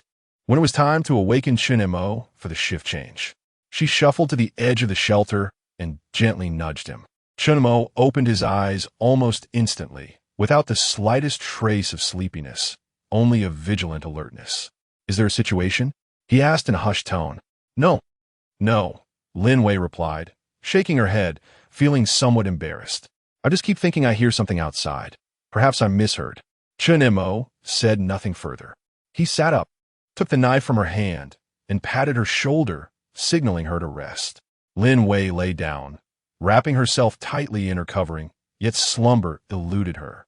Her eyes fixated on the waterproof tarp above, while her ears remained attuned to any faint sound from outside. Chen Mo's approach to keeping watch was entirely different from hers. He seldom remained seated by the fire. Instead, he moved silently like a specter within the confines of the camp. At times, he pressed against the gaps in the wooden walls to observe the outside, or tilted his ear to listen intently. Occasionally, he would extend a small portion of his head cautiously, sweeping his gaze across the scene beyond the wall before retracting swiftly. His dynamic vigilance oddly provided Lin Wei with a sense of comfort. Fatigue gradually enveloped her. Her eyelids began to flutter, and her consciousness slowly blurred. Just as she was on the verge of slumber, Chen Mo, who had been in constant motion, suddenly froze. He stood by the wooden wall of the camp, near the edge of the jungle, his body as still as a statue, head slightly tilted, ears attuned to the sounds beyond the wall, listening intently to something. Lin Wei's drowsiness vanished in an instant. Her heart constricted sharply. She held her breath, eyes wide open, fixated on Chen Mo's silhouette. After what felt like an eternity, perhaps 10 seconds or half a minute, amidst the backdrop of wind and crashing waves, Chen Mo slowly turned his head, his gaze landing squarely on the terrified look in Lin Wei's eyes. Without uttering a word, he raised a hand, gently pointing to his ear, and then gestured towards the jungle beyond the wooden wall. Chapter 52. Sound from the forest. Lin Wei instantly comprehended Chen Mo's intentions. She took several deep breaths, forcing herself to suppress the rapid heartbeat caused by her anxiety. Mimicking Chen Mo, she closed her eyes, concentrating her attention on the sounds beyond the wall. The whispers of the wind, the gentle lapping of waves, the crackling of the fire. Nothing else pierced the silence. She opened her eyes, glanced at Chen Mo, and shook her head, indicating that she had heard nothing unusual. Chen Mo pointed to his ears again, this time deliberately placing his hand behind them. Lin Wei nodded in understanding, placing her own hand behind her ears to listen more intently. Suddenly, her eyes flew open. This time, she discerned a sound, very faint, almost obscured by the surrounding noises, a rhythmic yet sporadic scratching sound. It was a delicate, distant rustle, reminiscent of something or someone far away, slowly scraping rough materials against stone or tree bark. Each sound was followed by a pause, a lengthy interval. The noise was exceedingly subtle, and without Chen Mo's extraordinary alertness, it would have likely gone unnoticed. What could that sound be? The two exchanged glances, both wearied by confusion. It was impossible to ascertain the source of the sound merely based on what they heard. Chen Mo moved, stealthily approaching the door like a feline creature. He did not open the door, but pressed his eyes against the gap in the wooden frame, straining to look outside. Simultaneously, his other hand slowly crept to his lower back, firmly gripping the handle of his handgun. Seeing this action, Lin Wei assumed he had discovered something, and a chill coursed through her veins. Instinctively, she sought a weapon, but all that lay close at hand was a stout firewood stick, which she clutched tightly, her knuckles turning white. The scratching sound echoed once more. This time, it seemed to be slightly closer, perhaps a trick of her mind. Then, the sound vanished. Long minutes passed without any further noise. Only the wind and waves remained, as if the previous sounds had merely been a shared illusion. Had it truly been an illusion? Chen Mo maintained his stance, listening intently for an extended period, his body gradually relaxing, though the vigilance in his eyes did not wane. He slowly released his grip on the gun handle and, with deliberate slowness, shook his head at Lin Wei, perhaps conveying, nothing more or nothing was discovered. Yet both understood that the situation was far from simple. In the latter part of the night, Chen Mo did not want to sit down. He remained in the shadow by the door, a silent guardian, his senses fully attuned to the outside world. Lin Wei, too, found sleep elusive, her eyes wide open until dawn broke. When morning arrived, their first task was to meticulously examine the outer wooden wall, particularly the sandy area adjacent to the forest. They found no footprints, no signs of disturbance or contact. The fallen leaves and broken branches lay undisturbed in their natural state. The sound, akin to a phantom, emerged and then vanished, leaving no trace of its existence. What could that sound be? During breakfast, Lin Wei could no longer contain her curiosity and, with a parched voice, inquired. Chen Mo shook his head, his brow furrowed. I cannot discern it. It does not resemble the noise produced by any creature. He paused, adding, it also does not resemble the sounds of human footsteps or movements. This assessment sent a chill down Lin Wei's spine. Not an animal, nor a human? What could it possibly be? Could it be a branch broken by the wind, dragging along the ground? She endeavored to find a reasonable explanation. This possibility cannot be ruled out. Chen Mo did not dispute her, yet the doubt in his eyes lingered. He clearly did not believe it was merely a broken branch, but he could not ascertain what it was, for that sound carried a certain, deliberate quality, or perhaps a kind of regularity, unlike the sounds typically emitted by natural phenomena. Throughout the day, both felt a sense of unease. The daytime jungle appeared as it always did, vibrant with birdsong and blossoms. Yet as night fell, it seemed to don a sinister guise, exuding an inexplicable eeriness. At dusk, Chen Mo resolved, I shall keep watch all night. As he added fuel to the fire, his tone brooked no argument. You rest and conserve your strength. What about you? You hardly slept last night. Lin Wei asked. Do not worry, I can manage. Chen Mo offered little further explanation. I shall catch up on sleep during the day tomorrow. He understood that certain changes were afoot. The threat from the sea had not dissipated. It was merely lying in wait. Moreover, deep within the jungle, something seemed to stir, becoming increasingly restless. Humans are invariably gripped by an inexplicable fear of the unknown, coupled with an insatiable curiosity. He needed to remain utterly alert to confront any situation that might arise. As night descended once more, it was even more somber than the previous evening. The moon was completely engulfed by dark clouds, with only a few scattered stars emitting a faint glow, flickering in and out of view through the gaps in the clouds. The sea and jungle fell into darkness, with only the small circle of firelight at the campsite illuminating the vast blackness, like a glaring beacon, beckoning the monsters lurking in the shadows. Chen Mo concealed himself in the darkness just beyond the firelight, surveying his surroundings, resolute in his determination to uncover the source of that mysterious sound tonight. The long night had only just begun. Meanwhile, certain entities might be awaiting the arrival of darkness. Time, marked by anticipation and torment, progressed into the late hours of the night. Chen Mo remained vigilant, prepared to spring into action at the first sound of that noise once more. However, from the onset of night until now, nothing had occurred. The eerie scraping sound had not returned, as if it were deliberately taunting Chen Mo. The jungle was silent, save for the whispering wind and the occasional chirp of unknown insects. This unsettling silence, bordering on excessive, felt distinctly abnormal, more disquieting than any overt threat. Thus, Chen Mo stood guard throughout the entire night, the bloodshot veins in his eyes multiplying. As dawn broke, his complexion appeared somewhat pallid under the morning light, yet the vigilance in his gaze remained unwavering. He consumed a modest meal and instructed Lin Wei, "I shall rest for 2 hours. Should anything seem amiss, rouse me instantly." With that, he did not enter the shelter, but instead settled against a sturdy wooden wall, clutching a spade in his arms, burying his head into his knees, and almost instantaneously succumbed to slumber.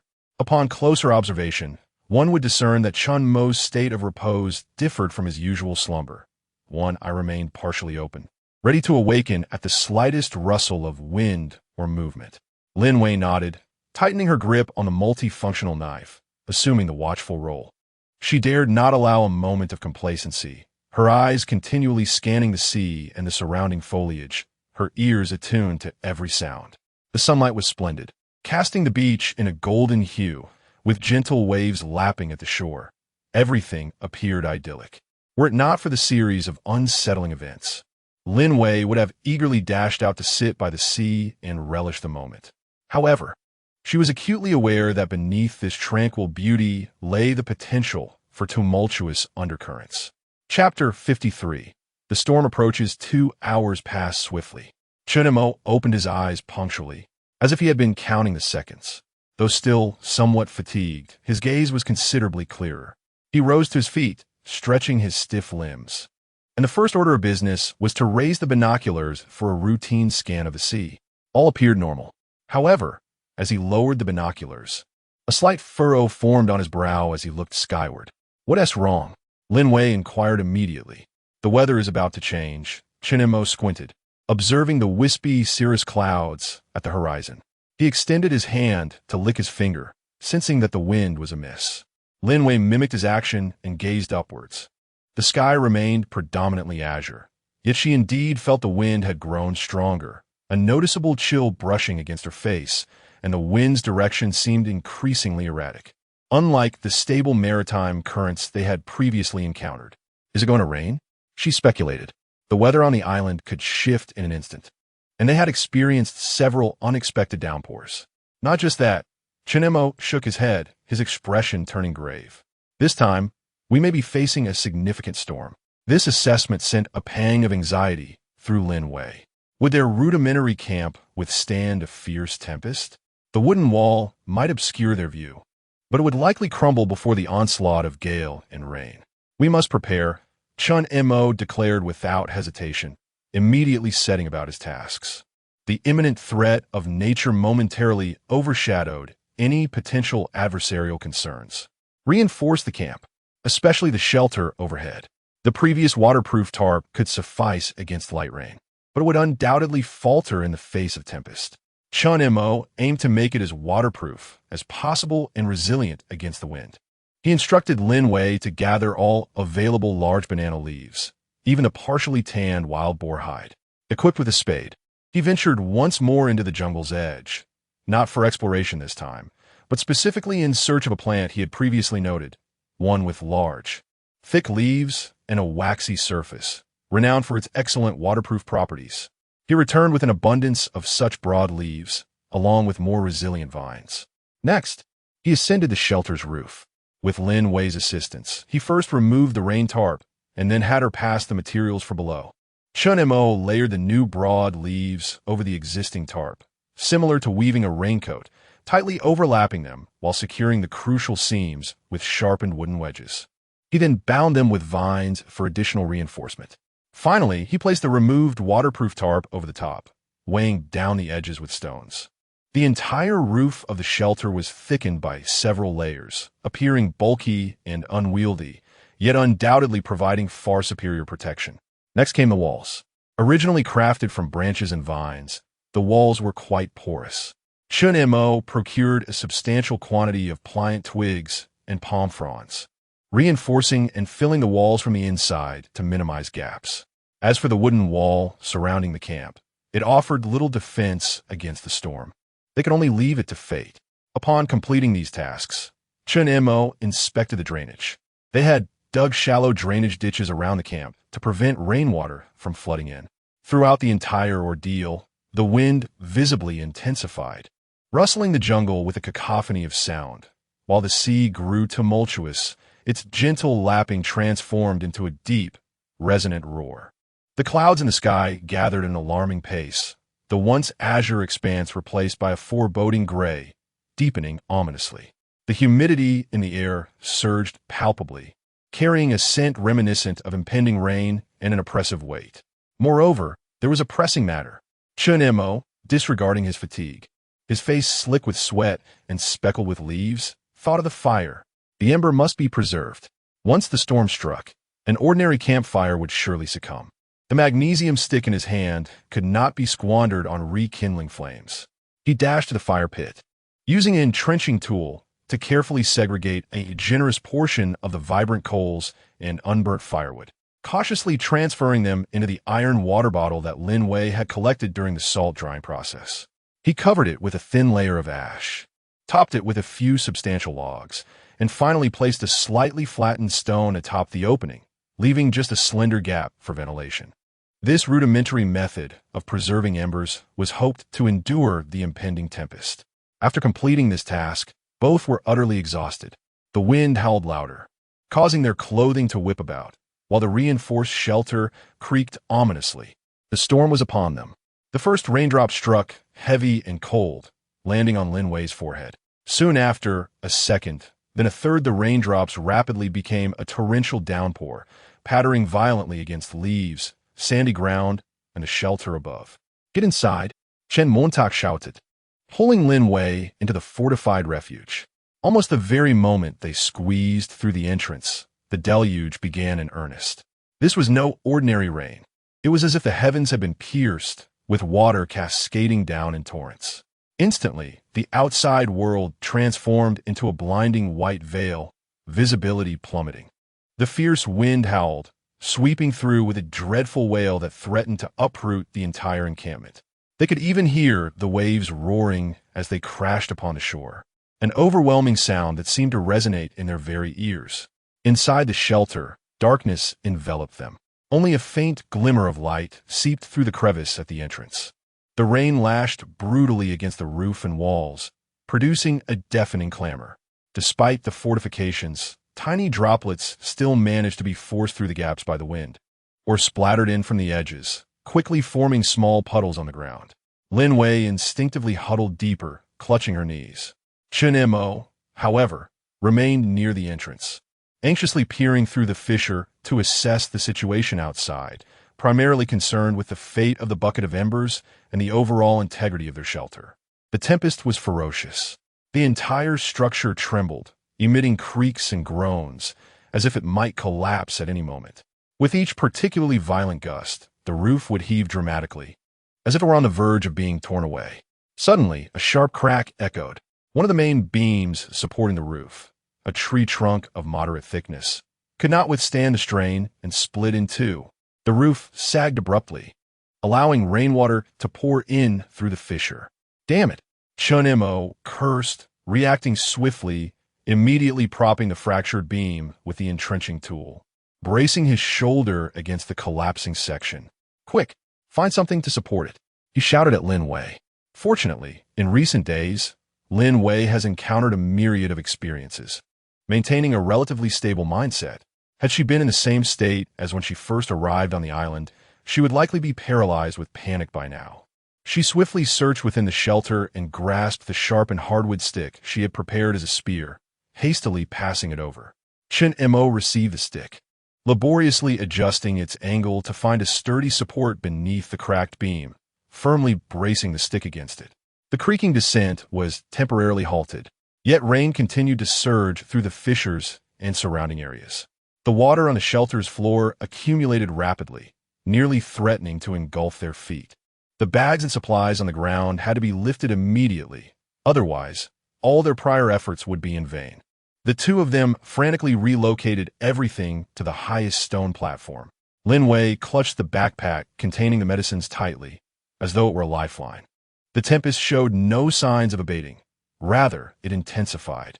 The rumbling of thunder began to echo, and a colossal flash of lightning tore through the darkened sky, momentarily illuminating the pale and disheveled faces of the two within the shelter. They felt as though they were trapped in a cage, buffeted by the storm, with the violent wrath of nature outside poised to consume both them and their shelter at any moment. Chapter 54. A night of perilous calm. The tempest outside raged with unparalleled ferocity, and Chen Mo harbored doubts as to whether the makeshift wooden pole could withstand the weight of the roof. After hastily arranging the surroundings, he returned to brace the supporting pole with his own body. His muscles tensed, veins protruding as the rain cascaded down his face. Gritting his teeth, he exerted every ounce of strength to hold firm, occasionally raising a hand to wipe the relentless rain from his visage. Lin Wei observed him, then glanced at the torrential downpour outside, a profound sense of helplessness and terror enveloping her. In the face of nature's unbridled fury, humanity's struggle appeared trivial and laughable. At that moment, amidst the cacophony of wind and rain, an exceedingly faint sound emerged. It was neither thunder nor rain nor wind, but rather a rhythmic low hum. The sound was so slight, intermittent, and nearly drowned by the tempest that it was almost imperceptible. Yet this time Lin Wei heard it. Chen Mo, under the immense pressure, seemed to perceive it as well. He abruptly lifted his head, their gazes locking, a flicker of uncertainty passing between them. Another hum resonated, slightly clearer than before. The sound did not emanate from the sea, but rather seemed to arise from beneath their feet, or perhaps from within the island itself. This eerie noise, woven into the violent storm, felt particularly unsettling. Before they could ascertain its nature, boom! A deafening crash reverberated, startlingly close. It was not thunder, but rather the wooden wall beside them, which had finally succumbed to the relentless onslaught of wind and rain, collapsing entirely. By sheer chance, one of the beams struck the shelter, creating a gaping hole. Like a predator seizing an opportunity, the wind surged through the breach, threatening to uproot their entire refuge. The already burdened structure was now in dire straits. Chen Mo was nearly thrown off balance by the sudden influx of force, almost losing his grip on the pole. Water poured in like a waterfall through the opening. "Quick, block it!" Chen Mo shouted hoarsely, his eyes aflame with urgency. Without a moment's hesitation, Lin Wei seized the sodden, heavy wild boar hide and staggered toward the collapsed section, attempting to use it to shield against the onslaught of rain and wind. However, the gale was too powerful. The hide was pressed against the opening, billowing like a sail, and she struggled to maintain her footing, nearly being swept away. Seeing her plight, Chen Mo hastily wedged the support pole into a crevice, daring to release his hold and rush to her aid. Together, they pressed their backs against the slick, heavy hide, exerting every ounce of strength to seal the majority of the breach. The storm was temporarily held at bay, but the force of the wind and rain was immense, making it nearly impossible for them to remain upright. The interior was a chaotic mess, with water pooling deeper and leaks sprouting everywhere. The fate of the ember in the pot was uncertain, but at that moment, no one could afford to ponder it. With their backs pressed against the cold, drenched hide, they fought against the raging tempest, gasping for breath, reduced to a state of utter disarray. The low, eerie hum seemed to vanish, perhaps entirely overshadowed by the ferocious sounds of the wind and rain outside. Time passed slowly, with no sign of the storm abating. Would they endure until dawn?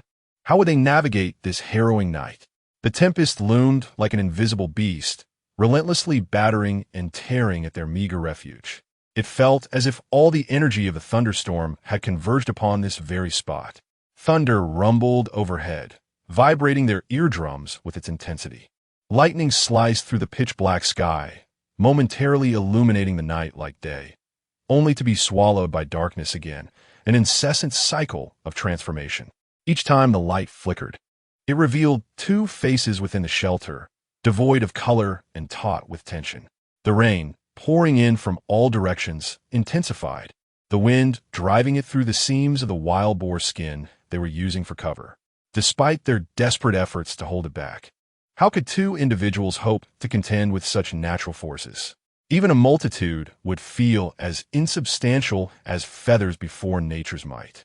The shelter swayed perilously, the wooden support beam nearly slipping from its place several times.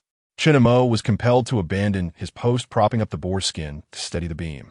Lin Wei, on the other hand, pressed her body against one corner of the hide, the icy rain soaking her completely, causing her teeth to chatter and her limbs to feel numb. Her consciousness fading, sustained only by the instinct to survive.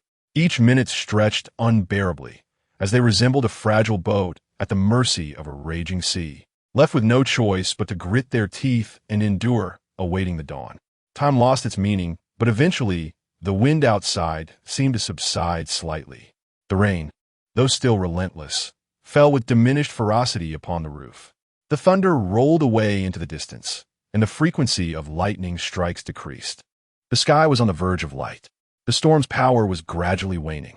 When the first pale hue of dawn struggled through the broken seams of the roof and the entrance covered by the boar skin, the two could hardly believe they had survived. Inside the shelter, chaos reigned. The water rose to their calves, littered with leaves, broken branches, and mud. Everything was drenched, exuding a heavy scent of dampness and earth. They slumped in the cold water, their backs against the equally soaked hide and walls, gasping for breath. Too exhausted to even move a finger. Words could scarcely capture their state of utter fatigue. They were merely shells of their former selves, having survived a harrowing ordeal. After an indeterminate amount of time, Chen Mo was the first to muster the strength to stand, water cascading off him with a splash. He stepped beyond the confines of the shelter, revealing the world outside. The camp lay in ruins. The painstakingly constructed wooden walls had collapsed by nearly a third. Debris scattered everywhere, mingled with mud. The beach had been reshaped by the torrential rains, erasing all traces of its former appearance. The edges of the jungle were desolate, many trees stripped of their branches, and a few uprooted entirely, their tangled roots exposed to the open air. The surface of the sea remains tumultuous, shrouded in a gray haze that froths with white foam, yet it no longer exhibits the ravenous fury of the previous night. The sky looms in a heavy leaden hue.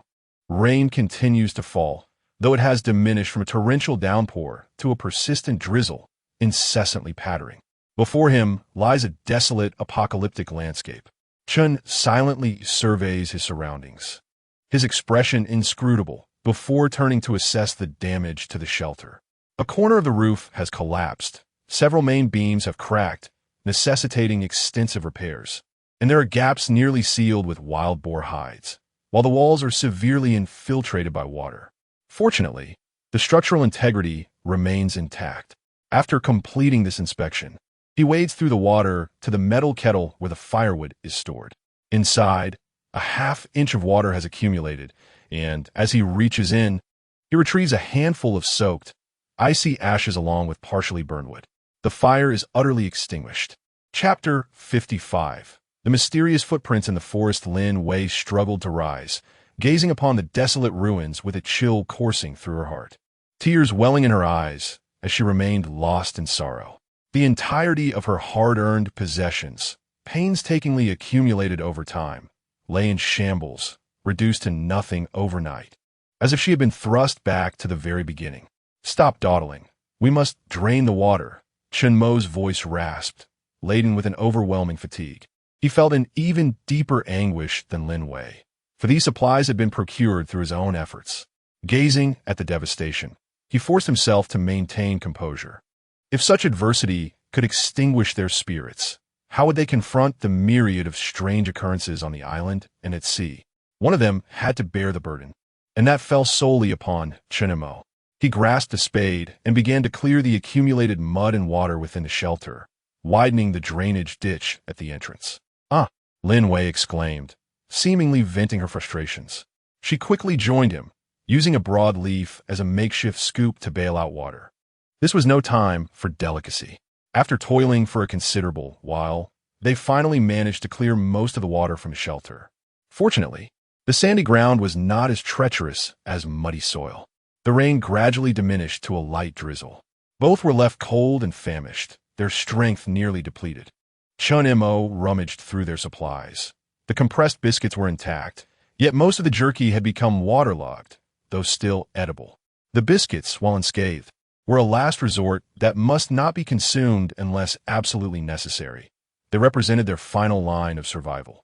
After carefully stowing away the biscuits again, Chen Mo offered Lin Wei a relatively dry piece of jerky, while he nonchalantly took a piece for himself, chewing silently. As the food settled in his cold body, a flicker of energy began to rekindle within him. Once they had eaten and regained a modicum of strength, Chen Mo rose. "I will go outside to assess the situation.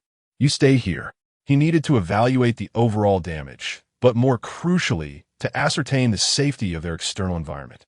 Storms could sometimes wash ashore undesirable remnants or obscure vital traces.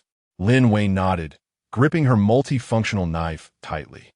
Chen Mo, wielding the spade, cautiously stepped over the collapsed wooden wall and ventured into the slick sand. He first walked along the shoreline, scanning the beach and the sea. Aside from the chaos wrought by the storm, he saw nothing particularly unusual. No new flotsam or unexpected vessels. If there was anything noteworthy, it was a few thick garments, which he gathered to bring back to the camp for future use. Then, he turned toward the edge of the jungle to inspect the trees felled by the wind.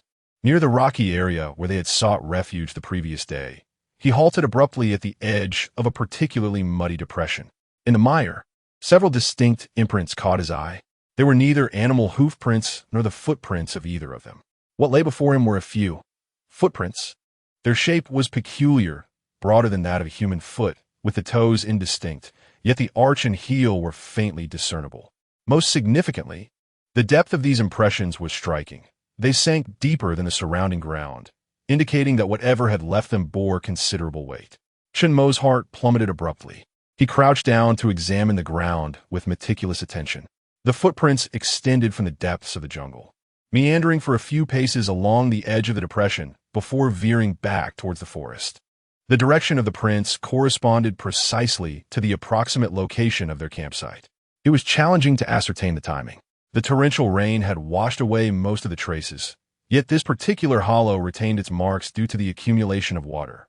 Judging by the degree of blurriness at the edges of the footprints, they likely were not freshly made, but neither had they been there for long. They probably manifested around the time of the storm's peak ferocity. What creature could it be? A bear? The island had previously only revealed wild boars, with no evidence of large bears. Moreover, the footprints appeared to belong to a bipedal being. A vague and chilling thought flitted through his mind, causing a cold sweat to erupt on his back. He immediately recalled the eerie, buzzing sound obscured by the wind and rain from the previous night, along with the mysterious scratching noises he had heard earlier. Could it be not human? He sprang to his feet and scanned the storm-battered jungle with heightened vigilance.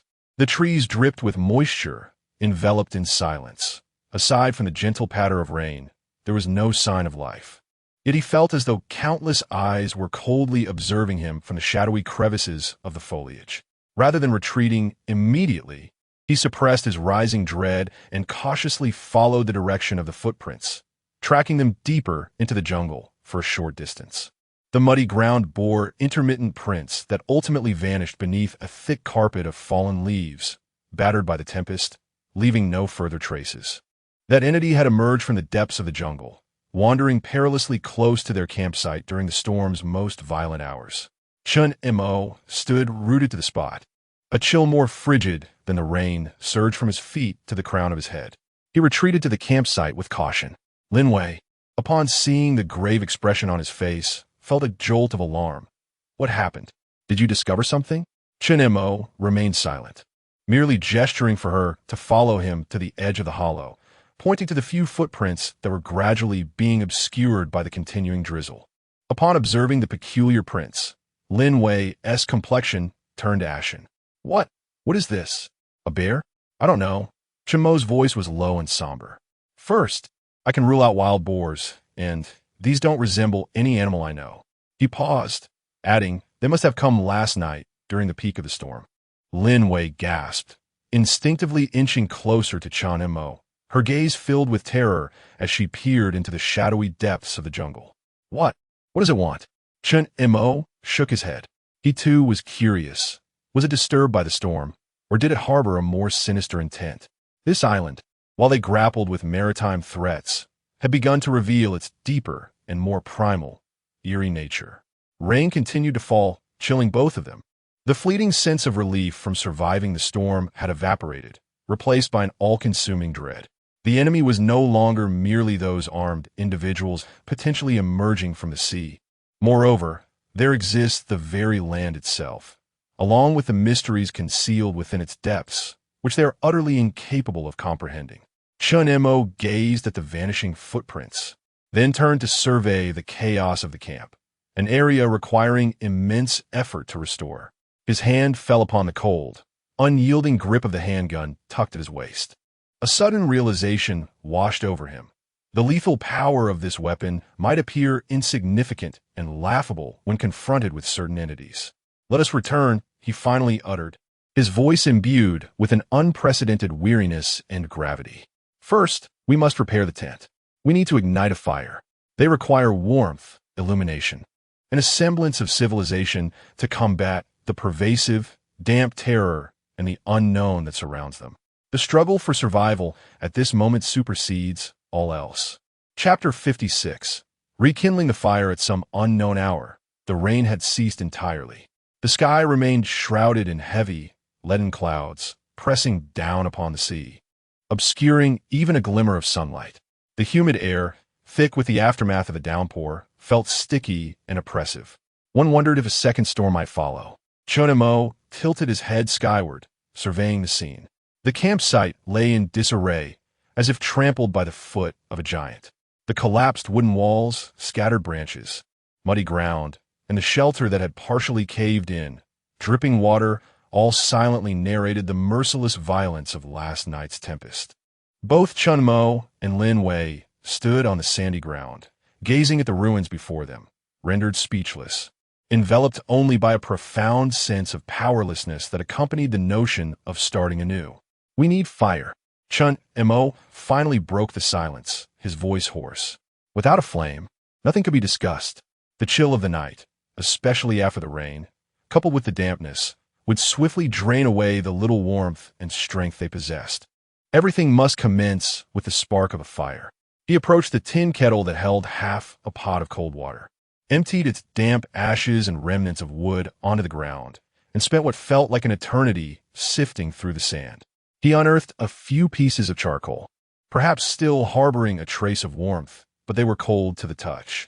Any lingering hope dissipated within him. The ember was extinguished entirely. With a bitter smile, he shook his head. It appeared he had to rekindle the fire. Standing upright, he regained a semblance of calm upon his face. This was, after all, the reality he had anticipated. His gaze swept around. The ground was littered with rain-soaked leaves. The edges of the jungle bore damp branches, and the roof of the shelter should have been lined with dry palm fronds. He furrowed his brow. Finding suitable dry materials for kindling after the rain would prove challenging. Lin Wei observed the bloodshot eyes and weary demeanor of Chen Mo as he continued to sift through the kettle for a backup source of ignition, then stood and surveyed the surroundings, his brow furrowed in concentration. After a moment's contemplation, she discerned his intent. We must find some dry tinder. Chen Mo spoke again. Lin Wei turned and ventured into the still-leaking shelter, fervently rummaging through the damp supplies. Her hand brushed against a small bundle wrapped in multiple layers of waterproof cloth, an item she had previously prepared for storing fine, soft hemp thread, and some particularly dry kindling materials. With trembling fingers, she began to unravel the layers. Upon removing the rainproof cover, She found the hemp thread slightly damp. Yet nestled at the core was a small tuft of exceptionally dry, soft down and fine hay she had collected from a bird's nest, still retaining a whisper of fluffiness. "I found it," she exclaimed, nearly shouting as she emerged, carefully cradling the precious dry tinder in her palms, as if it were a treasured gem. Lin Wei had not anticipated that her earlier, casual act would prove to be so invaluable. Chen Mo, meanwhile, had unearthed from beneath a collapsed wooden wall several relatively dry, curled pieces of bark and some branches that felt comparatively dry, remnants from when they had first constructed the fence used to fill the gaps. The two individuals painstakingly gathered the precious dry tinder, seeking a slightly sheltered spot from the wind, and utilized a half-tilted wooden board as their makeshift workbench.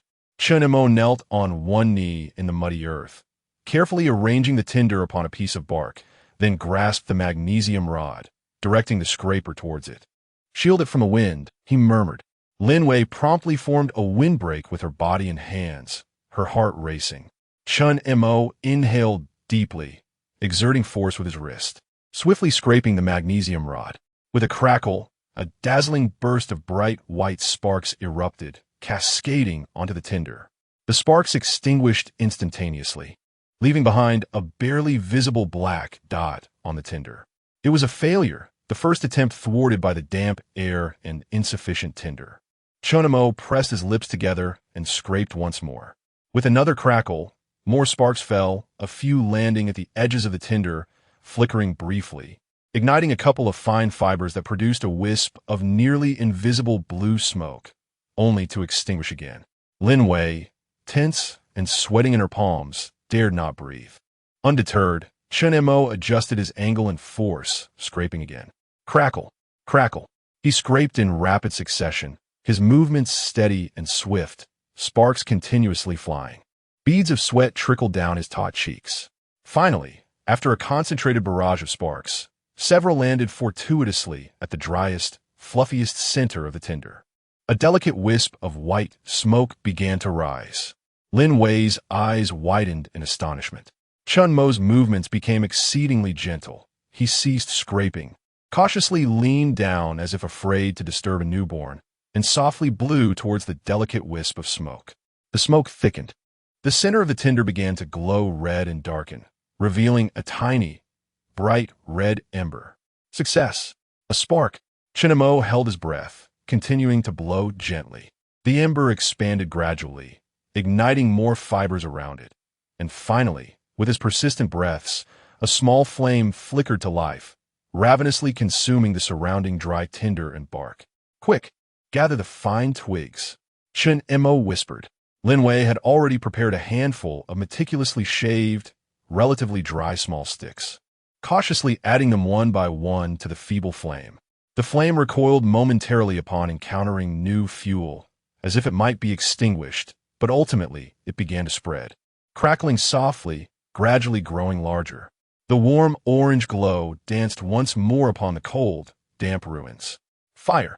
It had come to life.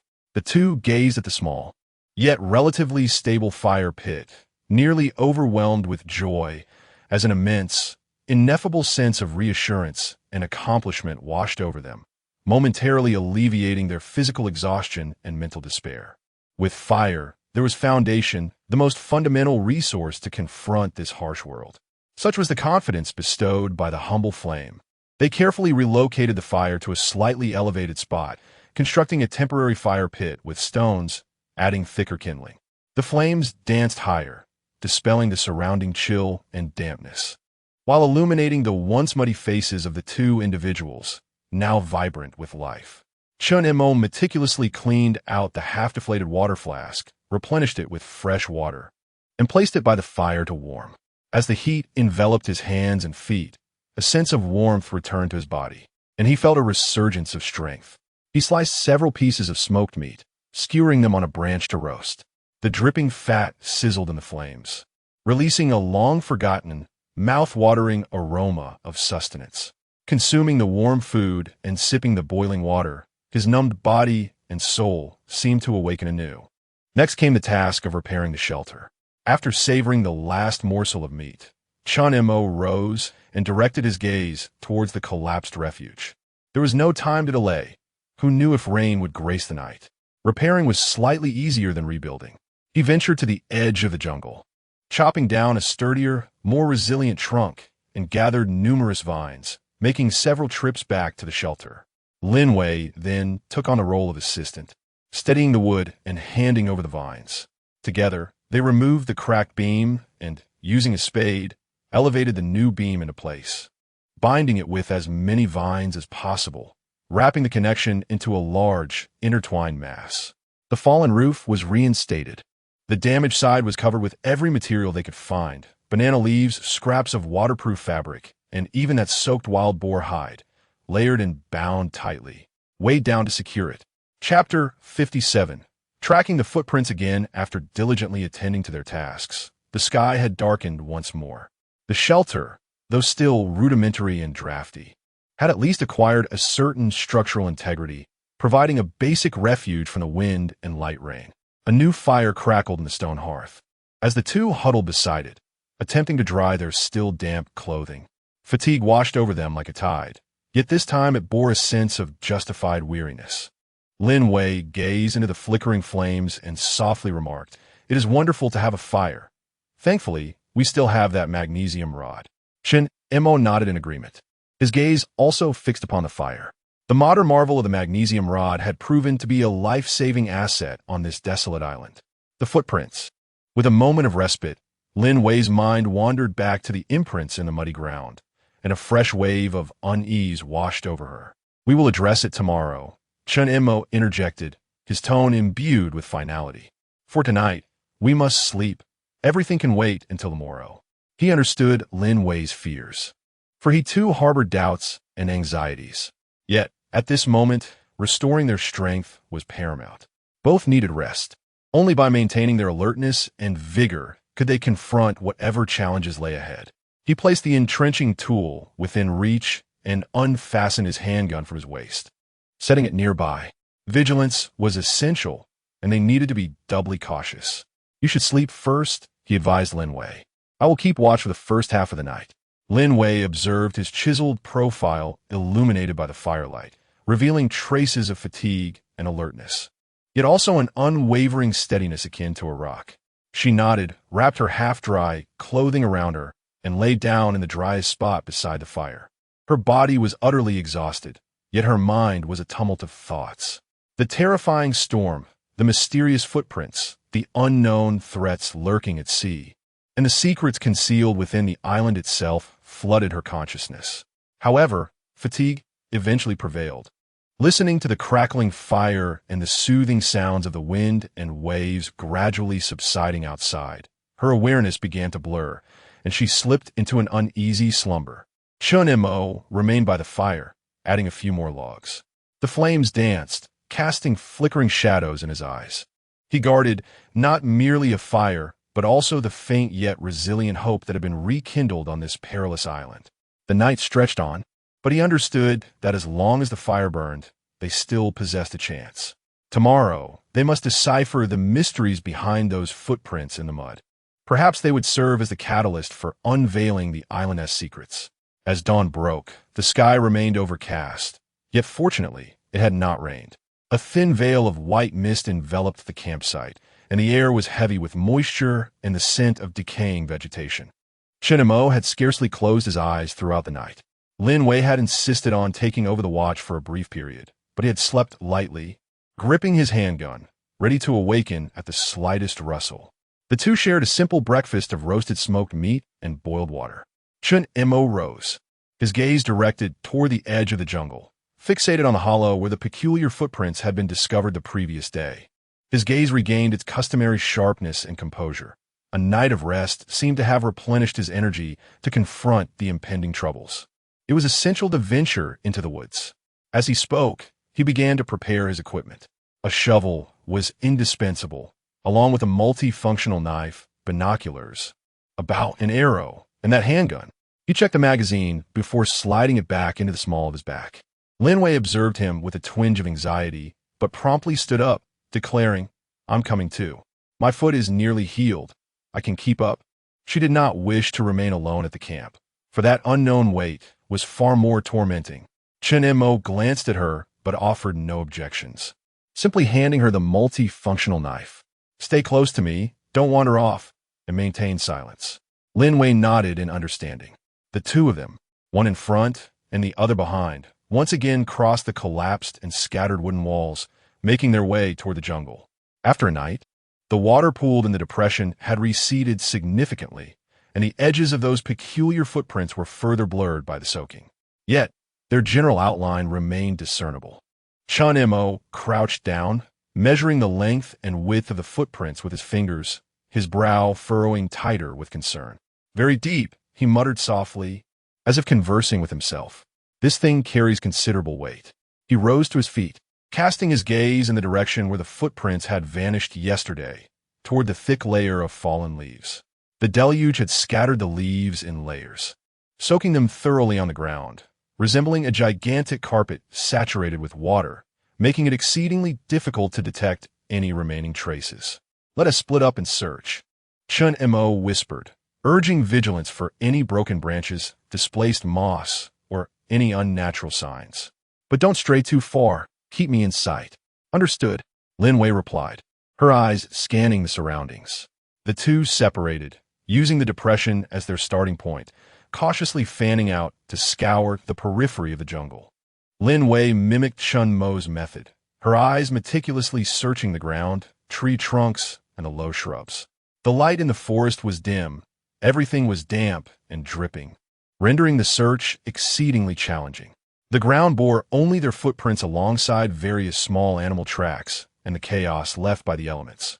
As time slipped away and hope waned, Lin Wei felt they might never uncover any clues, that whatever had vanished was indeed like a specter. Just then, her gaze inadvertently swept over the trunk of a crooked tree. The trunk was cloaked in thick, slippery moss, but at shoulder height, a small patch of moss had been rubbed away, revealing the dark bark beneath. The mark appeared recent, the edges were still damp, and no new moss had yet emerged, indicating it had not been long. "Chen Montak," she called softly, pointing toward the crooked tree. Chen Mo swiftly approached, examining the mark closely. The area where the moss had been scraped away was small and irregular, leaving no indication of its cause. However, the tree's position seemed to correlate, albeit tenuously, with the direction taken by the owner of the footprints. "It appears something brushed past here, perhaps a shoulder or side of the body," Chen Mo speculated, his keen eyes fixating on the path indicated by the mark. With the presence of this rather inconspicuous signpost, the two individuals felt a surge of energy and continued their journey, searching with heightened attention. After advancing approximately a dozen meters, the terrain began to exhibit slight undulations. Chen Mo suddenly halted, crouched down, and parted a dense cluster of ferns. Beneath them, the soil was relatively bare, shielded from the complete cover of fallen leaves by the ferns. Embedded in the muddy ground was a vague imprint. Once again, the front half of that peculiar, broad footprint, with the toes distinctly pointing forward. Indeed, it had come from this direction. Chapter 58. A difficult choice. Chen Mo's heartbeat quickened slightly as he finally discovered another footprint, confirming that their chosen direction was indeed correct. He gestured for Lin Wei to follow suit, and the two moved with utmost caution, nearly pausing with every step. They continued to delve deeper, following the footprints and the occasional subtle traces of disturbed vegetation. The surrounding trees grew taller and more ancient, their gnarled branches forming a canopy that obscured the sky, casting the area into an increasingly dim light. The air was both humid and stifling, making breaths feel heavy, and the silence around them was profound, broken only by the faint rustling of fallen leaves beneath their feet and the sound of their own breathing. An invisible pressure began to permeate the atmosphere. The tracking was intermittent. The signs appeared and vanished sporadically, testing their patience and keen eyesight. On several occasions, they nearly lost the trail and had to broaden their search radius to uncover the next minuscule clue, a snapped twig, a stone with its lichens scraped away. The path they followed seemed to lead deeper into untouched regions of the island. Suddenly, Chen Mo, who was leading, abruptly raised his hand into a fist, signaling for caution. Lin Wei immediately halted, her heart racing as she gazed nervously ahead. Chen Mo crouched slowly, his gaze locked onto a glade not far in front of them. The clearing revealed nothing particularly remarkable, only a few scattered stones partially cloaked in moss. Yet, on the side of the largest boulder, facing their direction, there lay a mark, a carving. Upon closer inspection, it was evident that this was not a natural formation wrought by wind and rain, but rather an intentional engraving. The lines were deep, their edges smooth by the passage of time and rain, yet the shape remained distinctly recognizable, indicating that it had been inscribed long ago. It was the H-shaped symbol with two circles that they had encountered previously. There was again. This enigmatic symbol had reemerged, and, intriguingly, it was along the path of those peculiar footprints. A chill coursed up Chen Mo's spine. What connection existed between the two? Was the unknown creature that left the footprints akin to the human, or perhaps something else, that inscribed these symbols? Or was there some intricate relationship between them? He stood up slowly, scanning his surroundings with heightened vigilance. The area remained tranquil. The trees stood silent, ferns lay low, and there was no sign of movement. He motioned for Lin Wei to find a place to conceal herself as he approached the boulder alone, running his hand over the cold carving. His eyes swept the area around the stone, and he noticed that beneath the symbol, the earth appeared to have been slightly disturbed, as if something had briefly lingered or excavated here. He cautiously used his entrenching tool to sift through the loose soil. Nothing was buried beneath, only several deep, parallel scratches marred the place where the stone met the earth. These scratches appeared, quite recent, unlike the symbol that bore the weight of time, suggesting they had been made with considerable force. Chen Mo's pupils constricted slightly. He scrutinized the width and depth of the scratches, recalling the size and depth of the footprint in the mud. A vague yet astonishing conjecture began to take shape in his mind. Could it be that the enigmatic creature that left the footprint had once been here and had interacted with this symbol? Were these fresh scratch marks its doing? Was it curious about this symbol? Angry? Or did it possess some meaning beyond their comprehension? If this were merely coincidence, the scratches appearing directly beneath the H-shaped symbol would indeed be too fortuitous. For a moment, Chen Mo found himself in a quandary. He decided to beckon Lin Wei over, signaling her to assist in the analysis. After all, two minds would surely yield more insights than one. Lin Wei had been keenly observing Chen Mo's every movement. Upon noticing him wave, she quickly scanned the surroundings for any abnormalities before jogging over. As she approached and followed Chen Mo's gaze downward, her complexion drained of color upon seeing the new scratches. Instinctively, she took a step closer to him, her voice trembling. How could there be scratches here? Could be left by that creature? Does it know about this? A flurry of questions escaped Lin Wei's lips, yet Chen Mo remained silent, equally bewildered by the quandary. His intention in summoning her was to collaboratively dissect the situation. He turned to her. I am uncertain as well, but the coincidence of these scratches feels too striking to ignore. I wanted you to help determine if there is a connection between this unknown creature and the symbol. I believe there is. Lin Wei stepped forward, observing intently. At the very least, it recognizes it. Otherwise, why would it choose to scratch here? Chen Mo nodded in agreement. He then raised his binoculars once more, centering on the rock inscribed with the symbol, meticulously scanning the distant surroundings. The lens glided slowly, traversing through gnarled trunks, thick canopies, and dappled shadows. Suddenly, his movements halted. Lin Wei, noticing the change in his demeanor, felt a surge of tension. Whenever Chen Mo paused like this, it signified new developments or occurrences. Through the binoculars, Chen Mo spotted what appeared to be another similar mark on the stout trunk of a colossal tree, one that would require several people to encircle. Due to distance and lighting, he could only discern a vague outline. Moreover, beneath that giant tree, the layer of fallen leaves seemed to bear signs of significant disturbance. A vast area had been swept clear, revealing the dark soil beneath. Chen Mo's heart skipped a beat. He adjusted the focus again, striving to see more clearly. However, the distance and poor lighting rendered the details indistinct. He could only faintly perceive that the color of the disturbed soil appeared particularly dark, as if it had been compressed or turned by some entity for an extended period. He lowered the binoculars, his countenance unusually grave. The path indicated by the footprints and subtle traces seemed to lead inexorably in that direction, towards that new symbol and the cleared patch of ground beneath it. To venture forth or to refrain? That place resembles a makeshift open-air nest, or perhaps a frequently visited location. An inexplicable aura of danger looms ominously in the air. Chen Mo remains rooted in place, his gaze shifting between the telescope in his hand, the indistinct colossal trees in the distance, the cold symbols etched upon the rocks beside him, and Lin Wei's face, stricken with fear and anxiety. The pursuit seems to have taken on a definitive direction, yet each step could plunge them into an entirely unfamiliar and potentially lethal realm. The atmosphere feels as though it has solidified, pressing heavily upon their chests. Ahead, the cleared glade in the forest appears as a silent, gaping maw in the dim light, emanating a foreboding sense of a lurking monstrosity. The indistinct symbols on the massive tree trunk resemble the cold, watchful eyes of this creature. To go or not to go? This choice weighs heavily upon Chen Mo's heart. To brave the depths may lead them to confront the enigmatic entity that left behind those eerie footprints and scratches, with life and death hanging precariously in the balance. To retreat, however, could mean forever missing the crucial clues needed to unravel the mystery, leaving that unknown fear to hover indefinitely above them, uncertain of when it might once again descend upon their camp. Chapter 59.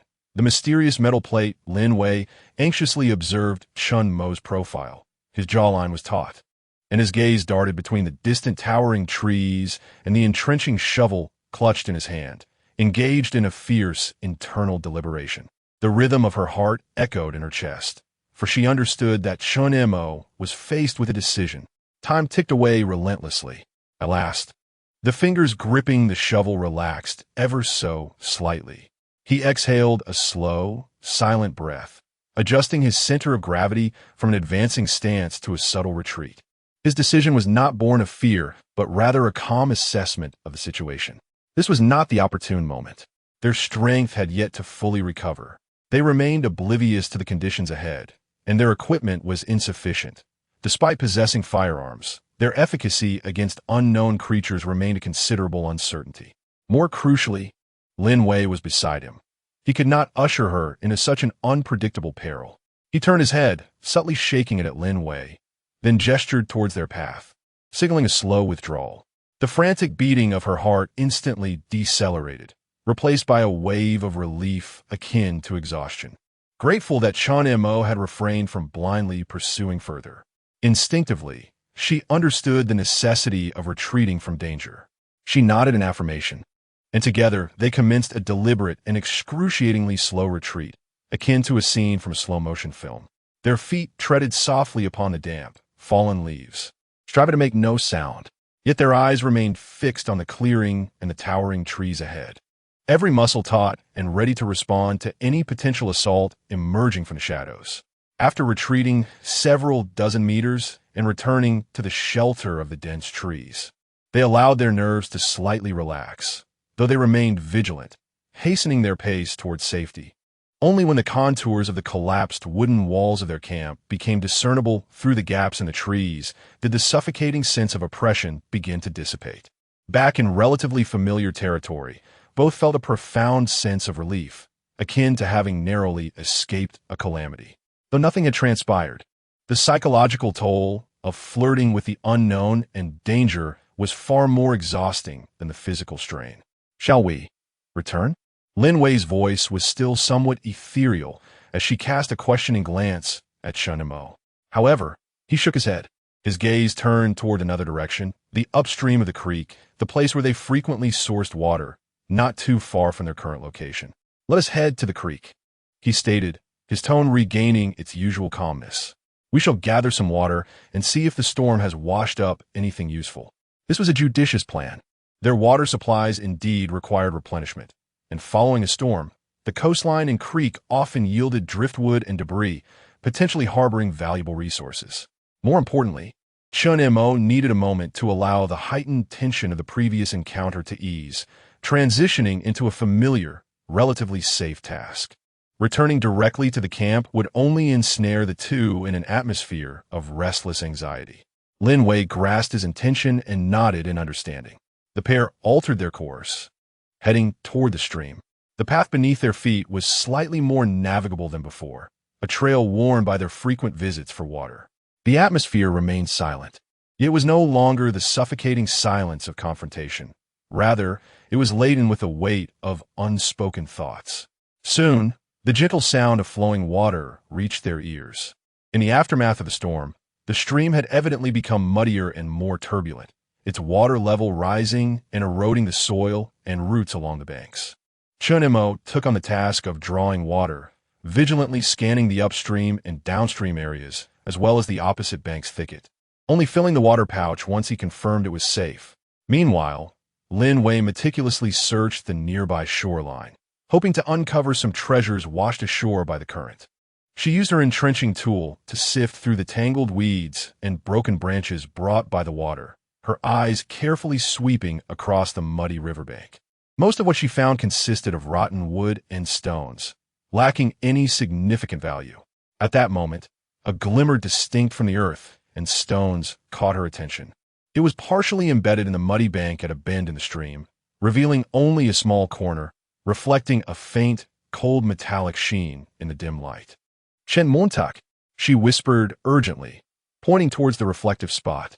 Chen Mo quickly approached with a filled water pouch, following her to observe the area closely. Noticing nothing amiss, he secured the pouch at his waist and proceeded toward the glimmering object, with Lin Wei closely trailing behind. As they drew nearer, Lin Wei squinted, crouched down, and carefully used her entrenching tool to clear away the mud and water plants that covered it. More the object was revealed, a flat, irregularly shaped metallic item, its edges appearing somewhat crumpled and damaged, its surface cloaked in rust and grime, yet still recognizable as some form of man-made artifact. Chen Mo's heart raced slightly as he cautiously pried at the edges of the metal with his entrenching tool. It was not buried too deeply. After a few attempts, he successfully dislodged it, pulling it from the icy mud. It felt heavy and cold to the touch. After rinsing it in the stream to remove most of the mud, its outline became clearer. It resembled a metal plate, or perhaps a fragment from some large machine. It measured about the length of a forearm, a palm's width across, with uneven thickness, one side thicker than the other. The thinner edge displayed evident, jagged fractures, as if torn apart by immense force. And the material appeared to be aluminum alloy or some kind of composite. Flipping it over, the other side was relatively smoother, and it seemed to bear markings? No, not letters, but rather a painted or printed code. Most of it had worn away and was indistinct, yet along the edges, a few semi-legible letters and numbers remained. Chen Mo rubbed his fingers over the smudged markings, leaning in closer to decipher them. L. It seemed to begin with an L. Then perhaps O or D. Below it, a smaller line of numbers, 17. The rest was unclear, resembling either 172 or 178. His gaze suddenly froze, his heart feeling as though it were tightly gripped by a hand. An intense recollection surged within him before the plane's disastrous plunge into the ocean. Amidst the violent turbulence and chaos, he had caught a glimpse near the Wing S route, close to the fuselage, of something resembling a paint code. That was a fragment of the aircraft's registration number. Every airplane in each nation possesses a unique registration number, typically commencing with letters that denote nationality, followed by a combination of numbers and letters. Although the characters on the fragment before him were incomplete, the format and the texture of the paint, could this possibly be a remnant of their ill-fated aircraft? Had it truly been carried upstream by the stream from the mouth of the sea? Or was it swept ashore by a tempest and subsequently drawn into the creek? Lin Wei leaned in to observe, her lips quivering slightly. What is this? Chapter 60. Untitled Draft. Chen Mo stood transfixed, unable to respond to Lin Wei's inquiry. His grip tightened around the cold metal shard, his knuckles paling from strain. The emergence of this fragment served as a key to memories long buried deep within his heart, suddenly unlocking the floodgates of recollection. The violent turbulence of the aircraft, the shrill wail of the alarms, the desperate cries and screams of the passengers, the overwhelming sensation of weightlessness. The icy sea water flooding the cabin, the suffocating struggle for survival, and the fragments along with. The bodies adrift on the surface. Each disjointed image crashed into Chen Mo's consciousness as if they had transpired just yesterday. His breath quickened, his body trembled slightly, and a tumult stirred in his stomach. He had forced himself to refrain from recollection, focusing instead on the succession of survival crises before him, numbing himself through busyness and vigilance. Yet, the presence of this metal plate brought the harsh truth they had desperately sought to evade, brutally laid bare before them. Their presence here was not a result of adventure, but rather a calamity, a disaster that had claimed hundreds of lives in a tragic aviation accident. They were the sole survivors. Lin Wei, clearly engulfed in the same emotional turmoil, felt her eyes welling with tears, a mist forming as her body shivered, not from the cold, but from a deep-seated terror and dread. The two stood by the murky stream, holding the cold metal shard as if it were a tangible remnant of a frozen, deadly past, rendered speechless. The wind rustled through the trees, producing a mournful sound. It became evident that they had never truly escaped the disaster. Its shadow loomed over this solitary island, haunting them in another guise. Taking a deep breath, Chen Mo forcibly suppressed the surging emotions within him. Now was not the time to indulge in sorrow and fear. "Let's go back," he said, rousing Lin Wei from her reverie. The return journey was marked by a heavy silence, each absorbed in their thoughts, devoid of conversation. Their packs now contained ample water, but were also burdened with a metal shard that bore the weight of memories. As the campsite gradually came into view, the warmth and light emanating from the flickering flames seemed insufficient to dispel the chill lingering in their hearts. They faced threats from both the sea and the depths of the jungle, while simultaneously carrying the immense psychological burden wrought by that calamity. This journey of survival was far more arduous and protracted than they had ever imagined. Upon returning to the campsite, they tossed their packs in a dry spot, set the water containers aside, and Chen Mo retrieved the metal plate, placing it on a relatively flat stone beside the fire. It lay there quietly, the dancing flames casting shifting shadows across its uneven surface. Lin Wei's gaze was once again fixed upon the metal shard, refusing to waver. Chen Mo noticed her state, but refrained from uttering any comforting words. Instead, he stood up, picked up a spade, and walked to the edge of the campsite to clear away the debris left by the storm. "Stop staring," his voice broke the silence. "Let's get to work." Rather than wallowing in the unchangeable past and its accompanying emotions, one should focus on the tangible matters at hand. This encapsulates his enduring philosophy of survival. Lin Wei was roused from her reverie by his voice, gradually regaining her composure as she inhaled deeply and forced herself to avert her gaze. She understood Chen Mo's sentiment. Sorrow and fear yield neither sustenance nor security. Rising to her feet, she began to assist him. The pair silently cleared the debris of their camp, salvaging usable wood and stacking it aside, while tossing the irreparably damaged pieces farther away to serve as fuel. The collapsed wooden wall required reinforcement and realignment, a significant undertaking. Indeed, physical labor occupied their minds to some extent, providing a reprieve from unproductive thoughts. Soon, sweat soaked their backs, and the ache in their muscles eclipsed the heaviness in their hearts. During brief intervals of rest, Chen Mo would approach and scrutinize a shard intently. He traced the jagged edges with his fingers, a frown creasing his brow. The irregular tear marks gave him an unsettling impression that something was amiss. Certain fracture lines appeared excessively intricate, suggesting a complexity that transcended mere mechanical tearing, hinting at an indescribable, unnatural distortion. Yet, lacking expertise in material science, he could only rely on this vague intuition. He turned the shard over repeatedly, attempting to glean further insights from the indistinct characters. But aside from confirming its likely origin from a downed aircraft, he gleaned nothing more. Ultimately, he relinquished his inquiries, casting the fragment back into his pack, opting for ignorance over anxiety. Knowing its provenance would not alter their predicament, but would only serve to exacerbate their troubles. Throughout the day, The duo toiled to reconstruct their home, reinforcing the wooden walls, patching the roof, and clearing the muddy remnants of standing water. Their efficiency was hampered, as their physical strength had yet to fully recover, yet progress was made, however incremental. New wooden stakes were driven into the sandy earth, binding together with the remnants of the old structure to form a new, albeit rough, barrier. The collapsed section was re-erected, slightly shorter than before, but still a welcome improvement. Lin Wei took on the task of gathering resilient vines to hand to Chen Mo for binding, her movements noticeably more agile than before. As evening approached, the two were exhausted, barely able to straighten their backs as they sat beside the fire, surveying the meager fruits of their labor, their hearts devoid of joy, only weighed down by a profound fatigue. The firelight illuminated their faces, streaked with mud and sweat, while also casting shadows upon the nearby, still, dense jungle. The day's pursuit and the appearance of the shard loomed over the newly reconstructed camp like two ominous shadows. The unknown threat had not vanished. It merely lay in wait. Meanwhile, the specter of past nightmares had returned in a tangible form, encroaching upon their lives once more. Chen Mo added a log to the fire, the flames crackling and sending up a flurry of sparks. Tomorrow, he began, his voice somewhat hoarse, I will set the gill net.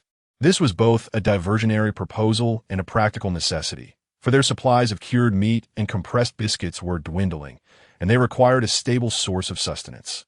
The fish and shrimp in the stream represented the easiest source of protein. Lin Wei nodded slightly. All right, then I shall make an effort to dry the shed a bit more. She paused, hesitating for a moment before inquiring, what about? Over there. She gestured towards the direction where she had tracked the footprints during the day. Are we still going? Chen Mo remained silent for a moment before shaking his head. Not for now. Let us wait and see. The risk of venturing into the unknown lair was too great. He opted for a strategy of inaction, focusing on fortifying their defenses, restoring their strength, and observing the situation. Should that creature approach the camp again, it would inevitably leave new traces, and at that point, they could decide based on the circumstances. For now, maintaining a steady progress was of utmost importance. Chapter 61. Rediscovering traces as night descended, the temperature plummeted rapidly. The fire became their sole source of warmth, with the two huddled closely beside it, sharing the roasted food in silence. Save for the soft sounds of chewing and the crackling of burning wood, the vigil remained paramount. Chen Mo took the first half of the night watch, allowing Lin Wei to rest, as her condition necessitated recuperation of both spirit and strength. Lin Wei did not contest this arrangement. She wrapped herself tightly in her clothing and lay down next to the fire, her fatigued body succumbing swiftly to slumber, though her brow furrowed slightly, indicating that her sleep was far from tranquil, as if nightmares lurked, ready to rouse her at any moment. Chen Mo, clutching a spade, sat by the flames, his handgun within easy reach. His gaze frequently swept the direction of the jungle, while his ears attuned to any hint of unusual sounds. The night breeze swept through, carrying a chill and the dampness of the environment. From the depths of the forest came the rustling of unknown nocturnal creatures, while the distant waves relentlessly crashed against the shore. Everything seemed to revert to a previous pattern, yet something felt distinctly altered. Deep within the jungle, the potential lair of a creature that had left behind those eerie footprints perhaps lay concealed in the boundless darkness, silently observing the flickering firelight from afar. The night appeared to form an invisible boundary between the two parties. Chen Mo's eyes shone astonishingly bright in the darkness, akin to two sparks of starlight. He understood that the tranquility they experienced was merely temporary, whether it stemmed from the sea or the depths of the forest. The storm had only briefly subsided. Greater turmoil might be brewing in unseen realms. Gripping the spade's handle firmly, he adjusted his posture, resembling a sentinel, vigilantly guarding against the prolonged and perilous night. In the latter half of the night, Lin Wei came to relieve him. No abnormalities detected. Having uttered this, Chen Mo lay down where Lin Wei had rested, surrendering to sleep. He was not a machine and required rest as well. Daybreak arrived, casting a grayish light that felt incomplete. The heavy clouds enveloped the air, clinging to the skin oppressive, and cool. Upon waking, Chen Mo felt every joint in his body protesting with soreness. Days of fatigue and tension weighed upon him like an invisible burden, not easily shed with mere sleep. He stretched his stiff neck, producing a faint crackling sound. Lin Wei, half asleep, yawned as she added wood to the fire, her face etched with fatigue.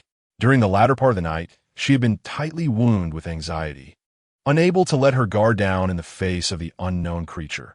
Only as dawn approached did she allow herself a fleeting moment of relaxation, fatigue quickly following. Chen Mo approached Lin Wei, quietly gesturing for her to rest a while longer, promising to call her once breakfast was ready. Lin Wei offered no rebuttal. She was overwhelmingly tired, and scarcely had she lain down when soft snores began to emerge. Approximately 2 hours later, Chen Mo had prepared breakfast, intending for Lin Wei to enjoy additional rest. He gently roused the still drowsy Lin Wei, and the two shared a silent meal. "I'll go set the traps," Chen Mo declared after finishing the last bite of meat, rising to gather his belongings. The spade, the woven trap nets, a piece of slightly broken roasted bait, and his bow and arrows. After a moment's hesitation, he decided to carry the handgun, tucking it into the small of his back. The jungle now felt more perilous than ever before. "Be careful," Lin Wei whispered. She understood that this was a necessary task. Yet each time Chen Mo ventured into the jungle alone, it filled her with trepidation. Chen Mo merely acknowledged her with a grunt, said little more, gathered his belongings, and pulled open the repaired gate, his figure swiftly disappearing into the dense greenery. Left alone in the camp, Lin Wei took a deep breath and forced herself to keep busy. She meticulously cleaned the still damp and muddy floor of the tent, took the soaked hay mat outside to dry, and organized the supplies that had been thrown into disarray by the storm. Engaging in physical labor allowed her to temporarily cease her wandering thoughts. Chen Mo advanced through the jungle with heightened vigilance. His ears were attuned to any unusual sounds, and his eyes not only focused on the path ahead, but also scanned the surrounding trunks and ground, searching for any potential new signs, be it footprints or scratches. The sound of the stream grew clearer. He chose a spot where the water flowed relatively gently, with a bend that would attract fish and shrimp. Using his entrenching tool, he dug a small pit by the bank, placed bait inside, and secured one end of the net with stones, carefully submerging the net, its opening aligned with the bend, while anchoring the other end to a tree root on the shore. After completing this task, he did not leave immediately. Instead, he stood upright and carefully observed the area once more. The water remained somewhat murky, and the scars of the storm were evident along both banks. His gaze shifted along the stream, both upstream and downstream. Suddenly, not far downstream on the opposite bank, he noticed something peculiar on the trunk of a small tree growing near the water. At the area close to the water's surface, the bark bore extensive, fresh damage, as if something rough and heavy had scraped against it violently, exposing the white wood beneath. The scratches were deep, angled from top to bottom.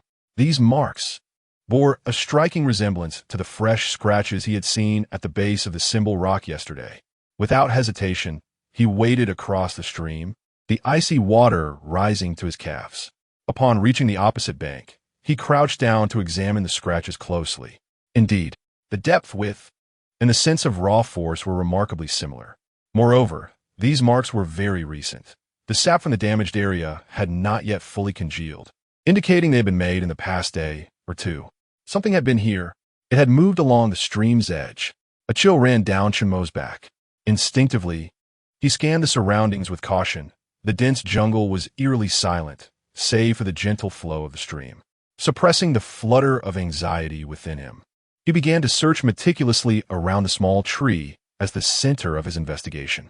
Soon, along the muddy bank, he found several indistinct impressions, still those peculiar wide footprints, their edges blurred by the mud, yet their outlines faintly discernible.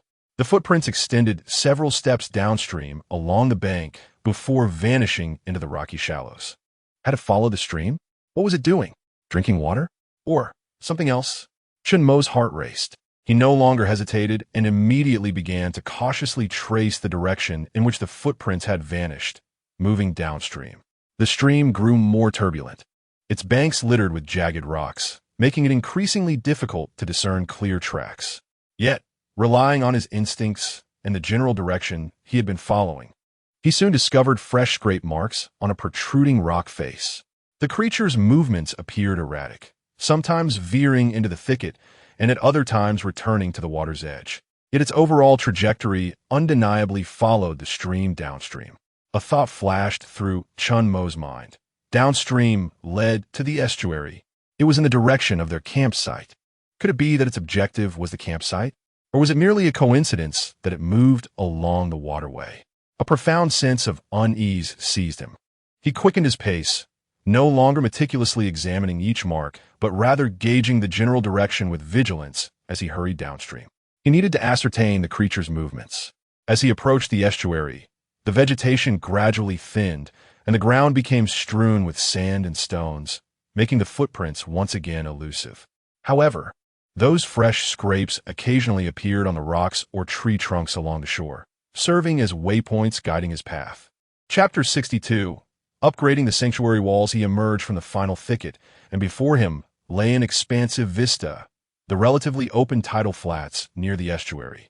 Their camp was just a few hundred meters away on the beach to his left. He instinctively crouched low, using the rocks as cover, his keen gaze sweeping across the flats and the campsite. The tidal flats appeared desolate, with only the waves lapping against the silt. The crooked wooden walls of the camp stood silently, and Lin Wei was busy within. Seemingly everything was normal. There was no sign of that creature. Had it not directly attacked the camp? Chen Mo felt a slight relief, though his vigilance remained unwavering. He meticulously scanned every inch of the tidal flats. Before long, his gaze settled on a particular spot, a patch of wet sand situated between the estuary and the campsite. The color of the sand there was noticeably darker than the surrounding area, as if it had been trampled and soaked by something for an extended period, forming an irregular shallow pit. And on the edge of this pit, distinct and familiar large footprints were clearly imprinted. The direction of the footprints pointed directly towards the wooden walls of the camp, a mere few hundred meters away. It had lingered here, and for quite some time. Chen Mo could envision it, concealed in the shadows of the tidal flats, silently observing the camp. A chill surged from his feet to the crown of his head. He imagined that unknown creature, lurking so close during a moment when they were utterly oblivious, likely at night or during a storm, silently watching their fires and their activities. Such a notion was utterly chilling. He scrutinized the area, noting that aside from the shallow pit and its edge, there were no signs of activity around. It seemed to have merely remained there, observing. Why? What were its intentions? Chen Mo slowly rose from behind the rocks, his heart heavy with realization. At that moment, he comprehended why, at times, one could feel inexplicably watched despite seeing nothing. Seeing this made everything clear. Moreover, it likely had multiple vantage points for observation, yet to be discovered. Its mere act of spying without choosing to attack, or rather, without rushing out to disrupt the camp, indicated it was unlike ordinary beasts. It evidently possessed the capacity for thought and a certain level of intelligence. With this deduction, as he straightened his posture, Chen Mo abruptly crouched down again, striving to conceal himself behind the rocks. Who could say whether that creature was observing him from another hidden location at that very moment? A cold sweat enveloped him. He cast one last glance at the unsettling footprints before swiftly making his way back to the camp. Upon returning to the perimeter of the camp, Lin Wei noticed his grave expression and the rapid pace that was a stark contrast to his earlier demeanor. Her heart sank immediately, and she hurriedly opened the gate. What's wrong? What happened? Chen Mo stepped inside, initially silent as he cautiously glanced back towards the direction of the stream. Then, in a low voice, he finally spoke. It has been here very close, by the stream downstream and on the tidal flats over there. He pointed in that direction, leaving new traces just a few hundred meters from the camp. Lin Wei's face turned pale, instinctively covering her mouth with her hand, her eyes widening in terror. It intends to attack us? Uncertain, Chen Mo shook his head, his brow furrowed, observing the marks. It had merely lingered there, as if watching. This answer was even more terrifying. to envision an unknown creature of immense power, with unpredictable behavior, lurking in the shadows, instills a psychological pressure sufficient to drive one to the brink of despair. What? What should we do? Lin Wei's voice trembled uncontrollably. Chen Mo gazed at the flickering flames, then glanced at the partially repaired wooden wall surrounding them. Reinforce it. He uttered 2 words through clenched teeth, his gaze sharpening. Strengthen the wall, raise its height, fortify it, and craft more weapons. He had no choice. Ever since being swept to this island by the currents, there was no retreat. The only path to survival lay in becoming stronger, more unyielding. The survival shows he had seen on television often depicted struggles for food. The incessant worry of going hungry for days, the discussion of what could be consumed, the raw ingestion of various insects, and the presence of a medical team on standby 24 hours a day, periodically checking health metrics. In reality, if one faltered, they simply exited the challenge. It was all staged. But what is reality? Reality is that individuals like Chen Mo faced no medical teams, no one to monitor their condition. Nothing. I can't endure any longer.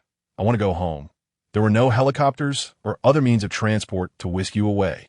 Only the omnipresent, unpredictable dangers awaited. Every step fraught with peril, every action cautious. A single misstep could mean an irrevocable loss of opportunity. This was survival, existing in the narrow margins of existence. Since this island seemed intent on thwarting their efforts, let it be so. Let us see who falters first. Chen Mo was a man of action. Once he resolved to act, he would not delay, especially when their lives were at stake. Without hesitation, he seized the engineer's shovel and strode toward the edge of the jungle. Lin Wei watched Chen Mo's tense figure, taut like a drawn bow. Taking a deep breath, she suppressed her underlying fear and followed suit. In an instant, the edge of the jungle resonated only with the sound of the shovel biting into the wood. Fueled by a fierce determination, Chen Mo selected the thickest and hardest timber, his arm muscles straining, veins pulsing at his temples, each strike sent with shavings flying. As if he were not chopping wood, but rather confronting the invisible threat. Lin Wei focused on clearing away branches, while Chen Mo handled the felled trunks, dragging them to the designated spot. Her strength waned, the rough timber chafing her palms until they turned red and hot, soon blistering and breaking. Blood mingling with the wood shavings, a piercing pain coursing through her. Having been pampered since childhood, she had never engaged in such labor. Yet she gritted her teeth in silence and persevered. Silence. An oppressive silence. All that could be heard were the sounds of chopping, dragging, and the heavy breaths of 2 individuals. For several consecutive days, this routine persisted.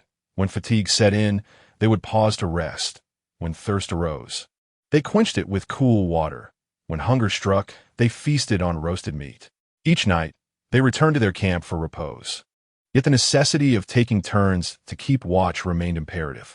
During these days, it was uncertain whether an unseen creature had detected Chen Mo and his companions observing its presence, or if the noise from the tree felling had been too great, for it had yet to make an appearance.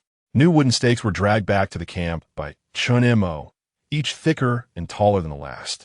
Old tree trunks from the perimeter were uprooted and stacked aside, while the new logs were meticulously embedded and compacted, arranged with such precision that scarcely a gap was left. Their height was remarkable, surpassing Chen Mo's own stature of nearly 1.80 meters. Yet, this was insufficient. Chen Mo further collected a plethora of thorny bushes and brambles, densely heaping them around the wooden wall, creating a formidable barrier that instilled a sense of dread. Chapter 63. The approaching footprints merely fortifying the perimeter was insufficient. Chen Mo's mind incessantly replayed the footprints on the tidal flats leading towards the camp. He required additional defenses, selecting numerous resilient hardwoods. He employed a spade and a knife to craft pointed stakes. This was not the haphazard sharpening of before, but rather a meticulous honing of sharp, triangular, and even quadrangular tips, which he then roasted over the fire to enhance their hardness. Each stake exceeded 1.5 meters in length, thick as an arm. Lin Wei observed him fashioning these spikes, uncertain of their intended use. Regardless of their placement, a wave of security washed over her. Her sole responsibility was to stoke the fire, facilitating his wood treatment. A multitude of stakes was created. Within the newly erected wooden wall, Chen Mo excavated deep, outward-angled pits to embed the bases of these stakes, compacting them so that the sharp tips jutted outward at a 45-degree angle, resembling a row of fangs eager for blood. Anyone or anything attempting to scale the wooden wall would first confront this lethal trap. Yet he was not finished. Inside the gate of the fence, he constructed a rudimentary but weighty bolt using thick vines and the principle of leverage, requiring considerable effort to lift and lower. The entire camp was visibly transforming from a rudimentary refuge into an armed fortress.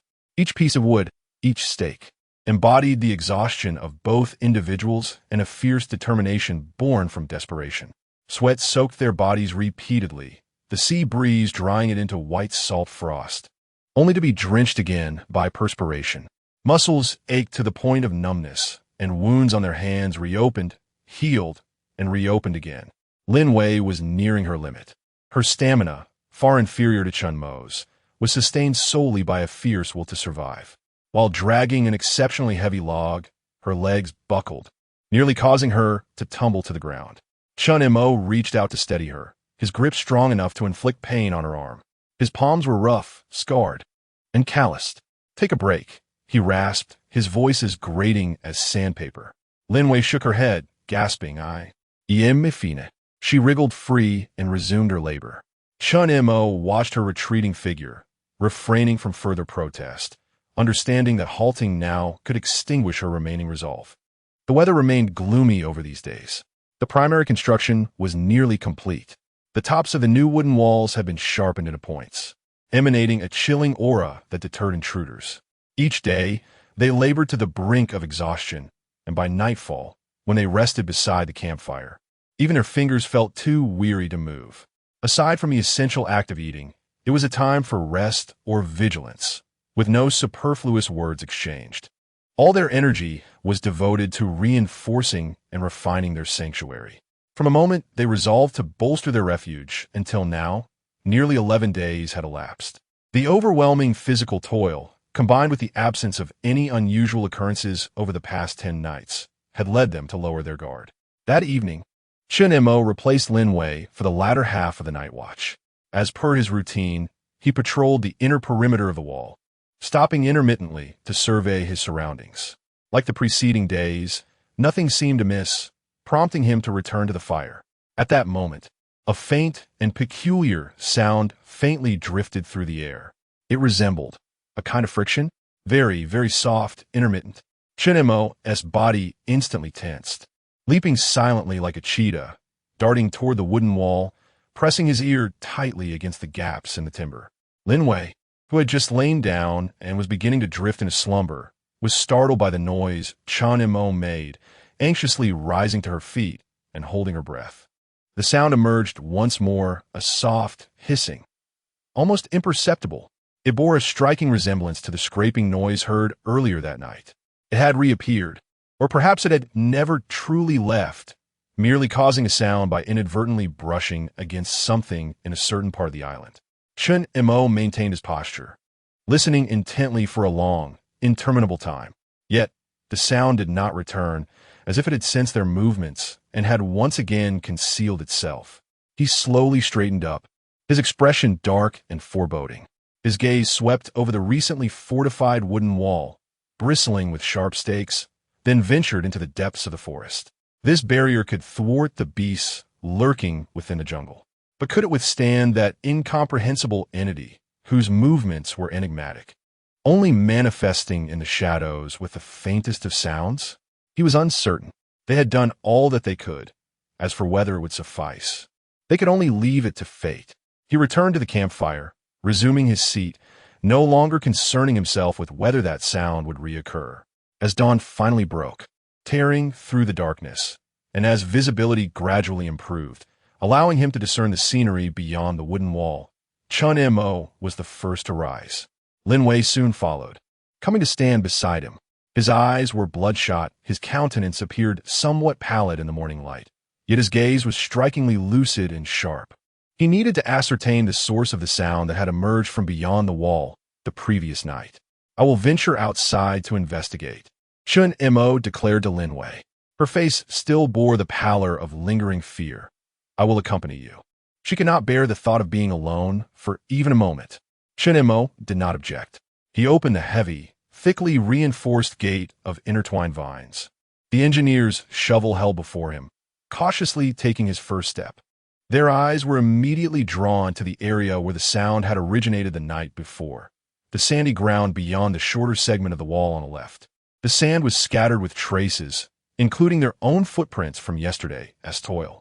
However, not far from that wooden wall, a patch of sand was noticeably different in hue from its surroundings, appearing exceptionally flat and compacted, as if something substantial had rested there for an extended duration.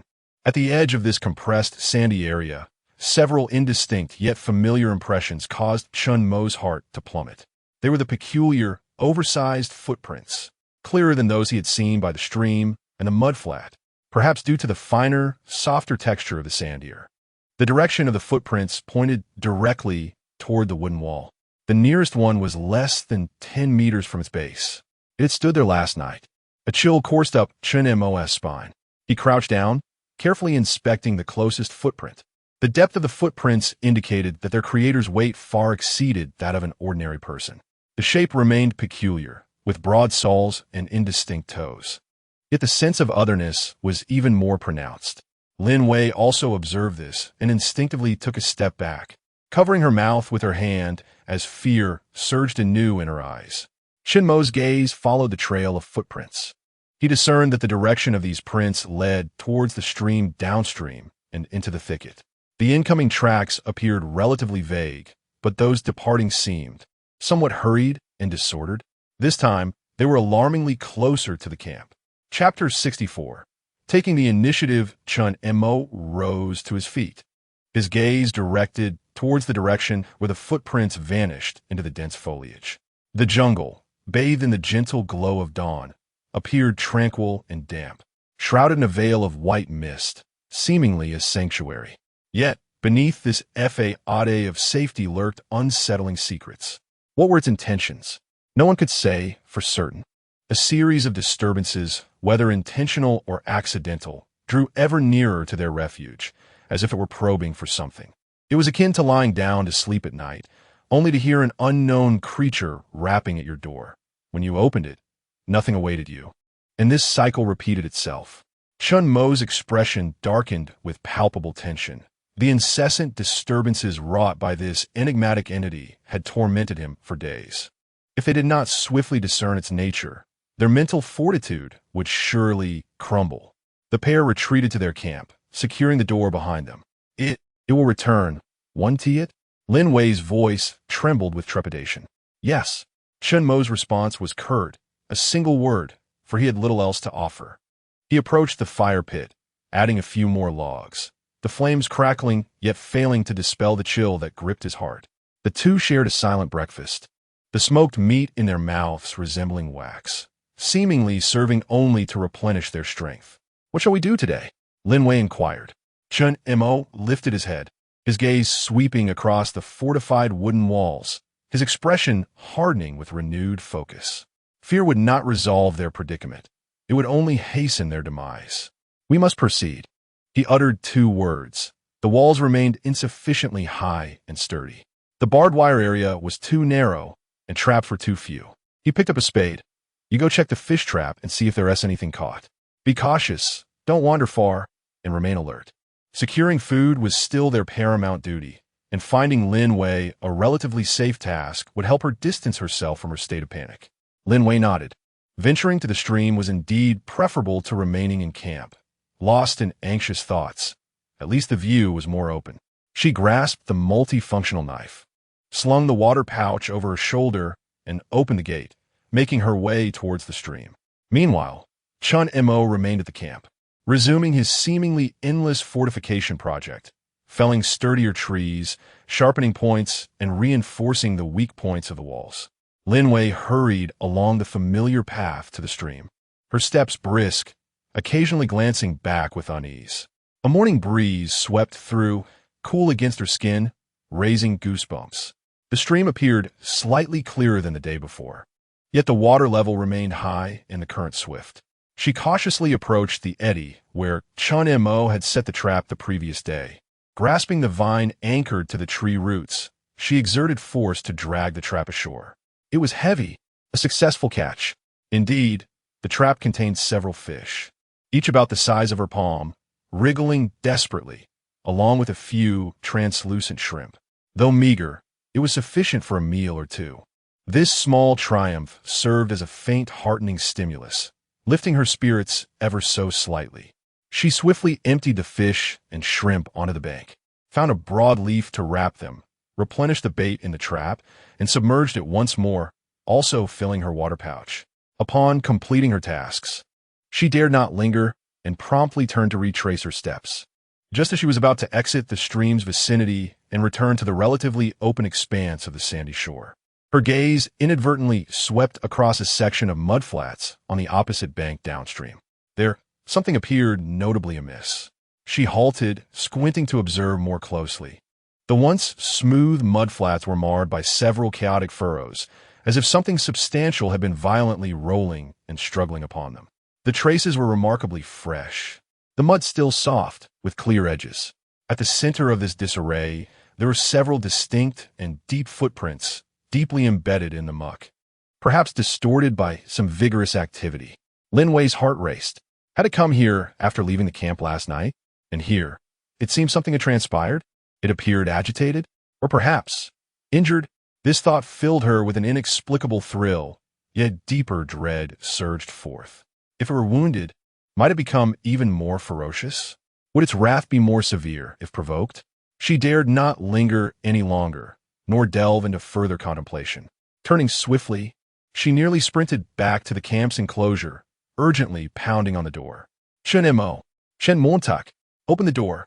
Chen Mo immediately swung the door open, and upon seeing her pale visage and rapid breaths, his expression sharpened. What happened? Downstream, across the mudflats, Lin Wei gasped, pointing towards the stream. There are numerous chaotic marks and very deep footprints. It seems to have gone wild there. At her words, Chen Mo's brow furrowed deeply. He gestured for Lin Wei to enter, then hastened to the wooden wall facing the stream, peering through the gaps to scrutinize the scene for a considerable time. The mudflats on the opposite bank were distant, obscuring the details, yet the visibly disturbed area remained apparent in the morning light. He gradually stepped back, his expression graver than before. Judging solely from the traces left behind, the information was scant, leaving him unable to ascertain the significance of its presence there or its identity. Chen Mo glanced at Lin Wei, whose complexion was ashen, then at the heavy leaves in his hand filled with fish and shrimp. Survival and threat entwined like two interwoven ropes, tightening around their necks, constricting evermore. He took the leaves and began to prepare their meal for the day. Daylight arrived, yet the sun failed to pierce the cloud cover. The crisis had merely receded temporarily, not vanished. It lurked within the morning mist and the jungle, biding its time for the next night or opportunity. All they could do was continue to fortify their fragile stronghold, awaiting the unknown next round. Throughout the day, the camp remained shrouded in the shadow of this enigmatic creature. Each venture into the jungle unveiled new signs, as if it were omnipresent, ever watching them. The reinforcement efforts persisted, yet the pace had evidently slowed. Each time Chen Mo wielded the entrenching tool, he would pause, his gaze scanning the jungle with vigilance, his ears attuned to any faint sound. As Lin, while absent-mindedly piled stones, her gaze frequently drifted towards the muddy bank across the stream, even though it was entirely out of sight. The frequent appearances of the unknown creature pricked at the hearts of the two, instilling a palpable fear that grew increasingly specific and unsettling. Their modest lunch consisted of just a few bites. In the afternoon, Chen Mo made a resolve. He could no longer endure this passive confinement, constantly plagued by erratic conjectures about the nature of that entity. He craved information, even if it were but a morsel. "I shall venture over there for a look," he declared, gesturing towards the downstream bank of the stream. Lin Wei's body tensed instantly, the color draining from her face. "It's far too perilous. What if it is still there?" Chapter 65. speculating the identity of the unknown creature if it intended to attack. It would have done so last night. Chen Mo interrupted her, suggesting it was more likely hiding. I must ascertain what it is and what has transpired. He needed to verify the traces left in the mire and attempt to track the departing footprints, hoping to uncover more clues about the true nature of this entity. Hiding behind the wall and guessing would only lead to his own demise. Armed with a spade, a bow, and arrows, he checked his handgun's magazine once more, secured it at his waist, and slung the binoculars around his neck. Stay vigilant. The usual protocol, he instructed Lin Wei before opening the gate. Lin Wei understood she could not deter him and recognized the validity of his reasoning. Gripping her multifunctional knife tightly, she nodded earnestly, "Be careful. Call out if anything happens, or fire a shot." Chen Mo acknowledged her with a grunt, his figure quickly vanishing along the path leading to the stream. This time, he meticulously utilized the terrain and foliage for concealment with each step, moving at a deliberate pace, prioritizing observation over speed. As he approached the stream, the sensation of being watched began to resurface ominously. Instead of heading directly to the muddy shore, he opted for a narrower stretch of water upstream, where large rocks provided footholds. He swiftly waded across the stream and cautiously approached the muddy bank from the downstream direction along the edge of the jungle, carefully avoiding exposure in the open. When he was still several dozen meters from the mire, he halted, taking refuge behind the roots of a colossal banyan tree, and raised his binoculars. Through the lens, the chaotic state of the mudflat became increasingly discernible.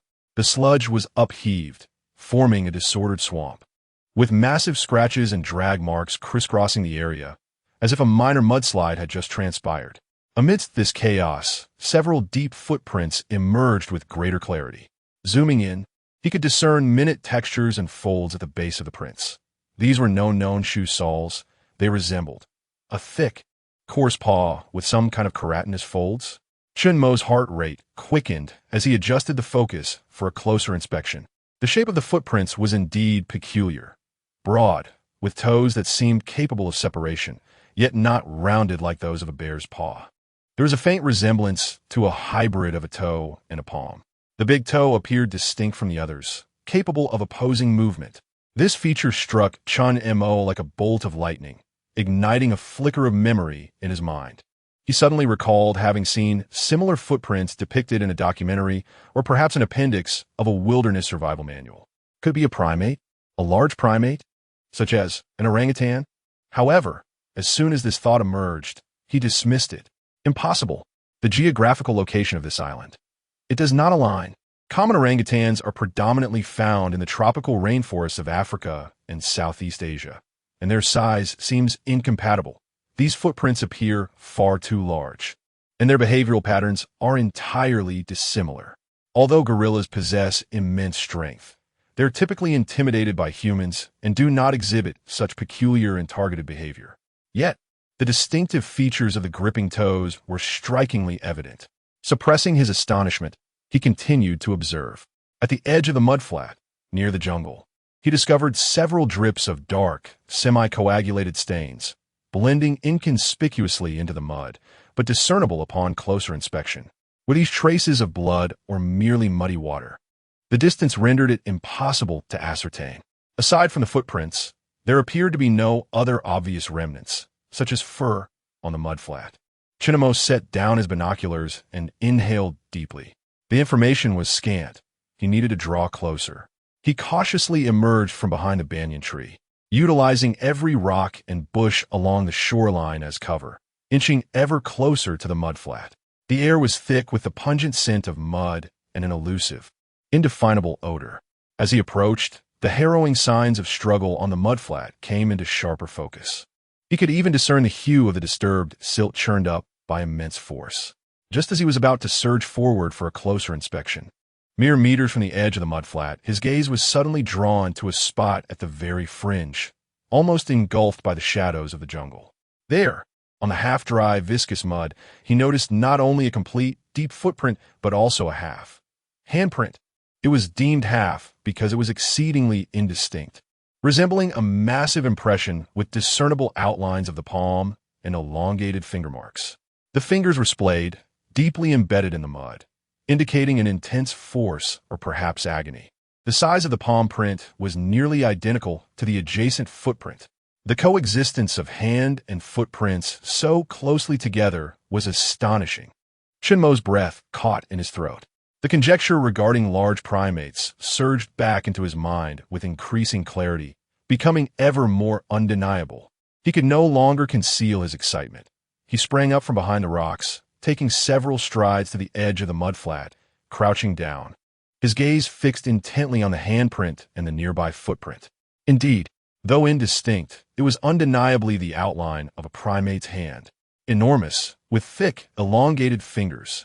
His heart raced, blood rushing to his head. He abruptly lifted his gaze, tracing the series of footprints leading away from the mudflat into the depths of the jungle. This time, the proximity allowed for a clearer view as the ground transitioned to moist, loamy soil, preserving the shape of the footprints in greater detail. The broad foot, distinctly spread apart, featured an opposable big toe. Furthermore, next to one of the footprints, there appeared to be a small, dragging mark, reminiscent of a handprint used for support. An almost implausible yet singular explanation for all the clues emerged, akin to the dawn's light piercing through the fog of his thoughts and speculations. It was neither a ghost nor an unknown beast. It was a gorilla, or perhaps a large primate akin to a gorilla, a colossal, aberrant, and potentially injured gorilla. Instantly, a cascade of images flooded his mind. That immense strength, overturning wooden barriers.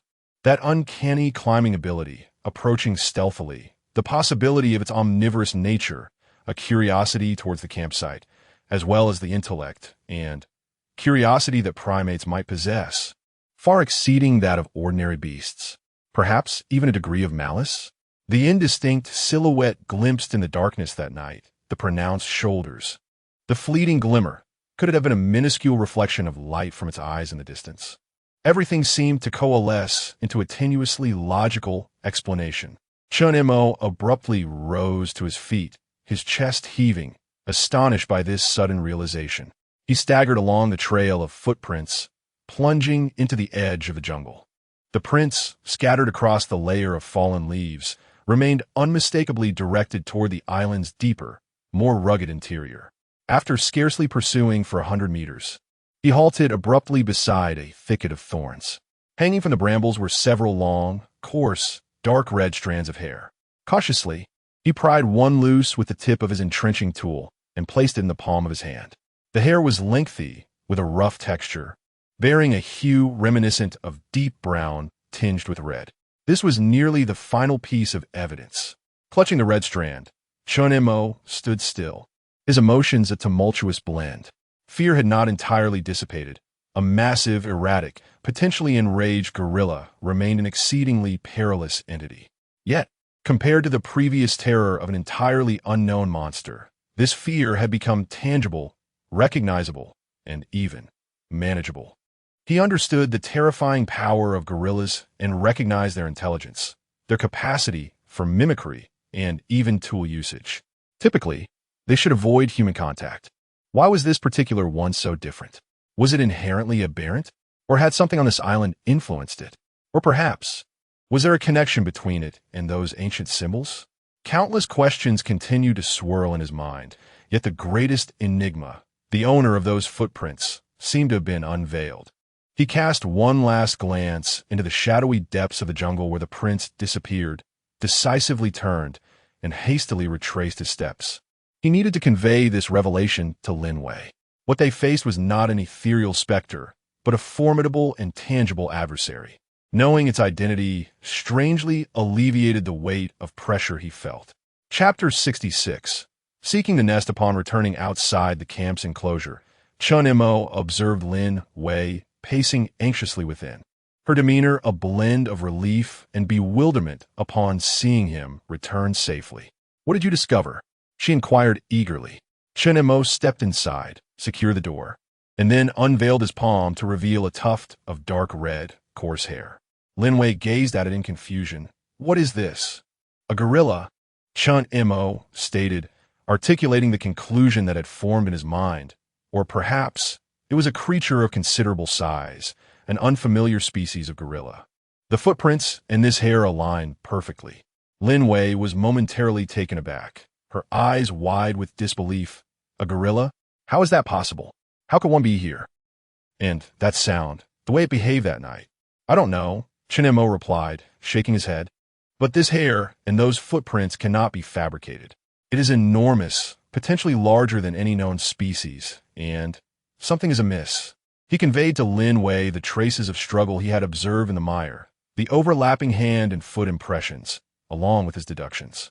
As she processed the information, the shock on Lin Wei's face gradually morphed into a complex expression, a blend of relief and apprehension. The relief stemmed from the revelation of their adversary's identity. No longer an incomprehensible monster, while the apprehension arose from the peril posed by a frenzied, colossal gorilla, equally destructive. So, could its agitation last night have been a result of your fright?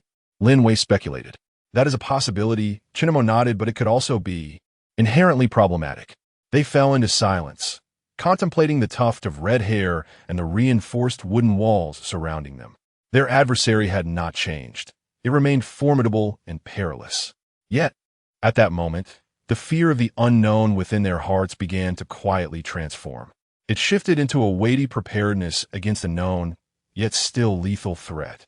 They understood what they were to confront, an enormous, behaviorally aberrant, possibly injured red-haired gorilla. Although they had identified their opponent, the fear lingered, now framed within a comprehensible context. That afternoon, the atmosphere in the camp remained oppressive, yet it was different from before. The two sat on the sandy ground, deep in contemplation. Aware of the imminent challenge they faced, they recognized the necessity for targeted prevention and preparation. Fire! Lin Wei broke the silence, continuing, Beasts fear fire.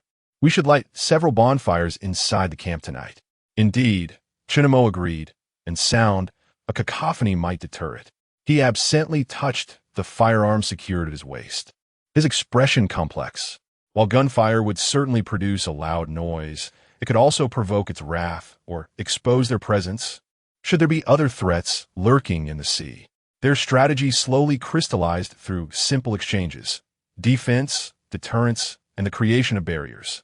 Direct confrontation would undoubtedly be the last resort, especially against a creature possessing strength far beyond their own. As dusk fell, Chen Mo checked the fish traps once more, returning with several fish in hand. The two individuals silently finished their dinner as darkness descended rapidly. The clouds remained heavy, obscuring the stars. The significance of tonight's vigil had transformed entirely. Previously, they had been wary of an unseen specter, but now they awaited a colossal beast that might emerge from the shadows at any moment. Chen Mo kept watch during the first half of the night. He ignited 3 additional fires, making a total of 4 in the camp, frequently tossing in dry branches that would crackle and release more sparks, enhancing the flames' brightness and the sound of their crackling. As he sat down, he gripped his entrenching tool tightly, with his handgun resting at his side, prepared for any unforeseen circumstances. Lin Wei lay beside the fire, her eyes closed, yet sleep eluded her. Her ears were perked, attuned to the slightest sound from beyond the walls, her heart perpetually suspended in anxiety. Each rustle of wind or movement of grass led her to believe that the gorilla was approaching. However, the night passed without incident.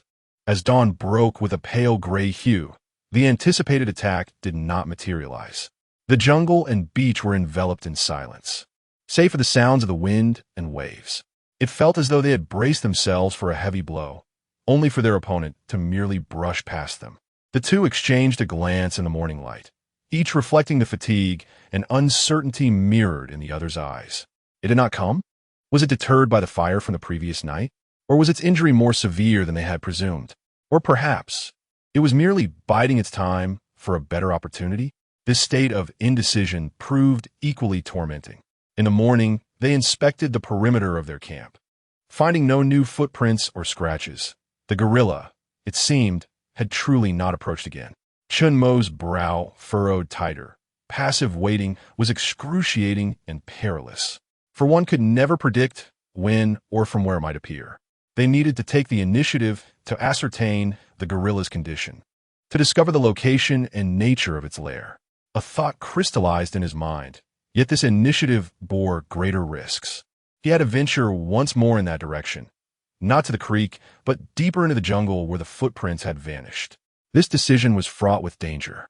Delving into the potential lair of a massive beast was tantamount to inviting calamity. Yet he had no other choice. If they could not seize more control, they would remain trapped in perpetual fear, bound to collapse or fall victim to a lapse in vigilance. After breakfast, Chen Mo began his preparations anew. Entrenching tool, bow, and arrows, handgun loaded with ammunition, binoculars, water pouch. He even took along a strand of red fur as a reminder. Lin Wei watched him meticulously check each piece of equipment, her complexion growing increasingly pale. You plan to go in? Her voice trembled. Yes. Chen Mo did not meet her gaze, continuing his tasks. There was no time for idle waiting. They needed to discover its whereabouts and condition. It's too dangerous. What if it's right inside? Then we must be more cautious. Chen Mo interrupted her, finally lifting his head, his gaze calm to the point of being ruthless. I will do my utmost to avoid startling it. I only wish to observe from a distance. If the situation proves unfavorable, I shall withdraw immediately. He is acutely aware that this may very well be an exercise in self-deception. In the jungle, once targeted by such a creature, the chances of escape are exceedingly slim. Lin Wei parted her lips, intending to utter something, yet ultimately lowered her head in despair, fully cognizant that Chen Mo was indeed correct, despite her profound reluctance to allow him to take such risks. Guard the camp. Chen Mo conducted a final inspection of the equipment, his gaze sweeping over the wooden wall. If I do not return before nightfall, he paused, leaving the thought unspoken, yet the implication was unmistakable. Lin Wei suddenly lifted her head, her eyes welling with tears as she fervently shook her head. You will surely come back. Chen Mo said nothing further. He merely cast a deep, lingering glance at her before resolutely pulling open the gate and disappearing swiftly into the mist-laden jungle. Chapter 67. He found its nest this time. As he ventured into the jungle, his movements were tenfold more cautious than in any previous exploration. He no longer walked. He glided, utilizing every tree, every rock, and every contour of the terrain as cover. He paused after a few steps, observing and listening intently for an extended period, only proceeding when he was absolutely certain of his safety. His direction was clear. It was towards the place where he had discovered the red fur and footprints yesterday. The deeper he ventured, the more humid and oppressive the air became, and the vegetation grew increasingly dense and primal. Towering ancient trees obscured the sky, while the ground was thick with humus, permeated by the pungent scent of decaying vegetation and rich soil. The light here was perpetually dim, as if dusk had arrived prematurely. Such an environment was perfectly suited for ambush. Chen Mo's back was drenched with cold sweat, not from heat, but from anxiety. His senses were heightened to their limits, and his heart thudded heavily in his chest. In the jungle, beasts were adept at concealing themselves, poised to deliver a fatal strike to their prey. Moreover, he was up against a creature that clearly possessed a certain level of intelligence. Even a survival expert like the Yi would find it daunting. Following the faint memory of the footprints from yesterday, he cautiously advanced, meticulously assessing the terrain. Along the way, he discovered several indistinct tracks and a strand of red fur caught on a low-hanging branch, confirming that he was on the right path. The terrain began to rise gradually, revealing more rocks beneath his feet. Strange markings started to appear on the surrounding trees, not scratches, but branches that had been broken in peculiar ways or patches of bark that had been torn away, exposing the white wood beneath. These markings appeared aged, not recent. They seemed to signify some sort of marking, or perhaps a declaration of territory. Chen Mo's heartbeat quickened. He sensed he was drawing dangerously close. He became increasingly cautious, inching forward with utmost care. Finally, he concealed himself behind a large moss-covered rock, slowly and painstakingly peeking out. Ahead, the landscape opened up to reveal a glade nestled against a steep rock wall. In the center of this clearing stood a massive nest, constructed from thick branches and fallen leaves, merely 10 meters away from Chen Mo. The nest was rudely assembled, yet enormous, resembling a disheveled mound. ample enough to cradle a creature of considerable size. Surrounding the nest were remnants of fruit pits, shattered bones, and more strands of dark red fur. This was indeed its lair. Chen Mo held his breath, his heart nearly leaping from his throat. He cautiously raised his binoculars, directing the lens towards the enormous nest. It was empty. The creature was not home. Chen Mo let out a slight sigh of relief. Yet his vigilance remained unwavering as he meticulously scrutinized the area surrounding the nest. Behind it, pressed against the rock wall, his gaze suddenly froze. There, on the rocky surface, were carvings. Not the ancient H symbol marked with 2 dots, but rather a chaotic, fresh array of markings. It resembled a multitude of deep grooves, etched repeatedly by some sharp stone, or perhaps by the formidable claws of the creature itself. These lines intertwined haphazardly, devoid of any discernible pattern, and covered a small section of the rock face, emanating an intense aura of frenzy and destruction. Beneath these scratches, at the base of the rock wall, lay a scatter of objects, not animal bones or fruit cores, but rather fragments of some artificial origin. Chen Mo adjusted the focus of his gaze, straining to see more clearly. A twisted, heavily corroded piece of metal appeared, reminiscent of a component from some instrument-esque exterior. Alongside it, a shattered plastic piece, its original form indiscernible, and several pieces of dull-colored fabric, haphazardly wedged into the crevices of the stone. Most notably, he spotted a relatively intact item, a damaged, mud-stained leather boot, albeit only one, with a broken lace and a sole nearly worn through. These items, without a doubt, did not belong to the gorilla. They were remnants of humanity, and judging by their rust and deterioration, they seemed to have been here for quite some time. A chill ascended from his feet, leaving him to ponder their origin. Were they remnants of earlier victims, or perhaps something else entirely? Why would the gorilla collect such items? Was it intrigued by these artifacts, or merely driven by a primal curiosity? Or perhaps, were these trophies? The thought sent a shiver down Chen Mo's spine. He forced himself to suppress the rising dread as the lens continued to sweep across every corner of the nest. He found no more terrifying remnants, such as human remains, which offered him a slight reprieve. Yet, just as he prepared to lower the binoculars and take one last look around before retreating, a glimpse at the edge of the lens sent his blood running cold. Not far from the nest, beneath a thicket, the earth bore signs of having been disturbed, appearing quite fresh. Adjacent to the turned soil lay a partially obscured object, a small, grimy, tattered doll, sewn from some white fur. It was a rabbit doll, missing one ear, with hollow black button eyes staring vacantly upward. A doll.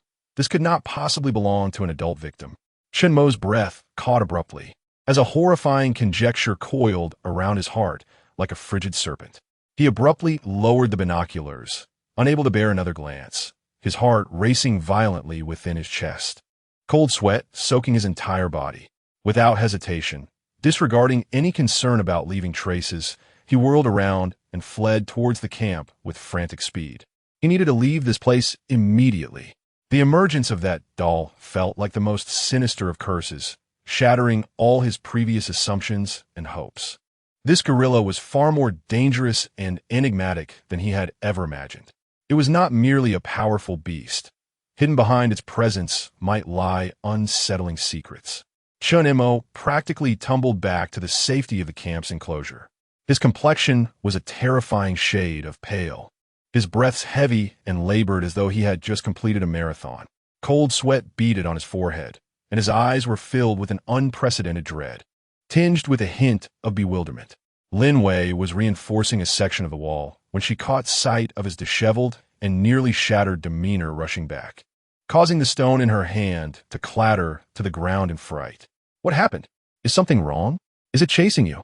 she exclaimed, hurriedly opening the gate, her voice trembling, fearing that Chen Mo had encountered the gorilla. Chen Mo stumbled inside, grasping the rough wooden wall to steady himself, his chest heaving violently, mouth agape, yet momentarily unable to articulate a word, only gasping for breath. Lin Wei quickly secured the door, anxiously supporting him. "What on earth happened? What did you see?" Chen Mo took several deep breaths, struggling to quell the frantic pounding of his heart. He lifted his gaze, his eyes still reflecting immense shock and an indescribable sense of nausea, his voice hoarse and strained. I found its lair. Chapter 68. Design traps and alarm devices. Is it in the den? Lin Wei's heart raced to her throat. No. Chen Mo shook his head, taking a deep breath in an attempt to steady himself, but beside the den, there's something. What is it? Prey? Bones? Lin Wei pressed on, an ominous premonition rising within her. Chen Mo's expression darkened further. He closed his eyes, as if to dispel the images in his mind, and then spoke with great difficulty. There is no prey, but indeed there are bones. I cannot ascertain what they belong to, but there are. Human remains, tattered tools, shoes, and he halted, his complexion shifting again as if he recalled something dreadful. What else? Lin Wei urged, her foreboding growing stronger. A doll. Chen Mo nearly forced the words through clenched teeth. A child's doll. Very old, very dirty, missing one ear. A doll? Lin Wei was momentarily taken aback, struggling to grasp the significance of the word. Seconds later, realization dawned upon her. She understood the implications behind the doll. Perhaps a child had met with misfortune, and those bones. The conjecture drenched her consciousness like icy water. Her face paled beyond Chen Mo's, her stomach roiling violently, nearly causing her to retch. How could this be? Her voice trembled uncontrollably, her hands and feet turning instantly cold. It eats. The last word caught in her throat, unutterable, as fear gripped her, threatening to spill forth. I don't know. Chen Mo's voice was low, forcing himself to analyze calmly, though his fingers trembled slightly. There were no bones resembling those of a human nearby. The items seemed to be collected. This notion slightly alleviated the nauseating associations, yet the situation remained dire. The existence of a creature that collects human artifacts, particularly children's toys, was more grotesque and terrifying than that of a mere cannibalistic beast, hinting at an unfathomable behavioral pattern and psyche. Why does it collect those? Lin Wei's voice quavered, a mixture of fear and a chilling sense of the bizarre.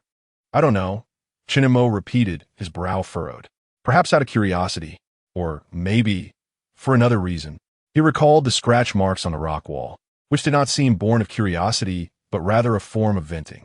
The two fell into a cold silence. The scant understanding they had formed upon realizing their opponent was an ape had been shattered anew by this terrifying revelation. This ape was far from ordinary. Furthermore, Chen Mo seemed to recall something, adding near its den, there are many strange scratch marks on the rock wall, very fresh, very chaotic. Piled nearby are those human artifacts. This detail left Lin Wei increasingly unsettled. The destructive scratches juxtaposed with the collected items exuded an intense aura of psychological aberration. Is it insane? Lin Wei asked, her voice trembling. The notion of a colossal, deranged gorilla instills a chilling sense of dread. It is highly probable that something on this island has driven it to such madness. Chen Mo's expression turned grave. He recalled the ancient symbols and the frenzied warning echoing from the stone cave. They are watching. Could there be a connection between these two phenomena? The frenzied gorilla and the island's mysterious history? Countless questions and speculations swirled in their minds, yet no answers emerged. All they knew was that they were confronting a terrifying force, a lunatic whose actions were utterly unpredictable. The fear escalated once more. However, this time, alongside the terror, there was an intense urge to unravel the enigma. With the knowledge of the doll's existence, they could no longer regard the gorilla merely as a beast to be warded off. Its presence seemed to be intertwined with the fate of other victims, perhaps even the secrets of the island itself. We must find a way to gather more information about this gorilla, Chen Mo stated slowly, his gaze sharpening. We cannot merely wait for it to arrive. How do we learn more? Lin Wei inquired, her voice still trembling. Are we to venture into its lair? The very thought makes my legs quiver. We cannot risk that at the moment. It is far too perilous. Chen Mo shook his head. However, from this day forth, we must adopt a different approach to our night watch. He stepped into the center of the camp, observing the flickering flames and the towering wooden walls surrounding them. The walls were sufficiently high.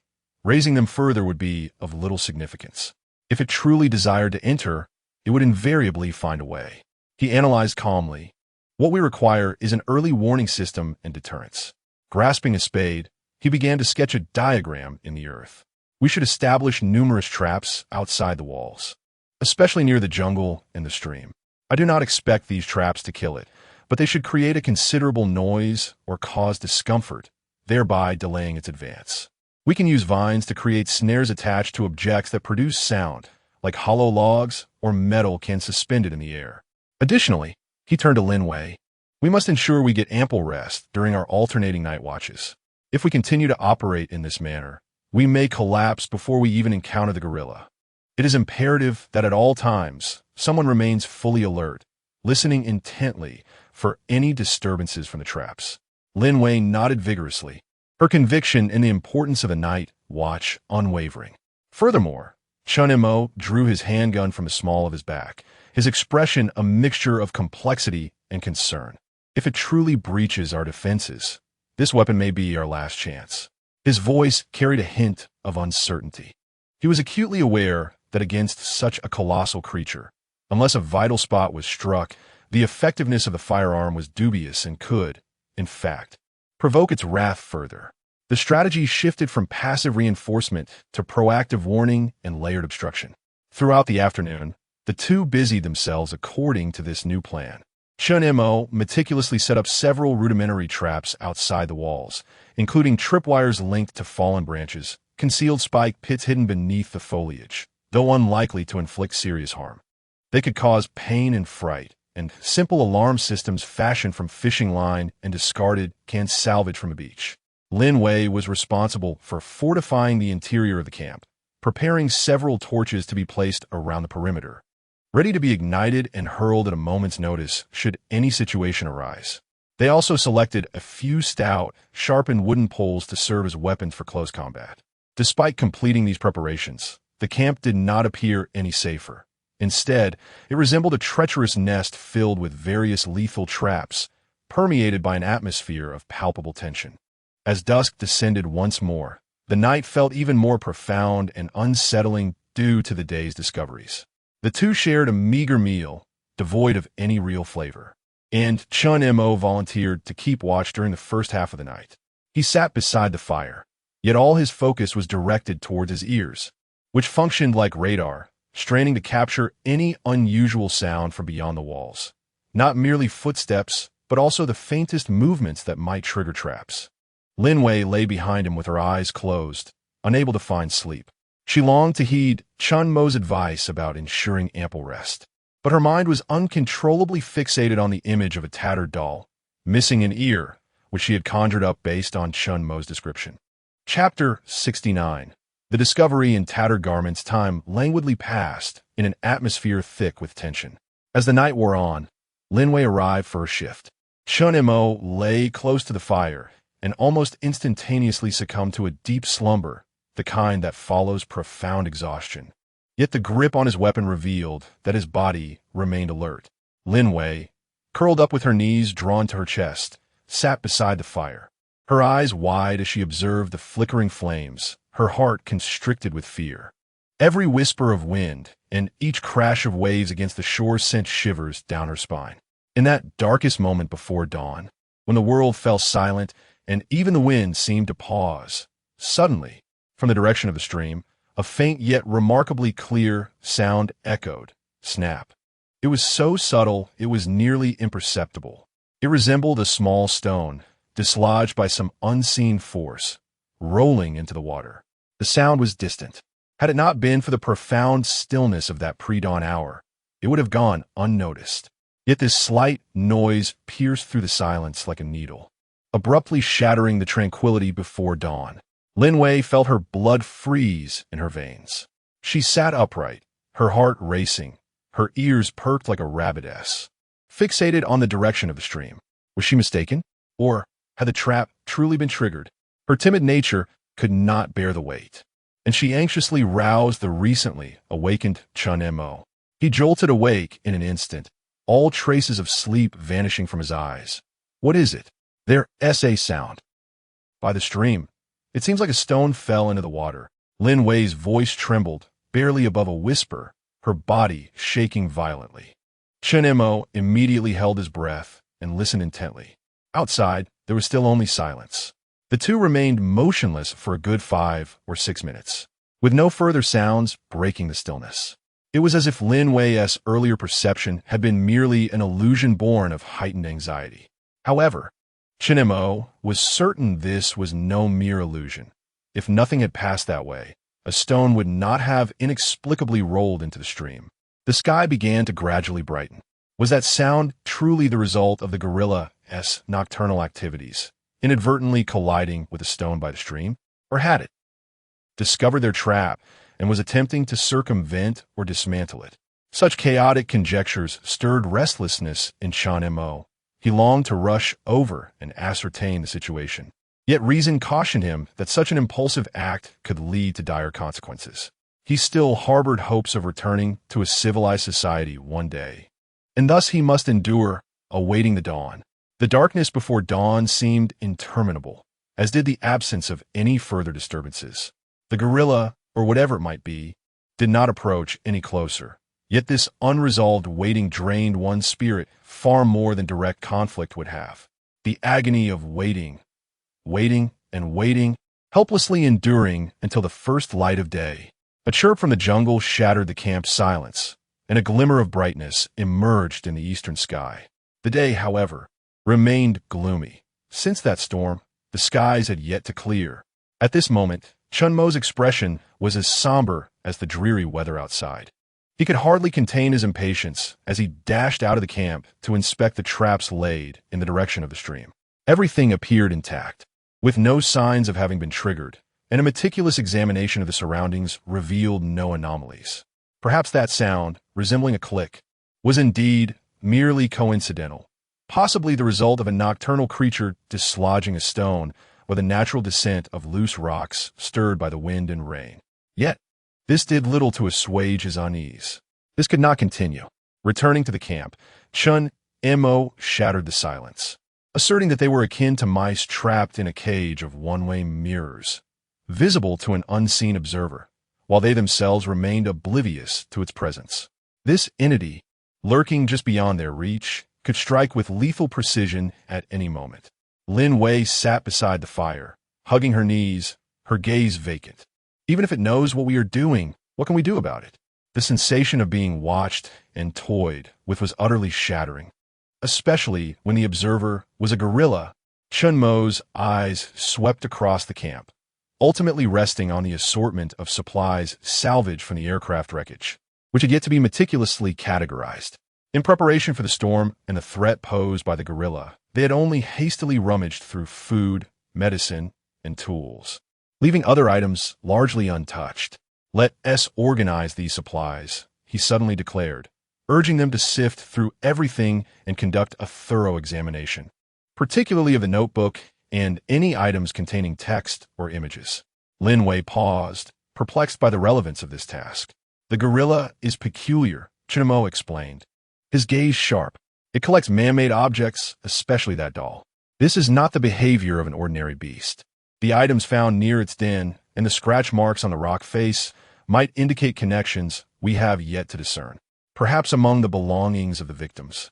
There are clues." He paused before adding, "Moreover, we need to engage ourselves in some task, lest we remain fixated on our fears." This was a form of psychological self-preservation. Amidst overwhelming and uncontrollable external pressures, focusing on a specific, potentially valuable endeavor was crucial for maintaining sanity. Lin Wei understood and immediately stood up. "All right." The two began to unveil the pile of supplies wrapped in waterproof fabric tucked away in a corner of their shelter. Though scant, the contents were diverse: a first aid kit, assorted tools, a faulty signal transmitter, a tangled mess of cables, metal remnants from the aircraft, several tattered yet warm garments, compressed food, a small hardbound notebook, and a key. They settled beside the fire, meticulously examining each item. Chen Mo took charge of the hardbound notebook and anything inscribed with symbols, while Lin Wei scrutinized the clothing and miscellaneous objects for hidden pockets or unusual markings. The text within the notebook remained as inscrutable as ancient scripture, interspersed with numbers and incomprehensible abbreviations. "Chen Montak Pazifet," turning pages patiently, leaving no potential clue or vaguely familiar character overlooked. The maps and coordinates were utterly baffling to him, yet he endeavored to memorize their shapes. Lin Wei unfolded an old gray coat, meticulously exploring each pocket. Within a remarkably concealed compartment of the lining, her fingers brushed against a hard object. Cautiously, she used a knife to pry open the seam, extracting not the anticipated documents or maps, but rather an old photograph carefully encased in plastic. The image had yellowed with age, its edges slightly frayed. It depicted 3 young individuals clad in matching uniforms, standing before a white domed structure resembling a radar or meteorological station, smiling and waving at the camera. The backdrop featured a clear sky and an expanse of land, with what appeared to be the sea in the distance. On the reverse side of the photograph, in elegant handwriting, a line read, "Lighthouse Project Team, in commemoration. May the guidance endure." Or Chapter 70, The Signal Emitter Lighthouse? The word struck Chen Mo's nerves like a bolt of lightning. He abruptly lifted his head and seized the photograph. "Lighthouse," he murmured, his heart racing. The warning inscribed in the stone cave, "Do not trust the lighthouse," echoed in his mind. Could this be the lighthouse? Lin Wei leaned in, gazing at the white domed structure in the photograph, her eyes wide with astonishment. "It looks a lot like it." Chen Mo instantly felt invigorated, the previous fatigue dissipated. The backdrop suggested it was situated on an island or by the seaside. The Lighthouse Project Team. Who were they? Researchers? Technicians? Chen Mo pondered why the creator of the cave's warning would caution against trusting the lighthouse. Was this lighthouse the same as the one in the photograph? Was it indeed on this island? If so, where? Why had he never seen it before? Countless questions surged forth in an instant. "And this are," Lin Wei pointed to the signature on the back. Was it the photographer? Or one of the individuals? Chen Mo's gaze once again fell upon the 3 young people in the photograph. Bathed in sunlight, their smiles were genuine, exuding an air of unpretentiousness. The image starkly contrasted with the frenzied warning and the bizarre, obsessive gorilla, creating a striking dissonance. The project team. Chen Mo mulled over the phrase repeatedly. It indicated that a group had once conducted a project named Lighthouse in some location on this island. What had transpired afterward? Why were only warnings and a deranged gorilla left behind? The clues resembled fragmented pieces, seemingly capable of forming a coherent picture, yet lacking the most crucial elements. At that moment, Lin Wei retrieved a small, metallic object from the pocket of a tattered work uniform. It was slightly larger than a lighter, featuring a tiny button and a minuscule glass window on its surface. "What is this?"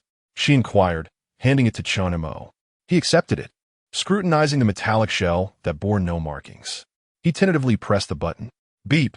An exceedingly faint yet clear electronic sound resonated. Simultaneously, the diminutive glass window emitted a faint green glow that flickered and then extinguished. Both were startled. "It still has power?" Lin Wei exclaimed. Chen Mo's heart raced anew as he pressed the button once more. Beep! A weak electronic tone. The green light flickered briefly again before swiftly dimming. The power was evidently waning. But this device, was it a signal emitter? Or perhaps a locator? He suddenly recalled the suspicious black he had observed on the ocean's surface, along with the peculiar sailboat that cruised parallel to them. Could it be that what those individuals sought was not the box containing firearms, but rather this relic from some lighthouse project team, or this small device capable of emitting a faint signal? The suggestion sent a chill down his spine. If they have been persistently searching for this signal, could it be that this faint, nearly imperceptible signal has inadvertently revealed our location? Although its power seems on the verge of depletion, what if, in that fleeting moment of flicker, Chen Mo abruptly rose to his feet, rushing to the wooden wall facing the sea, raising his binoculars to swiftly scan the horizon? The ocean lay bare, marked only by undulating waves and low-hanging clouds. No vessels were present, nor any discernible shapes. Yet, rather than feeling reassured, his heart grew heavier. Their previous focus had been consumed by the gorilla and internal threats, nearly forgetting the potential existence of more modern, organized dangers lurking at sea. With the emission of this faint signal, Could it attract unknown perils from the ocean? Though they were absent now, it was merely a matter of time. This unexpected discovery of the signal device felt like a cold needle, threading together internal and external threats. What to do? Lin Wei, too, recognized the gravity of the situation, her face paling. Should they discard it? Chen Mo stared at the cold, little metal object in his hand, his gaze flickering intensely. Discarding it might indeed prevent tracking yet.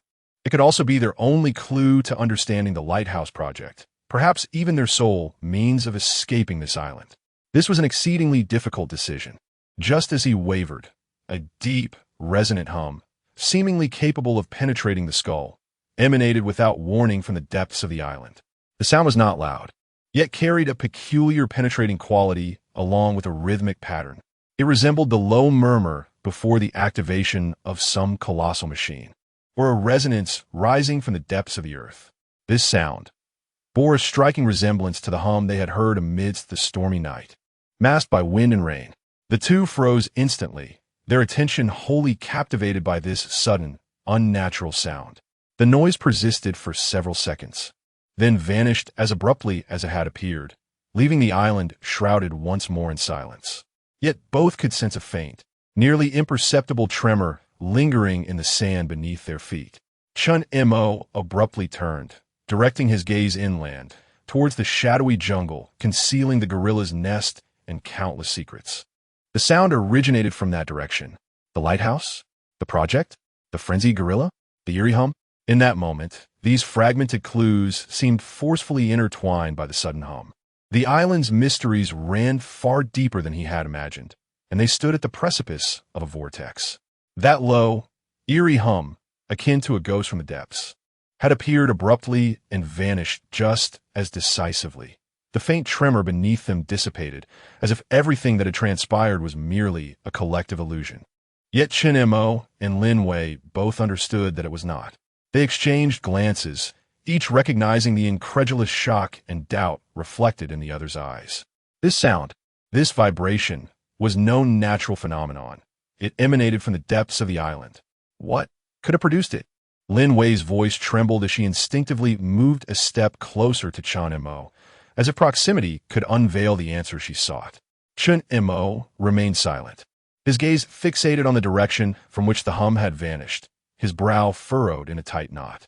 The myriad clues, the emblem adorned with two circular dots, the ominous warnings within the cave, the lighthouse project depicted in the photograph, the man-made artifacts from the gorilla nest, and the eerie hum, scattered like loose pearls, were abruptly strung together by the sudden sound, pointing towards an unknown core deep within the island.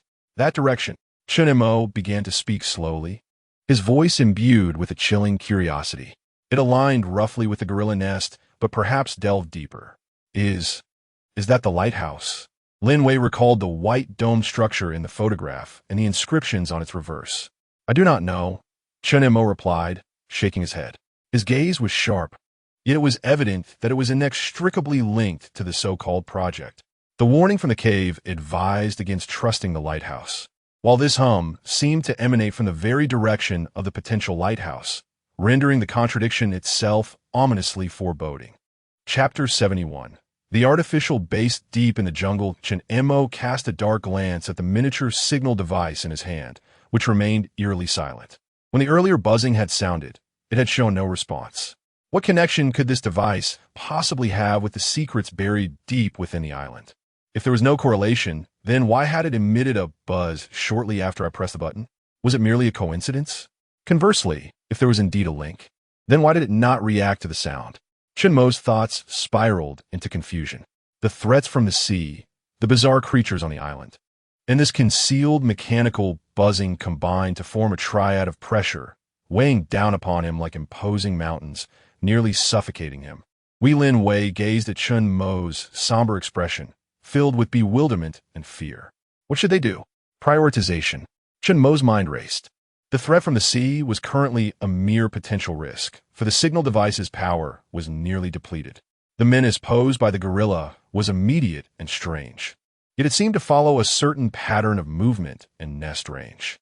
Strangely, this sudden buzzing, representing the island's own secrets, emerged as a brand new and far larger variable, disrupting the entire situation. Only through understanding this phenomenon could they perhaps elucidate the gorilla's anomalies and possibly uncover what the people at sea were truly searching for. They needed to investigate. After careful contemplation, Chen Mo arrived at a bold, even reckless decision. Instead of venturing toward the gorilla's nest, he resolved to attempt a limited reconnaissance in the direction from which the buzzing emanated deeper into the island. "No, that is far too dangerous," Lin Wei immediately protested. "We have no idea what lies ahead. And that gorilla, I want to delve too deeply. I'll only scout the periphery," Chen Mo insisted resolutely. They had to uncover what secrets lay hidden on this island. Otherwise, they would remain blind, unaware of how their demise might unfold. He glanced at the signal device and made a swift decision. It could not be left behind, yet it could not be discarded carelessly either. He approached the campfire, using a spade to dig a deep pit, where he buried the device and carefully concealed the traces. Thus, even if it still emitted a faint signal, the earth would muffle most of it. After addressing the potential exposure risk, he began to prepare his reconnaissance equipment: a spade, bow and arrows, a pistol, binoculars, water, and some jerky. He hesitated for a moment before deciding to bring along that hardbound notebook. Perhaps the maps or symbols within could provide a reference. "You stay at the camp and maintain the highest alert," Chen Mo instructed Lin Wei. "If you hear gunfire, or if I haven tea return by nightfall," he paused momentarily, "then you should ignite a fire, the largest possible, and then hide. The thick smoke might attract attention." He referred to the possibility of passing ships, not in search of the signal device, but perhaps out of mere chance, though the hope of this was slim. Lin Wei's face turned pale. She understood that Chen Mo's decision was indeed the right one, yet the thought of being left alone to await an uncertain outcome was equally torturous. Nevertheless, she had no choice but to comply. She nodded vigorously, gripping the multifunctional knife tightly in her hand. "You must come back." Chen Mo did not utter another word. He cast a heavy glance at her and resolutely stepped back into the jungle. This time, his objective was clear. His direction pointed straight towards the heart of the island.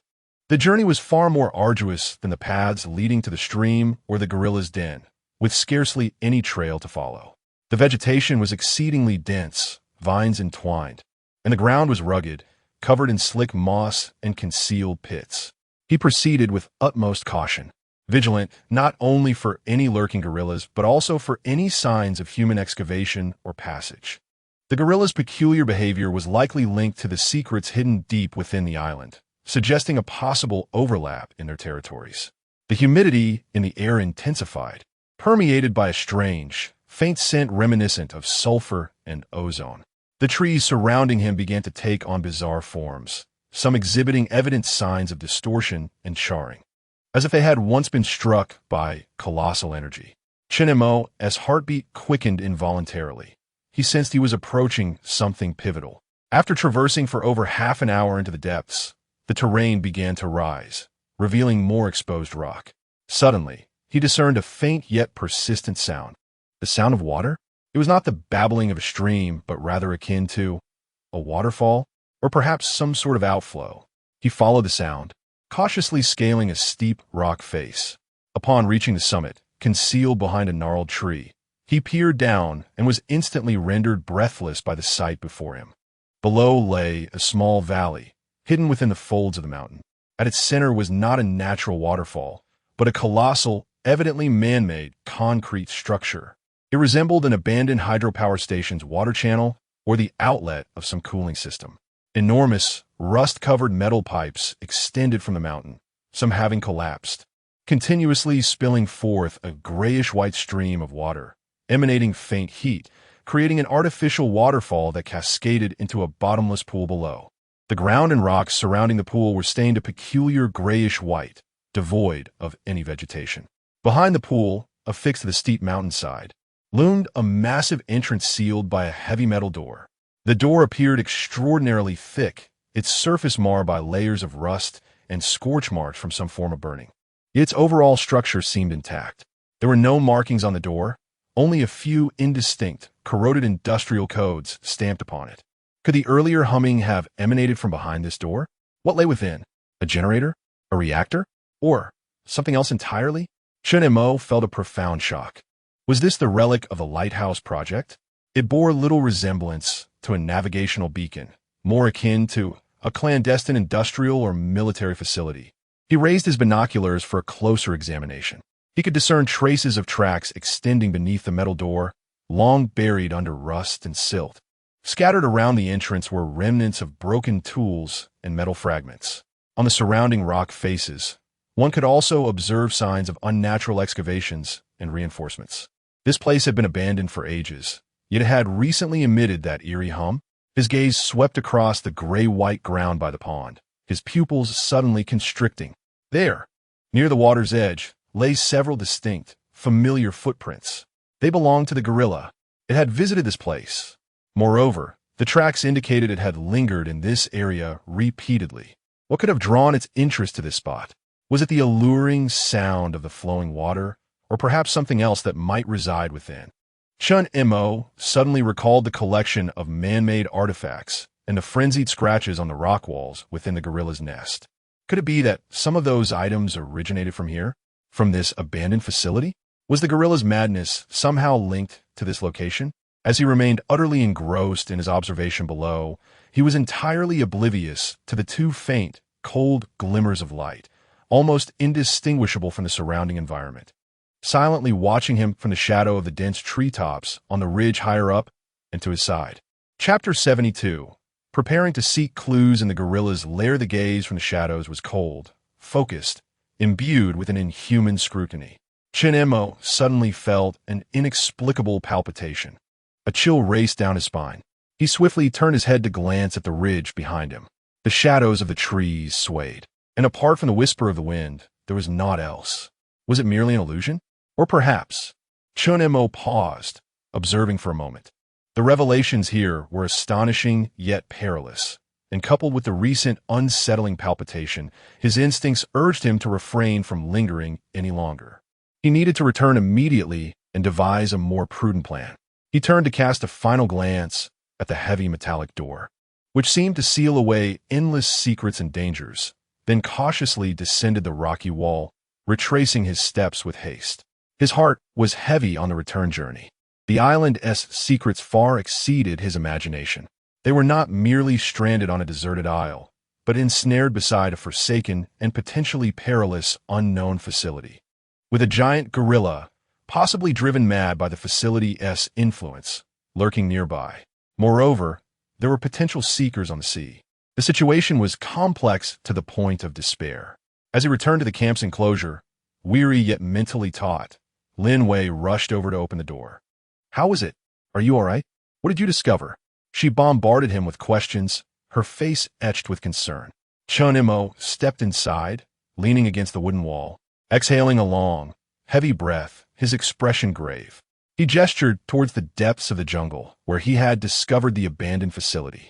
"It's a rather large, abandoned factory, I believe," he rasped, surrounded by barren, grayish land. "There's an iron door on the mountainside, sealed tightly. The sound we heard earlier likely emanated from within." He paused, casting a complex look at Lin Wei.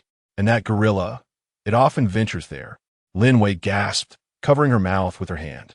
Chen Mo's gaze drifted over her shoulder to the flickering flames at the center of the camp, his expression deepening. "I think we may have unraveled how that gorilla became deranged. In that place, that lighthouse, it is likely far more dangerous than 100 mad gorillas." The news Chen Mo brought back struck Lin Wei's heart like a boulder cast into still waters, stirring tumultuous waves within her. An abandoned factory facility? A peculiar humming? The gorilla's connection to that place? All of this transcended the realm of ordinary survival on a deserted island, resembling the plot of a science fiction thriller. A factory? What kind of factory? A military base, perhaps? Lin Wei's voice trembled with incredulity, her mind racing with terrifying possibilities. "It doesn't resemble a typical factory, nor does it bear clear military insignia," Chen Mo replied, shaking his head, his brow furrowed. "The door is thick and rusted. I cannot ascertain what lies inside, but it is assuredly not commonplace. Such a vast concrete structure and heavy metal door are far from civilian facilities. Is that humming a sign that the machines inside are still operational?" Lin Wei felt a chill creep over her. It's been abandoned for so long. I do not know. Chen Mo's gaze deepened, yet he could ascertain that the source of the humming sound resided within. Moreover, he paused, lowering his voice. I cannot shake the feeling that the gorilla's madness is inextricably linked to that place. Its incessant wandering, there is no mere coincidence. He recalled the fragments collected in the lair and the frenzied scratches upon the rock walls, further solidifying his conjecture. It was highly probable that the gorilla had been influenced, perhaps even transformed, by some substance leak from the abandoned facility, resulting in its immense, ferocious, and bizarre nature. This hypothesis sent a chill down Lin Wei's spine. If that place could alter a gorilla, what could it do to humans? She instinctively touched her arm, as if the pollutants from the barren, grayish land could pervade the air and reach her. Should we keep our distance? She asked, her voice trembling, reflecting her primal instinct. However, Chen Mo remained silent. He approached the fire, grasping a burning branch, his eyes flickering with uncertainty as he gazed into the dancing flames. Keeping a distance is undeniably safer, he began slowly, yet. That also represents a clue. Perhaps our sole lead to escape this place. He lifted his gaze sharply towards Lin Wei. The individuals at sea may be searching for more than just the weapons and notebook in that box. They could also be in pursuit of that location or the objects lost therein. He recalled the miniature signal transmitter. Although buried, its very existence posed a significant issue. Furthermore, he continued to analyze, his thoughts crystallizing with clarity the warning from within the stone cave. Do not trust the lighthouse. If the lighthouse refers to that facility, then those who left the warning must know something. What had they encountered? Why issue such a warning? Perhaps he was part of the Lighthouse Project team? Lin Wei remembered the 3 radiant young faces in the photograph. Quite possibly. Chen Mo nodded. If we can decipher what truly transpired there, we might comprehend the island's strangeness, and perhaps even discover a means of escape. It is far better than being trapped here for eternity. Wary of the gorilla and the unknown search parties that may come. To actively explore the perilous unknown or to passively remain confined and waiting. This is an immensely challenging choice. Exploration may spell death, yet remaining confined could result in a slow demise, or worse. One day being consumed by the humming or some other calamity emanating from that facility. Lin Wei bit her lip, internally torn. Fear urged her to shrink within the walls. Yet Chen Mo's words awakened her. Passive waiting may not yield a better outcome, especially if that facility harbors true danger. Would it not one day erupt unexpectedly, affecting the camp? But wasn't that door sealed? She posed a question. How can we get in? There must be a way. A fierce determination shone in Chen Mo's eyes. Ventilation ducts? Pipelines? Or perhaps discovering a method to unlock it. That notebook or other artifacts within the gorilla's lair might hold vital clues. We must take the initiative, seeking a path to survival from this enigma. The breakthrough lies in 2 locations. The gorilla's nest, where one can search for more artifacts and information, and the periphery of the abandoned facility, in pursuit of entry points or additional clues. Tomorrow, Chen Mo has resolved to revisit the gorilla's nest. This time, while it is absent, he intends to meticulously search through the items it has collected. I need you to keep watch, attentive to any stirring in the jungle. Should anything arise, sound the whistle as a warning. The task entrusted to Lin Wei is equally perilous, yet it is somewhat safer than Chen Mo venturing directly into the nest. Upon hearing Chen Mo's intention to seek clues at the gorilla's nest, Lin Wei felt her heart leap to her throat, as if a stone were lodged there. However, gazing into Chen Mo's resolute eyes, she understood that this appeared to be the only proactive option available. She nodded firmly. All right. Chapter 73. Discovery that night. The 2 hardly managed to sleep. Although the plan was set, fear and uncertainty lingered like shadows. The one on watch remained vigilant, while the other was plagued by nightmares. As dawn broke, Chen Mo prepared to embark on his mission. This time, he carried a few empty bags made from leftover rainproof fabric, ready to collect any potential clues he might encounter. Once again, they arrived at the massive rock from which they could glimpse the gorilla nest in the distance. Chen Mo meticulously observed through his binoculars for an extended period. The nest remained eerily silent, devoid of any movement. He handed the binoculars to Lin Wei, secured his weapon across his back, and gently touched the pistol tucked at his waist. "Stay here. Do not venture out, and if anything unusual occurs, sound the whistle and retreat without concern for me." Chen Mo reiterated one last time, his gaze stern. Lin Wei gripped the bone whistle nervously, nodding earnestly. Like a specter, Chen Mo descended the great rock, utilizing the cover of trees and stones to approach the clearing swiftly and silently. His heart raced, yet his mind was sharply focused, every step taken with utmost care. Before long, he found himself once again at the enormous nest, exuding a foul odor. The interior remained vacant. He did not linger, but immediately began searching through the debris piled against the rock face. He sifted through the items quickly yet meticulously, discovering mostly worthless scraps, rusted metal shards, shattered plastic, and twisted wires. However, he soon stumbled upon more intriguing finds: several water-damaged remnants of notebooks with faded ink, a corroded object that resembled a dashboard, and half of a safety helmet bearing an indistinct logo. While rummaging through these items, his fingers brushed against something solid. He swiftly extracted it from a heap of torn fabric and mud. In his hand lay a plastic card holder, soiled yet seemingly intact. With effort, he pried open the somewhat fused plastic shell, revealing an identification card. The photograph, though faded and blurred, depicted a young man with glasses, his expression serious. Beneath the image was the name, Dr. Eris, followed by a line of small text: Project Prometheus Access LV3. Project Prometheus? Level 3 access? Chen Mo's heart raced with a jolt. The name carried an ominous weight. Prometheus, the firebringer, bestowed light upon humanity, but also brought calamity. He had no time for contemplation and quickly tucked the identification card into his pocket, continuing his search. He found several similar fragments of work permits, yet the information remained incomplete. Meanwhile, Lin Wei, tasked with keeping watch, felt her heart pounding violently, nearly leaping from her throat. She fixed her gaze on Chen Mo's direction while anxiously scanning the surrounding jungle, her ears attuned to the faintest rustle of the wind. Seconds dragged on, each one stretching into an eternity. Suddenly, her gaze caught an unusual swaying in the treetops of the distant jungle, and that motion was rapidly moving toward the nest. The disturbance, approaching from afar, was clearly not caused by the wind, but rather, it had returned. Lin Wei's face turned ashen in an instant. Without a moment's hesitation, she thrust the bone whistle in her mouth and summoned every ounce of strength to blow it. The sharp, piercing sound of the whistle sliced through the silence of the jungle like a torn fabric, shattering the stillness. Chen Mo, who was searching near the nest, felt a jolt at the sound of the predetermined alarm. He sprang up instinctively, abandoning any thought of gathering his belongings, and turned to sprint furiously toward the direction of the massive rock.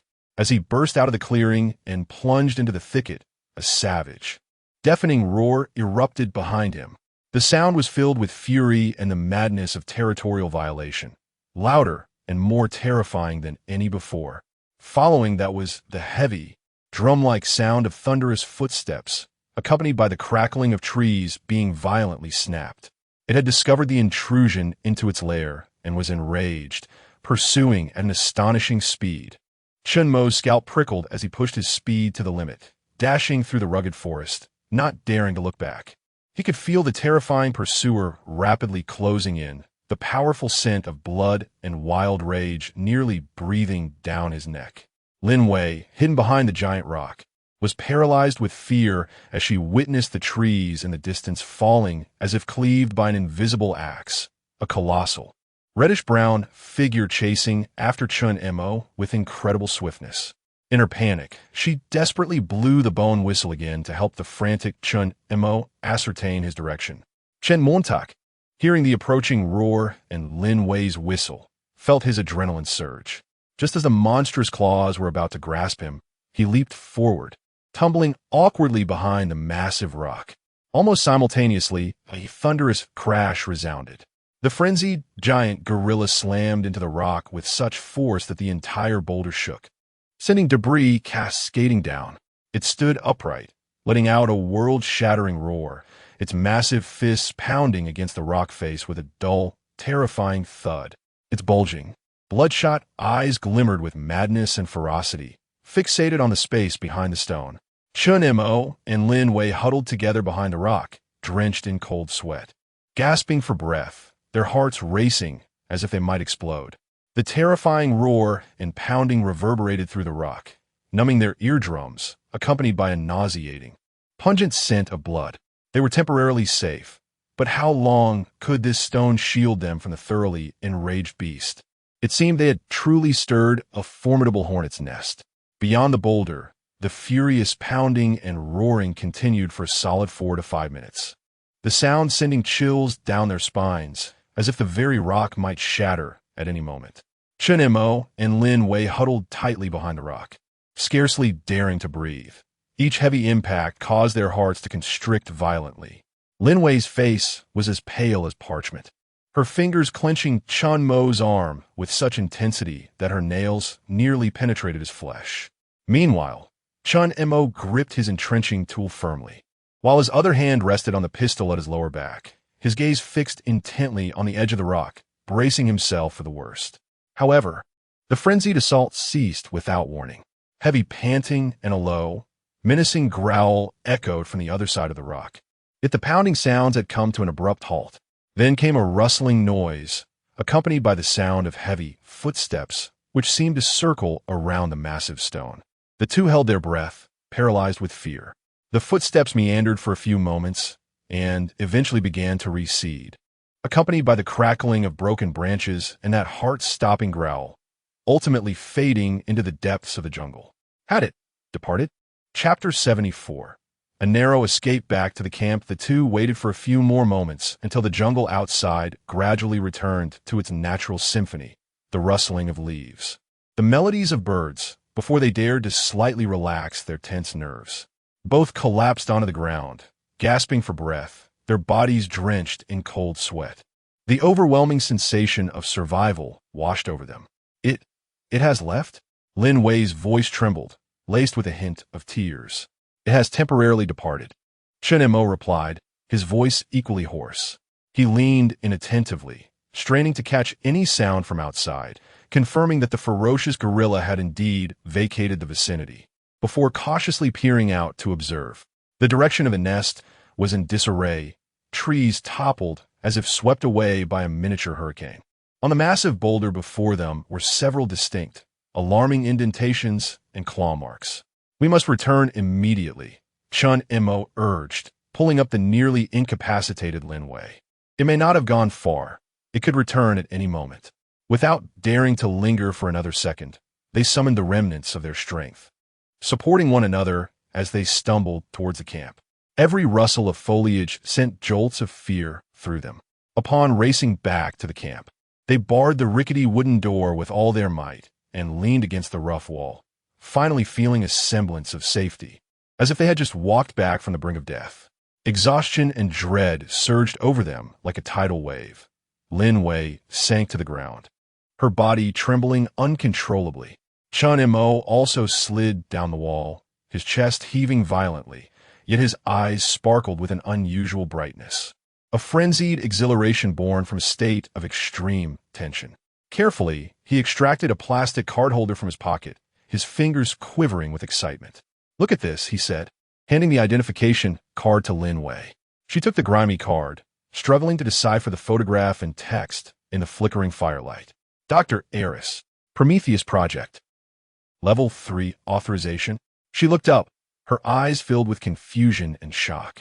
What is this?" "I found it in its lair," Chen Mo replied, his voice low and urgent. That abandoned facility could very well be the Prometheus Project. This individual must have been one of the researchers involved. He then retrieved several soggy remnants of logs and carefully spread them out on the ground. The paper, worn by time and the elements, had become fragile, with most of the writing smudged and difficult to comprehend. However, a few words were discernible, hinting at a chilling narrative: leak, uncontrollable, sample exhibiting aggression, containment failure. Must warn.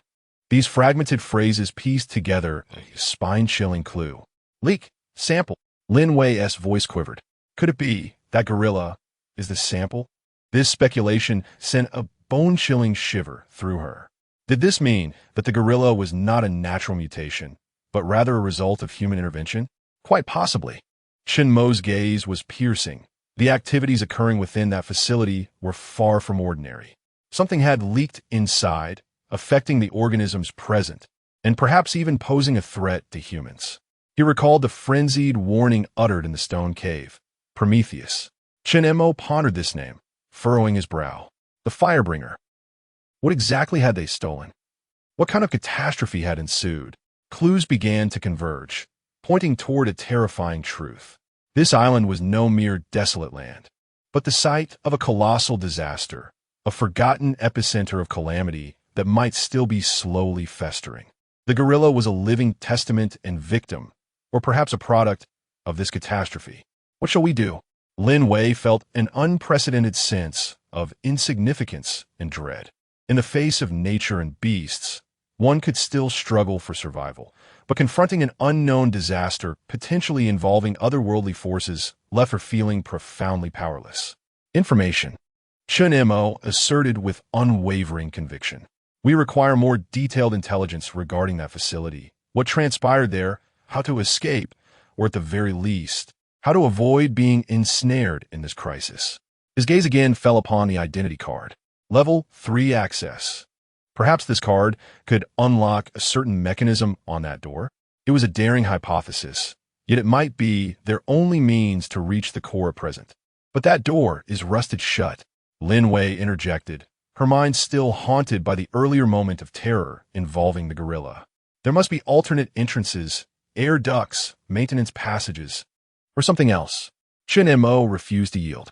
As for the gorilla, it seemed to harbor an obsession with the facility itself, yet it was unable to enter. If we could find a way inside, it might offer relative safety. This was more akin to a gamble. The interior of the facility could be more perilous than the outside. Residual leaks, unknown mechanisms, or other horrific entities.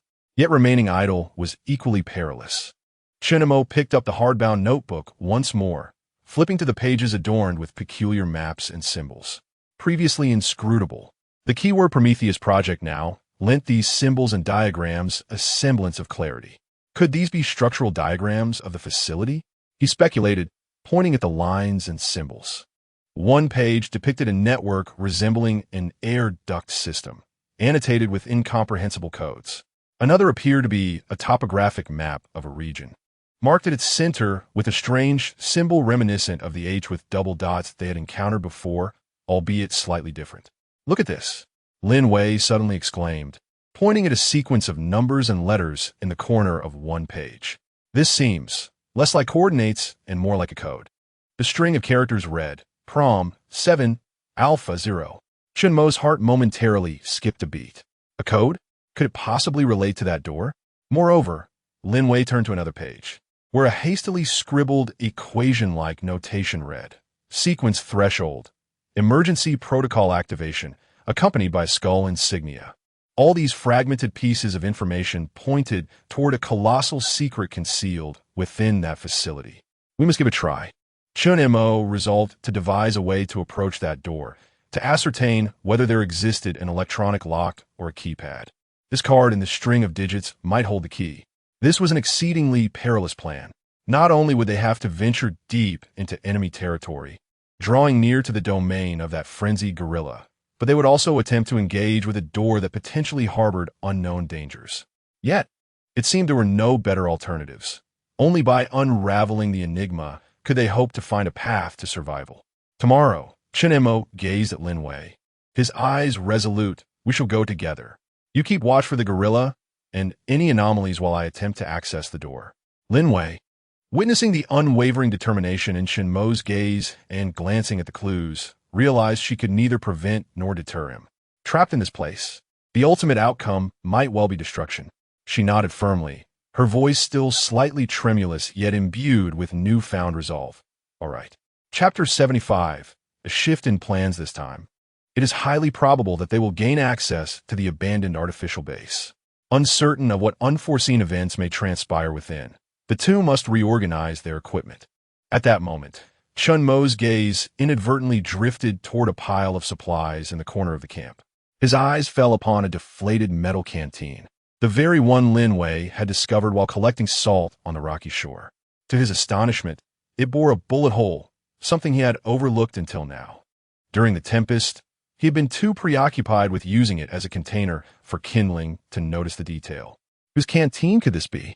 Was it that of an ordinary passenger, or could it relate to the island's secrets? What was the story behind the bullet hole? He approached and picked it up, his fingers tracing the mark. Clues seemed to multiply, intertwining like a vast and perilous web, drawing them ever closer to its center. The day passed amidst their flight and fervor, and as dusk descended, the sky ignited with a magnificent display of fiery clouds. The orange-red glow transformed the sea into a boiling cauldron of gold, casting a warm halo over their makeshift tents.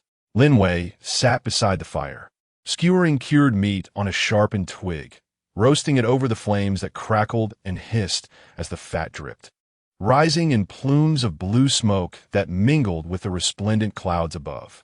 Leaning against the wall, Chen Mo held the bullet-riddled canteen, his gaze transcending the flickering flames to the most vibrant stretch of the fiery horizon, as if seeking to unveil the hidden mysteries of this desolate island.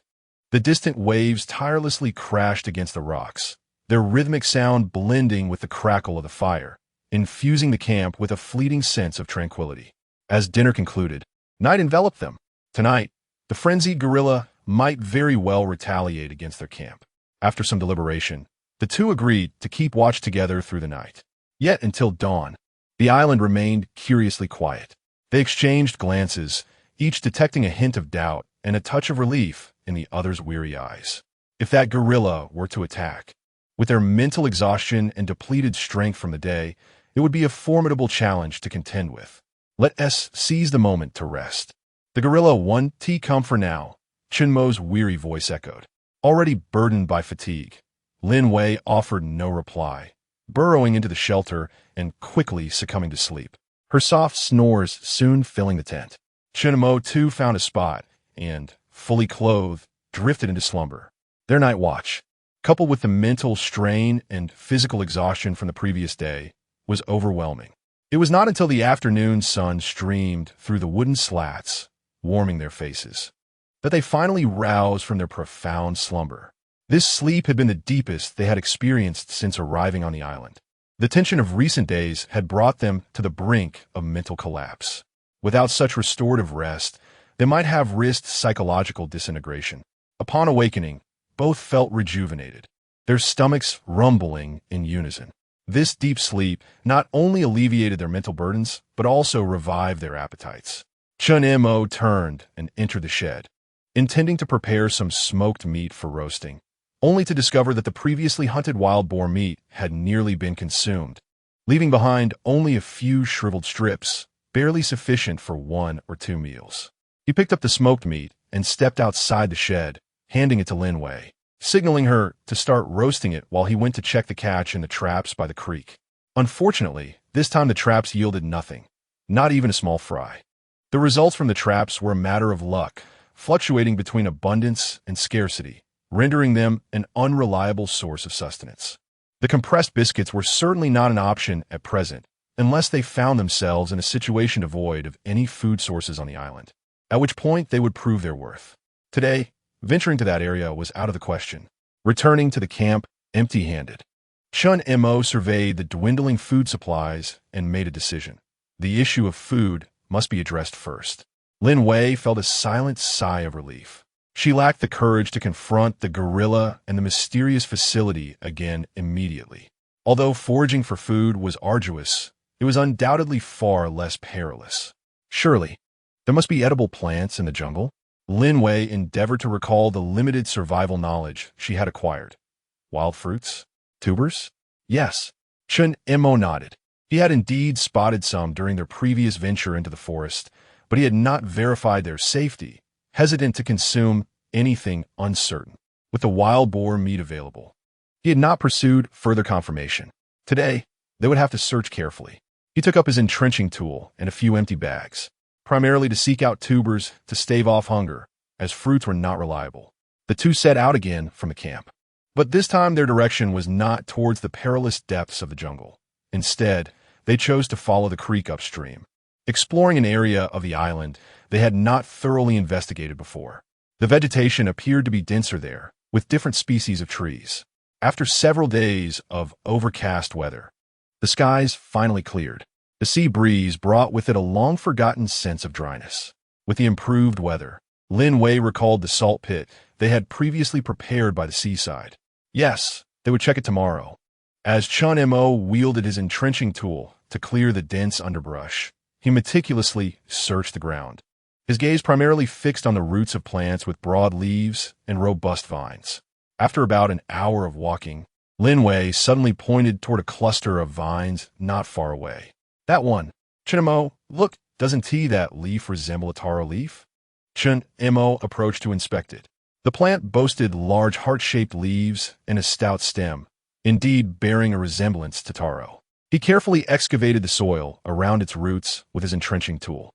Soon, several irregularly shaped tubers, caked in mud, emerged, their skin a yellow-brown hue. We broke a piece open. It revealed a white, starchy flesh. It bore a resemblance to yam, though not entirely identical. Chen Mo scrutinized it closely, hesitant to confirm its safety, uncertain of potential toxins. He recalled that certain wild taro species contained irritant toxins that required proper preparation before consumption. Should we try that method? Lin Wei recalled a rustic technique she had heard somewhere, to cut a small piece and rub it on the inner wrist to see if it would cause redness or itching. That's the only option we have. Chen Mo carefully sliced off a thin piece of the tuber and gently rubbed it against the inner side of Lin Wei's wrist. And together they waited anxiously for a reaction. Minutes passed, and there were no unusual reactions on the skin. It seemed all was well. Lin Wei let out a slight sigh of relief. However, that sense of security was fleeting. Chen Mo remained cautious. It would be prudent to roast a bit more, to savor the aroma, or perhaps to allow another creature to sample it first. He surveyed the surroundings, searching for a small island animal, such as a plump rat unafraid of humans. Yet, he could find none at the moment. Resolving to dig up a small quantity, he decided to take it back for further examination. Chen Mo made his decision, and they carefully unearthed 4 or 5 medium-sized tubers, gingerly placing them into a bag. Chapter 76. It comes again. The two continued their exploration.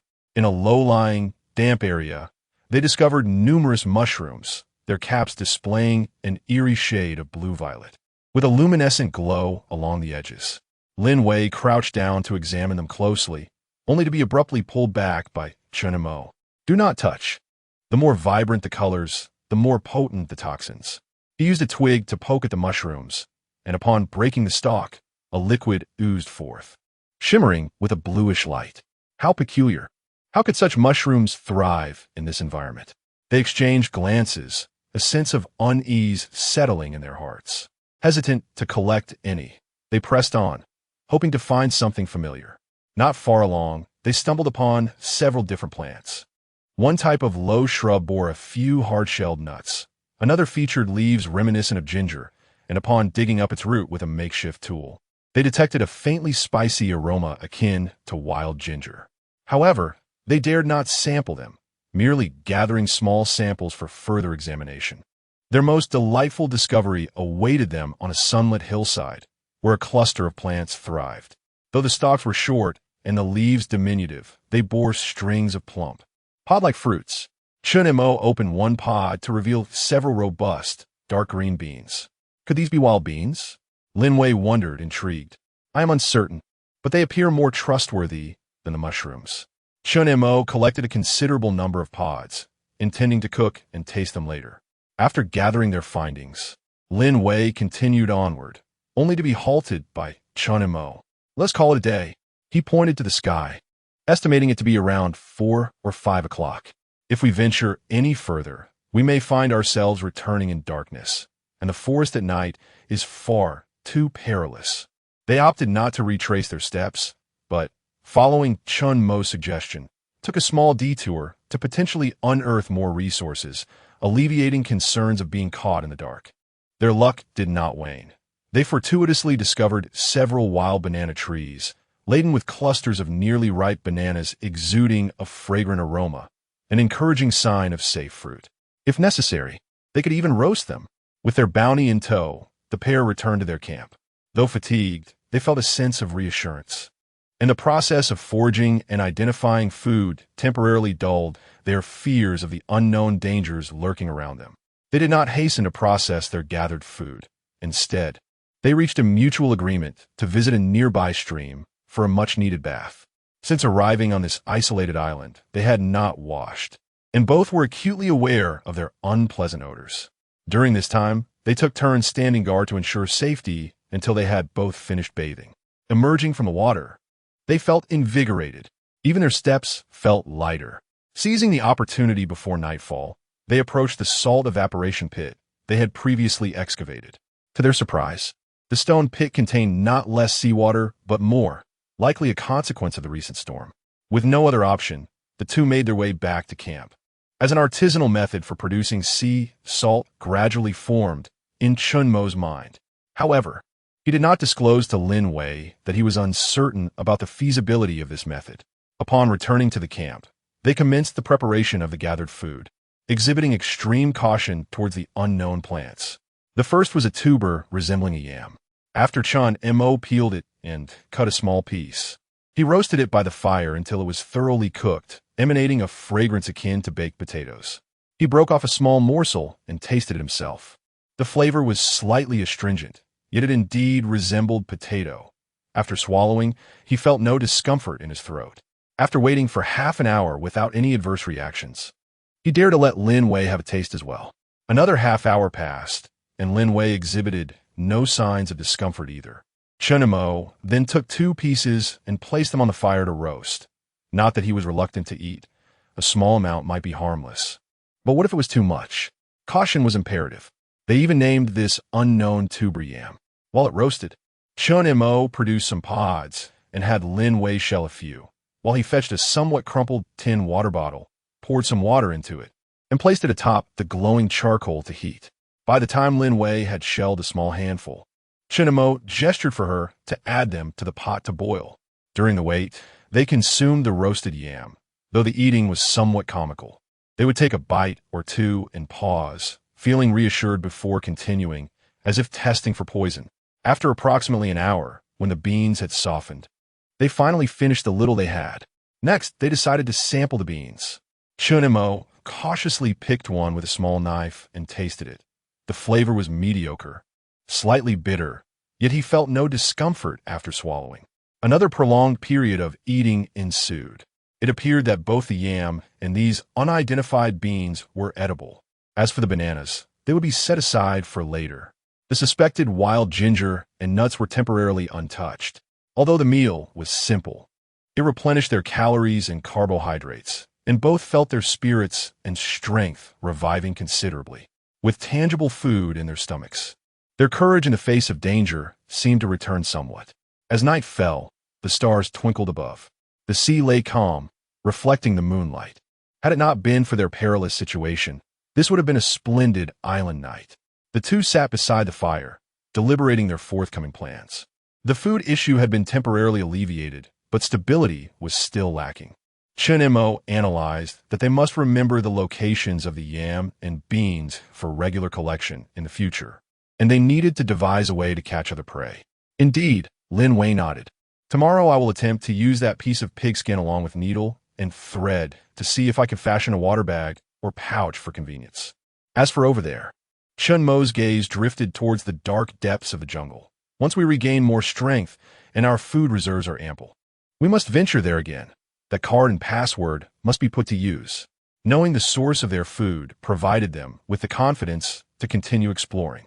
However, just when they thought they could temporarily catch their breath, Lin Wei inadvertently glanced up at the starry sky, her gaze sweeping across the sea surface. Her movement suddenly halted, and the slight relaxation on her face instantly solidified. Chen Montak. Her voice quivered slightly as she pointed towards the distant sea. Look, what is that? Chen Mo immediately followed the direction of her gaze. Under the luminescent glow of the moonlight, upon the deep blue surface of the ocean, a minuscule point of light, smaller than a sesame seed, was slowly moving in the farthest reaches. It was neither a star, for stars do not shift, nor a fishing boat, as a fishing vessel would not emit such a solitary beam of light. Moreover, the hue of that light was a cool white, unlike the warm glow of fishing lanterns. The point of light drifted at a leisurely pace, seemingly following a trajectory parallel to the coastline of the island. It mirrored almost precisely the course of the peculiar sailing vessel Chen Mo had observed earlier. It has returned. Chapter 77. The eerie light spot. Chen Mo's heart sank abruptly, his recently relaxed nerves tensing once more. He was acutely aware that the threat from the sea had not dissipated. He simply had not anticipated its emergence during the night. It lurked like a phantom, periodically patrolling and patiently awaiting something.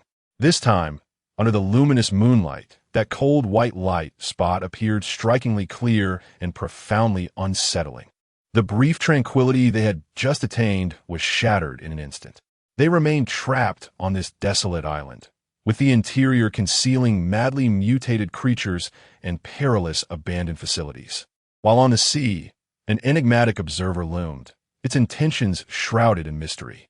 That cold white light spot on the water's surface resembled a venomous stinger embedded in the night sky, firmly capturing the attention of both individuals. It moved languidly, traversing an invisible parallel line, silently heralding the presence of an external threat. Its back, Lin Wei's voice trembled with suppressed panic, sensing that this time it seemed a touch closer. Perhaps it was merely a psychological effect. Yet the light appeared distinctly more pronounced under the moonlight. Not necessarily. Distance can be misjudged at night, Chen Mo remarked, lowering the binoculars, his expression grave, though he endeavored to maintain a calm tone. But is certainly on patrol. What are they searching for? A sense of helplessness engulfed Lin Wei as she posed this unanswered question once more. Confronted by a systematic threat from the civilized world, she felt akin to two primitive beings, utterly devoid of the means to resist. I don't know, but it certainly bodes ill, Chen Mo replied, retracting his gaze from the sea. Let us not dwell on it. We can see it, but it may not see us. It will likely depart soon, and we must keep the fire's light contained. Fortunately, the stone circle they had fashioned into a fire pit minimized the light's leakage. Tomorrow, we shall continue our search for food. What we found today may not all be safe, Chen Mo observed, contemplating the collected samples. The following day dawned bright and clear. Just as Chen Mo had predicted, the distant sailboat had vanished. The two set out once more, retracing yesterday's path with meticulous care to identify edible plants. They confirmed that the yam was safe and unearthed a substantial quantity. Though the wild beans had a bitter taste, they posed no danger upon consumption, so they gathered a fair amount. During this foraging, Lin Wei discovered a vine adorned with vibrant red berries, seemingly succulent and enticing. Unable to resist, she plucked one, poised to take a small bite, when Chen Mo promptly intervened. This resembles mushrooms. The color is too vivid. Be cautious of potential toxins, he cautioned. To verify, he crushed a berry, applying its juice to a stone. A short while later, several passing ants crawled over to lick it, only to soon convulse and become motionless. The sight sent chills down their spines, prompting them to hastily retreat from the vine. After a flurry of activity, it seemed they had exhausted their luck from the previous day. The only reliably obtainable food remained the yam and a handful of bitter beans, supplemented by the occasional wild fruit. These provisions provided far too little sustenance, especially considering Chen Mo's substantial daily expenditure of energy. This is untenable. Chen Mo gazed at the meager harvest, his brow furrowed. The protein and fat content were alarmingly insufficient. He needed to devise a means to procure some meat. His thoughts turned to the fish within the stream, yet the efficiency of the traps had proven disappointing. He resolved to fashion a spear or perhaps attempt fishing with a line. Despite the lack of proper tools, he felt compelled to make the effort. On their way back to the camp, both fell into a contemplative silence, the struggle for survival weighing upon them like an unseen boulder, rendering them breathless. Each time they believed they had discovered a glimmer of hope, reality swiftly dealt a harsh blow. Another source they had pinned their hopes on, a wild ginger with a pungent aroma, proved to be a disappointment. After cautiously tasting a small piece of the cooked root, Chen Mo soon felt his tongue tingle and his stomach ache, and he hastily spat it out, gulping down several mouthfuls of water to alleviate the discomfort. It seemed this plant was far too potent to serve as a staple food, perhaps only suitable in minute quantities as a seasoning. Most disappointing was the bush-bearing nuts. The hard shells were difficult to crack, and after much effort with a makeshift tool, the meager, shriveled kernels within were both bitter and astringent. Clearly, it was not the season for harvesting, or perhaps these nuts were simply inedible. In the afternoon, Chen Mo commenced the crafting of tools. He selected a sturdy, resilient hardwood branch, sharpened one end, and hardened the tip over the fire to create a rudimentary spear. He then borrowed some fishing line from Lin Wei. Attaching a hook to it, lacking suitable materials for a fishing rod, he resolved to fish by hand for the time being. Meanwhile, Lin Wei busied herself with food preparation. She sliced yams for drying and shelled beans from their pods, attempting to prolong their shelf life. After completing these tasks, she used a small knife to cut a piece of pigskin and sought out thread and a needle, intending to sew a small pouch for carrying essentials on their future excursions. Life seemed to revert to that initial state of desperate struggle for survival. Yet their mental state had transformed. With the awareness of the immense dangers lurking both within and beyond the island, their struggles took on a different hue. As night descended once more, the two gathered around the fire, consuming their monotonous fare of roasted yams and boiled beans. Chen Mo produced Dr. Eris' identification card along with a notebook page inscribed with a password, studying them in the flickering firelight. The heavy metallic door loomed in his mind, a vast temptation as well as a daunting trap. Prom 7 Alpha Thorough. He murmured this sequence, endeavoring to decipher its significance. Was it an access code? Or perhaps the activation code for a certain system? And what are the sequence? Threshold. Lin Wei gazed at the equation adorned with a skull and felt a chill run down her spine. As they pondered the scant information before them, Lin Wei suddenly rubbed her eyes and peered deeper into the jungle. Chen Mo, she said hesitantly, do you think, over there, it seems a bit bright? Instantly, Chen Mo lifted his gaze, following her line of sight. It pointed towards the heart of the island, yet not to the location of any orangutan nest or abandoned facility, but rather to an area they had yet to explore. Initially, there was nothing but an expanse of dense darkness. Soon, Chen Mo also noticed that in the low-lying area, there seemed to be some exceedingly faint, flickering green points of light drifting about. They were neither firelight nor moonlight. Rather, they emanated a gentle, spontaneous bioluminescence imbued with an eerie beauty. There were not many of these lights, perhaps a dozen, like ethereal phantoms, slowly gliding through the air, occasionally converging and then dispersing. Could they be fireflies? Lin Wei speculated, though she quickly dismissed the idea. The light emitted by fireflies is typically a yellowish-green, and their flight patterns do not resemble this. I don't know. I've never seen anything like it.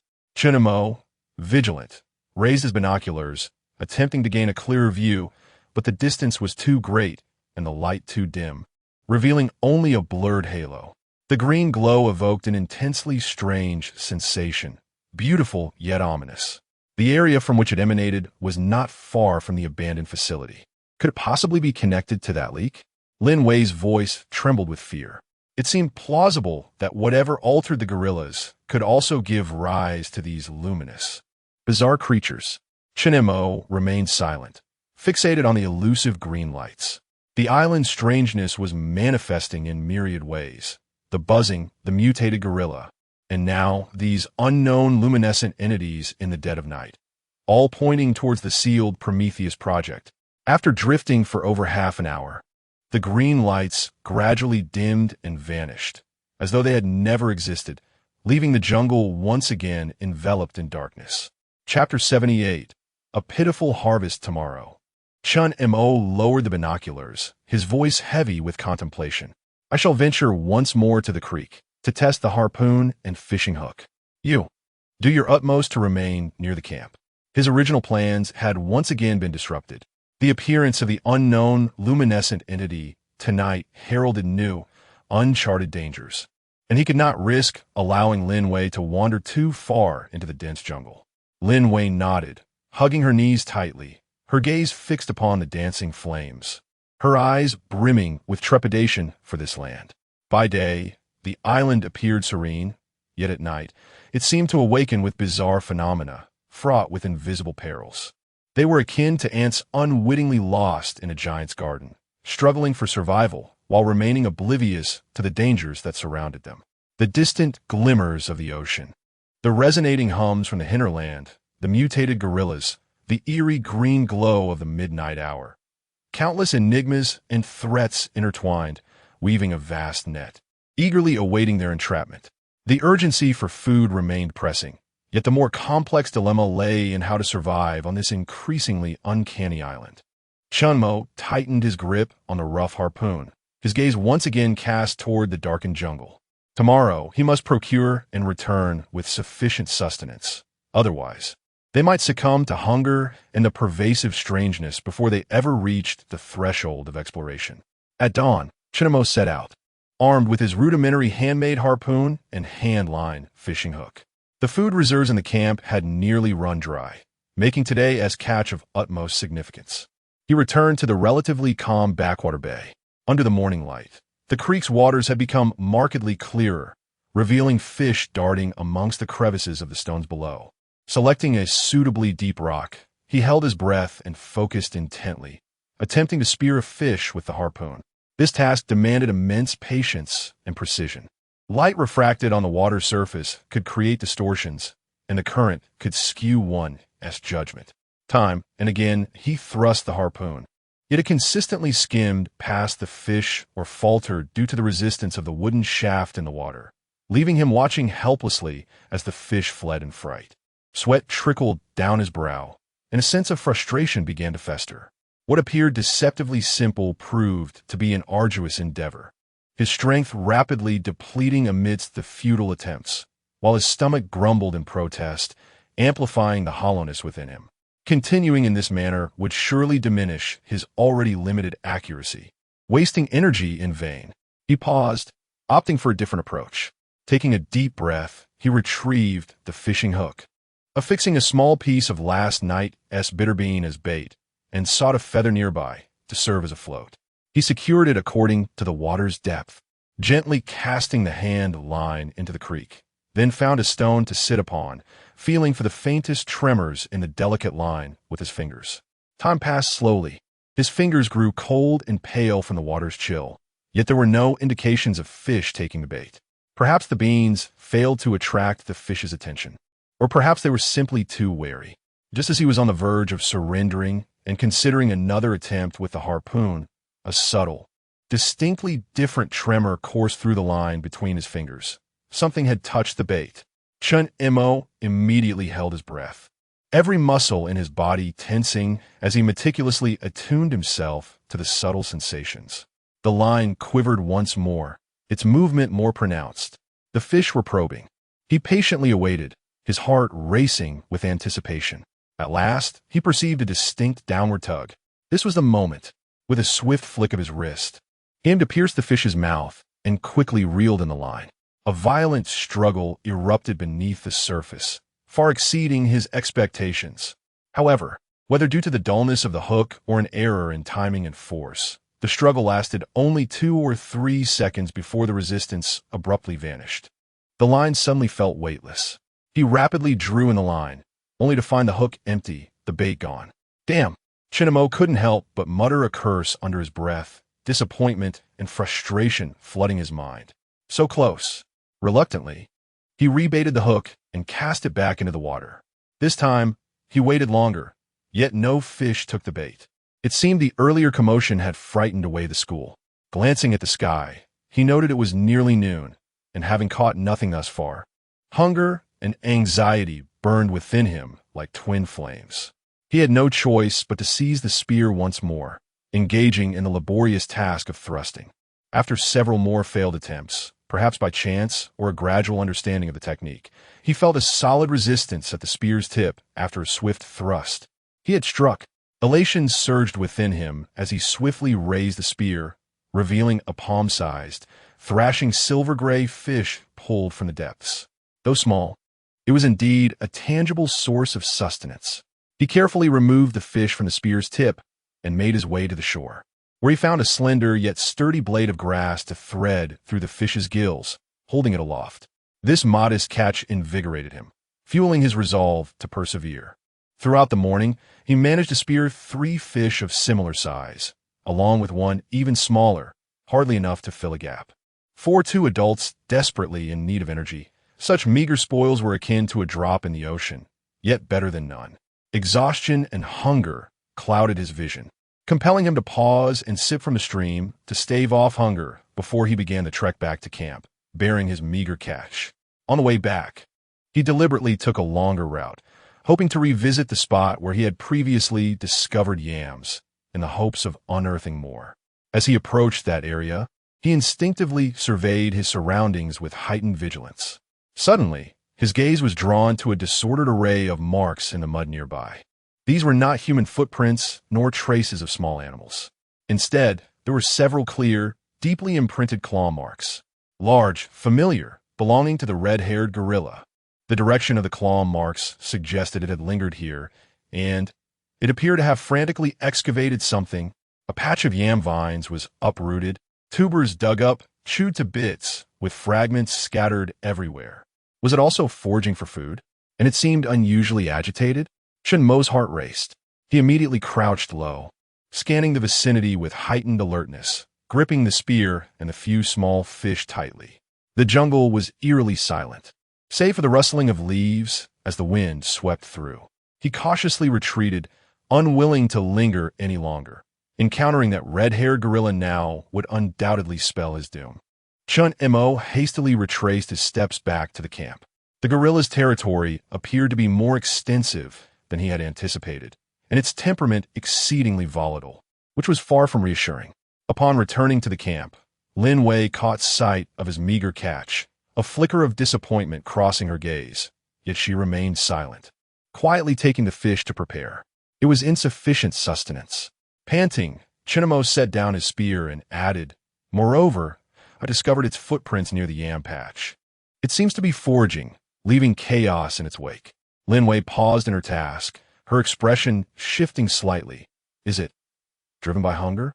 The thought of a famished, frenzied giant beast sent shivers down one's spine. Quite likely, Chen Mo replied gravely. Its massive size necessitates a considerable amount of food. This jungle probably cannot sustain it for long. This led to a more terrifying hypothesis. The gorilla, facing a scarcity of food, might venture out to hunt more frequently, potentially viewing them as prospective prey. The pressure was mounting. In this chapter, I have identified a conspicuous flaw.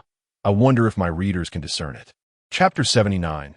Crafting sea salt in the afternoon, the two could only continue subsisting on yams and beans, accompanied by a few roasted bananas, which, for reasons unknown, were somewhat astringent. The small fish they had caught were boiled into a broth, but each person received only a meager portion, hardly enough to fill the gaps between their teeth. After the meal, Chen Mo, feeling a sense of dissatisfaction, decided to check the fish trap again, yielding only 2 tiny, nearly transparent shrimp, though better than nothing. On the way back to the camp, Chen Mo was suddenly overcome by a wave of weakness. Upon reflection, he realized this was a manifestation of salt deficiency. It was time to put into practice the method he had envisioned. As for success or failure, one could only ascertain through trial. Upon returning to the camp, he conferred with Lin Wei, who was busy stitching a pigskin pouch. They unanimously resolved to attempt the traditional method of salt production that very afternoon, as the signs of salt deficiency had already begun to manifest. To save time, they decided to split their tasks. Lin Wei's assignment was to search for plastic water bottles by the sea, and if she could find a larger container, that would be even better. Chen Mo, on the other hand, had a plethora of materials to gather. Several large, clean leaves, fine sand, coarse sand, activated charcoal, gauze, fine twine, and a pot for boiling seawater.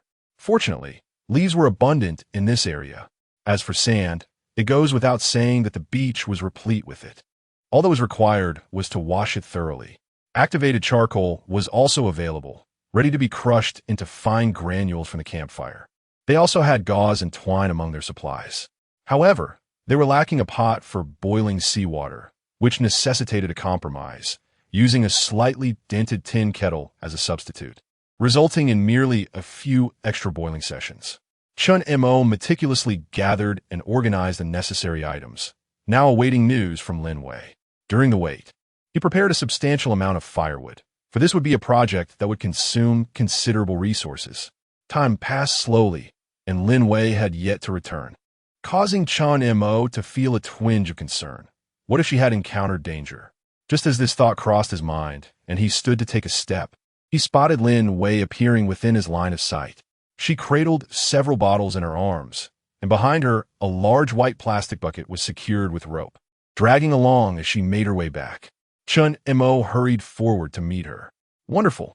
This plastic bucket will save us so much effort," he exclaimed, excitement bubbling within him as he pulled Lin Wei into a brief embrace, causing her cheeks to flush with a hint of embarrassment. Unaware of her reaction, Chen Mo quickly untied the rope from her waist and lifted the bucket. "You should head back to the camp and rest. I'll go fetch some seawater," he indicated, raising the bucket in affirmation. "Okay," Lin Wei responded softly, her face slightly flushed as she turned towards the camp. Reaching the shoreline, Chen Mo filled the bucket to the brim, hefting it to gauge its weight, approximately 40 to 50 pounds. This was a burden he could manage.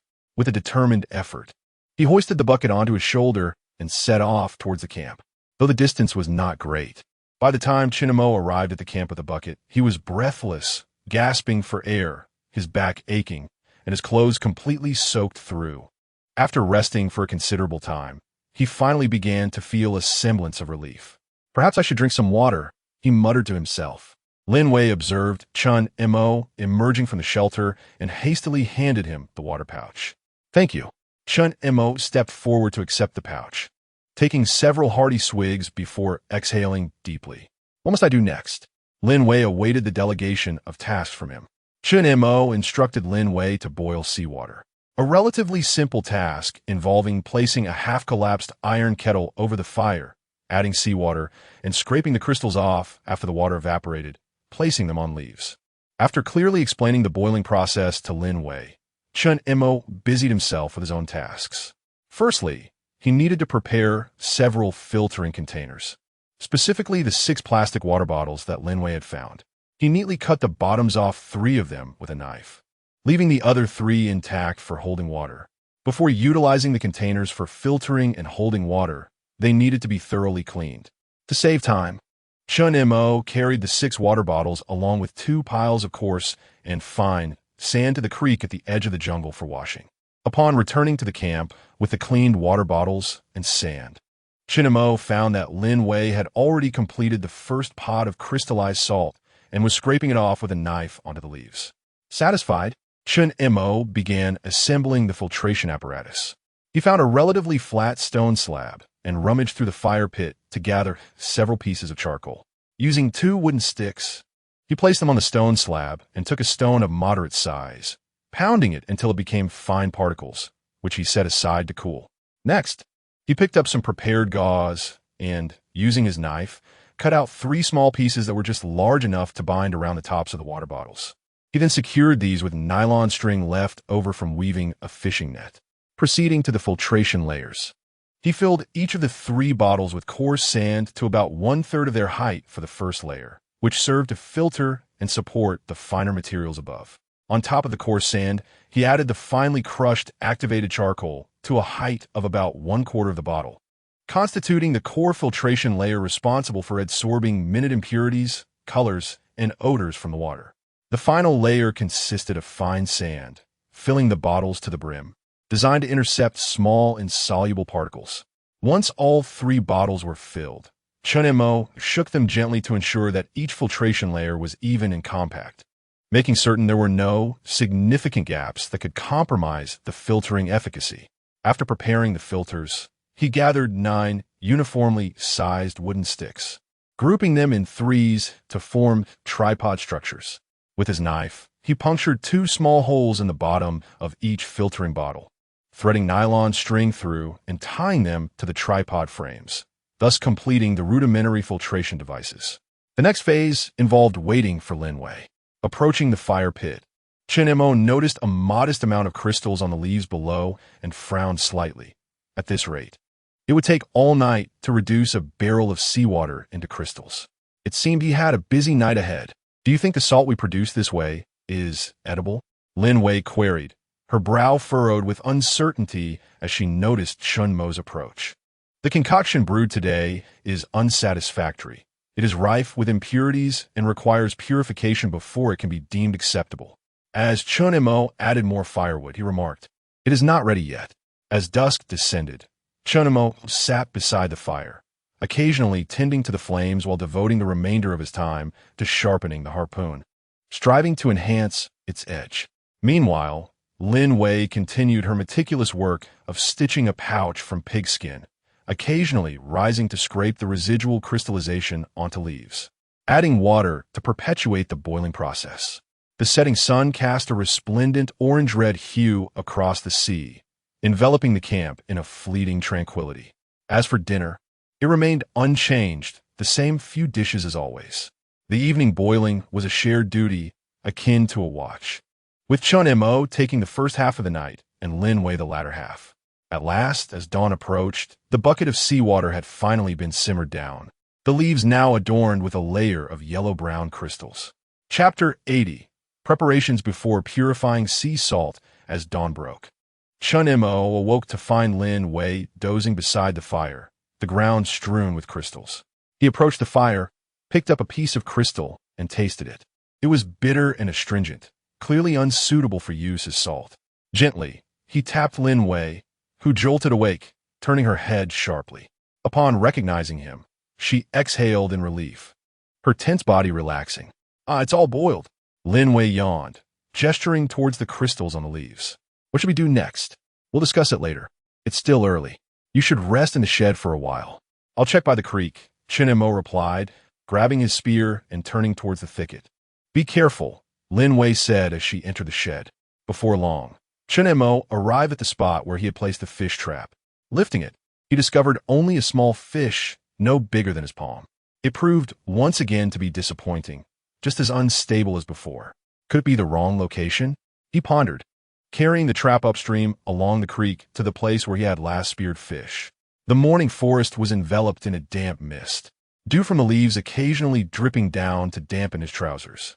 The surroundings were eerily silent, save for the soft crunch of leaves underfoot and the distant calls of unknown birds.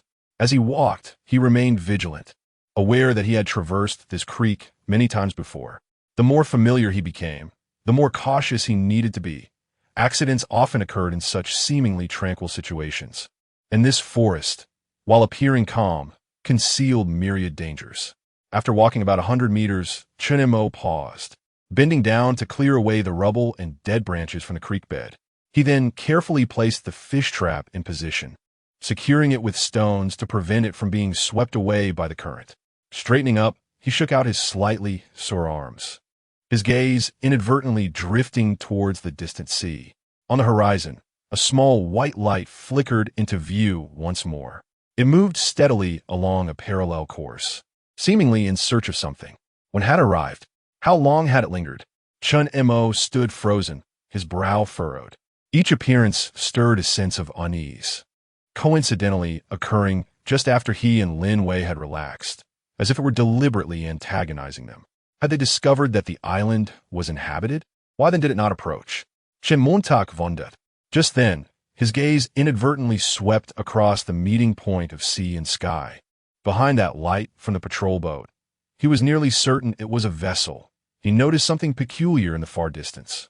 The sky appeared oddly tinted, not with the rosy hues of dawn, but with a dim, almost imperceptible green luminescence, reminiscent of the aurora, flickering faintly in the upper atmosphere before vanishing.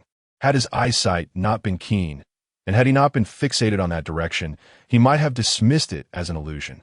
What could it be? An atmospheric phenomenon? Or was it somehow connected to the eerie green light seen in the forest 2 nights prior? Chen Mo's heart raced suddenly, as if he had caught a glimpse of something elusive, yet he remained utterly perplexed. The threats from the sea, the mutated creatures, and peculiar phenomena on the island. The abandoned facilities and the seemingly related, unusual light. All these clues resembled scattered pieces of a puzzle, missing the most crucial fragments. They were trapped at the center of this chaotic tableau, famished and exhausted. As the sun rose, the distant glimmers on the sea gradually faded, ultimately vanishing below the horizon. Chen Mo lost all desire to fish. Clutching the small fish he had caught in the crab trap, he hurried back to camp. Today he must extract salt, for it would not be long before their bodies succumbed to the absence of this vital mineral, regardless of the looming threats. Upon returning to the camp, Lin Wei was cooking beans, with several bananas roasting beside her. Noticing Chen Mo's return with only a small fish in hand, she said nothing but stepped forward to take the fish from him, moving aside to prepare it. Chen Mo set down his spear and sat by the fire, choosing not to mention the anomalies he had discovered at sea that day. There was no benefit in indulging in such thoughts. Occasionally, he stirred the beans in the pot with a stick to prevent them from sticking to the bottom. After preparing the small fish, Lin Wei approached, found a sharp twig, skewered the fish, and placed it near the fire to roast before sitting down. With a slight furrow in her brow, she spoke softly, "We are running low on beans. We must gather more tomorrow." Chen Mo nodded, his gaze fixed on the small fish sizzling over the flames, its skin gradually turning golden as oil dripped into the fire, creating tiny sparks. The wind rustled the leaves around the camp, prompting Lin Wei to inquire, "You were gone longer than usual today. Is something amiss?" Chen Mo tightened his grip on the stick, momentarily at a loss for words. "Nothing, just moved the crab trap to a different spot. It took a bit longer," he replied, opting to conceal the truth from Lin Wei. She sensed his reticence, but chose not to press him further, merely stirring the beans in the pot. They then engaged in a brief discussion about their tasks for the day. "All right, let's eat." She handed him a roasted banana. After a simple breakfast, the two resumed their salt production. Lin Wei's task involved crushing the sea salt crystals they had prepared the day before, aiming for as fine a consistency as possible. She surveyed her surroundings for useful tools and finally fixed her gaze on the stone slab Chen Mo had used to break charcoal. With her hands cradling a leaf to hold the crystals, she approached the stone slab. Lin Wei cleaned the slab, picked up a nearby rock, placed several crystals on the slab, and began to pound them until they were finely crushed. "How does this look?" she asked, holding up a small handful for Chen Mo to see. "It's fine. No need to make it too fine. A bit larger is acceptable," he responded, just as he picked up the water bucket to fetch some from the jungle. Lin Wei nodded and turned back to her task, while Chen Mo headed off to collect water. When Chen Mo returned, panting with the weight of the water, he found a small pile of finely crushed salt beside Lin Wei. Her right hand reddened from the prolonged effort. "You should take a break," he suggested, observing her weary hand. "I'm fine," she replied. Lin Wei continued to busily attend to her tasks, eager to complete them so that she could engage in other pursuits. Chen Mo, with a smile, shook his head and refrained from further commentary. He carried the water to the filtration apparatus, placing it carefully, and proceeded to fill 3 intact plastic bottles and a metal kettle with water. With one of the bottles in hand, he meticulously poured water into each of the 3 filtration units, ensuring that he poured gently along the inner walls of the filter bottles to avoid disturbing the layered sand and risking damage to the structure. The crystal-clear stream water flowed slowly through the fine sand layer, the activated carbon layer, and the coarse sand layer, ultimately emerging through the cloth as a dark brown liquid. Chen Mo continued to pour water into the bottles until the liquid that flowed out became clear, at which point he ceased his efforts. He then positioned the 3 empty plastic bottles directly beneath the filtration units, aligning the openings with one another, and dug a shallow pit to secure them in place. Chapter 81. Unexpected developments. Lin Wei had nearly completed the processing of half the crystals. Chen Mo rose and ventured to the edge of the jungle, gathering several larger leaves. Replacing one with a leaf that held fine salt, he carefully carried the leaf containing the salt to the filtration apparatus when a sudden realization struck him. Something was amiss. After a moment of contemplation, he recognized the issue. The position of the fire pit was incorrect. He smacked his forehead, regretting that he had overlooked this yesterday. Today, while purifying the salt, he needed to filter and boil simultaneously, ideally If he had enough containers, the proximity of the fire would be inconsequential. However, lacking sufficient vessels, he had no choice but to establish another fire pit. Reluctantly, he spent some time gathering stones, constructing a makeshift stone stove beside the filtration device. This time, he deliberately made the opening above the stove smaller, ensuring that a metal kettle would fit perfectly atop it. With scarcely a moment to rest, he returned to the jungle to collect a substantial amount of dry wood, making several trips to transport it back to the camp. His purification process required even more wood, and he suspected it might still be insufficient. Once he had ignited the fire, he placed the half-collapsed kettle on the stove, added water, and then tossed in a handful of fine salt, stirring it as he heated it up. The heat expedited the dissolution of the salt. Before long, the once clear water had transformed into a deep brown hue, indicating the salt had dissolved into the liquid. Observing the dark brine, Chen Mo considered the filtration apparatus and concluded that if he poured it in directly, he would soon need to replace the filter layer, which would be a tremendous waste of time. This dilemma demanded a solution. He rubbed his chin in thought. Suddenly, his gaze fell upon the gauze at the mouth of the filter, and a grin spread across his face. Rising, he entered the shelter, retrieved the gauze, and after measuring it against the bottom of the bottle, he cut 3 pieces slightly larger than the base, affixing them in place. This way, after several filtrations, he would only need to wash the gauze. Just then, a burnt smell wafted through the air, and he turned to see that the pot had scorched.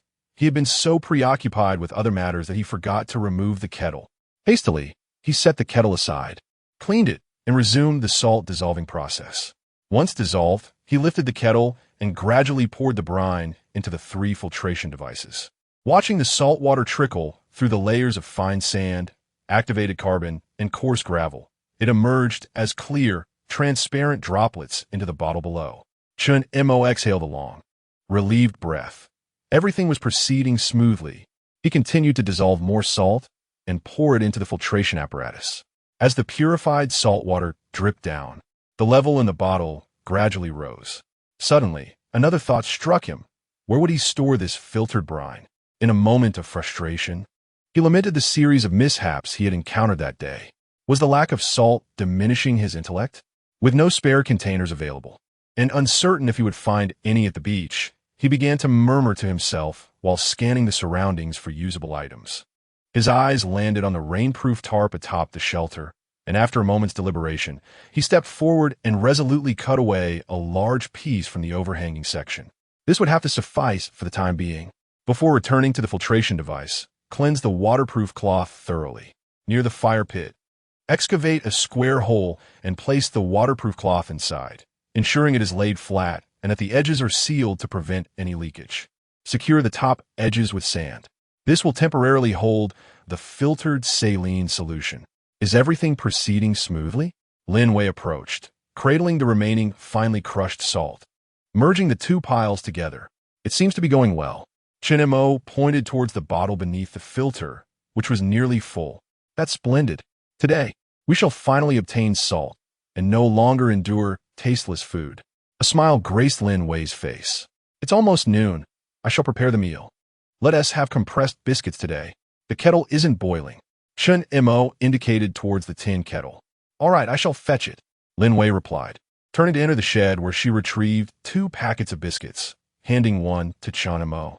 After a simple meal, the bottle was filled to the brim. Chen Mo lifted the bottle and poured its contents into the hole lined with the waterproof cloth, placing the bottle back and repeating the filtration process. Meanwhile, Lin Wei busied herself sewing the unfinished pigskin pouch, occasionally glancing at the droplets of water falling from the filtration device. As sunlight filtered through the cracks in the surrounding walls, casting a serene glow upon her focused profile, adding an air of rare tranquility.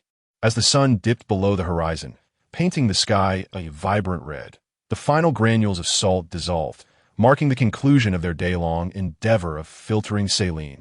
During the process, Chen Mo ventured into the woods once more to gather some twigs and deadwood, washing the gauze several times. With the last drop of filtered saline falling, the filtration task came to a close. Lin Wei immediately set aside her work and joined Chen Mo by the edge of the waterproof cloth-lined pit, carefully observing in the dimming light. A shallow layer of transparent granules had accumulated at the bottom of the pit, glimmering faintly. Chen Mo reached out to touch the sand at the edge of the pit, confirming that the waterproof cloth was leak-proof, and he breathed a sigh of relief. The next step was to boil the filtered saline solution until it crystallized. Pour the filtered saline into the clean tin kettle and continue to simmer. As the moisture evaporated, the salt crystals at the bottom of the kettle became visibly whiter and finer. Chen Mo dipped a stick into the crystals and tasted a bit with his tongue. Although it could not compare to refined salt, the bitterness had significantly diminished, and the color had lightened considerably. The successful scraping of the first batch of salt crystals onto a leaf signified that they would not have to worry about the lack of salt for a long time to come. It was a triumph. Lin Wei gazed at the layer of white crystalline salt, her face blossoming with joy once more. This was a sense of accomplishment born from overcoming difficulties with their own hands. Though modest, it was profoundly significant. Dinner consisted of roasted yams and plantains, and sprinkling this hard-earned, self-produced fine salt upon the yams brought a fleeting sense of satisfaction that temporarily dispelled the fears stemming from both the island and beyond. This time, neither of them retired to sleep, eagerly awaiting the completion of boiling all the filtered saline to witness their yield. They toiled until the latter half of the night, finally finishing the process.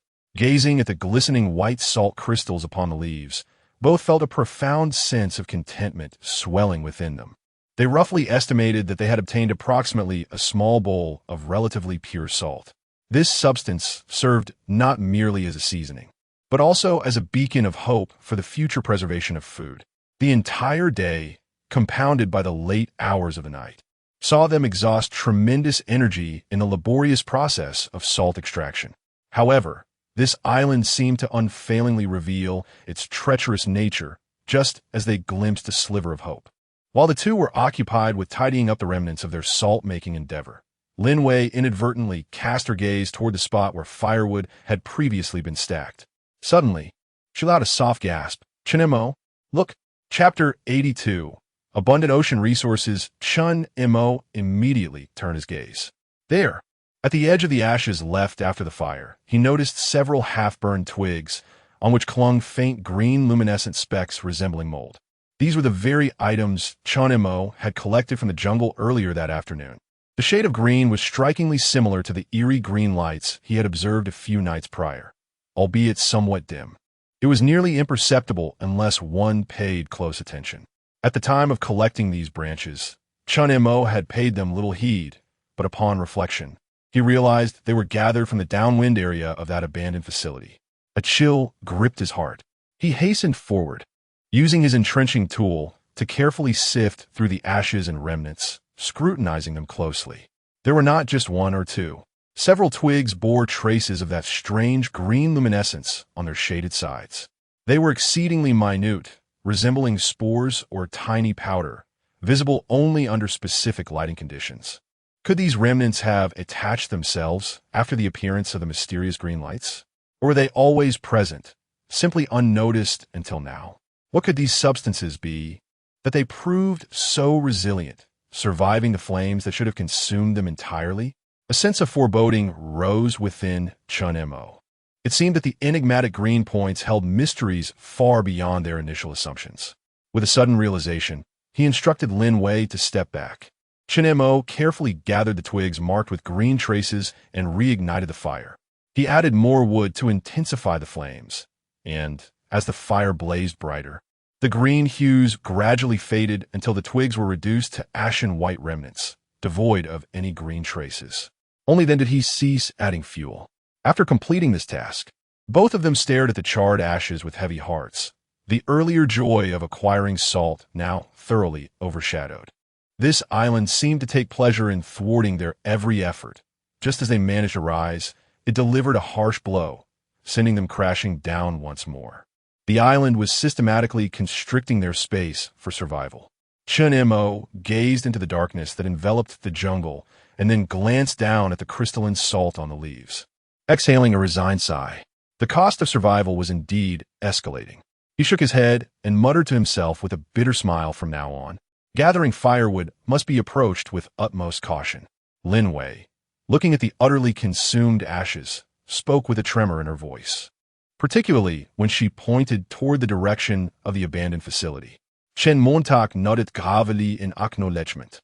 They were faced not only with the need for food and water, but now also had to scrutinize their firewood for potential threats.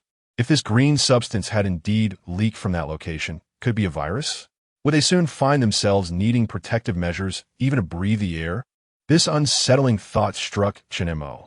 They could no longer rely solely on the island. His gaze shifted toward the vast ocean, shrouded in darkness. Perhaps the creatures within its depths were cleaner. This is his current conjecture.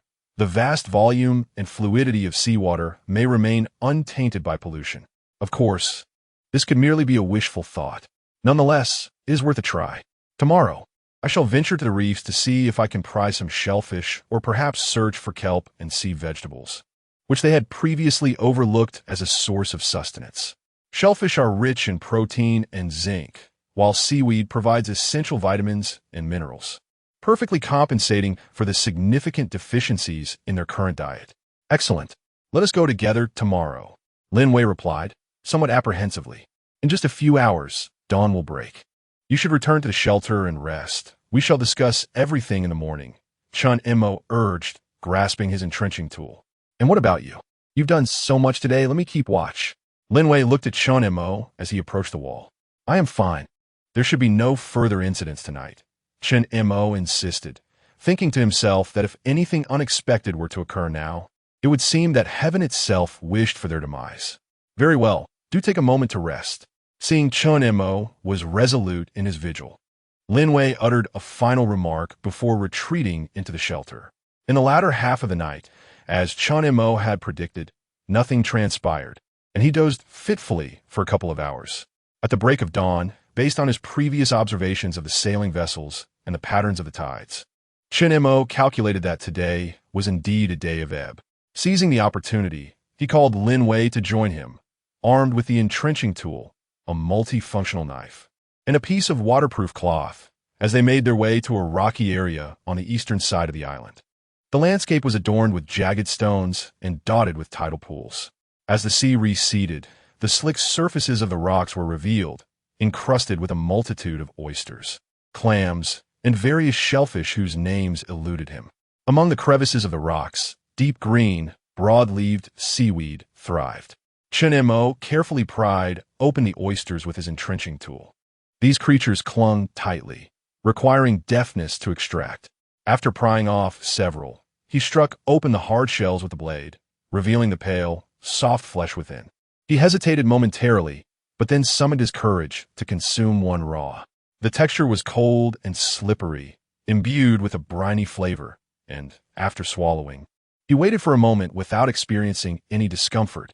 He felt reassured, and the two began to gather copiously. Do you think we might be stranded on this island for a lifetime? Lin Wei inquired as she collected, a hint of melancholy gracing her features. Certainly not.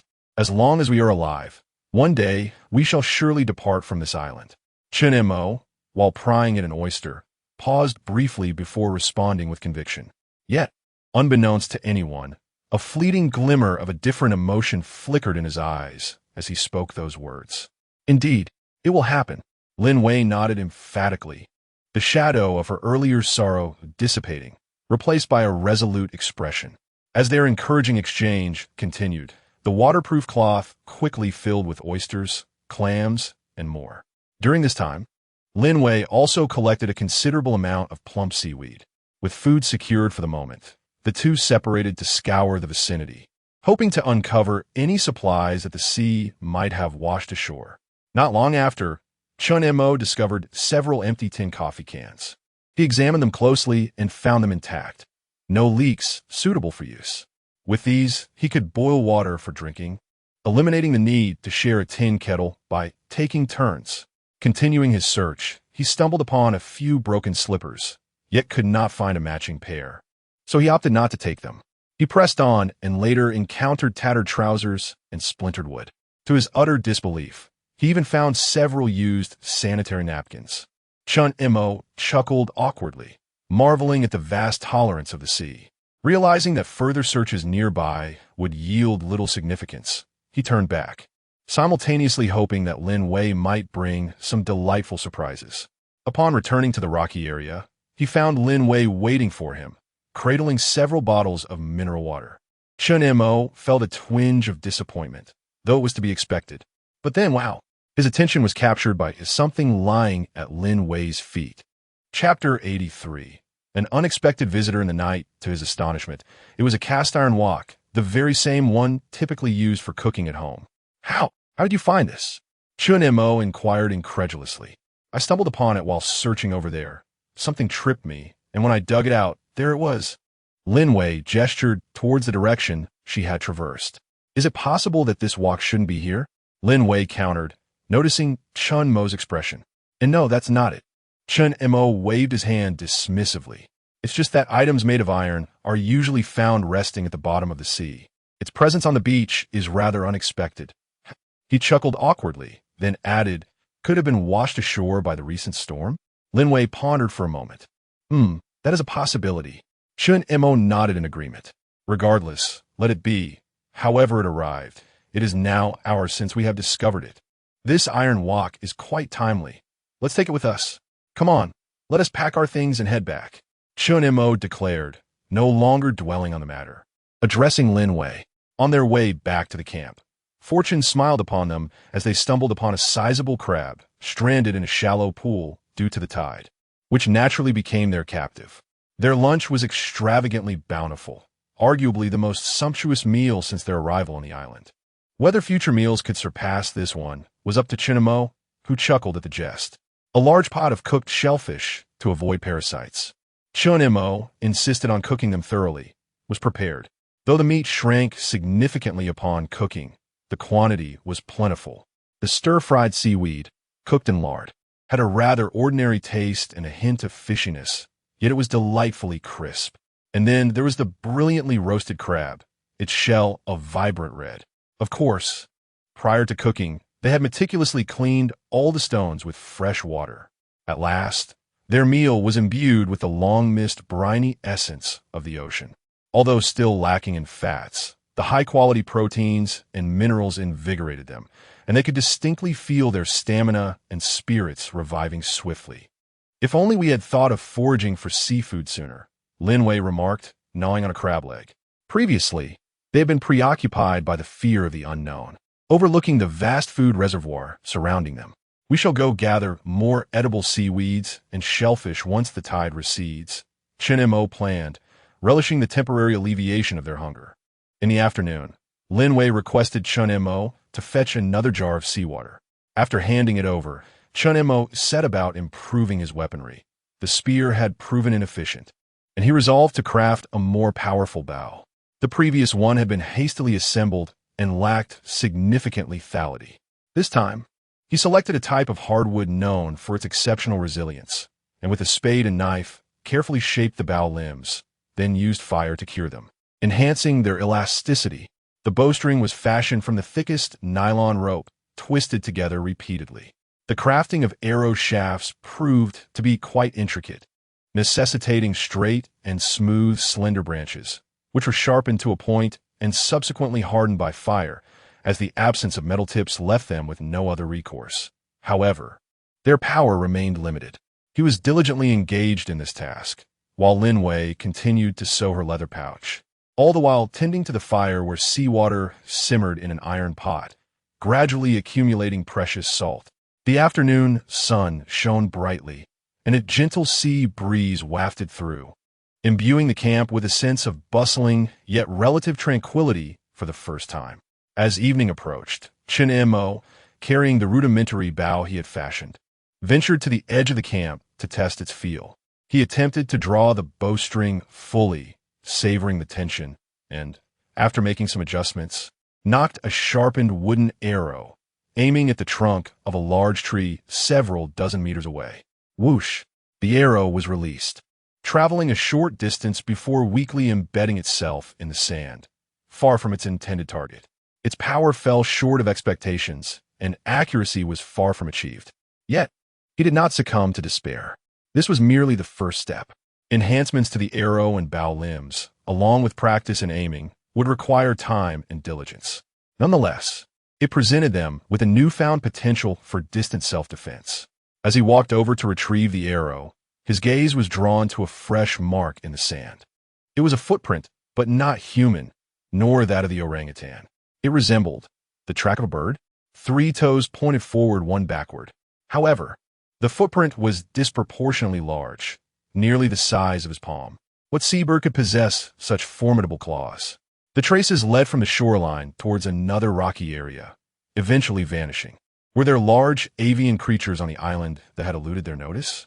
Furrowing his brow slightly, Chen Mo categorized this as a new discovery, jotting it down mentally without dwelling too much on it. That night, it fell to Lin Wei to keep watch during the first half of the night.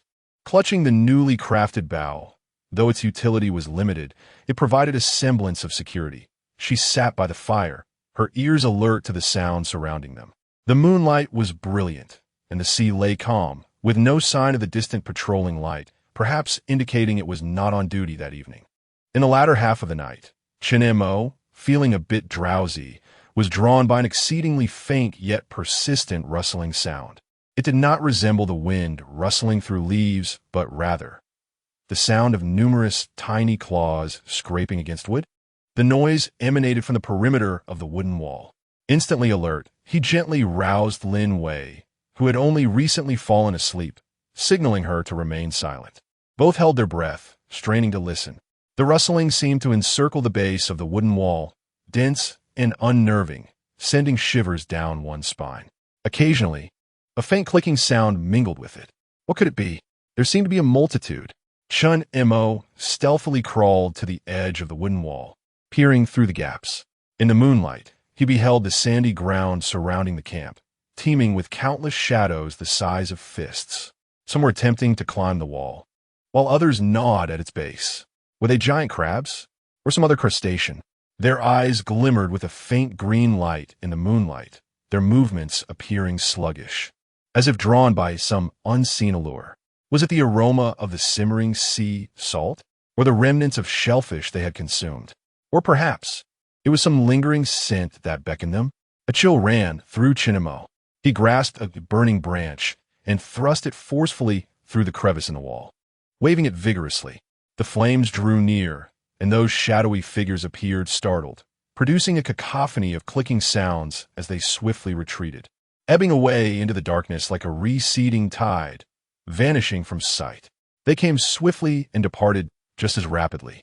Yet, the multitude of claw marks etched into the sandy ground testified that what had just transpired was no mere illusion. Chen Mo and Lin Wei exchanged a glance, each reflecting astonishment in the other's eyes. The night on this island seemed intent on denying them peace. Old threats lingered, while new and unforeseen troubles loomed on the horizon. Survival had transformed into an unending cycle of confronting a barrage of unexpected events. And dawn, still a mystery, held uncertain revelations. Chapter 84. New discoveries at the artificial base at dawn.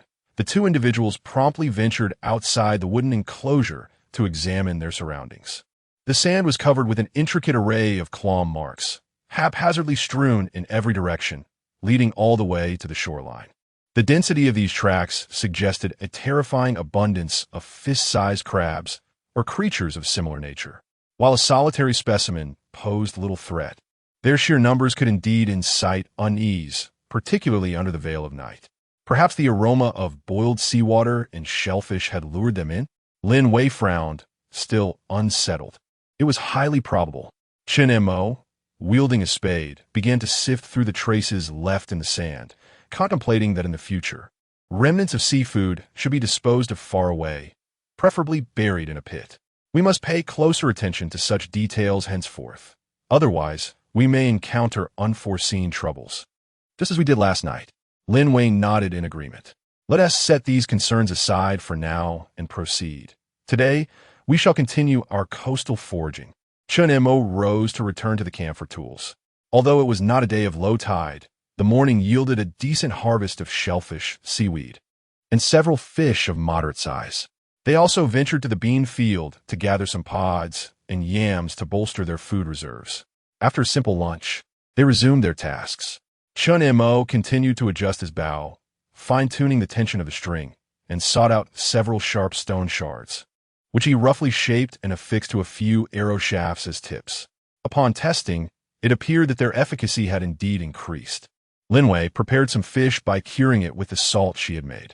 Although she had never done this before, relying on vague memories, she skillfully filleted the fish, applying salt both inside and out, then hung it in a ventilated area to dry. The outcome remained uncertain, but experimenting was always worthwhile. As afternoon approached, the sun bore down mercilessly. Chen Mo deliberated carefully. He needed to return to the previous site to seek clarity on several matters, such as that facility, the green spots, and all elements related to this area. I shall revisit the rocky wall where the abandoned water channel and metal door were discovered, maintaining a safe distance for observation. He instructed Lin Wei to remain by the camp. He referred to the rocky wall from which they had previously uncovered the derelict infrastructure. He aimed to find a higher vantage point to discern further details of the region, such as ventilation shafts, other entrances, or possible clues regarding the green spots. Though Lin Wei felt anxious, she understood the necessity of this task and nodded. Be cautious and stay alert for any sounds. Chen Mo equipped himself with binoculars. His bow, though not particularly useful, it offered a sense of courage, a spade, and a bit of water before setting off. This time, he chose an alternate path, intending to circumvent the gorilla's nest from a higher slope. The terrain was treacherous. They had never traversed this area before, with the grass growing thick and high, necessitating the use of the spade to carve a path forward. The air was laden with the scent of decaying vegetation. After considerable effort, he finally reached an elevated vantage point from which he could survey the valley below. Hiding behind a large weathered rock, he lifted his binoculars. The scene below was crystal clear. A massive concrete water channel continued to discharge grayish-white hot water, releasing steam. The heavy metal door remained firmly sealed against the mountainside, corroded beyond recognition. He meticulously scanned the rocky walls surrounding the door, searching for any fissures, openings, or signs of human intervention. Suddenly, his gaze settled upon a cavity in the rock face approximately 10 meters above the metallic door, a distinct opening. It was not a natural formation. The edges bore clear signs of chiseling and reinforcement. However, it appeared less like a primary entrance and more akin to a ventilation shaft or maintenance tunnel. The aperture was small, barely large enough for a person to squeeze through, and the interior was shrouded in darkness, its depths unseen. What sent a shiver down his spine was the extensive area of alarming corrosion on the rock face beneath the opening. The stone was deeply eroded, with blisters rising, glistening with an eerie, glass-like sheen, and a dark green substance seemed to seep from the stone, as if it had permeated the very material. It appeared that some exceedingly corrosive substance had once gushed forth from this opening, eroding the rock wall below. Chen Mo's heart raced. This could very well be one of the sources of the green dots. That opening might indeed connect to a place harboring dangerous materials.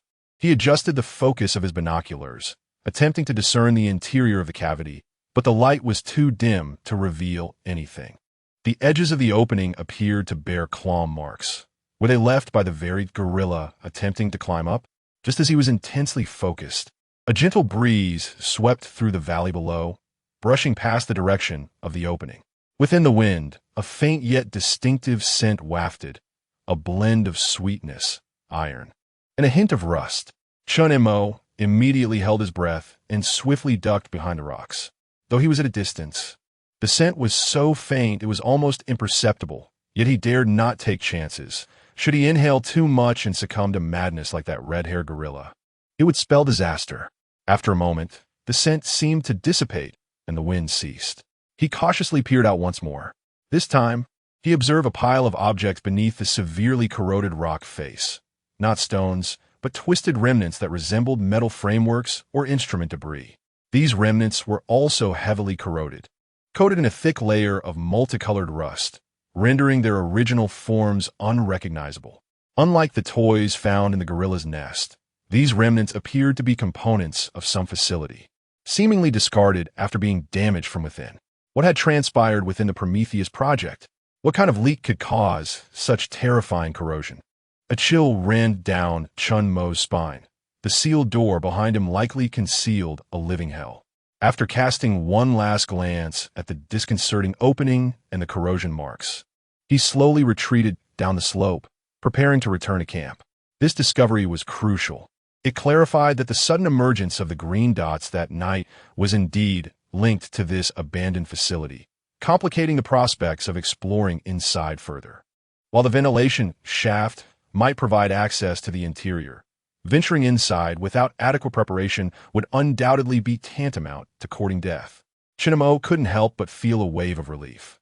If he indeed changed his mind due to the recent food shortages, who knows what might have happened?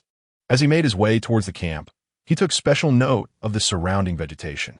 Near the valley, many leaves curled at the edges, adorned with peculiar spots, and some even grew in bizarre shapes and unsettling colors.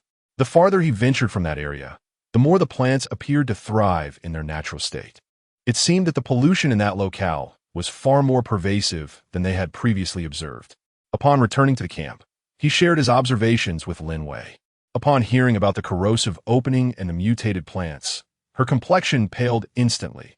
She patted her chest, overwhelmed by a wave of apprehension. Yet her expression also bore a hint of relief, grateful for the fortuitous turn of events that day. Thus, certain occurrences that initially seemed troubling may, in fact, alter one's decisions, ultimately saving one's life. Perhaps that sounds a bit dramatic, but I have experienced it myself. Should we still attempt to enter? She inquired. Chen Mo remained silent for a moment, yet his gaze was resolute. We must certainly proceed within, but we need to be thoroughly prepared. We cannot enter through that opening above the iron gate. To do so would be tantamount to seeking death. We must find a proper entrance or devise a means to unlock that door. Chapter 85. Dual Assault. Chen Mo produced the identity card along with the code, Prom 7 Alpha 0. This must be pivotal. He recited the sequence repeatedly, attempting to discern any underlying patterns.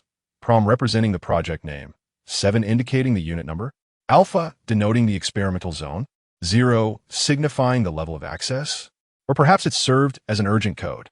His mind wandered back to the equation adorned with a skull in his notebook. Sequence threshold, emergency protocol activation. Could this password be related to that urgent protocol? The clues were scant, akin to piecing together a puzzle in the dark, with the most crucial fragments still missing. As dusk fell, the two were engrossed in their scant clues when Lin Wei suddenly pointed towards the sea. A ship. It's back.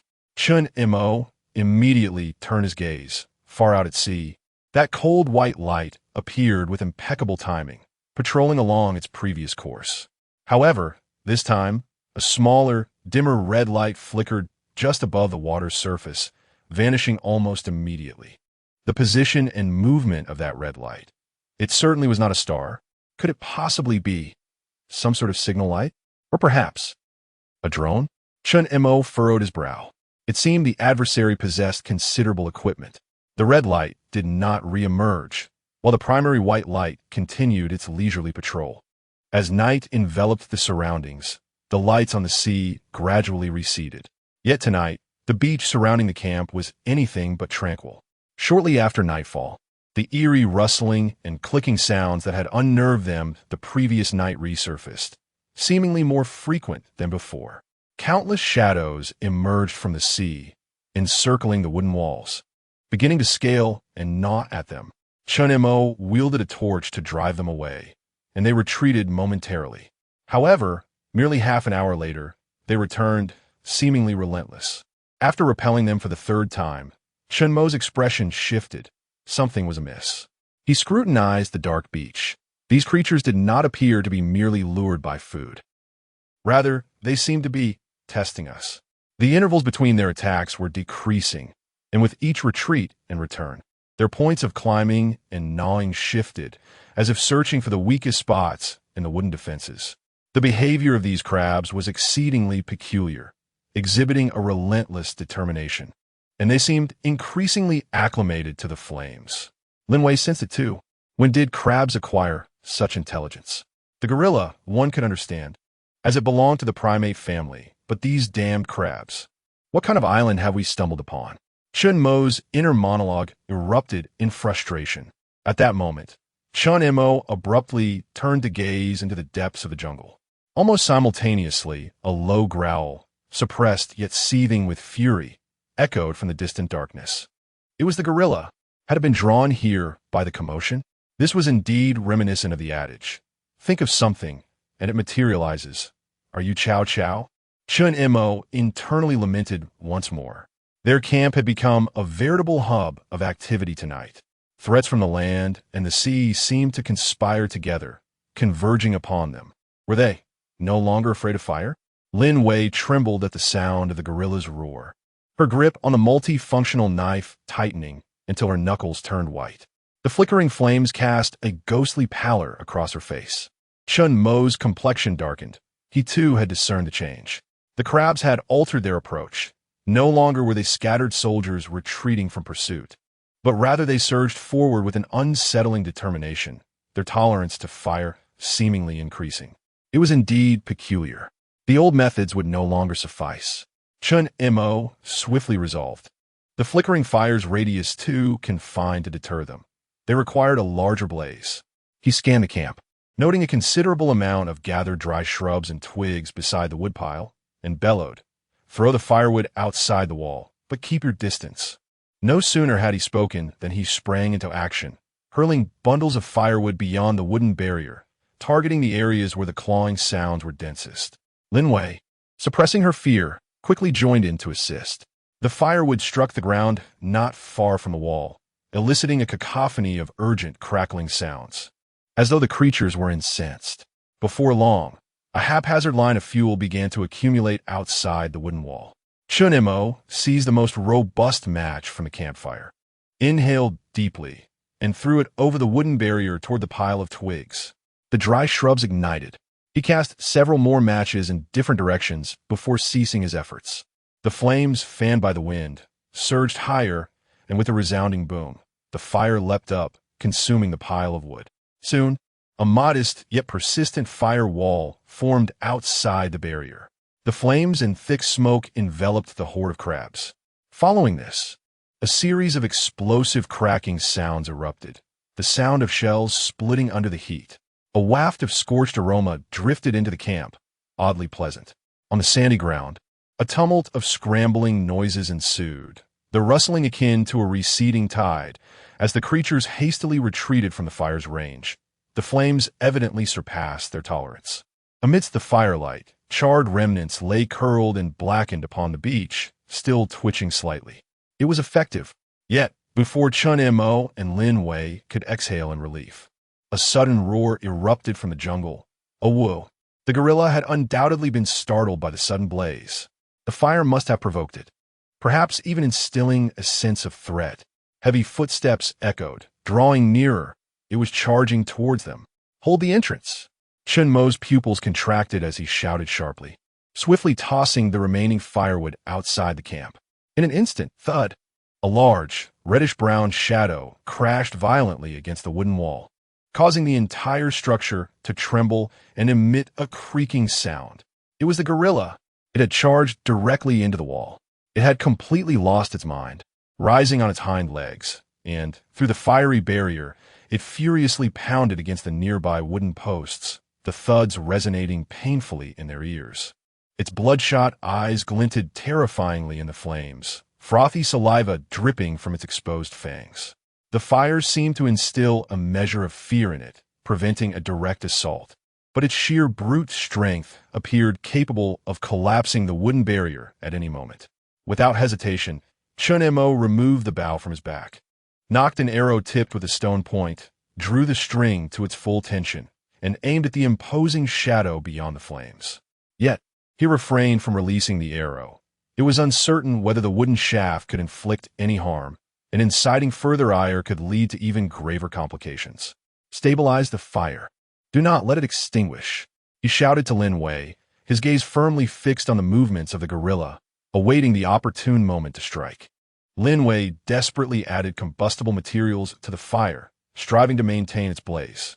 The intense heat and smoke caused her to cough incessantly, tears streaming down her face. Yet she dared not relent.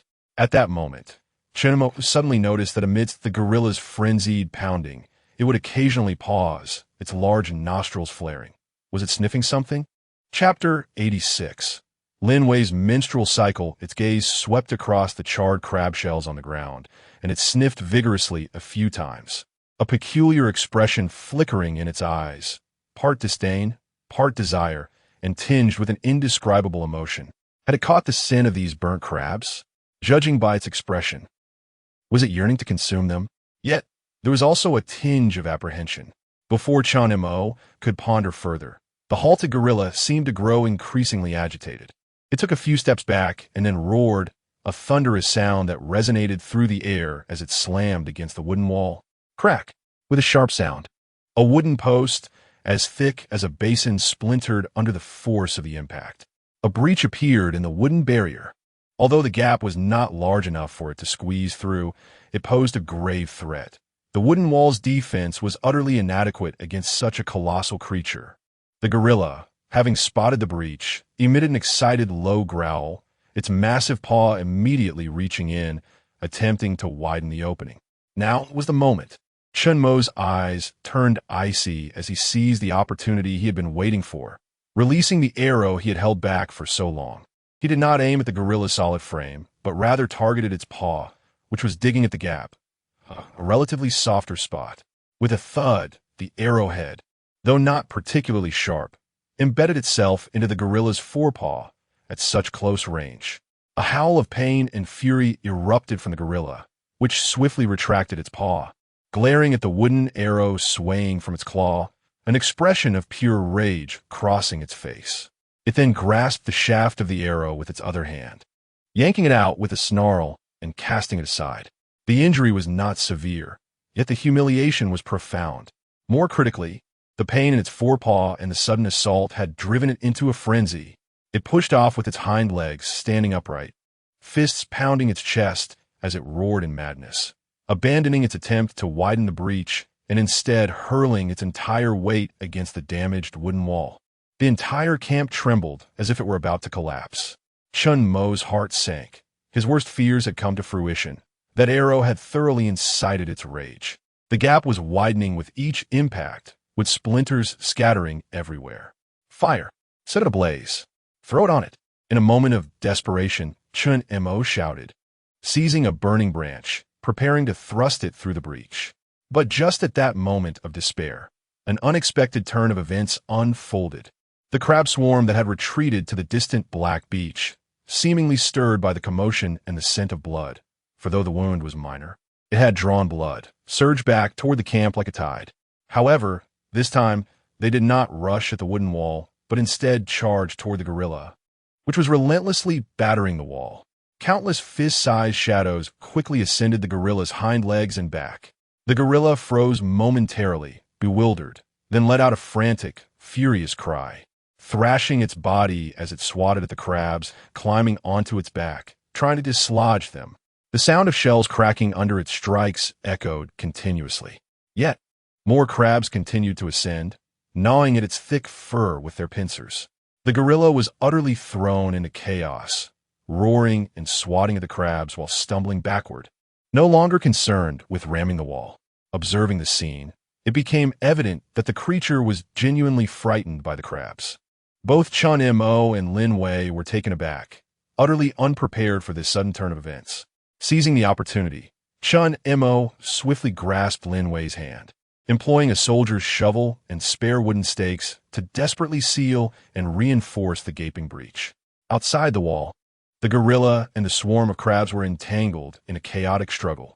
The roar of the gorilla, the cracking of crab shells, and the rustling sounds of pincers gnawing mixed together, creating a cacophony that echoed through the beach under the veil of night. Ultimately, the gorilla, seemingly overwhelmed by the relentless assault of crabs, let out an unwilling roar of frustration before abruptly turning, staggering back into the jungle with crabs still clinging to its body, crashing through several small trees along the way. Once the gorilla departed, the crabs, as if completing a mission, retreated swiftly, vanishing like the receding tide back into the sand and sea. Finally, a temporary silence enveloped the campsite. The only sounds were the crackling fire outside the wooden wall, Remnants of crab shells scattered across the ground, along with tufts of gorilla fur that had been pinched off, leaning against the reinforced wooden wall. Chen Mo and Lin Wei collapsed on the ground, their bodies drenched in cold sweat, gasping for breath, utterly exhausted. They had narrowly escaped a dire fate that night. However, the crisis was far from over. The peculiar behavior of the crabs and the frenzy of the gorilla indicated that greater troubles loomed ahead. It seemed as though some force on this island was influencing the local fauna, rendering them increasingly aggressive. The harrowing night had passed, and dawn appeared to arrive with extraordinary difficulty. The two had not slept during the latter half of the night, huddled around the campfire until the break of day.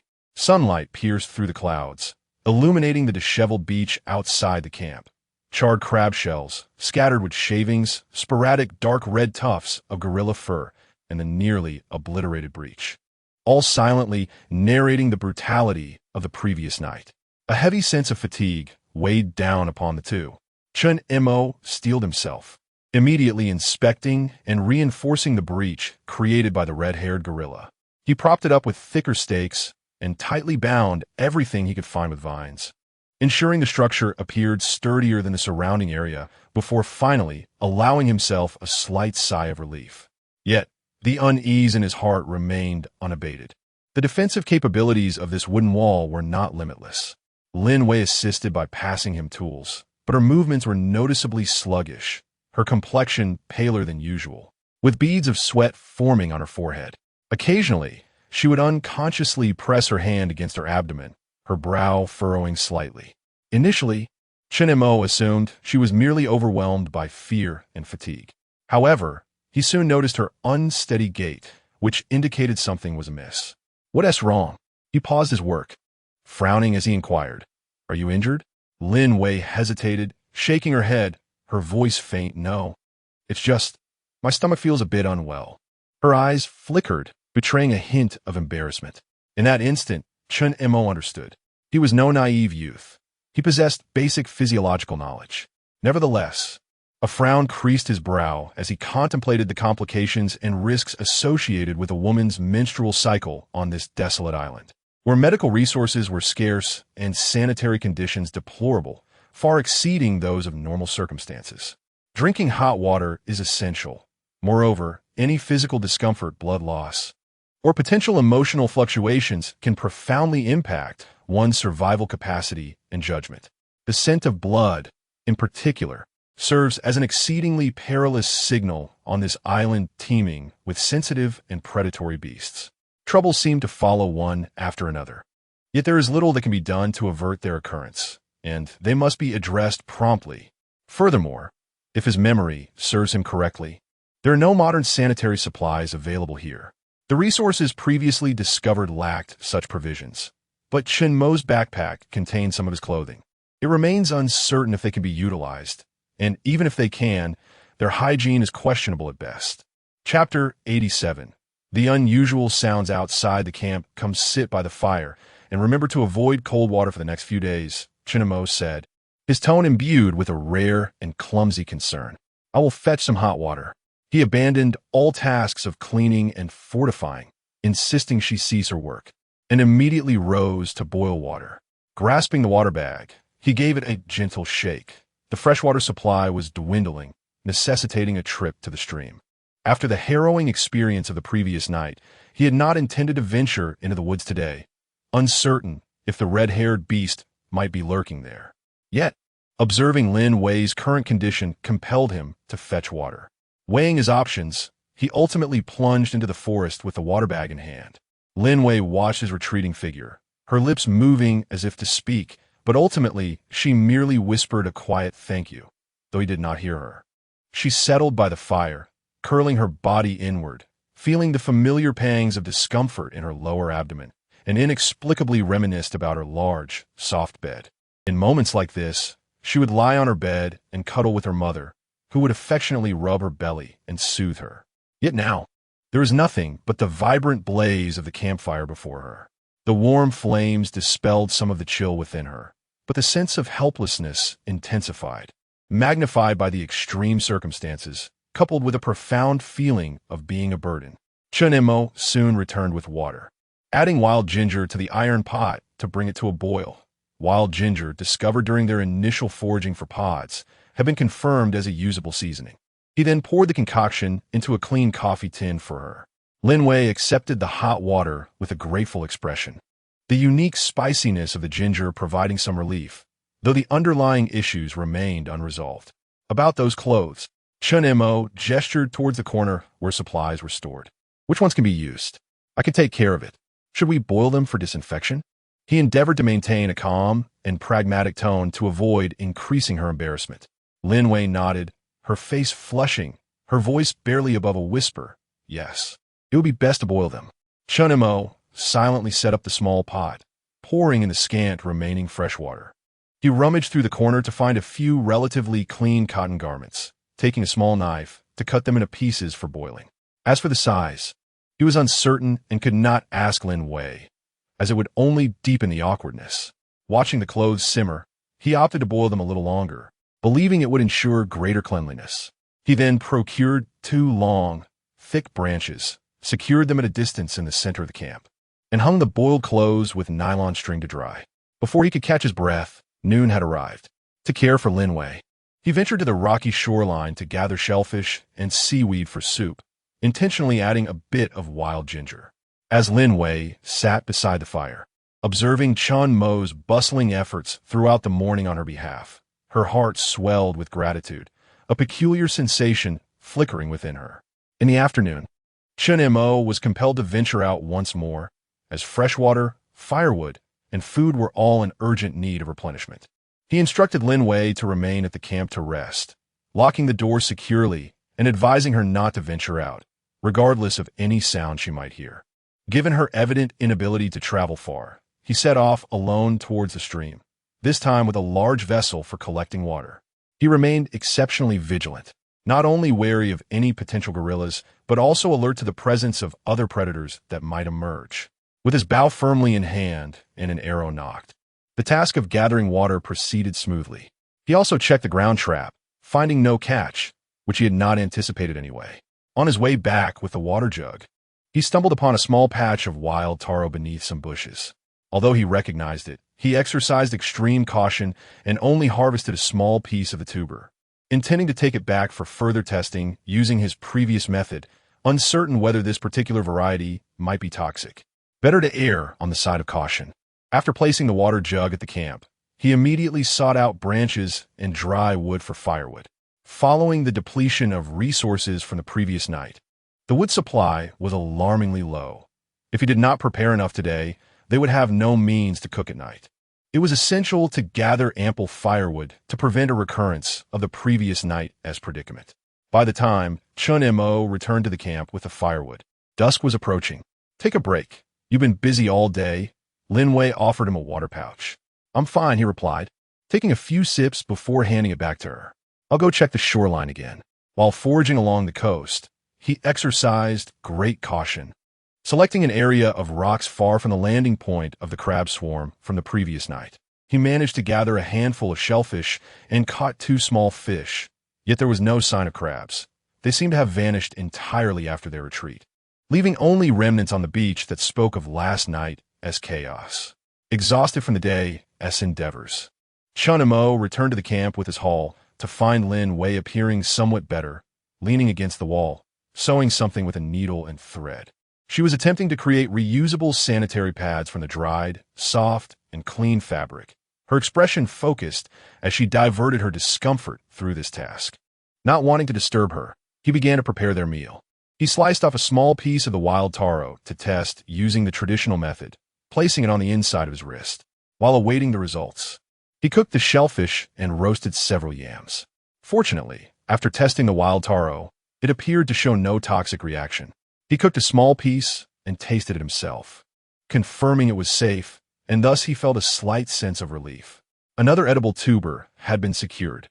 During dinner, conversation was sparse between the two. Lin Wei ate little, clearly lacking an appetite, while Chen Mo compelled himself to eat more, needing to conserve his strength. As night fell once again, both were on edge. Lin Wei's condition necessitated rest and warmth, yet nighttime often heralded danger. Chen Mo positioned her nearest to the fire, the warmest spot, while he took on the responsibility of keeping watch throughout the night. He dared not let his guard down, his ears attuned to any sounds from outside, his eyes scanning the gaps in the wooden walls and the reinforced breach. The first half of the night was unusually quiet, with only the sounds of the ocean waves and the wind filling the air. In a vast ocean, there were no patrolling lights. The jungle was devoid of any sign of gorillas, and the beach was silent as well. Yet, this excessive tranquility only heightened one's sense of unease. In the latter part of the night, Lin Wei found it difficult to sleep due to abdominal pain, occasionally emitting soft groans. Chen Mo stoked the fire several times, ensuring the flames burned brightly. Just as dawn approached, during the most drowsy hour, Chen Mo's body suddenly tensed, his nose twitching. The sea breeze had intensified, carrying a strong scent of brine. While such aromas are commonplace by the shore, he inhaled deeply, hoping to discern if it was mingled with that sweet, rusty odor he had encountered at the abandoned artificial base. Taking several deep breaths, he closed his eyes, straining to differentiate the scents, relieved to find nothing amiss apart from the salty tang of the sea. Otherwise, on this island, they would be left with nowhere to turn, potentially succumbing to a frenzy akin to that of a red-haired gorilla. Just as Chen Mo began to relax his taut muscles, a faint sound reached him from the other side of the campsite, near the jungle, a sound so subtle, akin to metal scraping, that it sent a shiver down his spine. It was exceedingly soft, yet in the stillness of the early morning, it resonated with alarming clarity. It was neither the footsteps of a beast nor the rustling of objects stirred by the wind. Rather, the sound resembled a metallic component slightly deforming or stalling under pressure. Chapter 88. Chen Mo's thoughts. Chen Mo's body was suddenly enveloped by a shiver, goosebumps prickling his skin as he swiftly turned his gaze towards the source of an unsettling noise, his heart racing in trepidation. What could it be? Might that gorilla be lurking nearby, spying on us? The commotion had stirred? If so, why did that sound resemble the one he had heard before, echoing just once before fading into silence? Chen Mo found himself engulfed in a whirlwind of confusion, left to remain at the campsite, indulging in wild speculation. The island's nights seemed perpetually rife with inexplicable and eerie sounds, persistently testing the limits of their nerves. He gripped his bow tightly, scanning the dark jungle and the softly glimmering beach with unwavering vigilance, unwilling to afford himself even a moment of relaxation. As dawn broke, the sound had yet to re-emerge. Lin Wei, who had just awakened, wore a pallid expression, clutching her abdomen as she battled the discomfort brought on by her menstrual cycle, the accompanying weakness rendering her movements sluggish and her body frail. Observing Lin Wei's condition, Chen Mo insisted she continue to rest while he took on the morning's tasks, inspecting the campsite, tending to the shellfish from the previous night, boiling water, and preparing breakfast. After a simple meal, he ventured to the side of the campsite, where the metallic sound had originated the night before. The ground here was damp, strewn with a thick layer of fallen leaves.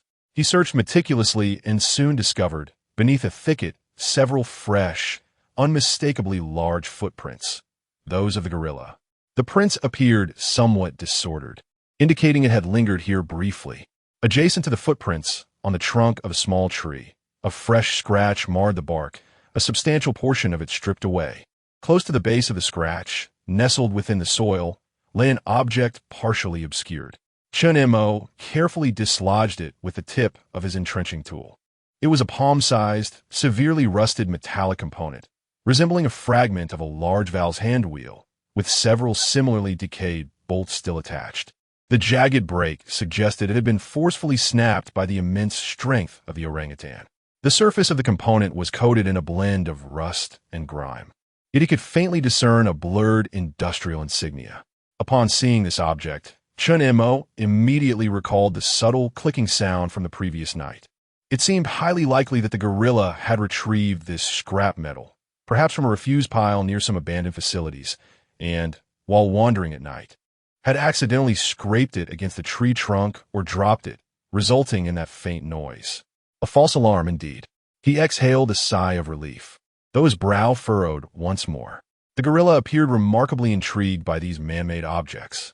Previously, It had collected various curiosities in its den, and now it had been rummaging about with this rusty hand wheel in the dead of night. Its behavior was undeniably linked to those facilities. He grasped the corroded component and returned to the campsite. "What is this?" Lin Wei inquired. Her curiosity piqued as she noticed the object in Chen Mo's hand. "This," he replied, extending the piece for her inspection. Subsequently, Chen Mo recounted the events of the previous night, detailing the sounds he had heard and the subsequent confirmation that they were indeed the antics of orangutan. Lin Wei, gazing at the rusted metal in her hands, exhaled a sigh of relief, yet her expression remained clouded with concern. He constantly collects these items. What if one day he unearths something far more perilous? She gestured towards the direction of the abandoned artificial base. "It's hard to say. It is highly probable," Chen Mo replied, his countenance grave. "Thus, we must devise a plan swiftly to ascertain the situation over there." After speaking, he once again produced the identity card of Dr. Eris along with his notebook, casting a long look at the corroded handwheel component. Despite his prolonged scrutiny, it remained an enigma, unless a pivotal clue could be unearthed. Yet, for the moment, survival took precedence. In the ensuing days, Lin Wei needed to ensure ample rest, while Chen Mo assumed the lion's share of responsibilities in the camp. Lunchtime continued to consist of roasted yam and a modicum of shellfish.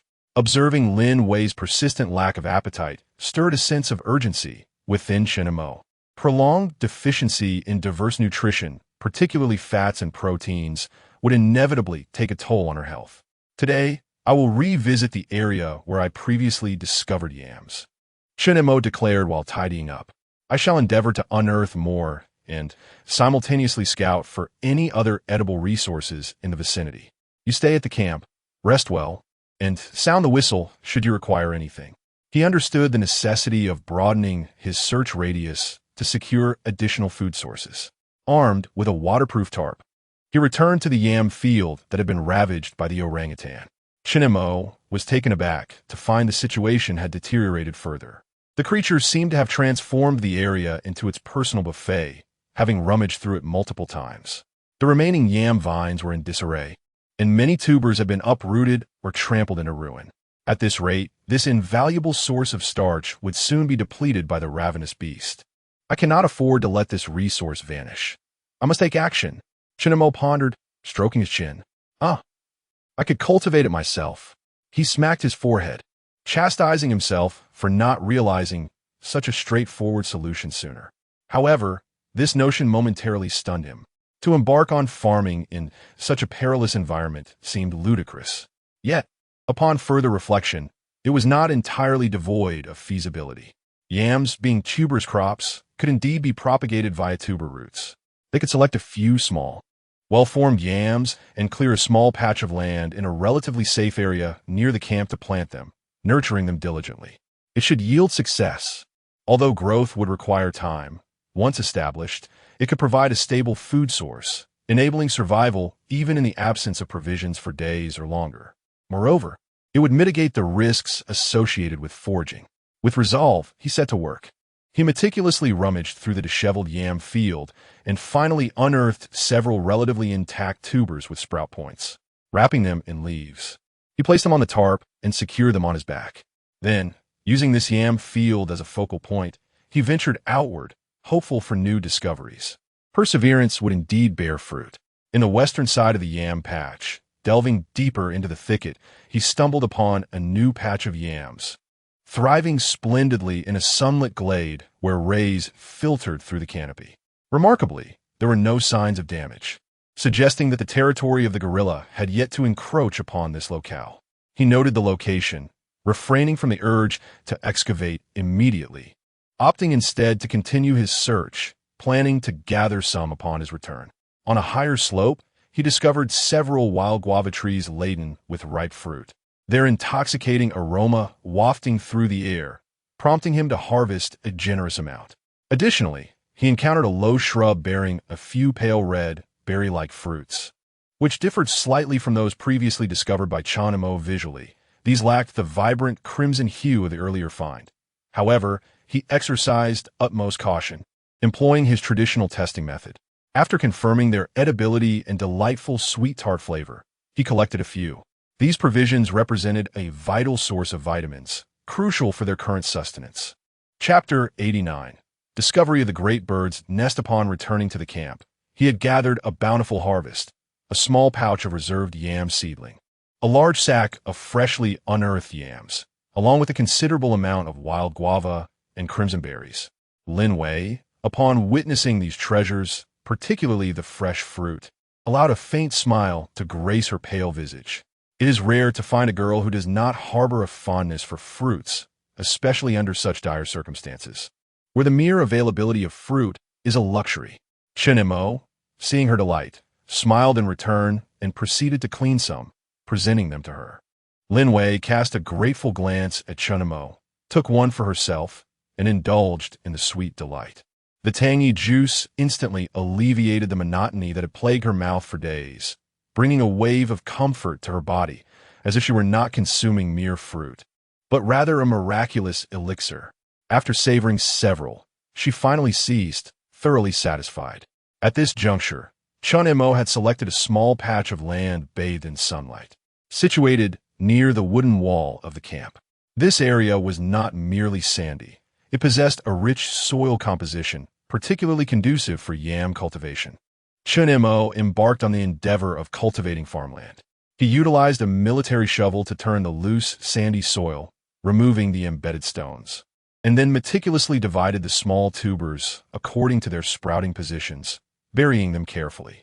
He fetched his water jug and made several trips back and forth, ensuring that the yams received an ample watering.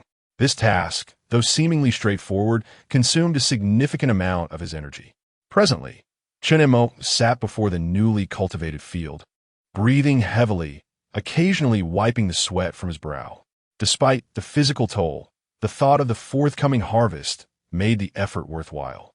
This plot of land bore the weight of their future hopes. It seemed prudent to remain vigilant in their search for transplantable flora during their excursions. After a brief respite, Lin Wei felt somewhat rejuvenated. She ventured over to organize the day's bounty brought back by Chen Mo. Although she was unable to engage in strenuous labor, she could slice the freshly unearthed yams and lay them out to dry. As for the fruits, she placed them in a cool, airy spot, dispersing them to prevent any spoiling from excessive heat. Both were immersed in their respective tasks, and the camp gradually returned to its former tranquility. In the evening, while Chen Mo was at the beach gathering clams, he stumbled upon the sandy shore near the rocks, discovering enormous, three-toed bird tracks that he had previously overlooked. Moreover, these tracks were even clearer than the last time he had seen them. Immediately, he scanned his surroundings with heightened vigilance. Yet aside from the crashing waves and the setting sun, nothing else was visible. This enigmatic great bird seemed to be gradually encroaching upon their territory. As he made his way back to the camp, a fleeting glance at the western sky sent his heart racing. At the far reaches of the sunset-streaked heavens, a faint, ethereal green glimmer flickered once more, almost identical in position and form to the last sighting. This was no mere illusion. It had reappeared, just as ephemeral as before. What could it be? Was it connected to the island? Chen Mo stood rooted in place, staring at the swiftly vanishing green light, his heart brimming with profound astonishment and uncertainty. Chen Mo returned to the camp with the shellfish he had gathered, choosing to keep his discovery a secret from Lin Wei. As if nothing had happened, and began preparing dinner. This evening's meal was distinct from the usual fare, as they added fruit for dessert. As night deepened, while keeping watch, Chen Mo's gaze scanned the dark jungle and the beach, occasionally drifting towards the vast expanse of the starry sky. What connections existed between the gorilla, the crabs, the large bird, and the ethereal green light above? What role did the Prometheus project play in this intricate web? The answers seemed to remain tightly sealed behind that heavy metal door. After a prolonged period of contemplation, he forced himself to divert his gaze from the heavens. These questions could not be resolved at present. There was no sense in rushing. Survival was paramount. He suppressed his confusion, vowing to avoid unnecessary anxiety. The night passed in silence. Perhaps the gorilla also needed rest, or perhaps other factors contributed, but an unusual tranquility enveloped the camp. With dawn, Lin Wei appeared significantly improved. Her abdominal pain had lessened. Though still somewhat weak, she was now capable of engaging in light physical labor, granting Chen Mo a bit more time for other tasks. While the newly discovered yam patch and guava tree were valuable supplements, they were far from a sustainable solution. Chen Mo resolved to attempt hunting once more, as the traps he had previously set were no longer functional and required refinement. He aimed for smaller, more manageable creatures, such as the island's mice or certain ground-dwelling birds, as capturing these animals would provide precious fat and protein. He devoted time to enhancing several snare traps, placing them along the animal trails he deemed most promising. Simultaneously, he took up his bow, embarking on another session of practice and search. The results of his practice remained unsatisfactory. The wooden bow lacked adequate weight, and the arrows had no fletching, rendering their flight unstable. Both range and accuracy were deplorable. Hunting with such equipment seemed a futile endeavor unless luck favored him. Nevertheless, he persisted, practicing while meticulously scouring the jungle for any potential opportunities. Near a steep cliff that faced the sea, his attention was drawn to a massive shadow nestled in the midsection of the cliff, something he had previously overlooked. It was a substantial nest constructed upon a rocky outcropping, built from thick branches, and it appeared quite expansive. Could this be the nest of the mysterious large bird? His heart quickened slightly. Cautiously, he utilized the terrain for cover and approached the cliff's edge to peer down. There seemed to be no adult birds in the nest. Yet, in the center of the nest, he could faintly discern one or two fluffy, grayish-white forms stirring. Were those chicks? A thought suddenly flashed through Chen Mo's mind. Bird eggs or chicks would serve as an excellent food source, rich in nutrients and, most importantly, defenseless. However, the precarious location of the nest posed a significant risk. Perched above a sheer cliff of several dozen meters leading to the tumultuous waves below, the reckless descent carries immense peril. A misstep could lead to catastrophic consequences. Furthermore, the adult bird may return at any moment, and judging by the size of the nest, it is undoubtedly a formidable raptor. This exemplifies the coexistence of risk and reward, relying heavily on fortune. Should luck favor the descent and the bird not return, it could result in one or several nourishing feasts. Conversely, should fortune turn against one, a fall midway or the return of the adult bird could spell disaster. Chapter 90. The change brought by the great bird, Chen Mo once again scrutinized the terrain leading down to the nest, searching for any potential footholds to aid his ascent. The rock face was steep and smooth, with only a few widely spaced points of leverage visible.